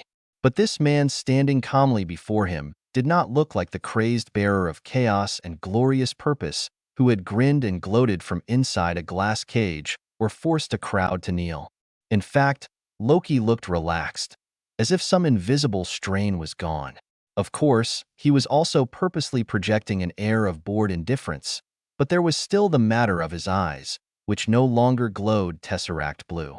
"Why did your eyes change color?" the captain demanded. "He is a master of Sea-Eater," Thor interrupted wearily. "He can change his appearance at will." "Excuse me, I asked Loki," Steve objected, squaring his shoulders as he glared at the thunder god. When it was obvious that Thor was shutting his mouth, Steve turned back to Loki and arched his eyebrows expectantly. "Why do you care what color my eyes are?" Loki asked instead of answering. His face looked gaunt and exhausted, and there were dark circles under his eyes. Had he always looked so terrible? "I care about your eye color because the eyes of everybody you touched with that magic staff turned blue, the same color yours were. So why are your eyes green now?" "They have always been green," Loki muttered, his gaze darting around nervously, as if he was afraid of someone overhearing him. He finished with his observation and lapsed into dully staring straight ahead. "My eyes are green," Loki repeated quietly, his face tightening as if he was in pain. "They are always green." Steve turned to Thor for confirmation. The muscular Asgardian shrugged and nodded, which was good enough for the captain. "Well, I want to know why they looked blue before," Steve said firmly. "Is it not obvious, Captain?" Loki asked mockingly. "I hear you are an intelligent man. Can you not figure it out?" "I have a guess," Steve said grimly. "But how about you give me your own opinion first?" Loki didn't answer. Instead, he set his jaw stubbornly and set his eyes straight ahead. Steve suppressed the urge to sigh. Sometimes, stubborn people were a right pain in the neck. "Brother, answer him," Thor suddenly spoke up, his voice rumbling with displeasure. Surely it is not so difficult to do. Loki flinched and his face blanched, almost as if he had been threatened. Steve wondered why that would be. Your cedar mage freed me from the scepter, Loki hissed venomously, his face contorting with anger and some other emotion Steve couldn't quite catch. The human mage freed you? Thor repeated incredulously. Oh, you're disappointed that I don't really want to rule a realm full of short-lived weaklings who know next to nothing of true power? Loki laughed softly, mockingly. Don't be daft, Thor, though that is your default state. After all, if I wanted to conquer a realm, I wouldn't start with Midgard. It is beneath me. What's wrong with Earth? Steve demanded, feeling defensive. Loki turned his green eyes on the captain and tilted his head mockingly. Nothing, the god of mischief sneered. If one wants to rule a backwater realm full of imbeciles, that is. I actually don't even like Midgard. If I truly wanted to rule a realm, I would start with something challenging, like Alfheim. You are making no sense, brother, Thor growled. He reached out and grabbed Loki's shoulder in what looked like a crushing grip. Stop mocking the captain and answer his questions, or dash, or what? Loki snapped, jerking violently away from Thor's grip. You'll beat me until I do? Thor gasped, looking startled and hurt by the accusation. Brother, how could you even think that? Stop calling me that. Loki hissed, looking both frantic and angry. I am not your brother, so stop it. Steve decided to interrupt, seeing the stunned and suddenly furious expression on Thor's face. All right, calm down, he demanded, stepping in between them. So, Loki, you said you were freed from the scepter? Loki scowled at him. Are you deaf? He intoned. No, Captain Rogers snapped. I heard what you said. You said our satyr mage freed you. But I'm not sure what that means. It is obvious what it means, Loki drawled scornfully. My mind was not my own, just as Barton's, Selvig's, and any other mind I took with the scepter was no longer their own. Brother? Thor said incredulously, suddenly putting the pieces together. You were taken by the Mind Stone? The Mind Stone was 1/3 of the equation. Oaf, Loki snarled, his green eyes snapping with temper. I'm just asking you what happened, the Thunder God shouted in exasperation, his own light blue eyes also sparking with anger. Well, why don't you ask that instead of stupid questions? Loki spat back venomously. Loki, Steve interrupted before the brothers could start brawling on the floor. How did you get free? He demanded in a low voice. Barton had mentioned being freed from mind control by Snape on the helicarrier, and Natasha said that Selvig had been freed by Snape too. Who was that wizard? Why is that any of your business? Loki hissed, seeming to shrink in on himself. Because, Steve explained patiently, if we can prove you're just as much a victim in this as everybody else, Earth will let you go back to Asgard without any fuss. Loki threw Thor a look of disgust as he answered the captain. I have no wish to return there. Well, Earth doesn't exactly like you right now, Steve sighed. Talking to this guy sure was a test of patience. So if you want to avoid execution or something, I suggest you tell me right now what Snape did. Loki's gaze suddenly locked on him. Snape? He repeated. The guy you were fighting, Steve explained. His name's Severus Snape. Loki seemed to consider it, or something anyway, for his eyes grew distant and his face tightened. His brother still hadn't said a word. I owe him a blasted life debt, Loki finally muttered, looking anywhere but at Rogers or Thor. Should Severus Snape survive, you must inform me before the magic takes over and causes me considerable discomfort. Should he die, it is my responsibility to see that he receives a burial fitting his rank. Rank, brother? Thor asked softly. Loki rolled his eyes, ignoring the brother word again. He is a master of the mind arts, the god of mischief explained. He invaded my mind when I asked him to render me unconscious instead, and help me to push them out. Them? Steve pressed. There are others in the universe who are skilled in the mind arts, Captain, Loki sneered. Suffice it to say, I was not strong enough to resist. Resist? Thor repeated, suddenly giving his brother a scrutinizing look. Steve also felt his gaze sharpen and horror chilled his blood. How could he have missed it before? Had Loki dropped all illusions now? For this bone-thin, defensive man in chains didn't look the same as the god, expounding on his greatness as he demanded that humanity kneel before him. Steve found himself searching the faded bruises on Loki's face and the clear bruising on his bony wrists under his new handcuffs. The strangely haunted look in the green eyes, the way he watched everyone and shied away from his brother's touch and flinched when his arm was grabbed. Steve suddenly thought of Bucky. It felt like he had lost his best friend only a matter of months ago when in reality, it had been 70 years since Bucky Barnes fell from that train during their fateful mission. But his friend had been held captive by Hydra for a few weeks and presumed dead, right at the beginning of Captain America's career. After his rescue, Bucky had gone through a period where he had remarkably similar reactions and markings, but with his best friend, it had been obvious why he was so jumpy. Here, Steve wasn't sure what to think, but Loki's face had closed off. Thor looked like he was in horrified denial, and the S.H.I.E.L.D. guys seemed about ready to go now. "Kindly gag me again," Loki suddenly announced in a stiff tone, refusing to look at either of them. The faint blush of shame was coloring his pallid cheeks. "I have said too much already." "Said too much?" Thor repeated incredulously, stepping nearer to the smaller Asgardian. "Brother, you've hardly said anything important." "Shut up," Loki hissed, hunching his shoulders and backing away from his much bigger brother. "Shut up. You have no idea what you are speaking about. You don't know anything. So kindly gag me again and shut up." The strike team was suddenly around them. "There a problem here?" A grim-looking man with a scar on his cheek demanded frostily. "No, there's no problem," Steve assured them. "But could you get a doctor to look him over when you get to where you're going? The Hulk kind of beat a crater into the floor with his body not long ago." "I don't need a Midgardian healer," Loki protested in disgust, obviously fed up again. "Thor did have a short temper, didn't he?" The Thunder God grabbed his brother's face and shoved the muzzle on him again. Steve winced at how rough Thor was being, but he didn't interfere. If there was anything he learned about Asgardians today, it was that their definition of rough was a lot different than a human's.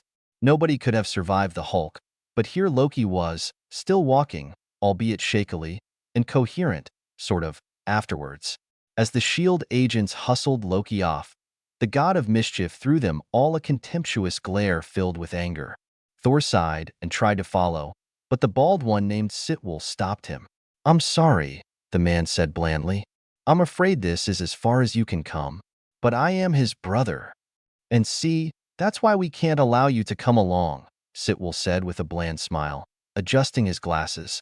"Rest assured, we have a team to take Loki in hand. He won't be getting away this time. Now we know what we're dealing with."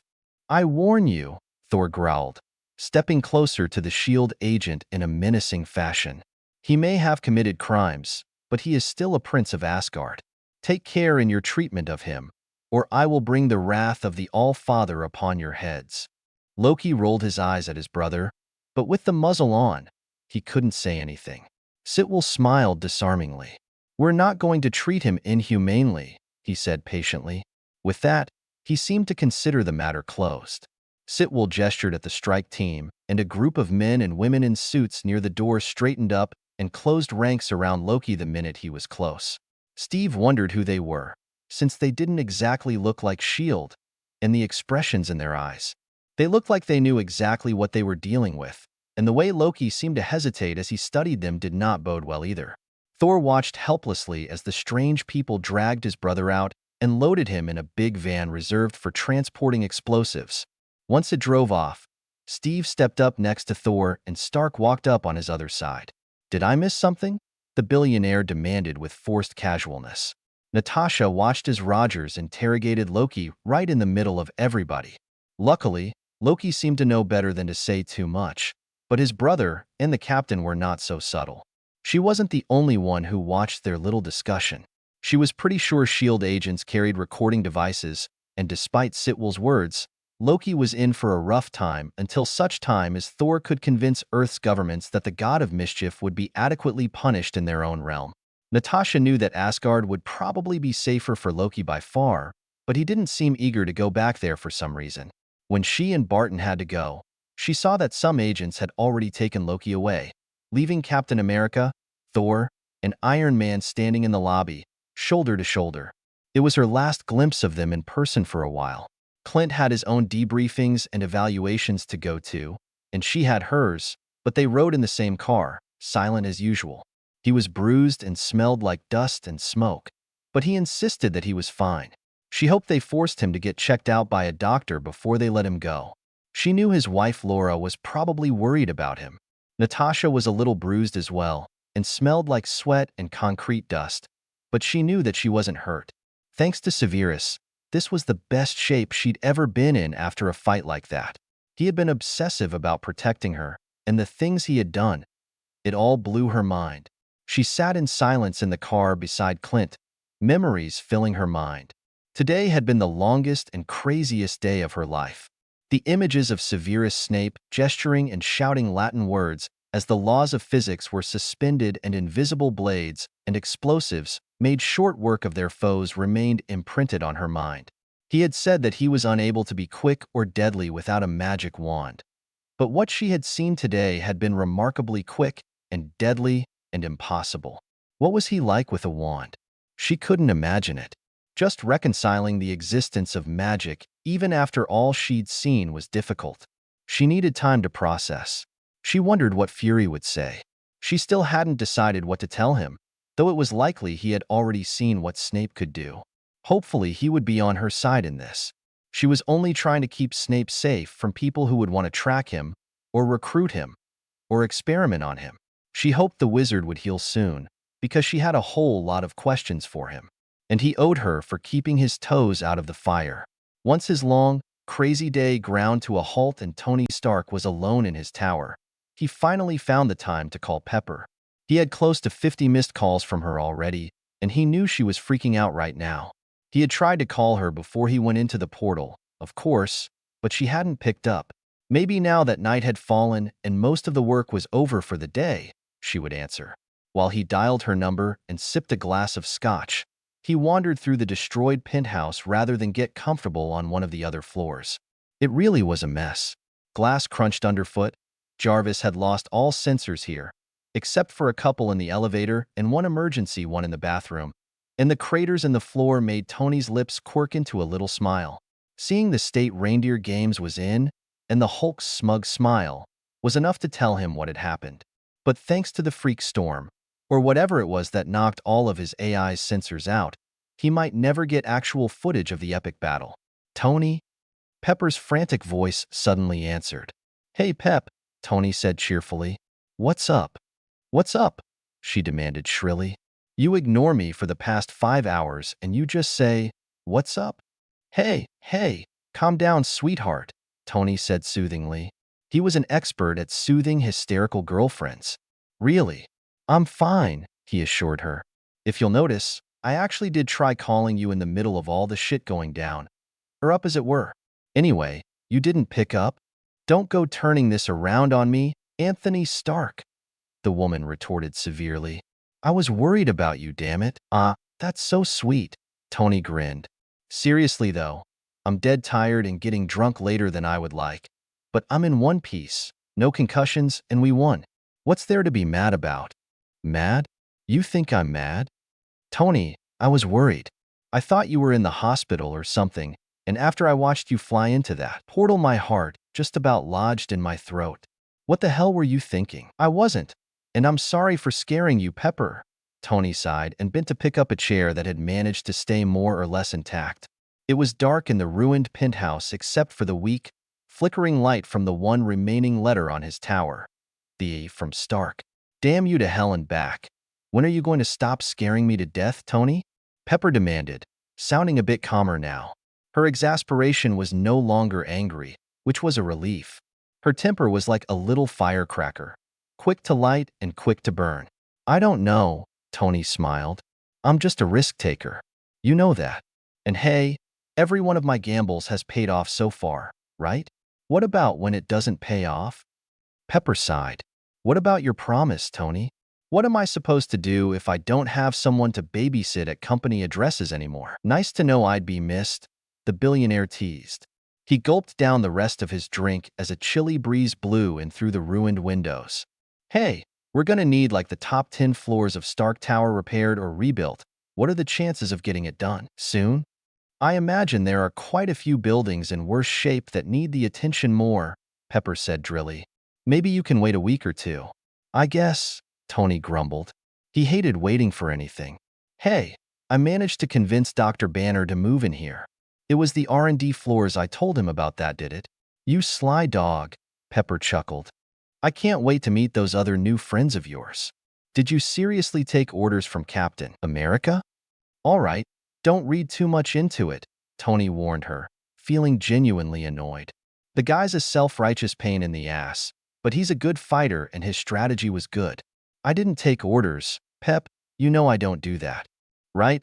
You just cooperated with the plan he created, Pepper chuckled. Stop teasing me, Tony complained. I had a long day, okay? I bet, Pepper sighed. Hey, I'm glad you're still in one piece and that you didn't end up in the hospital. Or any of your other new friends either. Tony grimaced. Well, he hesitated. Actually, one of my new friends, as you put it, did end up in the hospital. Banner's with him now, or waiting for him anyway. I guess they had to do surgery. The guy doesn't have anything really. Not even ID. I took care of it, and I'll run the bill through my personal account. He's a weird one. I'm not sure you'd like him. He's rude. Rude. Pepper laughed. Sounds like your kind of guy. No way. He's too serious, Tony snorted. I don't know much about him. He says he's a wizard. A tech wizard? No, like magic spells and stuff kind of wizard, Tony chuckled mirthlessly. And I didn't believe a word. Until I saw him doing stuff that should be impossible. Jarvis wasn't able to get much of it either. Apparently, his magic interferes with tech. Well, sounds like you've got yourself another fascinating puzzle to work with, Pepper commented. She sounded amused. I hope he's okay. Was he hurt badly? I don't know. He was fighting Loki, Tony huffed. He stood up and walked to the broken window. Most of the block surrounding the tower was dark, since the Chitauri had destroyed the power lines and lights. I'm sure he'll be fine, Pepper said encouragingly. I'm afraid I've got to go. You'll want Stark Industries to donate to the rebuilding effort, I suppose. Sure. You take care of it, Tony yawned. Good night, Pep. Good night, Tony. His CEO returned warmly. Don't stay up too late obsessing, or whatever you do, all right? Will you stop treating me like an irresponsible teenager? Tony complained good-naturedly.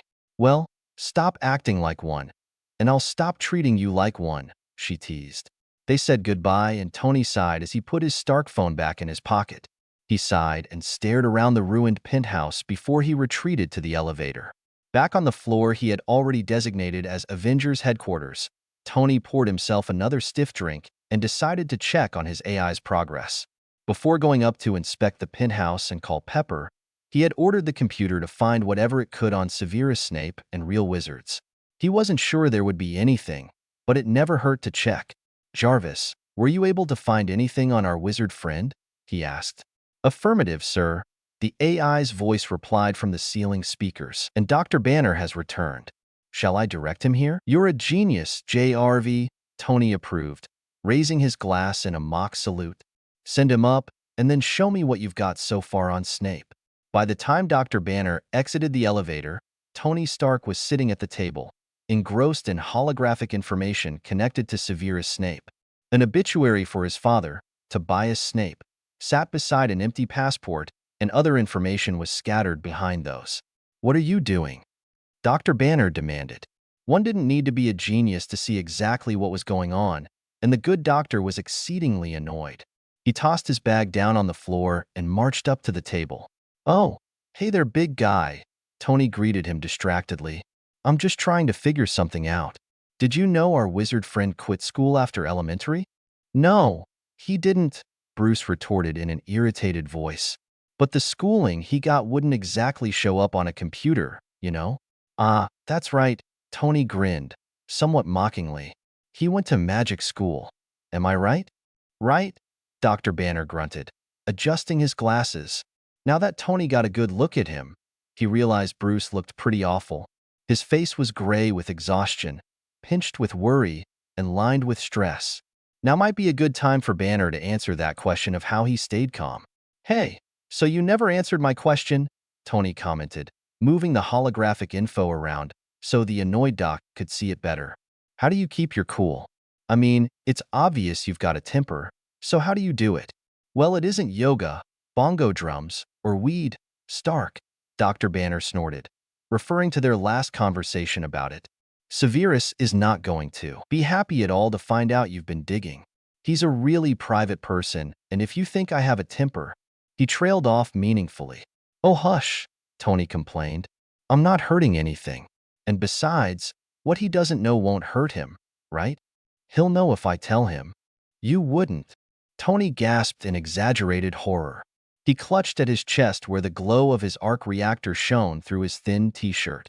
Ah, the inhumanity. Jarvis, I invite this man into my house and home, and already he's planning to betray me.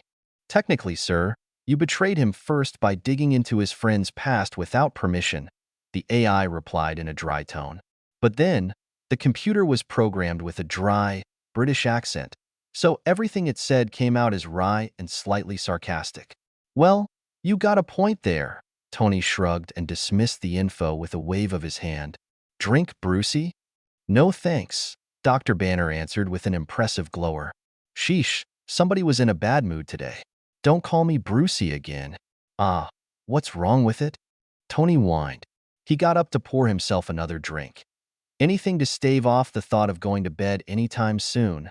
If he passed out down here, it would be preferable to whatever alien invasion-induced dreams he was going to have tonight. I just don't like cutesy nicknames, okay? Dr. Banner huffed. Now, I don't know why your computer brought me here when I very clearly indicated that I'd rather go to bed. So can I go now? You don't want to be here? Tony asked, affecting a wounded expression as he splashed some amber liquid into his glass. I'm hurt, Banner. I thought we could get to know each other, like true science brothers. Maybe share a drink? Well, I don't drink, Bruce sighed. He sat down on the sofa and ran his hands through his graying hair. How about your wizard friend? Tony asked casually, coming out from behind the bar and seating himself in an armchair across from his new science bro. I wouldn't know, Bruce mumbled, closing his eyes. So how's he doing? Tony asked, quite sensitively he might add. Contrary to what most people think, Tony was capable of empathy and sympathy. It was obvious that Dr. Banner was really worried about his friend. He's still alive, Bruce said softly, not opening his eyes. Surgery was successful. Now they just have to wait. He was hurt pretty bad, and he's in a coma. Huh, Tony muttered. Rudolph really let him have it, didn't he? Good thing the Hulk was there to teach him a lesson. Did you see the craters you guys left? Holy moly, I don't ever want to piss off your big green friend. No way. Dr. Banner just nodded and said nothing. He appeared to be dozing off right there on the couch. So, Tony hesitated, not sure what else to say. He really wanted to ask Banner questions about Snape and the wizard powers and what have you, but even insensitive as he usually was, he could tell that. Now was a pretty bad time. The doc almost lost his best friend today. His only friend, if he was to be believed, and only now was he given assurances that while said friend was in a coma, he was alive and that was all the good news they had. So, I guess I'll just sleep here on the couch? Dr. Banner said. Once it was obvious Tony was fumbling for something to say. He opened his red eyes and looked over at the billionaire, but he didn't move. He must have been dead tired then. Sure, you can crash here, Tony shrugged, sipping his drink. Or you can go to your room. It's nothing special, just one of the guest suites I keep furnished just in case. It's cozier here, if you want to stay. I'll stay, Bruce sighed, bending over to take off his sandals. I've slept in worse places. Well, you can't get much better than Tony Stark's couch, Tony grinned. The only place better would be Dash. Stop right there, Dr. Banner interrupted him, a disapproving scowl on his face. I don't even want to know what you were going to say, so just stop. Hey, why does everyone assume I'm going to say something off color? Bruce snorted as if it was obvious. Because you always do. The young woman slipped into her boss's office at SHIELD headquarters in D.C. It was early in the morning, at least for business clothes, but she was used to early hours. Her blonde hair was tied back in a neat bun, and her face was solemn and focused. Her boss liked that about her, she knew. Agent Maria Hill was reliable and no nonsense, and he trusted her probably more than most of the people director Nicholas J. Fury dealt with on a daily basis. She trusted him too, definitely more than anyone else she'd ever worked with. He didn't have to tell her everything that was going on, but she knew him. That was more than enough. Sir?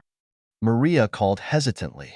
The director had allowed her in, but he was currently standing at his floor-to-ceiling window pane, gazing down on the nation's capital with his back to her. The somewhat damaged helicarrier was still flying somewhere over the Atlantic with a team of technicians and repairmen swarming over it right now. Something important, Hill? Fury rumbled. There's someone insisting to see you without an appointment, Agent Hill replied calmly. He somehow got past security and the secretaries and came right to me, as if he knows me. But you don't know him? The director asked curiously as he finally turned around, fixing her with his one penetrating eye. He says his name is Hedorah bin Silverman, she replied evenly. Said you'd know who he is. Fury scowled and glared at the neat file sitting on his desk. Hill had compiled it for him after she had been ordered to gather everything they could find on Severus Snape. She had even managed to snag some weird grainy pictures of Snape in the battle for New York, as everyone was calling it now, off social media. It had only happened yesterday, but it seemed like the whole world knew about the battle, the alien invasion, and of course, the superheroes. Snape was just one of several freaks to show up that day to save the world. She didn't understand, but then, it wasn't her job to understand. She was Nick Fury's assistant, and her job was just to do whatever job he needed doing. Send him in, the director of S.H.I.E.L.D. finally grumbled. Guess he did give me a whole 12 hours after all, he added sarcastically. Then he raised his eye to her and informed her with a mischievous little glint in his eye. And it's Auror, not whatever you said. Maria Hill nodded cordially, whatever, sir, and stepped back out, allowing Ben Silverman into the spacious office. He was a tall, thin man with long silver hair tied back in a ponytail. He was dressed in an ordinary suit like any S.H.I.E.L.D. agent, but his silver eyes were unnerving in their intensity. He was brusque and blunt, yet somehow still managed to be perfectly polite. She would almost call him old-fashioned, actually, when he called her ma'am and bowed slightly when greeting her. It reminded her of Captain Rogers somehow. He was like a man from another time. As she left, closing the director's office door behind her, Agent Maria Hill wondered who exactly this Ben Silverman was and what a Hedorah was. But she knew better than to indulge such curiosity. If it was something she needed to know, Fury would tell her. If not, she wouldn't fuss.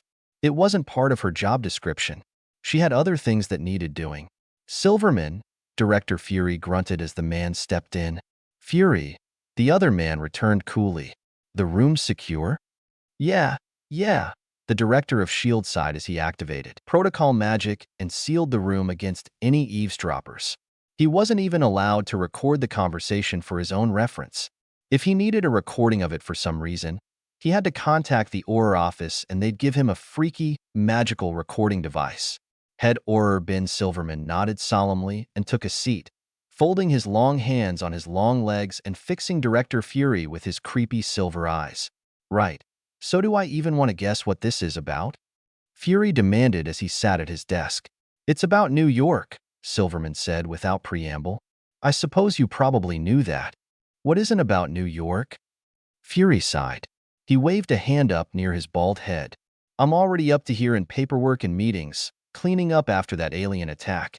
And believe you me, this isn't gonna calm down anytime soon. The WSC is all over me, and I'm pissed at them as you can imagine. Sending a nuke at a city full of innocent civilians. What the hell were they thinking? Yeah, I kind of guessed that, Silverman chuckled disarmingly. I'm just here to ask a few questions about the fellow that broke the statute of secrecy helping your Avengers. I knew you'd say that, Fury grumbled. For what it's worth, I didn't know he was one of you weirdos, no offense. He just didn't act like it. Wizards are normal people, Fury, like anyone, Silverman replied calmly, though his silver eyes glinted warningly. The Auror office in New York is up to their eyeballs with cleanup etc., he went on. None of them recognized the fellow, or even saw him during the battle. But then most of them were north of the Avenger team taking care of aliens that got past Stark. So that's where the rest of your wizards got to, Fury mused. And witches too, Silverman added, looking amused. The New York Aurors actually have more women than men these days. How about that? Fury muttered, not really interested. Anyway, they had direct orders not to engage with your Avenger initiative to maintain the statute of secrecy, Silverman explained. They obliviated any witnesses, as is protocol. But then you get a wizard and that all goes to hell. Listen to me, Silverman, Fury growled, feeling defensive and hating it. If I'd known he was a damn wand-waving wizard, I would have kept him on the helicarrier. Hell, I'd have turned him right over to you. How was I to know that this guy was such a high-profile case? You have no idea how serious this is, Fury, Silverman said firmly. The man is a wanted criminal, presumed dead for almost 15 years, and now he shows up with power to rival the greatest wizards of our history. Don't tell me that doesn't make a paranoid old pirate like you a teensy bit nervous. No kidding, Fury snorted.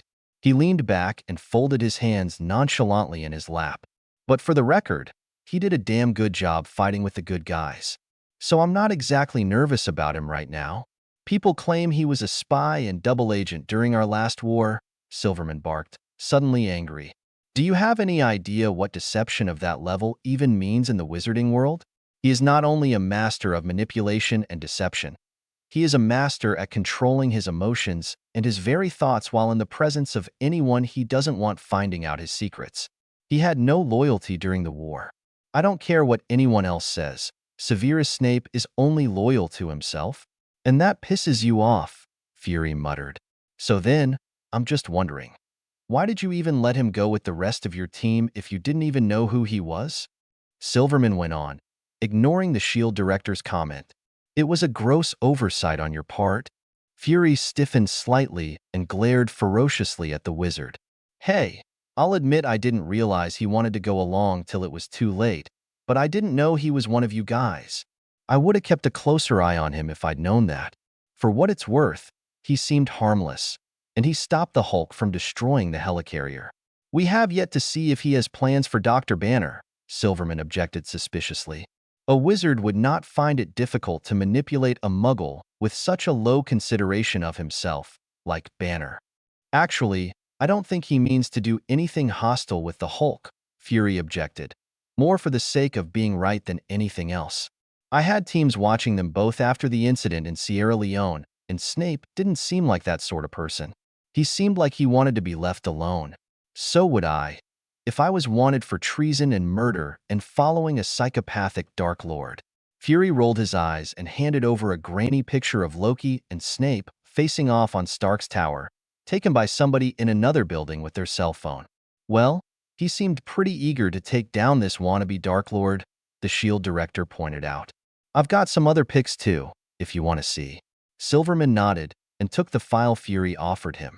He flipped through the papers until he found the file from the doctors who'd patched Snape up. He's still in the hospital, the Auror asked casually. In a coma, Fury agreed. Thor's claiming Snape saved Loki from some kind of mind control. But until the guy wakes up, there's no way we can corroborate the story. And Loki's not saying anything, Silverman grumbled. His Aurors had been instrumental in keeping Loki contained this time, although they were uneasy about it. Loki easily had 10 times the strength of a team of wizards, even when exhausted. But he seemed content to sleep and ignore his guards, even when he was asked questions. Thor was the only one who could get him to talk, and then the two just sniped at each other like brothers. Don't you guys have magical ways to get people talking? Director Fury demanded. Veritaserum apparently doesn't work on Asgardians, Silverman huffed. He tossed the photo on the table and sighed. He laughed when we threatened him and went on a rant about how he knows pain and we wouldn't be able to get to a fraction of what he can endure. I'm not ready to authorize unforgivables yet, but I might. Crucio usually gets them talking sooner rather than later. Fury hit a wince. He had been present for one of those interrogations. A known terrorist who was holding several families hostage in an unknown location with a bomb primed to go off at any minute. At the end of his rope, and knowing that half of those families had magical kids, Silverman had ordered the interrogators to use something called an unforgivable. The sight of that man thrashing and screaming in agony on the floor while an implacable man stood over him was disturbing. Fury wouldn't admit it, but he still had nightmares about it. "Well, let's hold off on that," Fury said cautiously. "Thor did say we weren't to hurt him. I don't think we can handle a war with Asgard right about now." "Neither do I," Silverman grumbled. "Frankly, I don't even think my Aurors have the power necessary to cause him enough pain, even with an unforgivable. Even exhausted as he is, Loki's leagues above my most powerful wizards and witches." "So how'd Snape come out on top then?" Fury mused aloud, shuffling through the file to produce the photo of Snape with his hands raised and concrete slabs hovering in front of him. "I mean, you guys need magic wands and whatnot, but this guy apparently doesn't. Will you look at this?" "That is what worries us most," the head Auror said gravely, nodding at the photo. "You must understand. Wandless magic is very difficult to master, and even then, it is unpredictable. All-powerful wizards who get the hang of even a few wandless spells still don't completely give up their wand because the risk of screwing something up is just too great. But he was doing all this without breaking a sweat. Any idea why? Or how?" "Theories, yes," Silverman sighed. "Answers, no. Or at least, no answers you'd want to give me," Fury grumbled. The secrecy of the magical world was something that always bugged him. But what could he do? The statute of secrecy predated and outranked SHIELD protocol, and the head Aurors of America were actually breaking that law by consorting with an organization like theirs in the first place. The only reason they did, Fury thought, was to minimize damage when SHIELD eventually did uncover their hidey holes and technology. Because every smart man knew magic was just science that wasn't explained yet. "I did get one of our doctors into the hospital to keep an eye on him," Silverman suddenly said, and Fury arched an eyebrow in surprise. It wasn't often that the head Auror volunteered info like that. "What did you find?" "Well, the fellow's definitely in a coma," Silverman replied easily. "He's not faking, in other words. He's suffering from magical exhaustion to the point that he should be dead, but he's still alive. And loveliest of all, the strain of whatever it was that put him in that state may have broken his mind. Permanently." "Humph," Fury snorted. "What are you guys gonna do with him in that event? Lock him in an insane asylum? It's not like you can get a confession out via a drooling idiot." "He's the one who faked his own death," the wizard replied coolly. "We don't need him in his right mind to have a trial. Ain't he British?" "He is, and Great Britain's a bit stricter with their criminals than the good old US. If that's what you're wondering," Silverman chuckled, though it didn't sound like he thought it was all that funny. "There's this group of people who have been attempting to clear the man's name for years.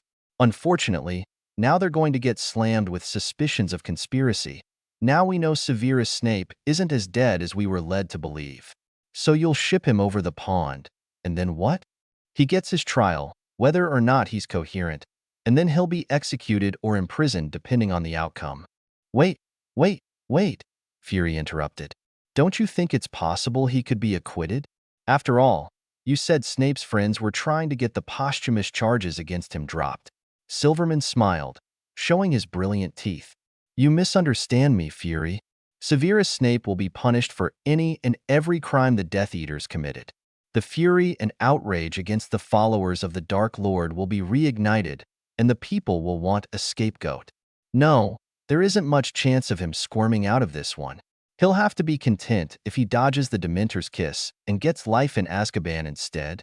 Fury's stomach roiled unpleasantly, though he kept outwardly calm. He wasn't ignorant about the barbarism of the wizarding world and their lack of concern for human rights. Most of the time, he was content to leave them be. After all, if the wizards wanted to change their own laws, they could. Most Western countries with a magical population had done away with their medieval thinking and stepped into the 20th century at least. Only Great Britain and some of her colonies still routinely executed criminals by having their souls sucked out, whatever that meant.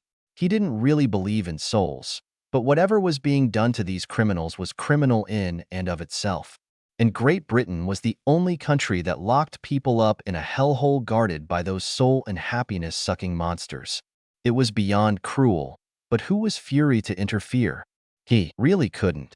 Unluckily for Snape, he was a British wizard, and as such, subject to their laws. It was too bad, really. He had actually been starting to like the guy. Fury glanced up from the open file and caught the head Auror's silver gaze. "So when are you taking him?" he demanded. "Give us a week or so to get things sorted out between America's Congress and the British Ministry," Silverman replied, standing up and facing him squarely. "If he's still unconscious, we'll simply transfer him to St. Winifred's while we make arrangements for an international portkey." Silverman paused to write some directions and an address on a notepad.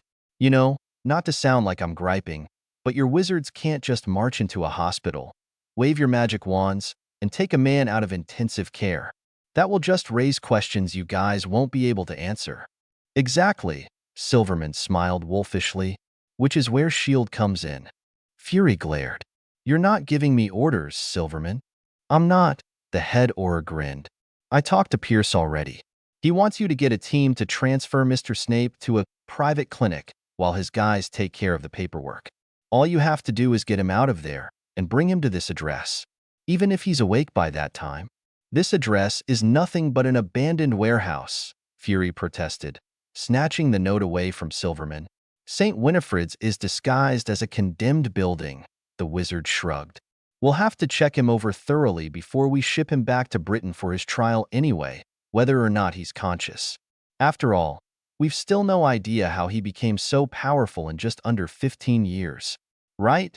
Fury rolled his eyes and casually changed the subject to a related one. "So, any leads on what those glitches were you mentioned?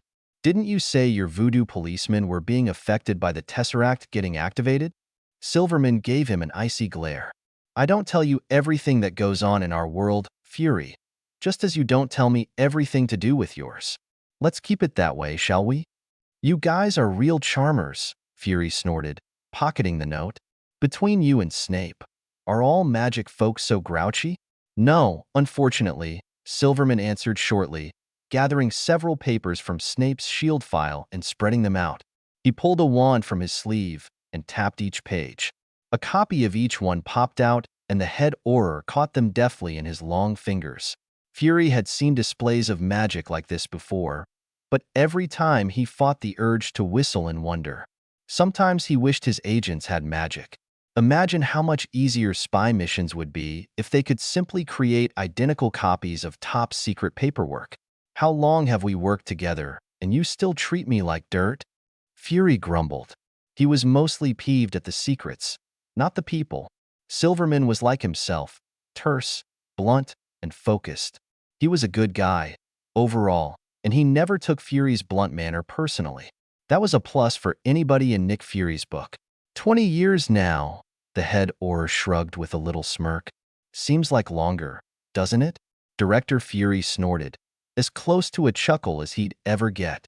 "I still remember the first day you walked into my office and Pierce introduced you as a wizard. I thought he was playing a joke. Didn't help that it was April 1st, Silverman agreed. "That's probably why he did it that day," Fury grumbled. "The guy sure loves surprises." "Well, that's it for me," head Auror Silverman announced, folding his copies and tucking them in his coat. He stood up and held out his hand, which Fury shook once. "I'll contact you with a pickup date in time for Mr. Snape.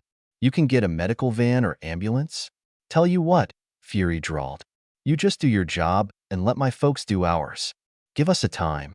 The director picked up the notepad and arched an eyebrow at the address. "And we'll be at your St. Winifred's with the wizard. Now, you have a good day." Ben Silverman smiled coldly before he turned and left without saying goodbye. Nicholas Fury sighed and glanced down at the contents of Severus Snape's file. He still had some reading and thinking to do. HPVHBHB and HBGHBHPRHBS, is everything set? Alexander Pierce slowly turned away from the large computer screen and faced the silver-eyed man who always snuck up on him no matter what he did to try and keep an eye on them. "The facility's ready to receive him," the heavy-set man said with a grandfatherly smile. "How are your Aurors, Ben? Recovered from the Tesseract yet?" "They'll survive," head Auror Ben Silverman said dismissively. "They were not empowered as positively as our friend was, but I doubt the effects will be permanent. Then again, your folks weren't channeling dark energy when they were affected," Pierce pointed out with a knowing smile. Can you believe the WSC? Silverman complained, slapping a folder stuffed full of papers on the room's central table. They can't possibly be thinking of letting that space god take the Tesseract after all this. Think of what we could do with it, knowing the effect it has on our powers. Have no fear, Ben, my friend, Pierce chuckled. We may lose the Tesseract, but we have the scepter now, and I surmise that it is far better suited to our purpose than the cube. I just received word that it has arrived safely at our Sokovian base. The asset is currently retrieving our lucky subjects for the summer soldier program. Things are looking up. Silverman nodded and opened the folder, absently looking over the papers detailing Snape's transfer to their custody. If all worked out, the wizard would never leave that custody. They had no desire to turn such a perfect weapon over to Dementors or his idiotic hero friends in Britain. Severus Snape was dead. May as well take advantage of the fact and make it so. It had been a long time since they had a reliable enhanced asset. We have conditioning planned for him, I suppose? Silverman asked casually, flipping through the notes in Snape's folder. Our current asset can take care of that when it gets back from the mission in Britain, but I doubt Snape will need much physical conditioning, Pierce snorted.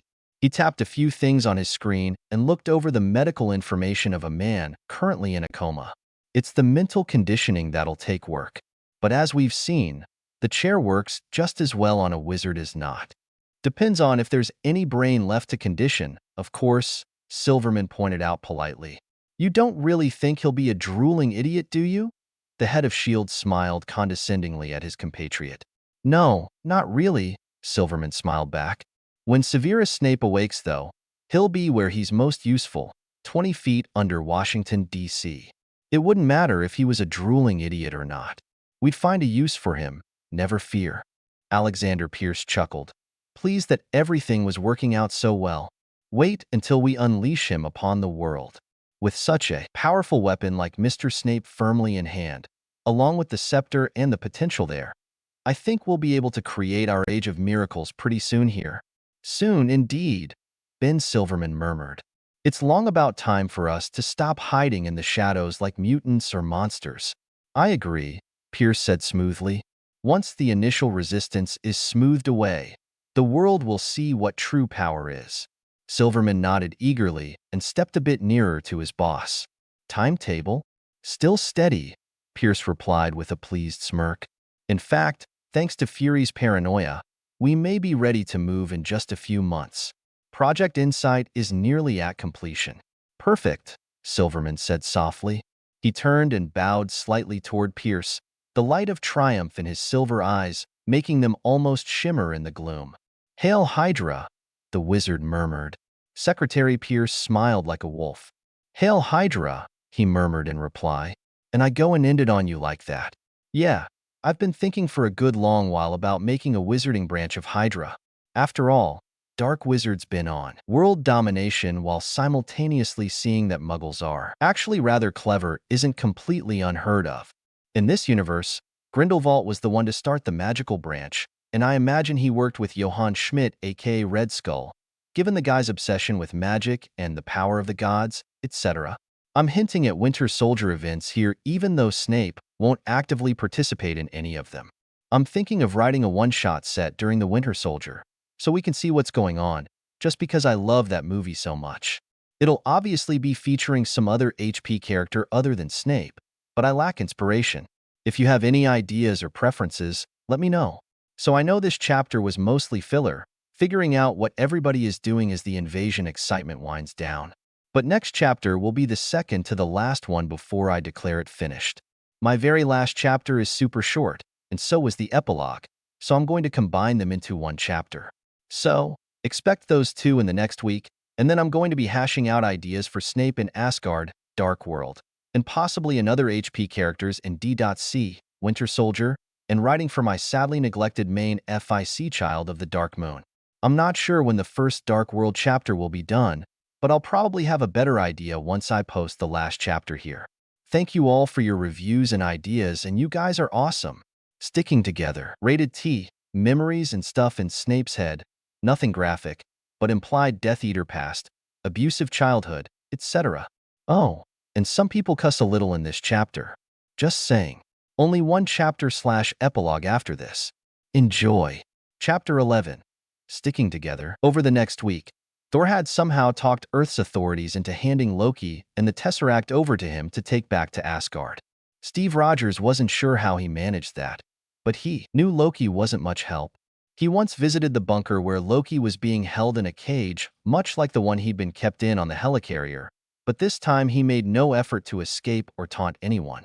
The dark-haired Asgardian seemed depressed and miserable, though he masked it with anger and sarcasm. Rogers got nothing more out of him and talked to Thor instead. The Thunder God told him that his brother's body had looked like he had indeed been injured, red, tortured, over a period of months. Thor had refused to leave Loki's side during his checkup, and the doctor looked quite frazzled when Steve tried to talk to him. Apparently, Loki was very trying on the nerves. The god of mischief was humiliated and ashamed and defeated, and he just wanted to be left alone, so he was nasty to everyone he talked to. Steve was sitting in a New York hospital now, drawing in his new sketchpad while he sat with Snape, who had yet to come out of his coma. Although it had been a solid week since the Chitauri invasion and most of the Avengers were volunteering in shifts to help clean up New York, progress was slow. Tony Stark was donating a great deal of money toward the relief funds, and he had also bought up some of the ruined properties to compensate their owners. But it wasn't enough. The streets still bore scars from the battle, and a great many small businesses in the area had been lost, probably forever. About 80 civilians had died in the battle, which was actually surprisingly few considering what traffic was normally like near Stark Tower. A good many first responders had been killed as well, and though Steve Rogers grieved for them, he wasn't angry the way so many other people were. Some people thought the Avengers hadn't done enough, and some even blamed them for the attack, which was absurd. Steve stopped turning on the news, and he always turned the TV off in Snape's room when he visited. He didn't think hearing such depressing information was going to bring Severus out of his coma anyway. Since the wizard had been hospitalized, the Avengers had been visiting, sometimes in pairs or groups, but often alone. The wizard was still asleep, though he looked much better now, and no one knew when he would wake up. Thor, the last time he came to visit, brought news that he and Loki were heading back to Asgard soon, but his brother was apparently upset at the thought of leaving before Snape woke up. Since the Asgardian owed a magical life debt to Snape for freeing him from the Mind Stone, Loki just wanted to be able to pledge himself to shut his magic up before Thor whisked him off to Asgard. But Severus Snape remained stubbornly unresponsive. "I'm drawing a picture of us today," Steve explained as he drew the smooth, chiseled lines of Iron Man in his sketchbook. "You know, us as in, the Avengers. I'm not sure where to put you yet. Do you even want me to put you in? It isn't as if I haven't drawn you already. I drew like 5 pictures of you over the past week." Steve paused and glanced at the bed where the wizard lay, apparently asleep. He sighed and returned to his drawing, sketching in Thor with his hammer, his hair flying in the wind. He added Thor's cape and erased a few lines, trying to make the cloth swoop just right. He glanced up at the sleeping man again and sighed. It was depressing, talking to a man who never responded. "I remember how you looked when I first saw you," Steve went on as he sketched.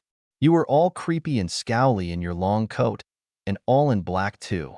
I remember that. You kind of scared me. A little. I wondered who you were, why you were there.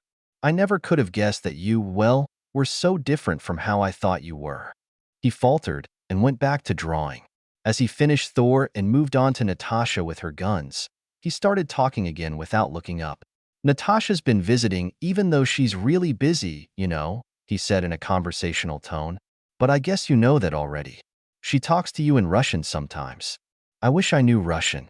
Do you know any languages other than English? I don't.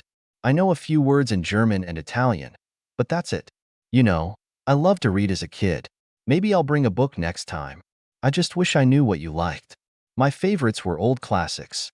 You know, Rudyard Kipling and Sir Walter Scott and Mark Twain. I haven't read much since I woke up.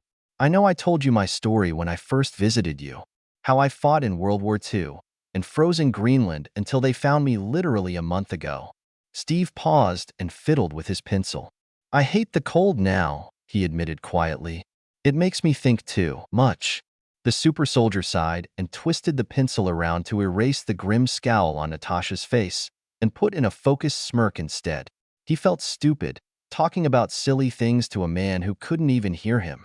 But the doctors insisted that hearing familiar voices was the best things to draw to someone out of a coma. So every day, some of the Avengers stopped by to chat and hoped that the wizard woke up. My shift here'll be up soon, and then it's back to sweeping rubble in the street for me, Steve sighed, leaning back and eyeing his picture critically. Thor says him and Loki are gonna be going back to Asgard soon. SHIELD really wants you to wake up so they can pester you with questions. So hey, maybe just stay asleep to avoid that.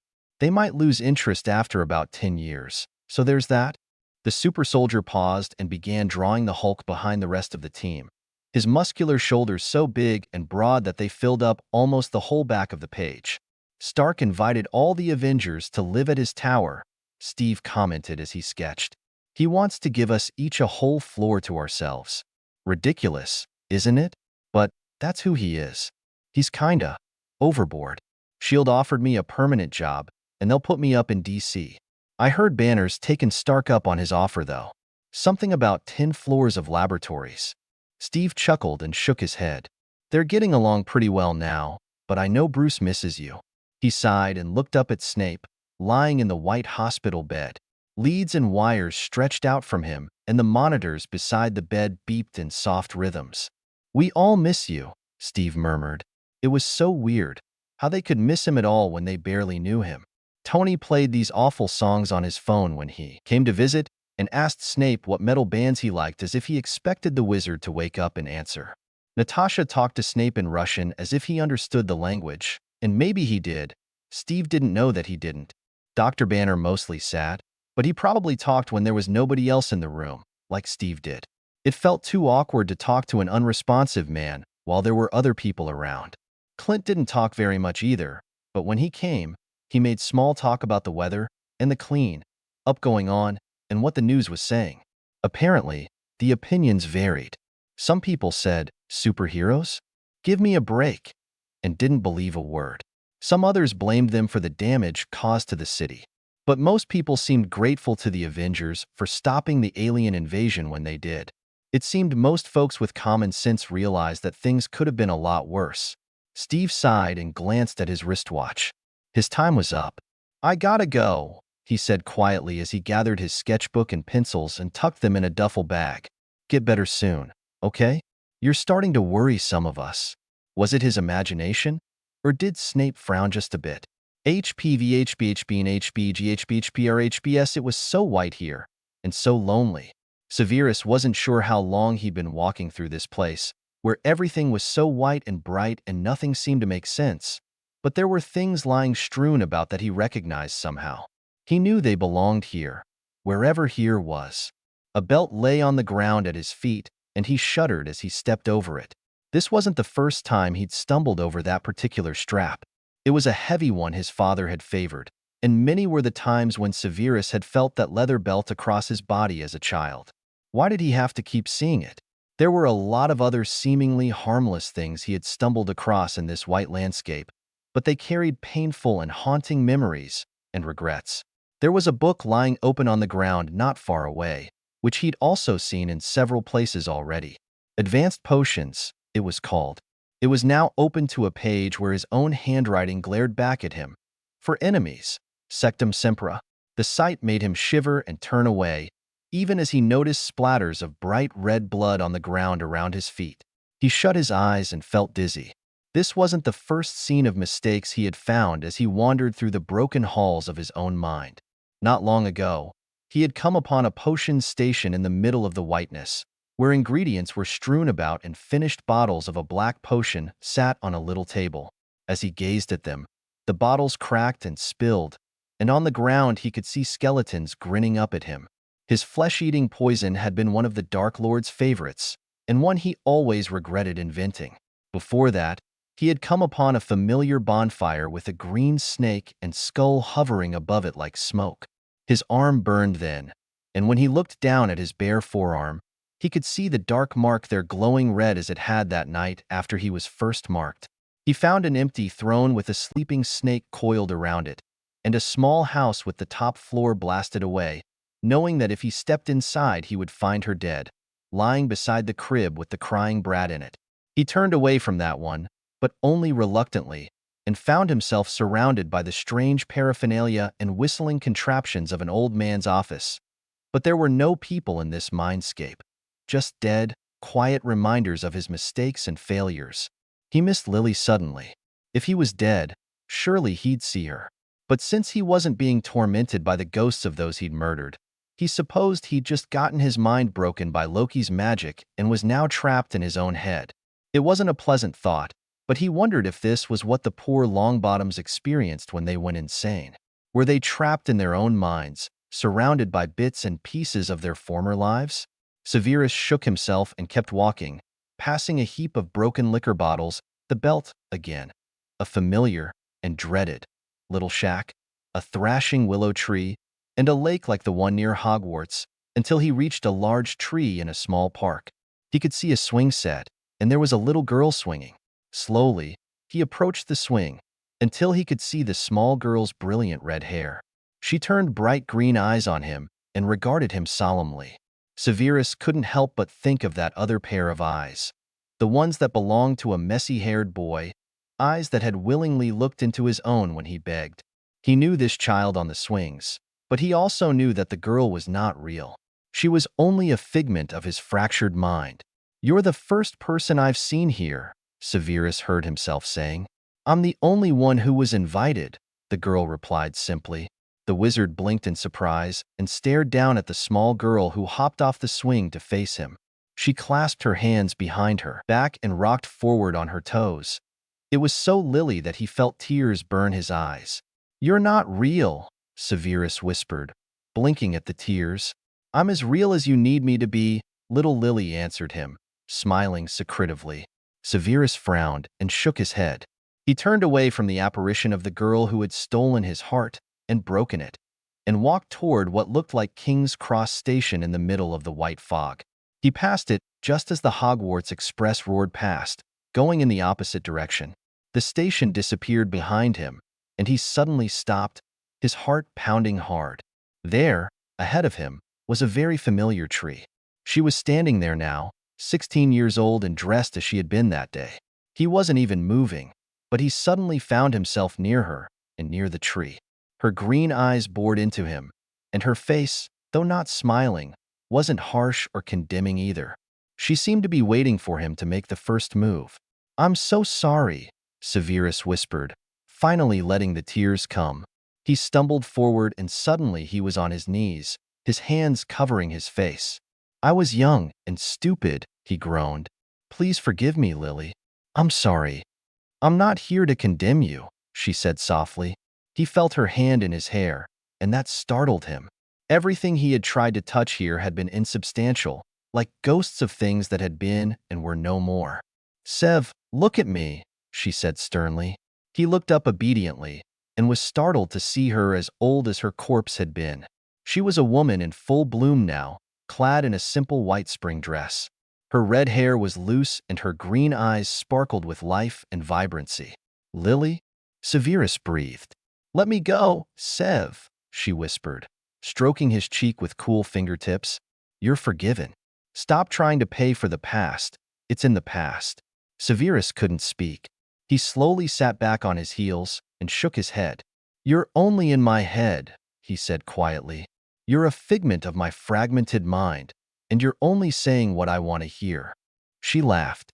How he had longed to hear her laugh again. "Oh, Sev," she chuckled. "You really are dense sometimes. You know that?" Severus arched an eyebrow at her. "I didn't think I would ever call myself dense," he said drily. "That's because I'm calling you dense, silly." Lily laughed again, shaking her head as if she was fond of him. "What am I supposed to say to that?" Lily chuckled again and reached out to tug his hair. It rather stung. "You silly, silly man. It's me. I'm here. In your head, but not exactly. You see, you almost died." Severus frowned. I'm dead?" "No," Lily smiled fondly. "You're not dead, but you had one foot in the other world. I sort of followed you back, but I had to wait to be invited in." "Oh." Severus snorted. How did I invite you? You missed me. Severus shook his head. It can't be that simple, he said scornfully. Life was always simple, Sev, Lily grinned. You just make it out to be unnecessarily complicated. Severus frowned and digested that. Was she right? They had always argued about whether life was simple or complicated. As teenagers, it had seemed confusing and complicated to them. Life is not easy, he said softly. In fact, life is simply terrible most of the time. How can you say it's simple? I never said it was easy, Lily replied gently. Just that it's simple. That's not the same thing. Severus got up off his knees and gazed at her. It was odd. Seeing her alive like this, even if it was in his own head, it didn't make him feel how he thought he would. Had he simply idolized her? Placed her on a marble pedestal to assuage his guilty conscience? Now that they were talking, it was only slightly awkward. But this was how they had always talked, really. Lily was just so much like herself, only mellower and more mature. And of course he was a man in his 50s, not a stupid, angry child with grand, hopeless dreams of greatness. I'm so very sorry, Severus repeated quietly. I wanted so much to tell you. I know, and I'm sorry too, Sev, Lily replied regretfully. I was naive and selfish. I should never have treated you the way I did. I deserved it, Severus retorted in all sincerity. You do not have to apologize to me for anything. You've chosen to only remember the good about me, Lily objected. I was a stuck-up know-it-all. I liked being popular. I was embarrassed by you and your eccentricities. I chose my rich popular friends over you, my first friend. Even before I kicked you under the bus, I was already a rotten friend. You didn't deserve the way I treated you, Sev. Stop it, Severus pleaded, wanting to grab her shoulders but feeling awkward about it. As kids, he had sometimes grabbed her shoulders to emphasize what he was saying, but they were both adults, and he was painfully aware that she was married and not to him. His hands hovered uncertainly before he dropped them helplessly. That's not who you were, he said hesitantly. You stood up for me, even against your housemates. You remained my friend and tried to keep me from falling into the darkness. You were not a rotten friend. That was me. I was cruel and ungrateful. I never appreciated you or your help until you were gone. I deserved your scorn. Severus, Lily sighed. She reached out and laid her right hand on his left arm like she used to, apparently not feeling as self-conscious about the gesture as he was. I'm older now, she said quietly. I'm a married woman and a mother. Or at least I was. Anyway, I can see how immature and stupid I was back then. I regret not being the friend you needed. I regret never making up with you. I regret a lot of things. I've watched you, and I've regretted my own cruelty more and more as I watched you fight for the light, amidst horrific odds and suffering. You've more than made up for your mistakes. Stop punishing yourself.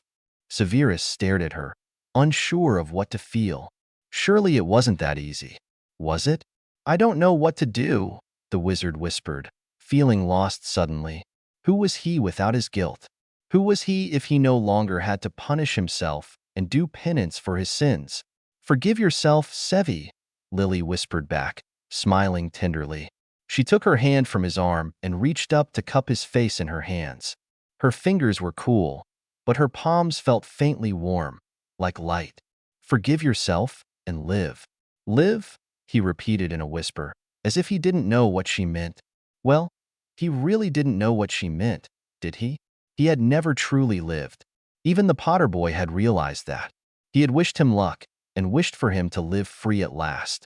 What you've been doing since we last stood together under this tree. Lily looked up at the spreading tree above them, a memory of what had been. There was regret and sadness in her face.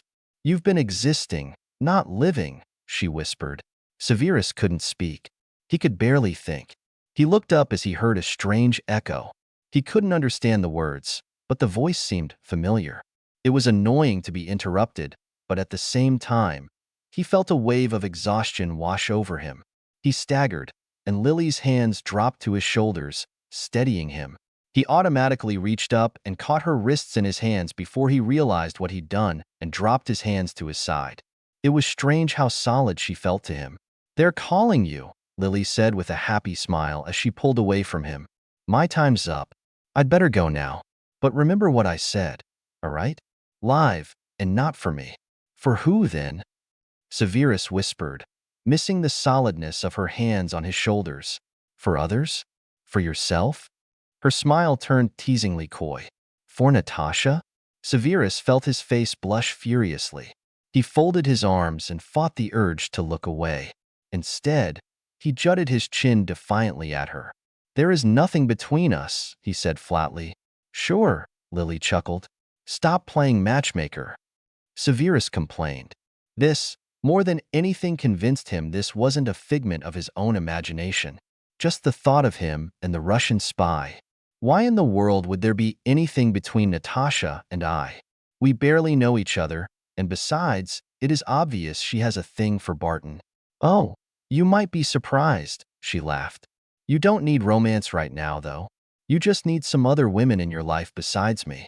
You are dead, Severus said flatly. Exactly, Lily smirked as she stepped further away. And while undying, unrequited love is romantic in a story, it's a bit creepy in real life. I have moved on from you, Severus muttered rebelliously. But a tiny voice in the back of his mind wondered if he really had, though. You haven't, Lily said in a more gentle tone. But you should. And you will. Falling in love with someone else isn't betraying me, Sev. I know, Severus huffed, finally allowing himself to feel amused. I'll think on what you said. But don't expect a betrothal anytime soon, much less a wedding. I like being alone. Thank you very much. Lily laughed and shook her head. You are so much easier to reason with at 50 than you were at 15. Teenagers are notoriously thick-headed. Severus agreed with a smirk. You would know, wouldn't you? If you've just come here to torment me, are you certain I'm not dead and in hell? Lily tilted her head and smiled mysteriously as her body began to look transparent, like a ghost's. Well, I'm dead, and I think I would know better than you what dead looks like. You're alive, I assure you. Just drifting. Drifting? Severus repeated. You mean I'm trapped in my own head?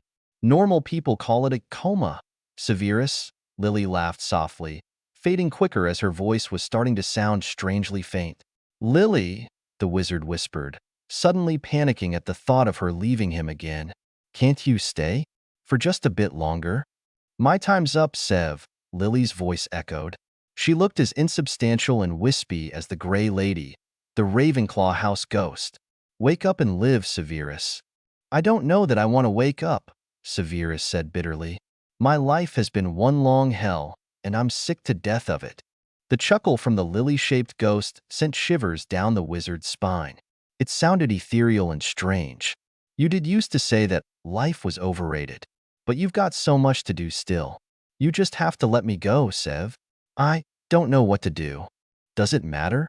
Go save the world, mock morons, defeat villains, settle down in a bakery with a plump little wife, or whatever it is you need to do to be happy. But you don't need to save the world if you don't want to, even if you just can't seem to stop doing it.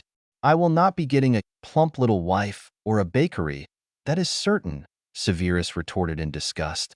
Lily just laughed, but she was almost invisible now and her laughter sounded like echoes. Lily, wait, he called desperately. There was still so much he wanted to say, so much they needed to talk about, so much he needed to apologize for. Let it all go and start again, Severus, Lily called, her voice faint and sweet. You're forgiven. For it all. So move on and live. The rest of her body was swallowed by the white fog around them both. She was gone. But Severus didn't feel like crying, surprisingly. He felt peaceful and tired. The white faded as he dropped into the dark embrace of sleep. Tony Stark thought his idea of making his tower into the Avengers' headquarters was a good idea. Of course, nearly everybody else balked at the thought, but he couldn't understand why. Anybody with sense would give an arm and a leg to be living in Stark Tower. After all, he was a billionaire, genius, and philanthropist. The rest of the Avengers team should have been ecstatic at the thought of having such incredible headquarters and such an awesome host too. Well, at least Bruce Banner took him up on the offer. One Avenger was better than none. Well, two if he counted himself. Anyway, Even though Cap was being a stuck-up snob about it, and the two S.H.I.E.L.D. super spies treated Tony like he was kidding, he was still designing floors for everybody like he'd promised. After all, he was having half his building repaired or rebuilt anyway. So he may as well put those climbing rafters in for Hawkeye and a special gym for Black Widow, and a lot of really sturdy punching bags for Cap while he was trying to design a Hulk-proof room and a biology lab for Bruce. He even, tentatively, put in a room for Snape, and after consulting Bruce, made sure to put in a potions lab and a comfortably old-fashioned library on his floor. Of course, everything was still in the planning stage. Nothing was really started yet, after only a week, but give him a month or two and Avengers Tower would be ready for business.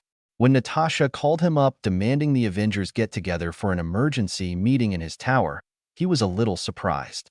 He'd been nagging at the Avengers to get together to properly celebrate their victory, but with the wizard of their number still in the hospital, everybody thought it would be in bad taste. He mentioned it, she brushed him off and told him to order dinner, and then she had to go and tell him that she'd already told Thor and Hawkeye, so it was left to him to call Capsicle. Great. Still, he was in a good mood when he dialed the number for Steve Rogers' cell phone. He'd really looked forward to getting everybody together just to hang out when the fate of the world wasn't in the balance. While he waited for the call to go through, he really hoped the guy had figured out how to answer his phone while he sat drumming his fingers. To his relief, he only had to wait for a few rings before it was answered. Rogers. The voice on the other end grunted. Hey there, Capsicle. How you doing? Stark cheered. He was maybe overdoing the friendly vibes a little, but Natasha asked him to be civil, so this was how he did it. Stark. I prefer Tony, the billionaire returned. Of course, I wouldn't be averse to your awesomeness, but I can't ever get anybody but Jarvis to agree to that. Tony, why are you calling me? Now Steve sounded annoyed. Sheesh, couldn't the guy just chill sometime? Oh, that was kind of funny. The Capsicle needed to chill. He snorted a chuckle and then burst out laughing when Capsicle demanded to know what was so funny. Oh, it's nothing, Tony gasped once he got over his laughing fit. Hey, I'm having a little something here at the tower. Wanna come? It's just the team, just us and some food and maybe a movie night. We're not having shawarma, I promise. He remembered how the super soldier's super taste buds had revolted at the strong flavors of his new favorite food, and honestly, he thought he was being pretty thoughtful, all things considered. He wouldn't mind having shawarma again, but pizza was fine too. His favorite pizza place had survived the alien attack, so that was one good thing to be thankful for in this whole mess. I don't know, Tony, Rogers sighed. I had a really long day. Yeah, sweeping rubble, babysitting a wizard in a coma, punching the guts out of punching bags. I get the gist. You're a busy guy, Tony huffed. Now he was getting annoyed. But you're coming to the pizza party and you don't have a choice, got it? It's team bonding stuff, and Natasha'll do something nasty to me if you don't come. She put you up to this? Why else would someone like me call you out of the blue and laugh at you for no reason? Steve Rogers sighed again, the sigh that made him feel like a toddler for some reason. Tony didn't like it. That was it. He was calling Steve Grandpa from now on. Or at least until he got tired of that and came up with a new name for Captain Icicle. Fine, the super soldier said. I'll be there in 20 minutes. Is that too soon? The sooner the better, Tony rejoined cheerfully. See you in 20 Gramps. He hung up before he could hear the annoyed sigh again. Honestly, sometimes Cap was just a stuffy pain in the you-know-where, but for team bonding, he guessed he could put up with the uppity old-timer for an hour or two. Tony'd had to move down a few floors while his penthouse was under repairs, but it didn't really matter to him. After he and Pepper fixed it up, the floor he had picked now looked almost identical to the one currently all smashed up. There were some bedrooms and a great big common room with the newest, biggest flat-screen TV he could fit against the wall. It was connected to Jarvis like everything in his tower, so the screen wasn't just for watching movies. He wondered if they'd use it tonight. Natasha had sounded rather stressed when she called. Anything that could stress that Spider-Girl super spy had to be big. Not to mention that calling a meeting after dark was kind of sneaky. Good thing Tony liked sneaky stuff. Legolas arrived first, announced by Jarvis even, before the pizza delivery guy. He wore the sunglasses that made him look all secret, agenty and sneaky, and he was dressed for a mission. At least, He was wearing pretty much what he wore during the alien battle and was carrying his bow. "Hey, Katniss, you're early," Tony greeted Hawkeye cheerfully. He held up his half-full glass of whiskey. "Want a drink?" "Why not?" Clint shrugged and put his bow and quiver down on the coffee table. "And you can stop calling me Katniss, and Legolas, and Robin Hood." "Hey!"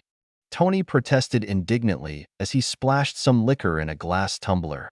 "I haven't called you Robin Hood yet. Just heading you off before we get there." Hawkeye smirked, winked over the tops of his shades, and took the glass. "When's everybody else coming?" "After the pizza," Tony answered with a careless shrug. He sat down on the sofa and put his feet on the coffee table. "So, how's life treating you, Ulysses?" "What did you call me?" Tony blinked at the shield archer in disbelief. "The guy from the Odyssey? King Ulysses? Best archer in Ithaca? Split an arrow on an axe. You know what? Never mind. Didn't think you the classical type," Clint commented with amusement. "I saw the movie." Tony shrugged and sipped his drink. "I'm technically on leave," Hawkeye answered the first question, swirling his glass. "But with the cleanup and Snape still in the hospital, I haven't really gone anywhere." "You should take a load off," Tony suggested. "Shield probably thought you really needed it if they gave you indefinite leave like that." Clint Barton shrugged and quaffed half his drink in one gulp. Jarvis announced the arrival of the pizza, and almost at the same time, thunder boomed outside and the AI drilly added that Thor had landed in the penthouse. "Send him down, Jarvis," Tony answered as he went to greet the delivery guy at the elevator. Thor seemed subdued when he finally made it down, via the stairs since he didn't trust elevators yet. But he smiled and greeted his fellow warriors and put his hammer down beside Barton's bow. He gravitated at once to the pizza, but Hawkeye stood guard over it, to Tony's amusement. While those two bickered in a friendly fashion, Tony set out paper plates and drinks and poured himself another whiskey. He asked Jarvis to find some background music. The AI promptly put on something with a steady beat, but not too obnoxious, and then wandered off to find Bruce. He found his science bro coming down the stairs from his private lab, looking rather absent-minded behind his square glasses. "Well, there you are," Tony groused. "I almost went all the way up there to get you." "Sorry, Tony," Dr. Banner sighed. "I got distracted. Am I the last one?" "Actually, we're still waiting on Black Widow and Grandpa Rogers." Jarvis suddenly announced that Natasha had arrived and Steve Rogers was right behind her. Tony glanced at the clock in surprise. It had been exactly 20 minutes since he and the old grandpa had talked. What was it about army guys and them always being right on time? Rhodey was the same way, and frankly, it was irritating, especially since Tony himself had a hard time not being late. "Well, there they are," Tony shrugged at Bruce. "Does the other guy like pizza?" Without waiting for an answer, he led the way back to the comfy lounge where the pizza was still untouched, despite Thor's best puppy dog expression. Hawkeye was immovable. The elevator dinged and Natasha Romanoff stepped out, dressed much like Hawkeye in serviceable black leather. She looked surprised to see everyone here already, and Tony smirked at her, waving his glass in her direction. "You didn't think I could do it, did you?" The billionaire smirked. "Well, voila, sweetheart. May I present the Avengers reunited?" "We never disunited in the first place," Hawkeye grumbled. "I don't see Cap," Natasha commented. "I'm here," the man himself announced, emerging from the stairwell in the hall. He was dressed more casually in a button-down shirt, jeans, and a leather jacket. Honestly, the two S.H.I.E.L.D. agents in Point Break were dressed like they were gonna go save the world tonight. Didn't they know how to relax? "See?" Tony smirked at Black Widow. "Told you I could do it. Now the pizza's getting cold. Hurry up." Once all the Avengers were gathered together, Tony put Steve in charge of drinks, because it was amusing trying to teach him how to mix a screwdriver. Hawkeye parceled out the pizza, even though there was plenty even for Thor's appetite, and the atmosphere seemed to relax a bit. "So, Nat," Tony began once mostly everybody was on their second piece of pizza and the small talk was out of the way. "What did you want us all together for?" "Surely not for my charming company or my knowledge of the best pizza in New York." Natasha shook her head, not even bothering to roll her eyes. "Snape's in trouble," she said quietly. For a few uncomfortable seconds, the Avengers glanced silently at one another. "What do you mean?" Hawkeye demanded. Will he not live? Thor asked. His bearded face crumpled with a strange kind of grief.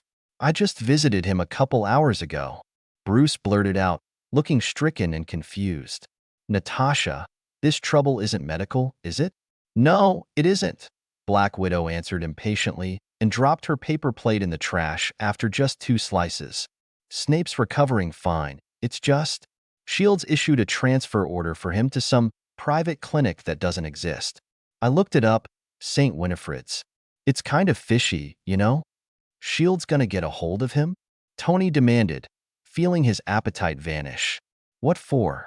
Just 'cause he's a freaky wizard? They're taking him? Bruce gasped, looking horrified. They can't do that. He's not a lab rat. I know that, Natasha snorted, giving him a look. Why do you think I wanted to tell all of you this? When are they planning to do it? Steve interrupted, putting his glass of water down. He was taking charge, as usual. But Tony couldn't fault the guy for that. Everybody else was freaking out, and only the super soldier was keeping it cool. Heh. Tony knew he needed to stop it with the cold jokes, but it's too darn funny not to. I'm part of the team, and we're supposed to do it early in the morning, the red-haired agent replied. She hesitated and then took a deep breath. Fury told me some classified things about Snape. I can't tell you everything, obviously, but suffice it to say, he's not the only one of his kind. Not the only? Tony repeated before his brain caught up with his mouth. Shit, he whispered. There's other wizards. Hawkeye murmured, shaking his head in wonder. Tony noticed Bruce suddenly stiffened and looked strangely conflicted, as if he was trying to decide if he should say something or not. The doc didn't say anything yet, and Tony's attention was dragged away by Natasha's voice. The other wizards want Snape back, and they're not happy, the Black Widow explained. Apparently he's supposed to be dead. Dead. Steve repeated carefully. Like, the way I was dead? He faked his death, Natasha answered shortly. He was involved in some magical war and ran off when his side lost. That's not true, Bruce blurted out suddenly. He didn't run off when his side lost. His square face was full of fierce determination, and he plucked the glasses off his face, making him look less like a timid nerd. Tony was impressed despite himself. Bruce's loyalty to Snape was kind of touching. His side won, thanks in large part to him. Bruce was explaining firmly. Snape was a spy and a double agent, so he was forced to do some things he wasn't proud of. He left after it appeared he died, so he could live in peace and atone for his sins, he said. He told you that? Natasha asked slowly. Severus. He told me he was a wizard about a year ago, Bruce answered hesitantly, fiddling with the glasses in his hand. He also said wizards erase people's memories if they find things out they shouldn't, so I wasn't sure if I should say anything. Well, it was a shock when Fury briefed me, Natasha snorted. Apparently, S.H.I.E.L.D. works with the magical police in America despite it being against their rules or something. The statute of secrecy, Bruce nodded. Okay, I guess that explains why I never heard of this before, Tony broke in loudly. But, holy crap, there's other wizards out there? And they want Snape back? What the hell? Dr. Banner shrugged sadly. I never did ask him what would happen if they found out he was still alive. Fury doesn't trust him naturally, Natasha huffed. But even he doesn't think Snape deserves death or life in hell for whatever he did, which is what those magical idiots will do to him. Hell no, Tony butted in. Nobody deserves that, even if he was an evil wizard. He made mistakes when he was young, and he fought in a war, Bruce said severely. Tony grinned. The guy was just too cute when he got riled. I've known him for 2 years, and he carries regrets and shame even more zealously than I do. He's a good person. Tony was still grinning as he shook his head. We're not saying he's evil or anything, document. All I meant was, even if he was somebody bad before, I'm living proof people can change.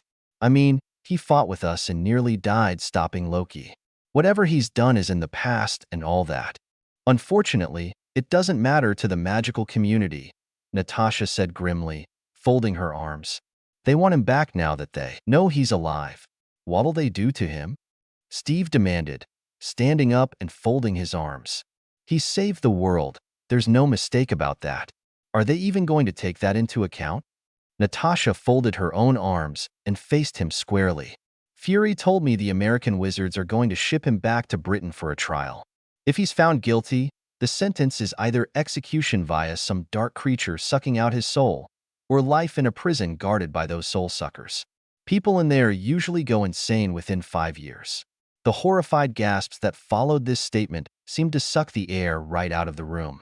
Tony felt a little ill, though that might have been the alcohol and bell peppers disagreeing in his stomach, as they always did. Suck out his soul? Steve repeated, dropping his arms to his sides. He sounded as sick as Tony felt and looked like he was either going to punch someone or puke. They have creatures that actually do that? Called Dementors, Natasha replied sadly. We don't have much of a say, really. This is a whole different government in a different country we're talking about. That's barbaric, Barton snarled. Don't these people have any understanding of basic human rights? They seem kind of old-fashioned, Natasha replied. And Britain's more backward than most. Unfortunately for us, we can't do anything if their court decides he deserves death. Or life in jail guarded by monsters that suck out souls and drive you insane. Tony cut in, feeling terribly angry. He barely knew Snape, save for the fact that he could outscowl anybody he'd ever met and was a hell of a fighter. But he could see that the guy was decent and definitely didn't deserve to die or lose his mind for whatever it was he'd done. So are these wizards idiots, or what? Tony went on, gaining traction as he ranted. I mean, seriously, how would anybody deserve that? Can't they see that sucking people's souls out or locking them up till they go insane is kinda harsh? What did Snape even do? He murdered his boss, and probably other people, and apparently betrayed the good guys by publicly siding with a Dark Lord, Natasha answered flippantly. Severus told me his boss was the leader of the light, Bruce interrupted to explain. This boss was dying from a curse and ordered Sev to kill him before he died a long, painful death. Not only was it a form of suicide, the Dark Lord would see it as an act of loyalty. Then he ran the magical school, but he had to make it look like he was totally evil, so he was more in the public eye then. So I bet you can guess where the accusations of treason came from, but he had to in order to keep gathering info and protecting who he could. Hawkeye hopped down from where he'd been perched on the bar. That's pretty twisted, he commented, but I think anybody can see he was just a soldier following orders there. It's really complicated, Natasha sighed. Apparently a small group of people from the war have been actively working to clear his name over the past 10 years. But Snape turning up after faking his death casts a shadow over all that. I guess it indicates a guilty conscience, Tony muttered and drained his glass. He needed something stronger than whiskey and wandered back toward the bar. Steve suddenly stopped pacing and squared his shoulders. So what do we do? He asked. I want to get him out of there before anybody gets their claws in him, Natasha said at once. Anybody else want in? I do, Bruce answered, predictably. He never planned to get involved in any of this. He just wanted to help people, and now look where that got him. I don't think he would have if he'd known. S.H.I.E.L.D. works with wizards. But the problem is, what do we do with him? Steve pointed out. We can't just get him away from the hospita, wait for him to wake up, and then send him on his merry way. And we would somehow need to protect him from magical people who might have different ways of tracking people down, Clint added, wiping his greasy hands on a napkin. Tony sighed and rolled his eyes. Are you guys forgetting the most important bit? We also need to make sure we don't get caught doing it. I don't need some old one-eyed pirate breathing down my neck. Thank you. I may have a solution, Thor suddenly spoke up at last, his deep booming voice catching all their attention. He sounded conflicted, but his blue eyes were bright with determination. I and my brother leave for Asgard in the morning, and Loki owes Mage Snape a life debt on account of freeing him from the Mind Stone. So how would it be if we brought the mage to our realm with us? The mage? Tony repeated with a snort. What is this? Magic the Gathering? You mean the wizard? Thor nodded gravely. Loki tells me that your friend is a powerful and clever sorcerer for a mere mortal. Perhaps in Asgard, he could even expand his abilities. You can really do that? Steve asked, hope coloring his voice. You could keep him safe in Asgard for a while? Your All-Father King wouldn't be upset at you bringing a stranger home? I have been planning for some time to bring my Lady Jane for a visit, Thor explained, blushing a bit. This would be a good opportunity to gauge how my father receives mortals. If you could take Snape, that would be the best solution, actually, Natasha said thoughtfully. Not only would he be out of those magical maniacs' clutches, he'd be off-planet, Hawkeye added, sidling over to the table to get more pizza. Anybody want any more of the Supreme before I eat it all? I do wish to have more of the pizza of Supreme. Hands off. Thor answered quickly. He hurried over to Clint and helped himself. He's unconscious in the hospital, Bruce pointed out. How are we going to work around that? Thor could request to leave early, Natasha suggested. He could say he got a message from the Allfather, or whatever that they need to come back pronto. Meanwhile, she indicated the rest of the Avengers. We break Snape out of the hospital, meet up with Thor and Loki, and they all go off to Asgard. That's not a bad idea, Clint nodded appreciatively. I'm in. I'm in too, Steve said as he got another slice of Meat Lover's pizza. Tony had lost count of how many slices he'd already eaten, but he was pretty sure Grandpa had already polished off more than a whole pizza. We're on a tight window here, Dr. Banner reminded them, putting his glasses back on. You said Shield's coming for him early? The Black Widow nodded. We pick him up at 4 a.m. Shield's taking care of the release paperwork now. Okay, Tony interrupted. We need to hash out a plan. How are we getting Snape out of there? I have an idea, Steve announced around a full mouth of pizza. He blushed at the snickers that greeted his lack of manners, and he washed out his mouth with a drink of water before he spoke. Sorry, he muttered. All right, so, back in the war, we infiltrated this Hydra base once by stopping a supply truck and taking the place of their guys. Maybe when the SHIELD people come to the hospital, some of us can wait in the room and some can wait outside. Natasha, how many agents are on this job? 5, she replied, smiling slightly as she saw where he was going with this. There'll be 2 medics to handle the transfer, a driver and a guard, and me as the second guard, all in a medical van. It's a small team. We're only taking him to D after all. Do you know where in D.C? Tony demanded. Jarvis, pull up a map on the TV, would ya? Affirmative, sir, the AI replied and the TV flicked on, showing a large, zoomed-out map of Washington, D.C. When Natasha rattled off the memorized address, Jarvis highlighted the spot on a street map and zoomed in while splitting the screen and showing a satellite image of the address. That's a condemned building, Tony said flatly. Prime bit of real estate, Steve drawled, and Tony gave him a sharp, surprised look. He hadn't known Grandpa Rogers was capable of sarcasm. Yeah, doesn't look like a private clinic to me, Hawkeye commented. Perfect little rendezvous, Bruce muttered while he rubbed his chin. It's at the edge of the city. It's pretty remote. We're meeting some people there, Natasha interrupted with a frown. I wasn't allowed to know names or meet them, but I don't think they're SHIELD. I imagine they'll be Snape's sort. Wizards, Hawkeye supplied. Right, Natasha nodded. It's all fishy, Tony said in a loud voice as if that was the end of it. So anyway, we're getting Snape out of here, 'cause nobody deserves to get their soul sucked away no matter what they did. He turned to Thor. Hey, Point Break, you don't have any creepy, dangerous monsters living up in your castle in the clouds, do you? We do not have any Dementors in Asgard, Thor answered slowly as if unsure whether Tony was joking or not. Mage Snape will be quite safe, I assure you. Great, Tony clapped his hands together. So Thor, you go get your brother and the Tesseract and meet us at that spot on Central Park we talked about. Nat, get things set up with the Snape napping and whoever's going with you. What about you? Capsicle asked, not sounding accusing for once. Instead, he sounded curious, which made Tony smirk as he attempted to appear cool and confident and powerful. He knew he looked every bit the genius hero off to his own battlefield of data and encryptions and forbidden knowledge. Tony whipped out a pair of sunglasses and perched them stylishly on his nose. I will be entering the realm of computer hacking to make sure nothing gets in our way, he said in a grim, suitably dramatic tone. Sir, I do believe I'll be the one doing the actual hacking while you make all the demands, as usual. The eternally dry tones of Jarvis sounded from the ceiling. JRV, come on. Tony whined, totally back to normal. You messed up my dramatic scene closing line. Severus Snape had always had a sixth sense for danger.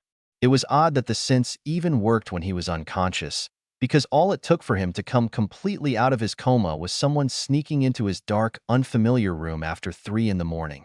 1 second, he was unconscious. The next, he was completely awake, his heart thudding in the silence from a burst of adrenaline.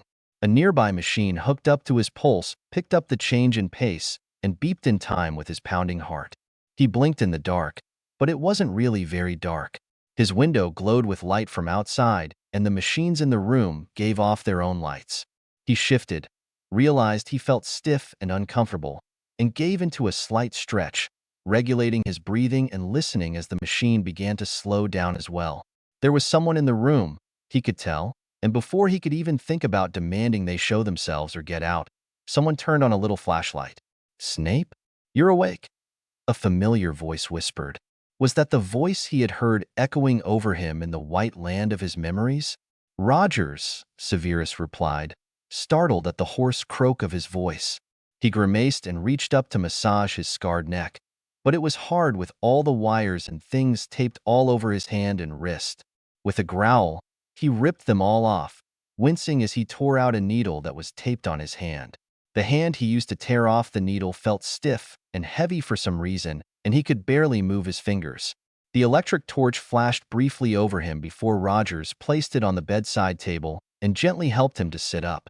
His stiff, heavy forearm was splinted and in a cast, and he wondered whether to be relieved at the realization that his dark mark was now hidden under the pale green material. At least he wouldn't have to explain its significance to the captain. Severus grimaced in discomfort as he sat up. His muscles and bones all ached.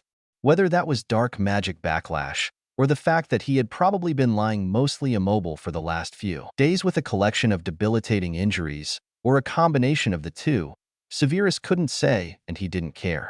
He missed Poppy suddenly. Despite his hatred of the infirmary and all things medical, Madame Pomfrey had always managed to make things a bit more bearable for him, mostly by not pitying him and letting him pretty much take care of himself. She had always been very understanding, and had really been the only one in Hogwarts who didn't hate him during that last, hellish year.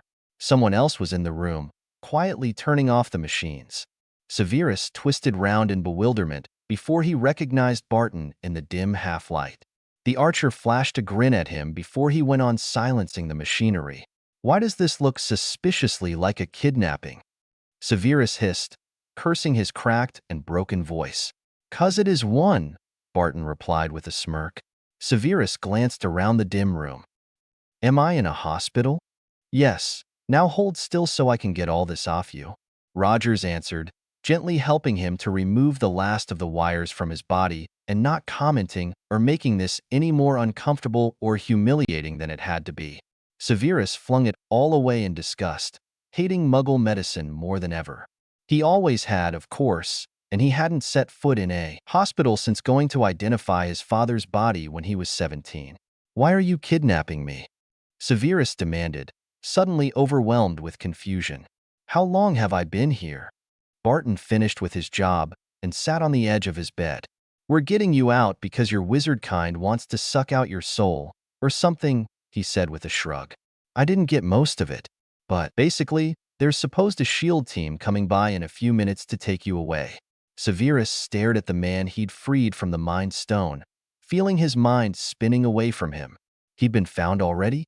The Aurors were coming? Dementors? He felt naked without his wand and started to shiver as if the creature was already approaching. "Okay, that was a terrible explanation, Clint," Rogers scolded, placing a warm, steadying hand on Severus' shoulder. Despite his desire to push it away and declare himself fine, he chose instead to act like he hadn't noticed anything because it was comforting to feel something warm and bracing on his bony shoulder. He shut his eyes and took a few deep breaths, cataloging the sensations against his skin, like the scratchy hospital gown, the soft blanket under his fingertips, the cool air brushing his cheek and flowing through the thin material of his garments. He calmed down after a few seconds, hating himself for nearly having a panic attack, just because somebody mentioned Dementors. "Well, why don't you explain it then?" Barton huffed. Someone please explain it, or I will lose my temper, Severus muttered, feeling as if he had staved off the panic for now. All right, so Natasha called the team together a few hours ago and told us Fury was going to hand you over to the magical police, Rogers explained, picking up his little flashlight and hooking it on his belt. He was wearing normal clothes again, including his leather jacket. They were planning to ship you back to England for a trial, and apparently you guys have the craziest, most barbaric punishments for criminals I've ever heard of. Sucking people's souls out? Really? That's just sick. Severus swallowed hard and realized his mouth was dry. He scratched the back of his hand where the needle had been and wondered why he hadn't thought of this when he had that bright idea to follow the Avengers. What had he been thinking? His mind wandered back to when Lily in his head had told him to stop punishing himself. But was that only because she somehow knew that others were going to be taking his penance in hand after all these years? Now that they know I am alive, it will be more difficult for me to hide, Severus rasped. I appreciate your help, but I am too weak right now to run. Let them take me. It is time I stopped running. Anyhow. Stop, you don't get it, Barton chuckled. Really, why was he laughing at a time like this? Thor offered to take you to Asgard until this all calms down. Now Severus was speechless. Asgard? Thor offered? Was this because of Loki and that life debt he said he'd owe? It was an unbelievable offer, and it was one that made his inner Ravenclaw jump for joy. But he was feeling guilty about getting so excited now. What about the other Avengers? Surely they would be in terrible trouble for helping him escape. I can't allow you to do this, Severus croaked. He refused to look up at them and clenched his fists in his lap. He felt like he had woken up in a surreal dream where nothing makes any sense. We don't care, Barton barked a laugh. We're doing it anyway. We owe you, Steve finished, his voice warm. And I hear Loki owes you too. The captain squeezed his shoulder before he reached down and pressed his warm hand over Severus' cold one. We're not letting any monster suck your soul out, Snape, he said firmly. Severus glanced up at him, incredulous. Nobody deserves that, definitely not you. And you can't back out now, Barton added. The other half of our team is drugging the driver and the guard as we speak. Severus threw him a look next and was surprised that even in such dim light, he could see their genuine smiles and the hope shining in their eyes. It was strange. He wondered if this was what it felt like to have friends. Very well, Severus muttered, though not unwillingly. What is the plan? Barton stood up and stepped into a square of soft light that glowed from the doorway and talked while he watched the hallway. It's real simple. Steve and I wait for the medics to come up with your stretcher. We drug him and leave him here, take you ourselves, and head down to the van. It's like an ambulance, but it doesn't have flashing lights or anything, so will be hard to spot as such. Should be fun, Rogers remarked casually. We thought you'd be unconscious, actually. Lucky thing you woke up, Barton added. I have a sixth sense for danger, Severus admitted. All you had to do to wake me up was sneak up on me in the dark, apparently. That's hilarious, Barton snickered. But not uncommon, Rogers pointed out, throwing the archer an annoyed look. Soldiers are often hyper-alert even when sleeping. It's a result of training. Yeah, secret agents and spies are light sleepers too, but I never heard of somebody coming out of a coma because they thought someone was sneaking up on them. I have been slowly waking up, Severus said. Earlier today, I believe I heard your voice, Rogers. The captain looked surprised and maybe a little embarrassed. Oh, we've all been visiting you for the past week. It was my turn this morning, and I thought I saw you frown a little when I told you we all miss you. I did not hear you, only your voice, Severus clarified, frowning as he went over what Rogers had implied. A week, you said? It's been a week since the attack, and you've been here the whole time, Rogers answered. Severus didn't answer. He had thought he had been unconscious for a few days at least. Even after a week, though, his head was swimming and he felt exhausted. His magical core throbbed in his chest, and he wondered how badly he had exhausted himself. An exhausted magical core often took weeks to heal, but maybe in Asgard they would be able to help him heal quicker. Here they come, Barton suddenly whispered. The S.H.I.E.L.D. agent melted back into the shadows, disappearing into what looked like a bathroom. Rogers turned off his flashlight and stood up, moving the chair aside so he had room. Severus hesitated for a second before he lay back down in his bed, figuring that the less suspicious the strangers were when they entered, the better. Severus could hear the squeaking of wheels in an echoing hallway and swiftly approaching steps accompanying it. He glanced sideways at Rogers, who was standing beside the bed with his hands behind his back in a parade rest. The footsteps and squeaky wheel reached the room, and suddenly the overhead lights were clicked on. Severus inhaled quickly as he slammed his eyes shut against the light, and he now knew why Barton had ducked into the bathroom. It was dimmer in there and allowed for better light acclimation. Severus was aware of the door to his room clicking loudly shut. Two men cried out briefly. There was a struggle, and when Severus managed to roll over and open his eyes, blinking against the glare, he saw Rogers and Barton releasing their captives, now limp and sleeping deeply. "That was not badly done," Severus commented. He glanced at the mattress on a wheeled contraption with trepidation. "Do you expect me to ride in that?" "You'll have to," Rogers shrugged apologetically. "It'll raise the least suspicion," Barton explained. He was wearing dark sunglasses and his hair looked nicer than it had appeared the last time they met. It was clean now, and not plastered to his skull with sweat. "Hang on a minute, then we'll get you on the stretcher," Rogers grunted. He was starting to strip the burly black man he had knocked out. The two unconscious men were dressed like paramedics, and Severus realized that Rogers and Barton meant to switch clothes with them. "You're going to be in trouble for this," Severus muttered. "Nope," Barton grinned as he deftly defrocked his medic and picked the half-naked man up to lay him on the sofa in the room. Tony hacked into the security feeds here to loop the cameras and erase anything incriminating. "They'll think you either got outside help or escaped on your own with your magic. Won't that make me look even guiltier?" Severus pointed out, kicking his blankets off and curling his lip in disgust as he noticed the plastic bracelet on his wrist and the fact that he was only wearing a hospital gown. "Ugh. I hate hospitals," he growled venomously. "So do I," Rogers replied with surprising vehemence. "Thankfully, after the serum, I don't spend even a fraction of the time I used to in the places. I knew a young man who spent literally every single school year getting into hospital for one life-threatening situation or another," the wizard grumbled. "Real troublemaker? You have no idea. But I'm not too uncharitable to admit that most of the time, it wasn't completely his fault. He had a Dark Lord out to kill him, you see. Sounds like his school days were even funner than mine," Rogers muttered facetiously. Barton was finished changing his clothes already. He wasn't a shield spy for nothing. But once he was dressed as a paramedic, Severus had to smirk. Barton still managed to look dangerous, even without his weapons or his combat leathers. He didn't look very comfortable, especially with the sleeves. "I don't like sleeves," the archer complained. Rogers just chuckled at him and disappeared into the bathroom to change. He was apparently a lot more self-conscious than Barton was. By the time Rogers finished changing, Barton had somehow coaxed Severus onto the contraption they called a stretcher and covered him up with a blanket, advising him to look asleep or preferably dead.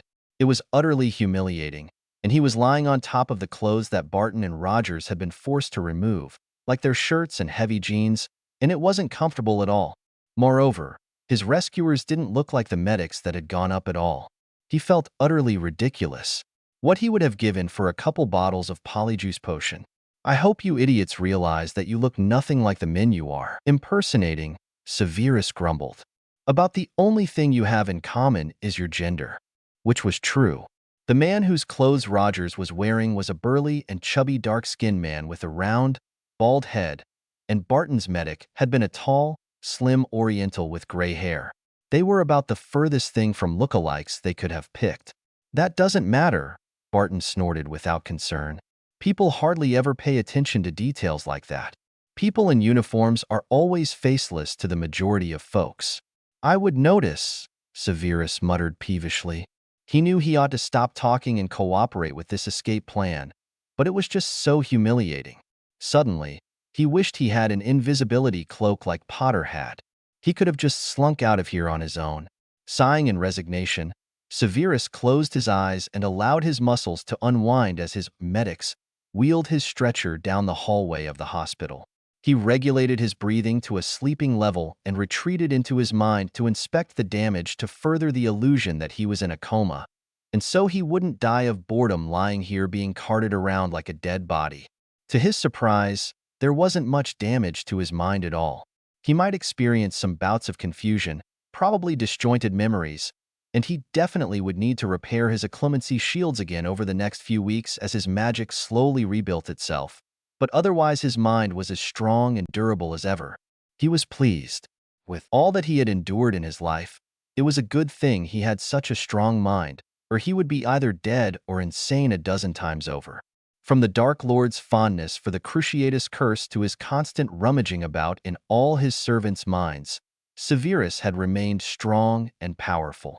Maybe all that conditioning was what allowed him to stay whole during the battle in Loki's mind. It would be interesting to see the god of mischief again and talk to the real him face to face. It would be fascinating to see Asgard and see how many myths Earth actually got right. He might even meet other Norse deities like Tyr and Freya, if they existed, and he might see the eight-legged horse, Sleipnir. The thought made him almost want to smile. Maybe this whole thing would be quite the adventure.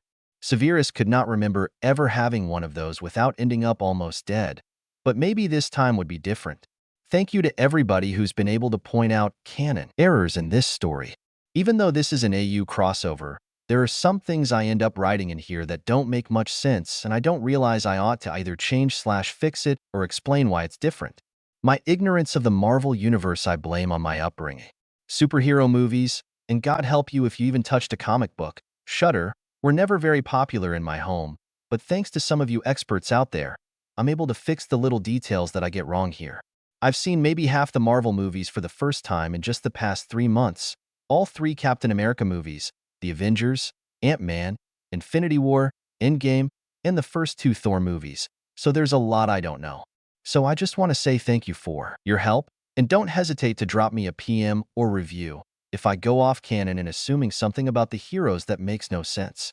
It has been fun, writing one of my favorite HP characters into one of my favorite Marvel movies, and thank you all for coming on this adventure with me. Just 1 chapter to go, and we'll be finished with the Avengers. I've got maybe 1 paragraph written of my Dark World continuation of this story, but I might scrap it and start over because I am not happy with it.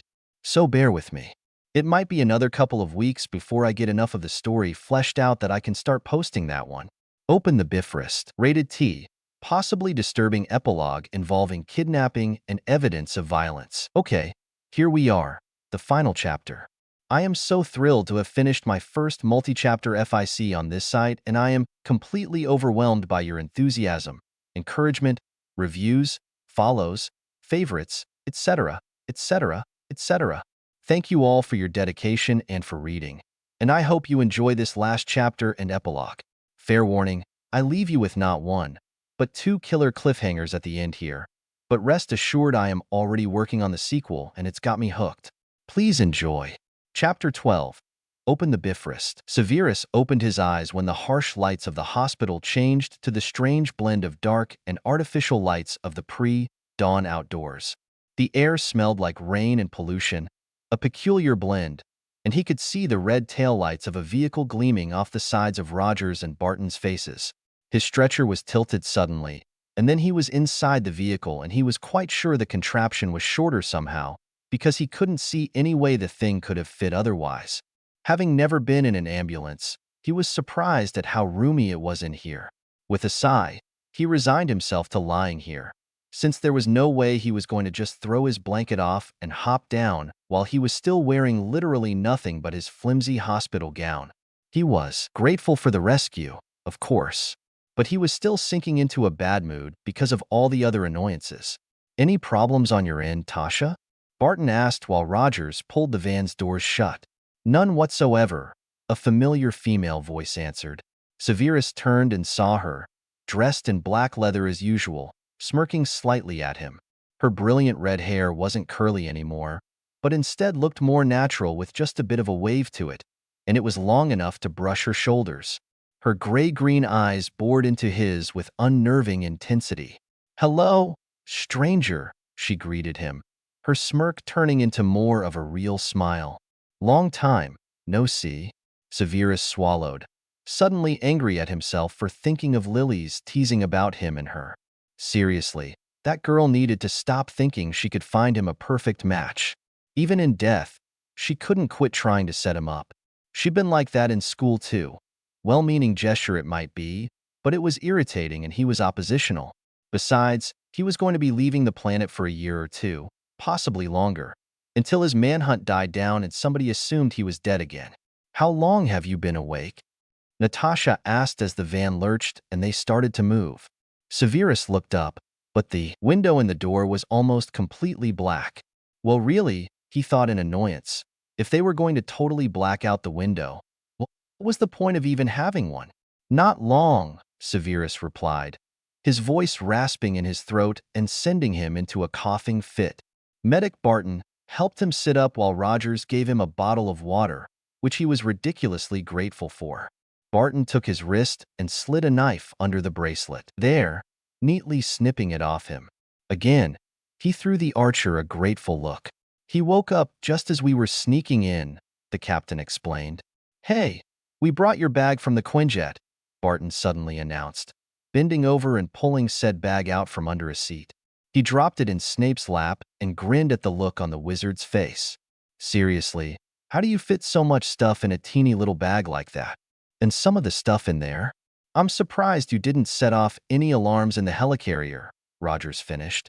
"You've got a firearm in there for Pete's sake." "It is called an undetectable extinction charm for a reason," Severus replied tersely. "Do turn yourselves around, will you?"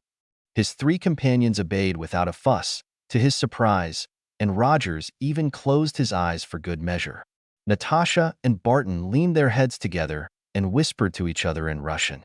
Severus quickly found some clothes, though they were dusty from the long coat he dropped on top of them, and dressed himself, glad to be out of that flimsy, scratchy hospital shift. With the cast on his arm, it was somewhat awkward, but he found he could move well enough with it on and the break in his forearm didn't even hurt all that much. He announced that he was finished, and he was now sitting on the edge of his stretcher bed. It felt nice to be clothed again, even if he was forced to wear a pair of Bruce's flimsy sandals since his boots had disappeared. The van slammed to a stop suddenly, and both Natasha and Barton burst out in a flurry of swearing that made Rogers go slightly red, even though most of the expletives weren't even in English. Severus wanted to snicker, suddenly wondering how the captain would react to Merlin's balls or some other wizarding oath. "Damn it, Bruce. Warn us next time," Barton yelled. "Where'd you learn how to drive?" Natasha demanded. Severus perked up at hearing the muffled apology from, presumably, the driver's cabin. He couldn't see the driver from where he sat, but it sounded as if Dr. Banner was here as well. Another voice was offering unhelpful commentary, and Severus rolled his eyes as he recognized the voice. He would be civil, of course, because they were rescuing him, but he still didn't like Tony Stark much. Granted, he was less annoying than he could be, and he was friendly rather than an arrogant bully, so those were points in his favor.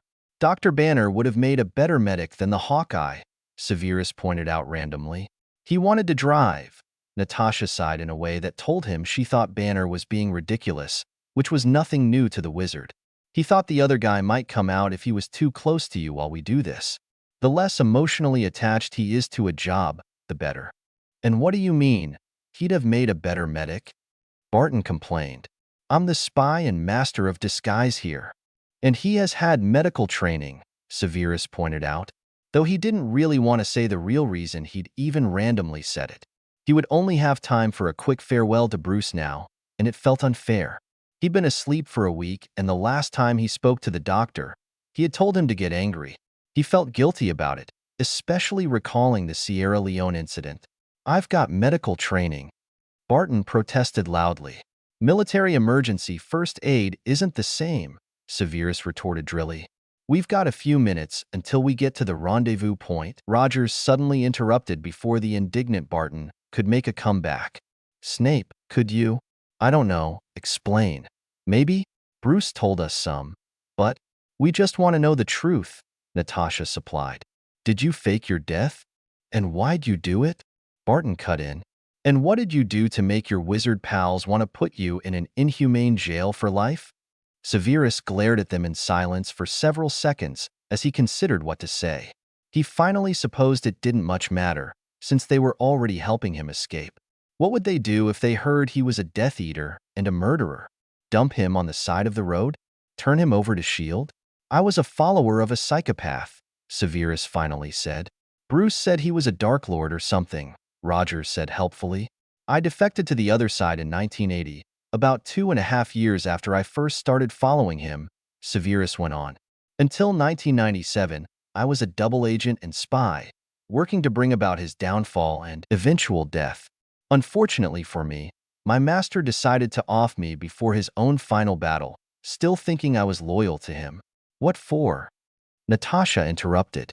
There was a legendary wand, the Elder Wand, which the Dark Lord had come into possession of.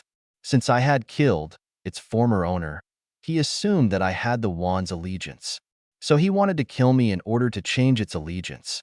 I do not believe the wand was ever mine, however, since I merely killed the former owner when he was already without his wand. I did not disarm him, which is the only requirement to win a wand's loyalty in our world. But you weren't about to tell the psycho that, Natasha finished with remarkable clarity. My godson, Severus muttered reluctantly, refusing to look up at her. He was only a child. A foolish child with an idiotic father who pledged his family to the Dark Lord and doomed his son. I believe my godson was the wand's true master, but no, I wasn't about to say so. Thus, the Dark Lord attempted to kill me, but he didn't even disarm me either. Sometimes he could be remarkably dunderhead. So you survived his attempt to murder you, Rogers cut in. Was that an accident? Or did you plan for it? Severus hesitated and drummed his fingers on his knees. Well, I never expected to be killed for such a trivial reason. I anticipated torture and a hideous death when my true loyalty was found out. But I had made plans, inadvertently, for the actual death I was given. The giant serpent he ordered to bite me failed to kill me on account of my paranoia. I had been taking antivenom potions and some other things that allowed me to stay alive in the event of being bitten, simply because the Dark Lord's snake made me nervous. I passed out, woke up hours later well enough to walk, transfigured a bit of my own blood and flesh into a copy of my corpse, dressed it in my clothes, and took a porky back to my own home where I slowly recovered over the next few weeks. I attended my own funeral to say goodbye, actually. Wow, Barton said appreciatively. Impressive, Natasha agreed, giving him a searching look. What's a porky? Rogers asked blankly. Severus snorted an almost laugh and shook his head. A portkey is a magical traveling spell attached to a nondescript object. In my case, a silver chain I always wore around my neck. When activated with a password, it instantaneously transports anyone touching it to the predetermined location. I want one. Barton immediately clamored. I bet they don't work without magic, Natasha reproved her partner. Severus did chuckle this time. Barton's enthusiasm about the magical world made him seem almost like a kid. Absently, Severus remembered how excited Lily was to learn all about magic and the wonders of a world he had grown up knowing about. Natasha is correct, the wizard said. Porkies do not work on muggles unless a wizard or witch is also there. The van suddenly lurched as it turned and good-natured bickering broke out in the front about whether this road was the correct one to take. Rogers suddenly laughed and then covered his mouth in embarrassment. Sorry, the captain grinned behind his hand. It's just, muggle is a funny word. It means non-magical, Severus explained. And I believe the term is exclusive to Britain and its colonies. I have heard that Americans call muggles nomads instead. In Canada, they're called ordinaries or normals. I prefer ordinary, Barton commented, leaning back and putting up his boots on Severus' stretcher. 'Cause I'm not normal by any stretch of the word. None of us are, Rogers said quietly. So you committed some crimes in the name of the winning side, Natasha interrupted, suddenly yanking them back on topic. Including murder? Severus swallowed against the sudden lump in his throat and the rush of unpleasant memories that nearly swallow him whole. His lips incant the dreaded curse, a green flash. The old man is falling, grabbing Draco's shoulder and fleeing, fighting the urge to stop and vomit or curl up in a hole somewhere. Yes, the wizard growled between his teeth. You didn't want to do it, But you were following orders? Natasha pressed. He ordered me to kill him. Yes, Severus muttered, clenching his fists in his lap. He glared at her, hating the calm iciness of her face, a mask he couldn't penetrate. Why must I speak of it? So later, if we have to, we can give statements about what you said, Natasha replied as if it was obvious. Severus made a sneering face. I do not know how it is in America, but magical Britain's courts would never accept the testimony of a muggle, even if she were one of Earth's mightiest heroes. I like that, Barton declared, adjusting his sunglasses. Earth's mightiest heroes. Would I get my own comic books? Forget comic books, Natasha snorted with a smirk. I want action figures, if anything. Rogers was blushing red as a beet, and Severus looked at him curiously before remembering the trading cards depicting the captain as a cartoonish figure. Were there action figures and comic books featuring these Avengers already? If so, he was all the more glad to be leaving it behind for a while. Who in the universe would want an action figure of greasy old Professor Snape? Much less comic books. Ugh. The van lurched again and turned carefully before they rolled to a stop. We're here, kids. Stark's overly cheerful voice came from the front. Everybody out, and no getting lost. Severus rolled his eyes at the man's annoying attempts at being funny. He silently picked up his bag and slipped off the stretcher as Rogers opened the back of the van and hopped out. Natasha and Barton gracefully stepped out on their own, but Severus was still embarrassingly shaky and Rogers took his arm and helped him down. The wizard impatiently shook him off. The annoying captain just grinned at him, and Severus glanced around, wondering where they were. It was dark. He could smell the smog of the city mixed with plant life and fresh-cut grass. The ground under his feet was not asphalt, but fitted paving stones. A decorative balustrade formed a border of the bridge they were standing on. The glow of the van's parking lights combined with the moonlight gave them enough to see by, and Severus Snape wondered how on earth he was getting to Asgard from here. He didn't even see Thor. Well, looks like we're early, Barton commented, adjusting the collar of his borrowed medic's outfit. We've got time, Rogers said mildly, checking his wristwatch. It isn't even 4:30 yet. The moon is up late, Natasha commented, peering up at the half-moon in the dark sky.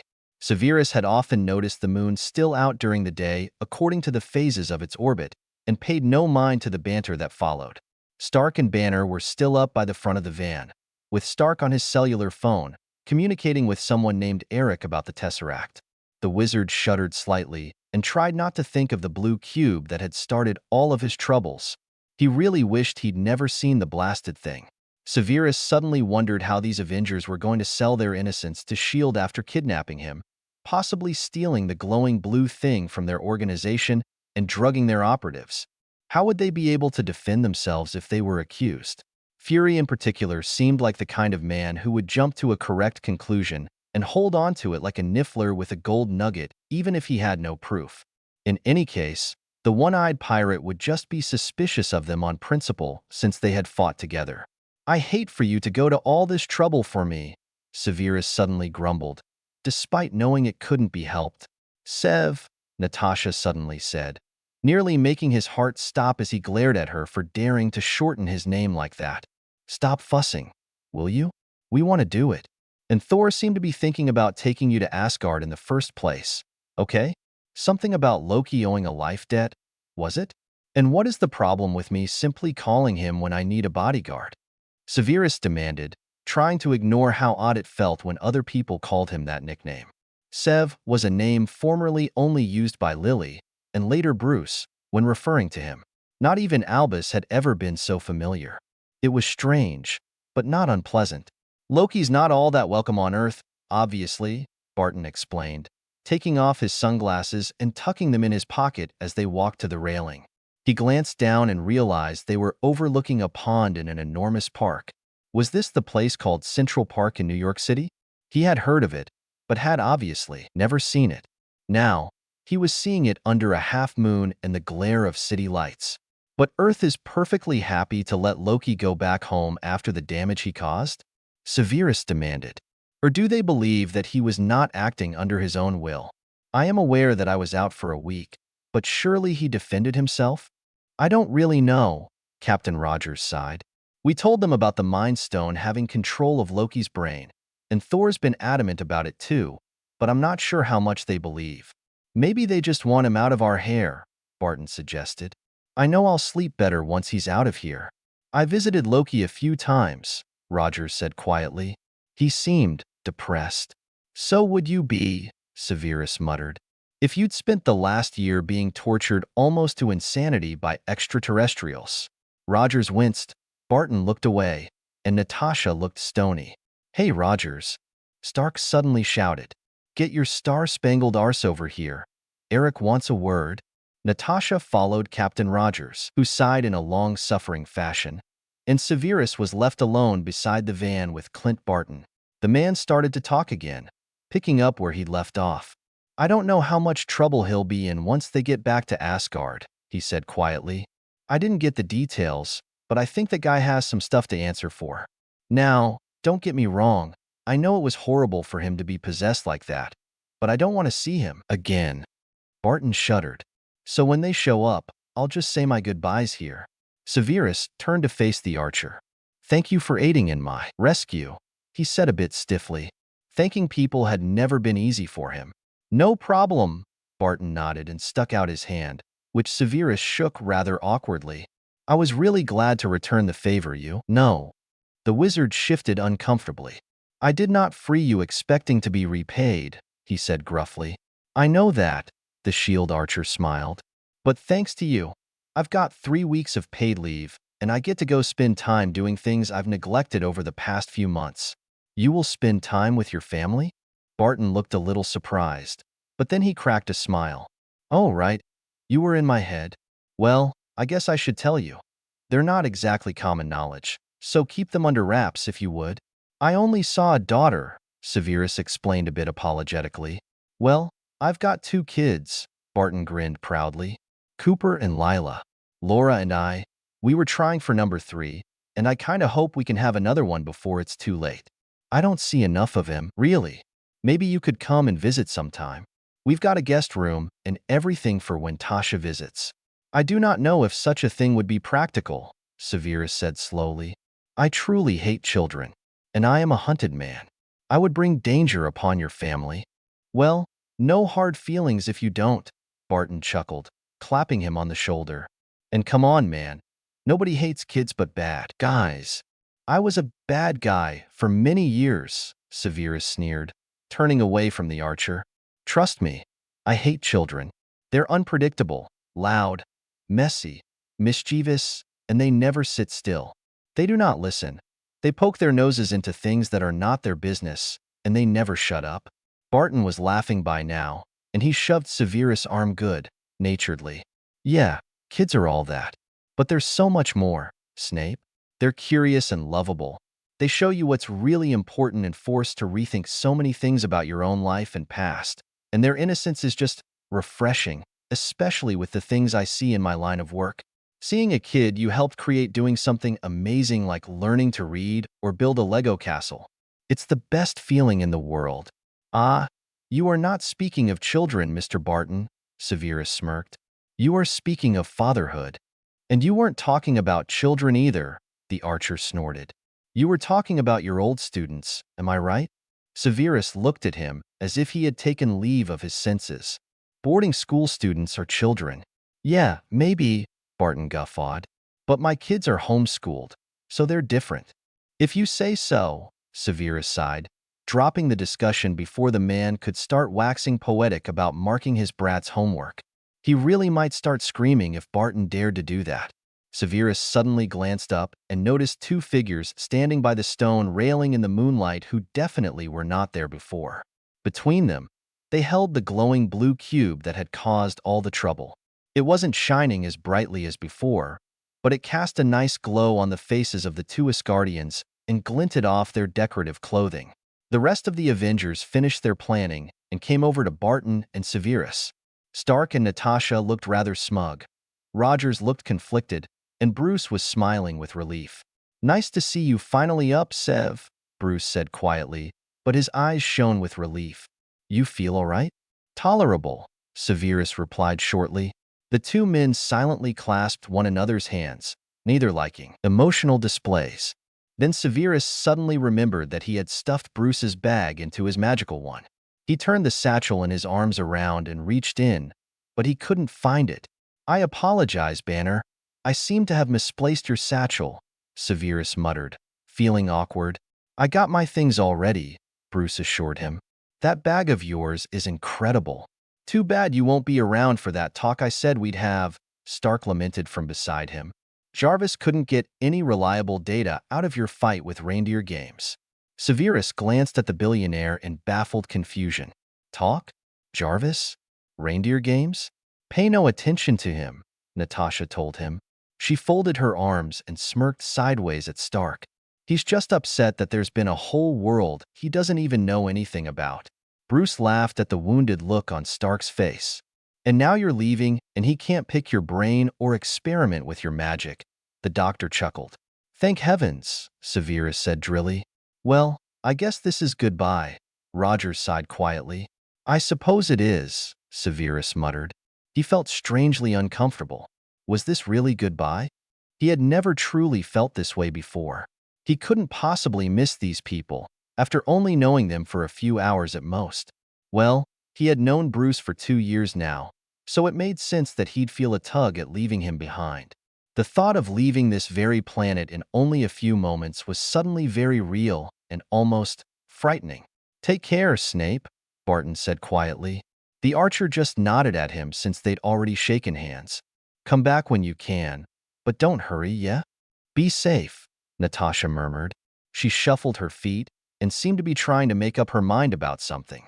"If you can drop us a note or something, that'd be great, but don't make it a priority." "Have fun without us," Stark said with a very good pout. "I'm sure you'll find lots to do in the fairy Viking land." Natasha rolled her eyes. "Tony Stark, you are such a child," she huffed. "You're no fun," Stark grumbled. He stuck out his hand, and when Severus clasped it, he gave one firm jerk and dropped it.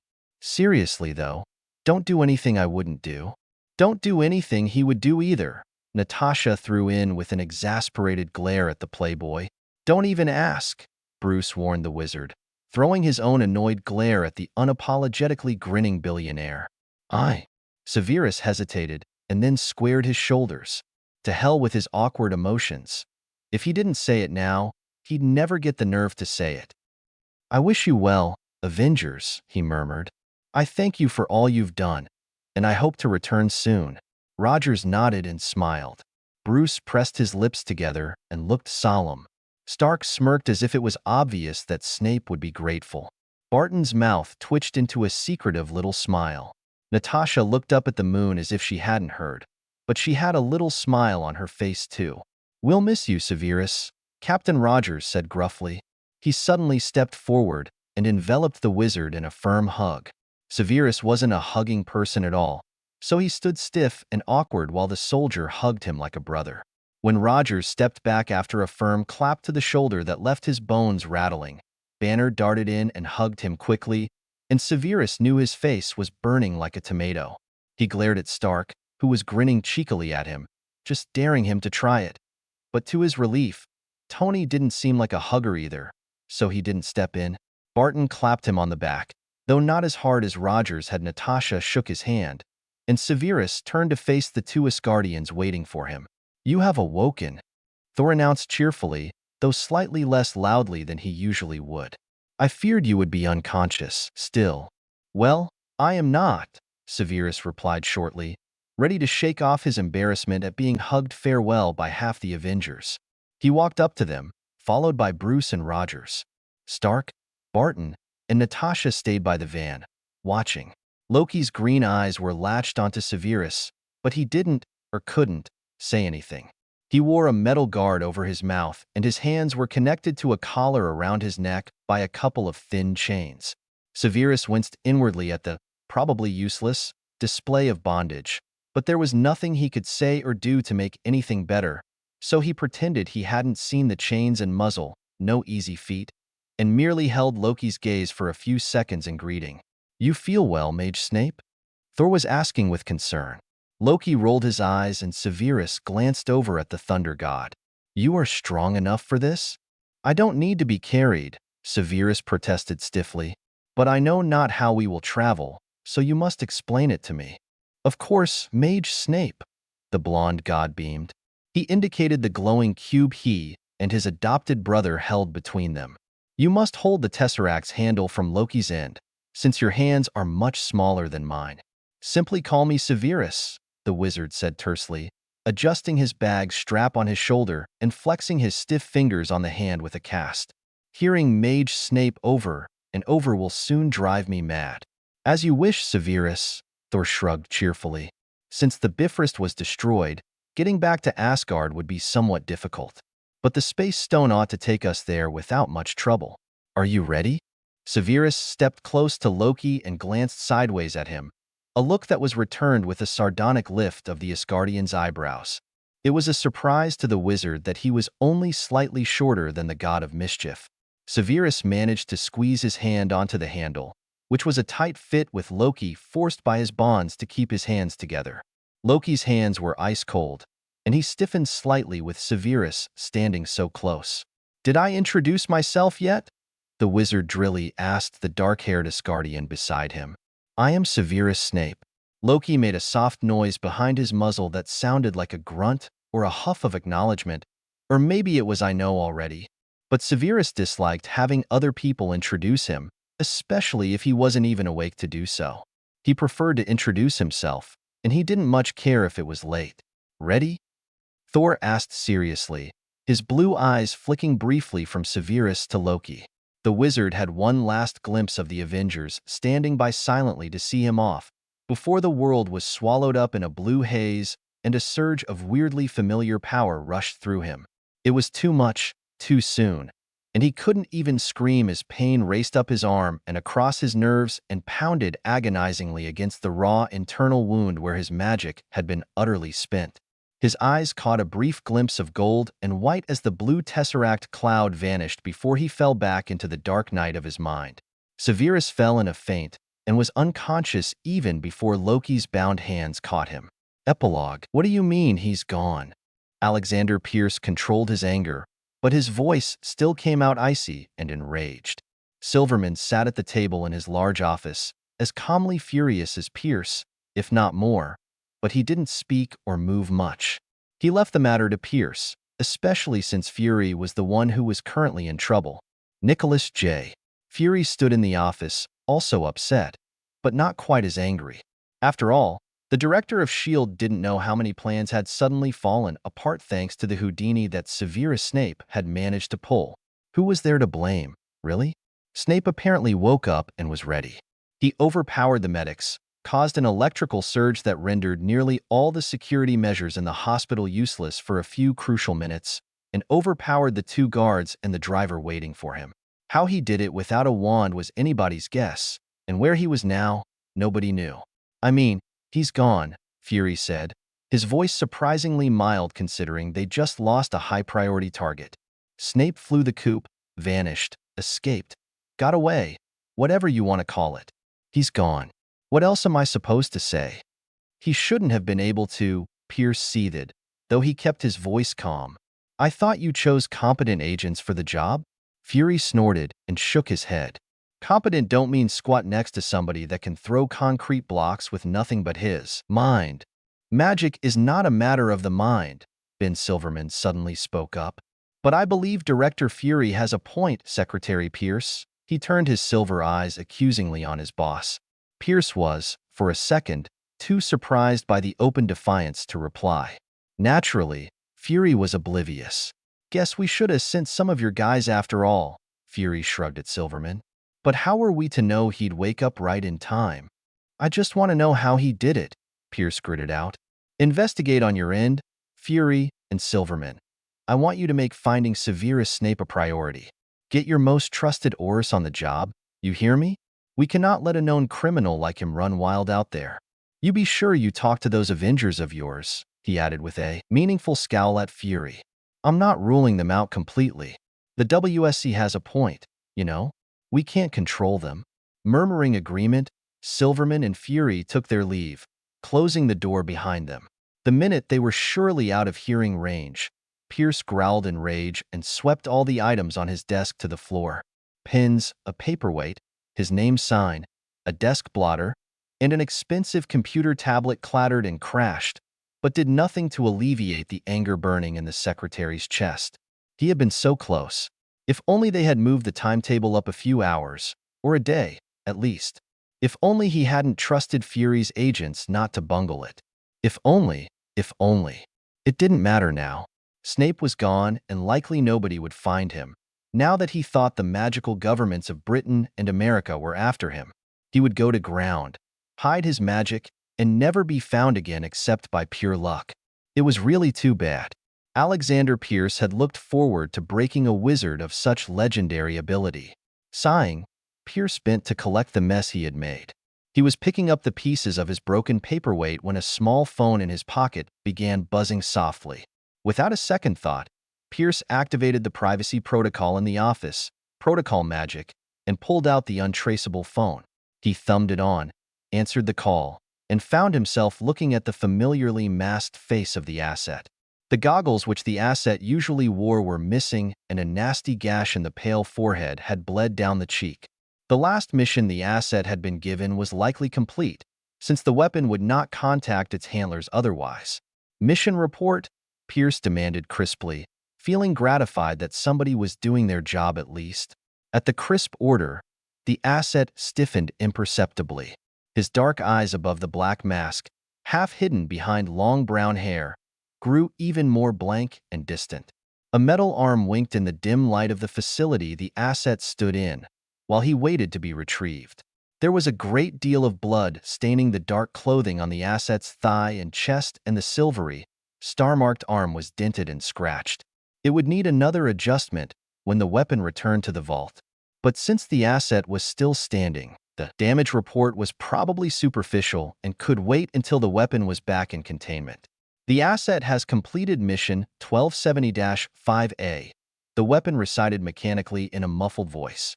Status: successful. The asset has captured target.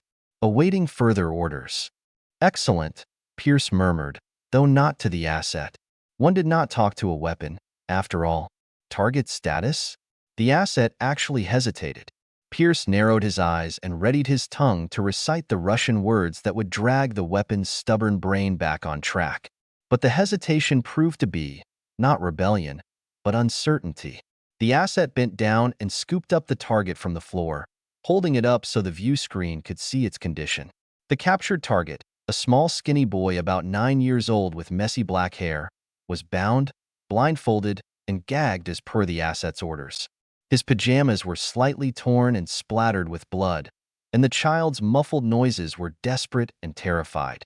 He was thrashing and fighting, despite his bound hands and ankles and the gag stuffed in his mouth. Pierce had to smile in admiration. This child was exactly what he had envisioned. It would be glorious to break him down to his raw components. "I see nothing wrong with the target, soldier," Pierce said mildly. The boy didn't appear hurt, and even though he was wriggling like mad, the asset was being careful not to injure him. With a metal arm and enhanced strength, the asset had to be gentle. Already, Pierce had impressed on the blank weapon what the consequences would be if the target was harmed in any way. So far, it looked like the asset had followed its orders. The blood on the child's clothing could easily be traced to the asset's own injuries. "The target will not cooperate," the asset replied in a strained voice. The weapon was struggling to hold the wriggling boy until it was finally forced to put the squirming, whimpering target back down on the floor. The asset was ordered to feed and water the target and keep it quiet, the weapon said in a monotone. The asset was ordered not to harm the target and to eliminate all witnesses. "Yes, and?" Pierce barked impatiently. "The asset has failed to keep the target in prime condition because the target will not be quiet and still if unbound. The asset cannot discipline the target because the asset was forbidden to harm the target. The asset was unable to eliminate all witnesses because the asset was damaged and an unknown bodyguard prevented their extermination." "Damage report?" Pierce sighed, pinching the bridge of his nose. Honestly, things couldn't get any worse, could they? How was it possible for everything to fall apart right when everything was nearly ready? The asset sustained some damage from enhanced female at the site, the asset recited. Bruising and a concussion. Superficial gashes and bleeding. Current efficiency is at 63%. And the female? Pierce barked. The asset attempted to eliminate her, but she shielded herself and was merely gravely injured. She escaped with 3 children due to their bodyguard's actions. No other witnesses were spotted. They escaped? Alexander Pierce snarled furiously. This wasn't good. The child was a high-profile target, and the asset had specific orders to leave no witnesses. You failed in your mission, soldier, Pierce said coldly. I recall that your exact orders were to eliminate all witnesses. You will be disciplined when you return to base. Is that clear? The asset trembled visibly, and a flash of something like fear flickered in the dark eyes, before the shaggy brown head barely tilted, in acknowledgement of the order. Affirmative, sir, the asset murmured. Pierce suppressed the urge to rub at the migraine beginning to pound in his head. Retrieval will be in 2 hours, he informed the asset, and prepared to sign off. But he was waiting for confirmation. When no answer was forthcoming, he scowled at the screen, wondering if he was going to have to pull a few more agents into retrieval to beat some sense into the fool. The asset was hesitating, eyes flicking down to the child, presumably still on the floor. Sir, the asset said softly, deviating from its computer-like script. Permission to water and rest the target? The area is abandoned. There is no one to hear if the target makes a sound. Pierce narrowed his eyes in annoyance. And this was why they needed assets like Snape would have been. Unemotional soldiers who could stand at attention beside a shivering brat without starting to have troublesome things like compassion and worry. This one was always malfunctioning. Why wasn't anything going right today? Permission denied, soldier, Pierce said in a cold tone. The asset will stand at attention and make certain the target is standing as well when the retrieval team arrives. Recalibration will be necessary when the asset returns. Are these instructions understood? Again, the asset shivered slightly, and a sick look swam into the dark eyes before the weapon straightened and nodded. Orders received, sir, the asset replied through gritted teeth. They better be, Pierce grumbled. He immediately shut off the phone's camera and sent a brief message to the recall team to be sure to discipline the asset thoroughly when it was returned to the vault. He was beginning to tire of having to do this after every other mission. But they had to be consistent unless they wanted their weapon to start seriously malfunctioning again. The last time that happened, well, he just didn't want to repeat. A rogue asset was nothing to sneeze at. With a sigh, Pierce sat at his computer and activated the holoscreen, turning his attention to the 1,001 other things that occupied his mind as the top dog of S.H.I.E.L.D. and one of Hydra's many heads. On S.H.I.E.L.D.'s radar, Project Insight was nearing completion. On Hydra's, Project Miracle was in the preliminary stages already, with 22 volunteers already, as of this morning. The Summer Soldier program was ready to begin, and thanks to the asset, they had their long-awaited first soldier. After careful research and some well-done stalking, the perfect child was found, his home scoped, and a plan of kidnapping arranged. Hydra agents in England had helped, and likely the fact that they had a vendetta against the child's parents influenced their choice. But it mattered not. This boy was the hope of Hydra's newest program, an army that would bring the world to its knees. Who could have guessed that the fall of nations would begin with a mere child? The world would finally bow before true power, and Pierce smiled. Hail Hydra. And there we go. All finished. It was a nasty double punch of cliffhangers, but personally, cliffhangers motivate me to keep on going. If it weren't for cliffhangers, I'd get bored with my own writing. I'll have the next story ready to start posting in a week or two, as I'm already addicted to the new storyline that picks up literally right here. I won't be doing Dark World and Snape anytime soon, because Winter Soldier is screaming at me now, demanding to be written. It won't have Snape in it, except by mention since he's in Asgard, but it will be great regardless.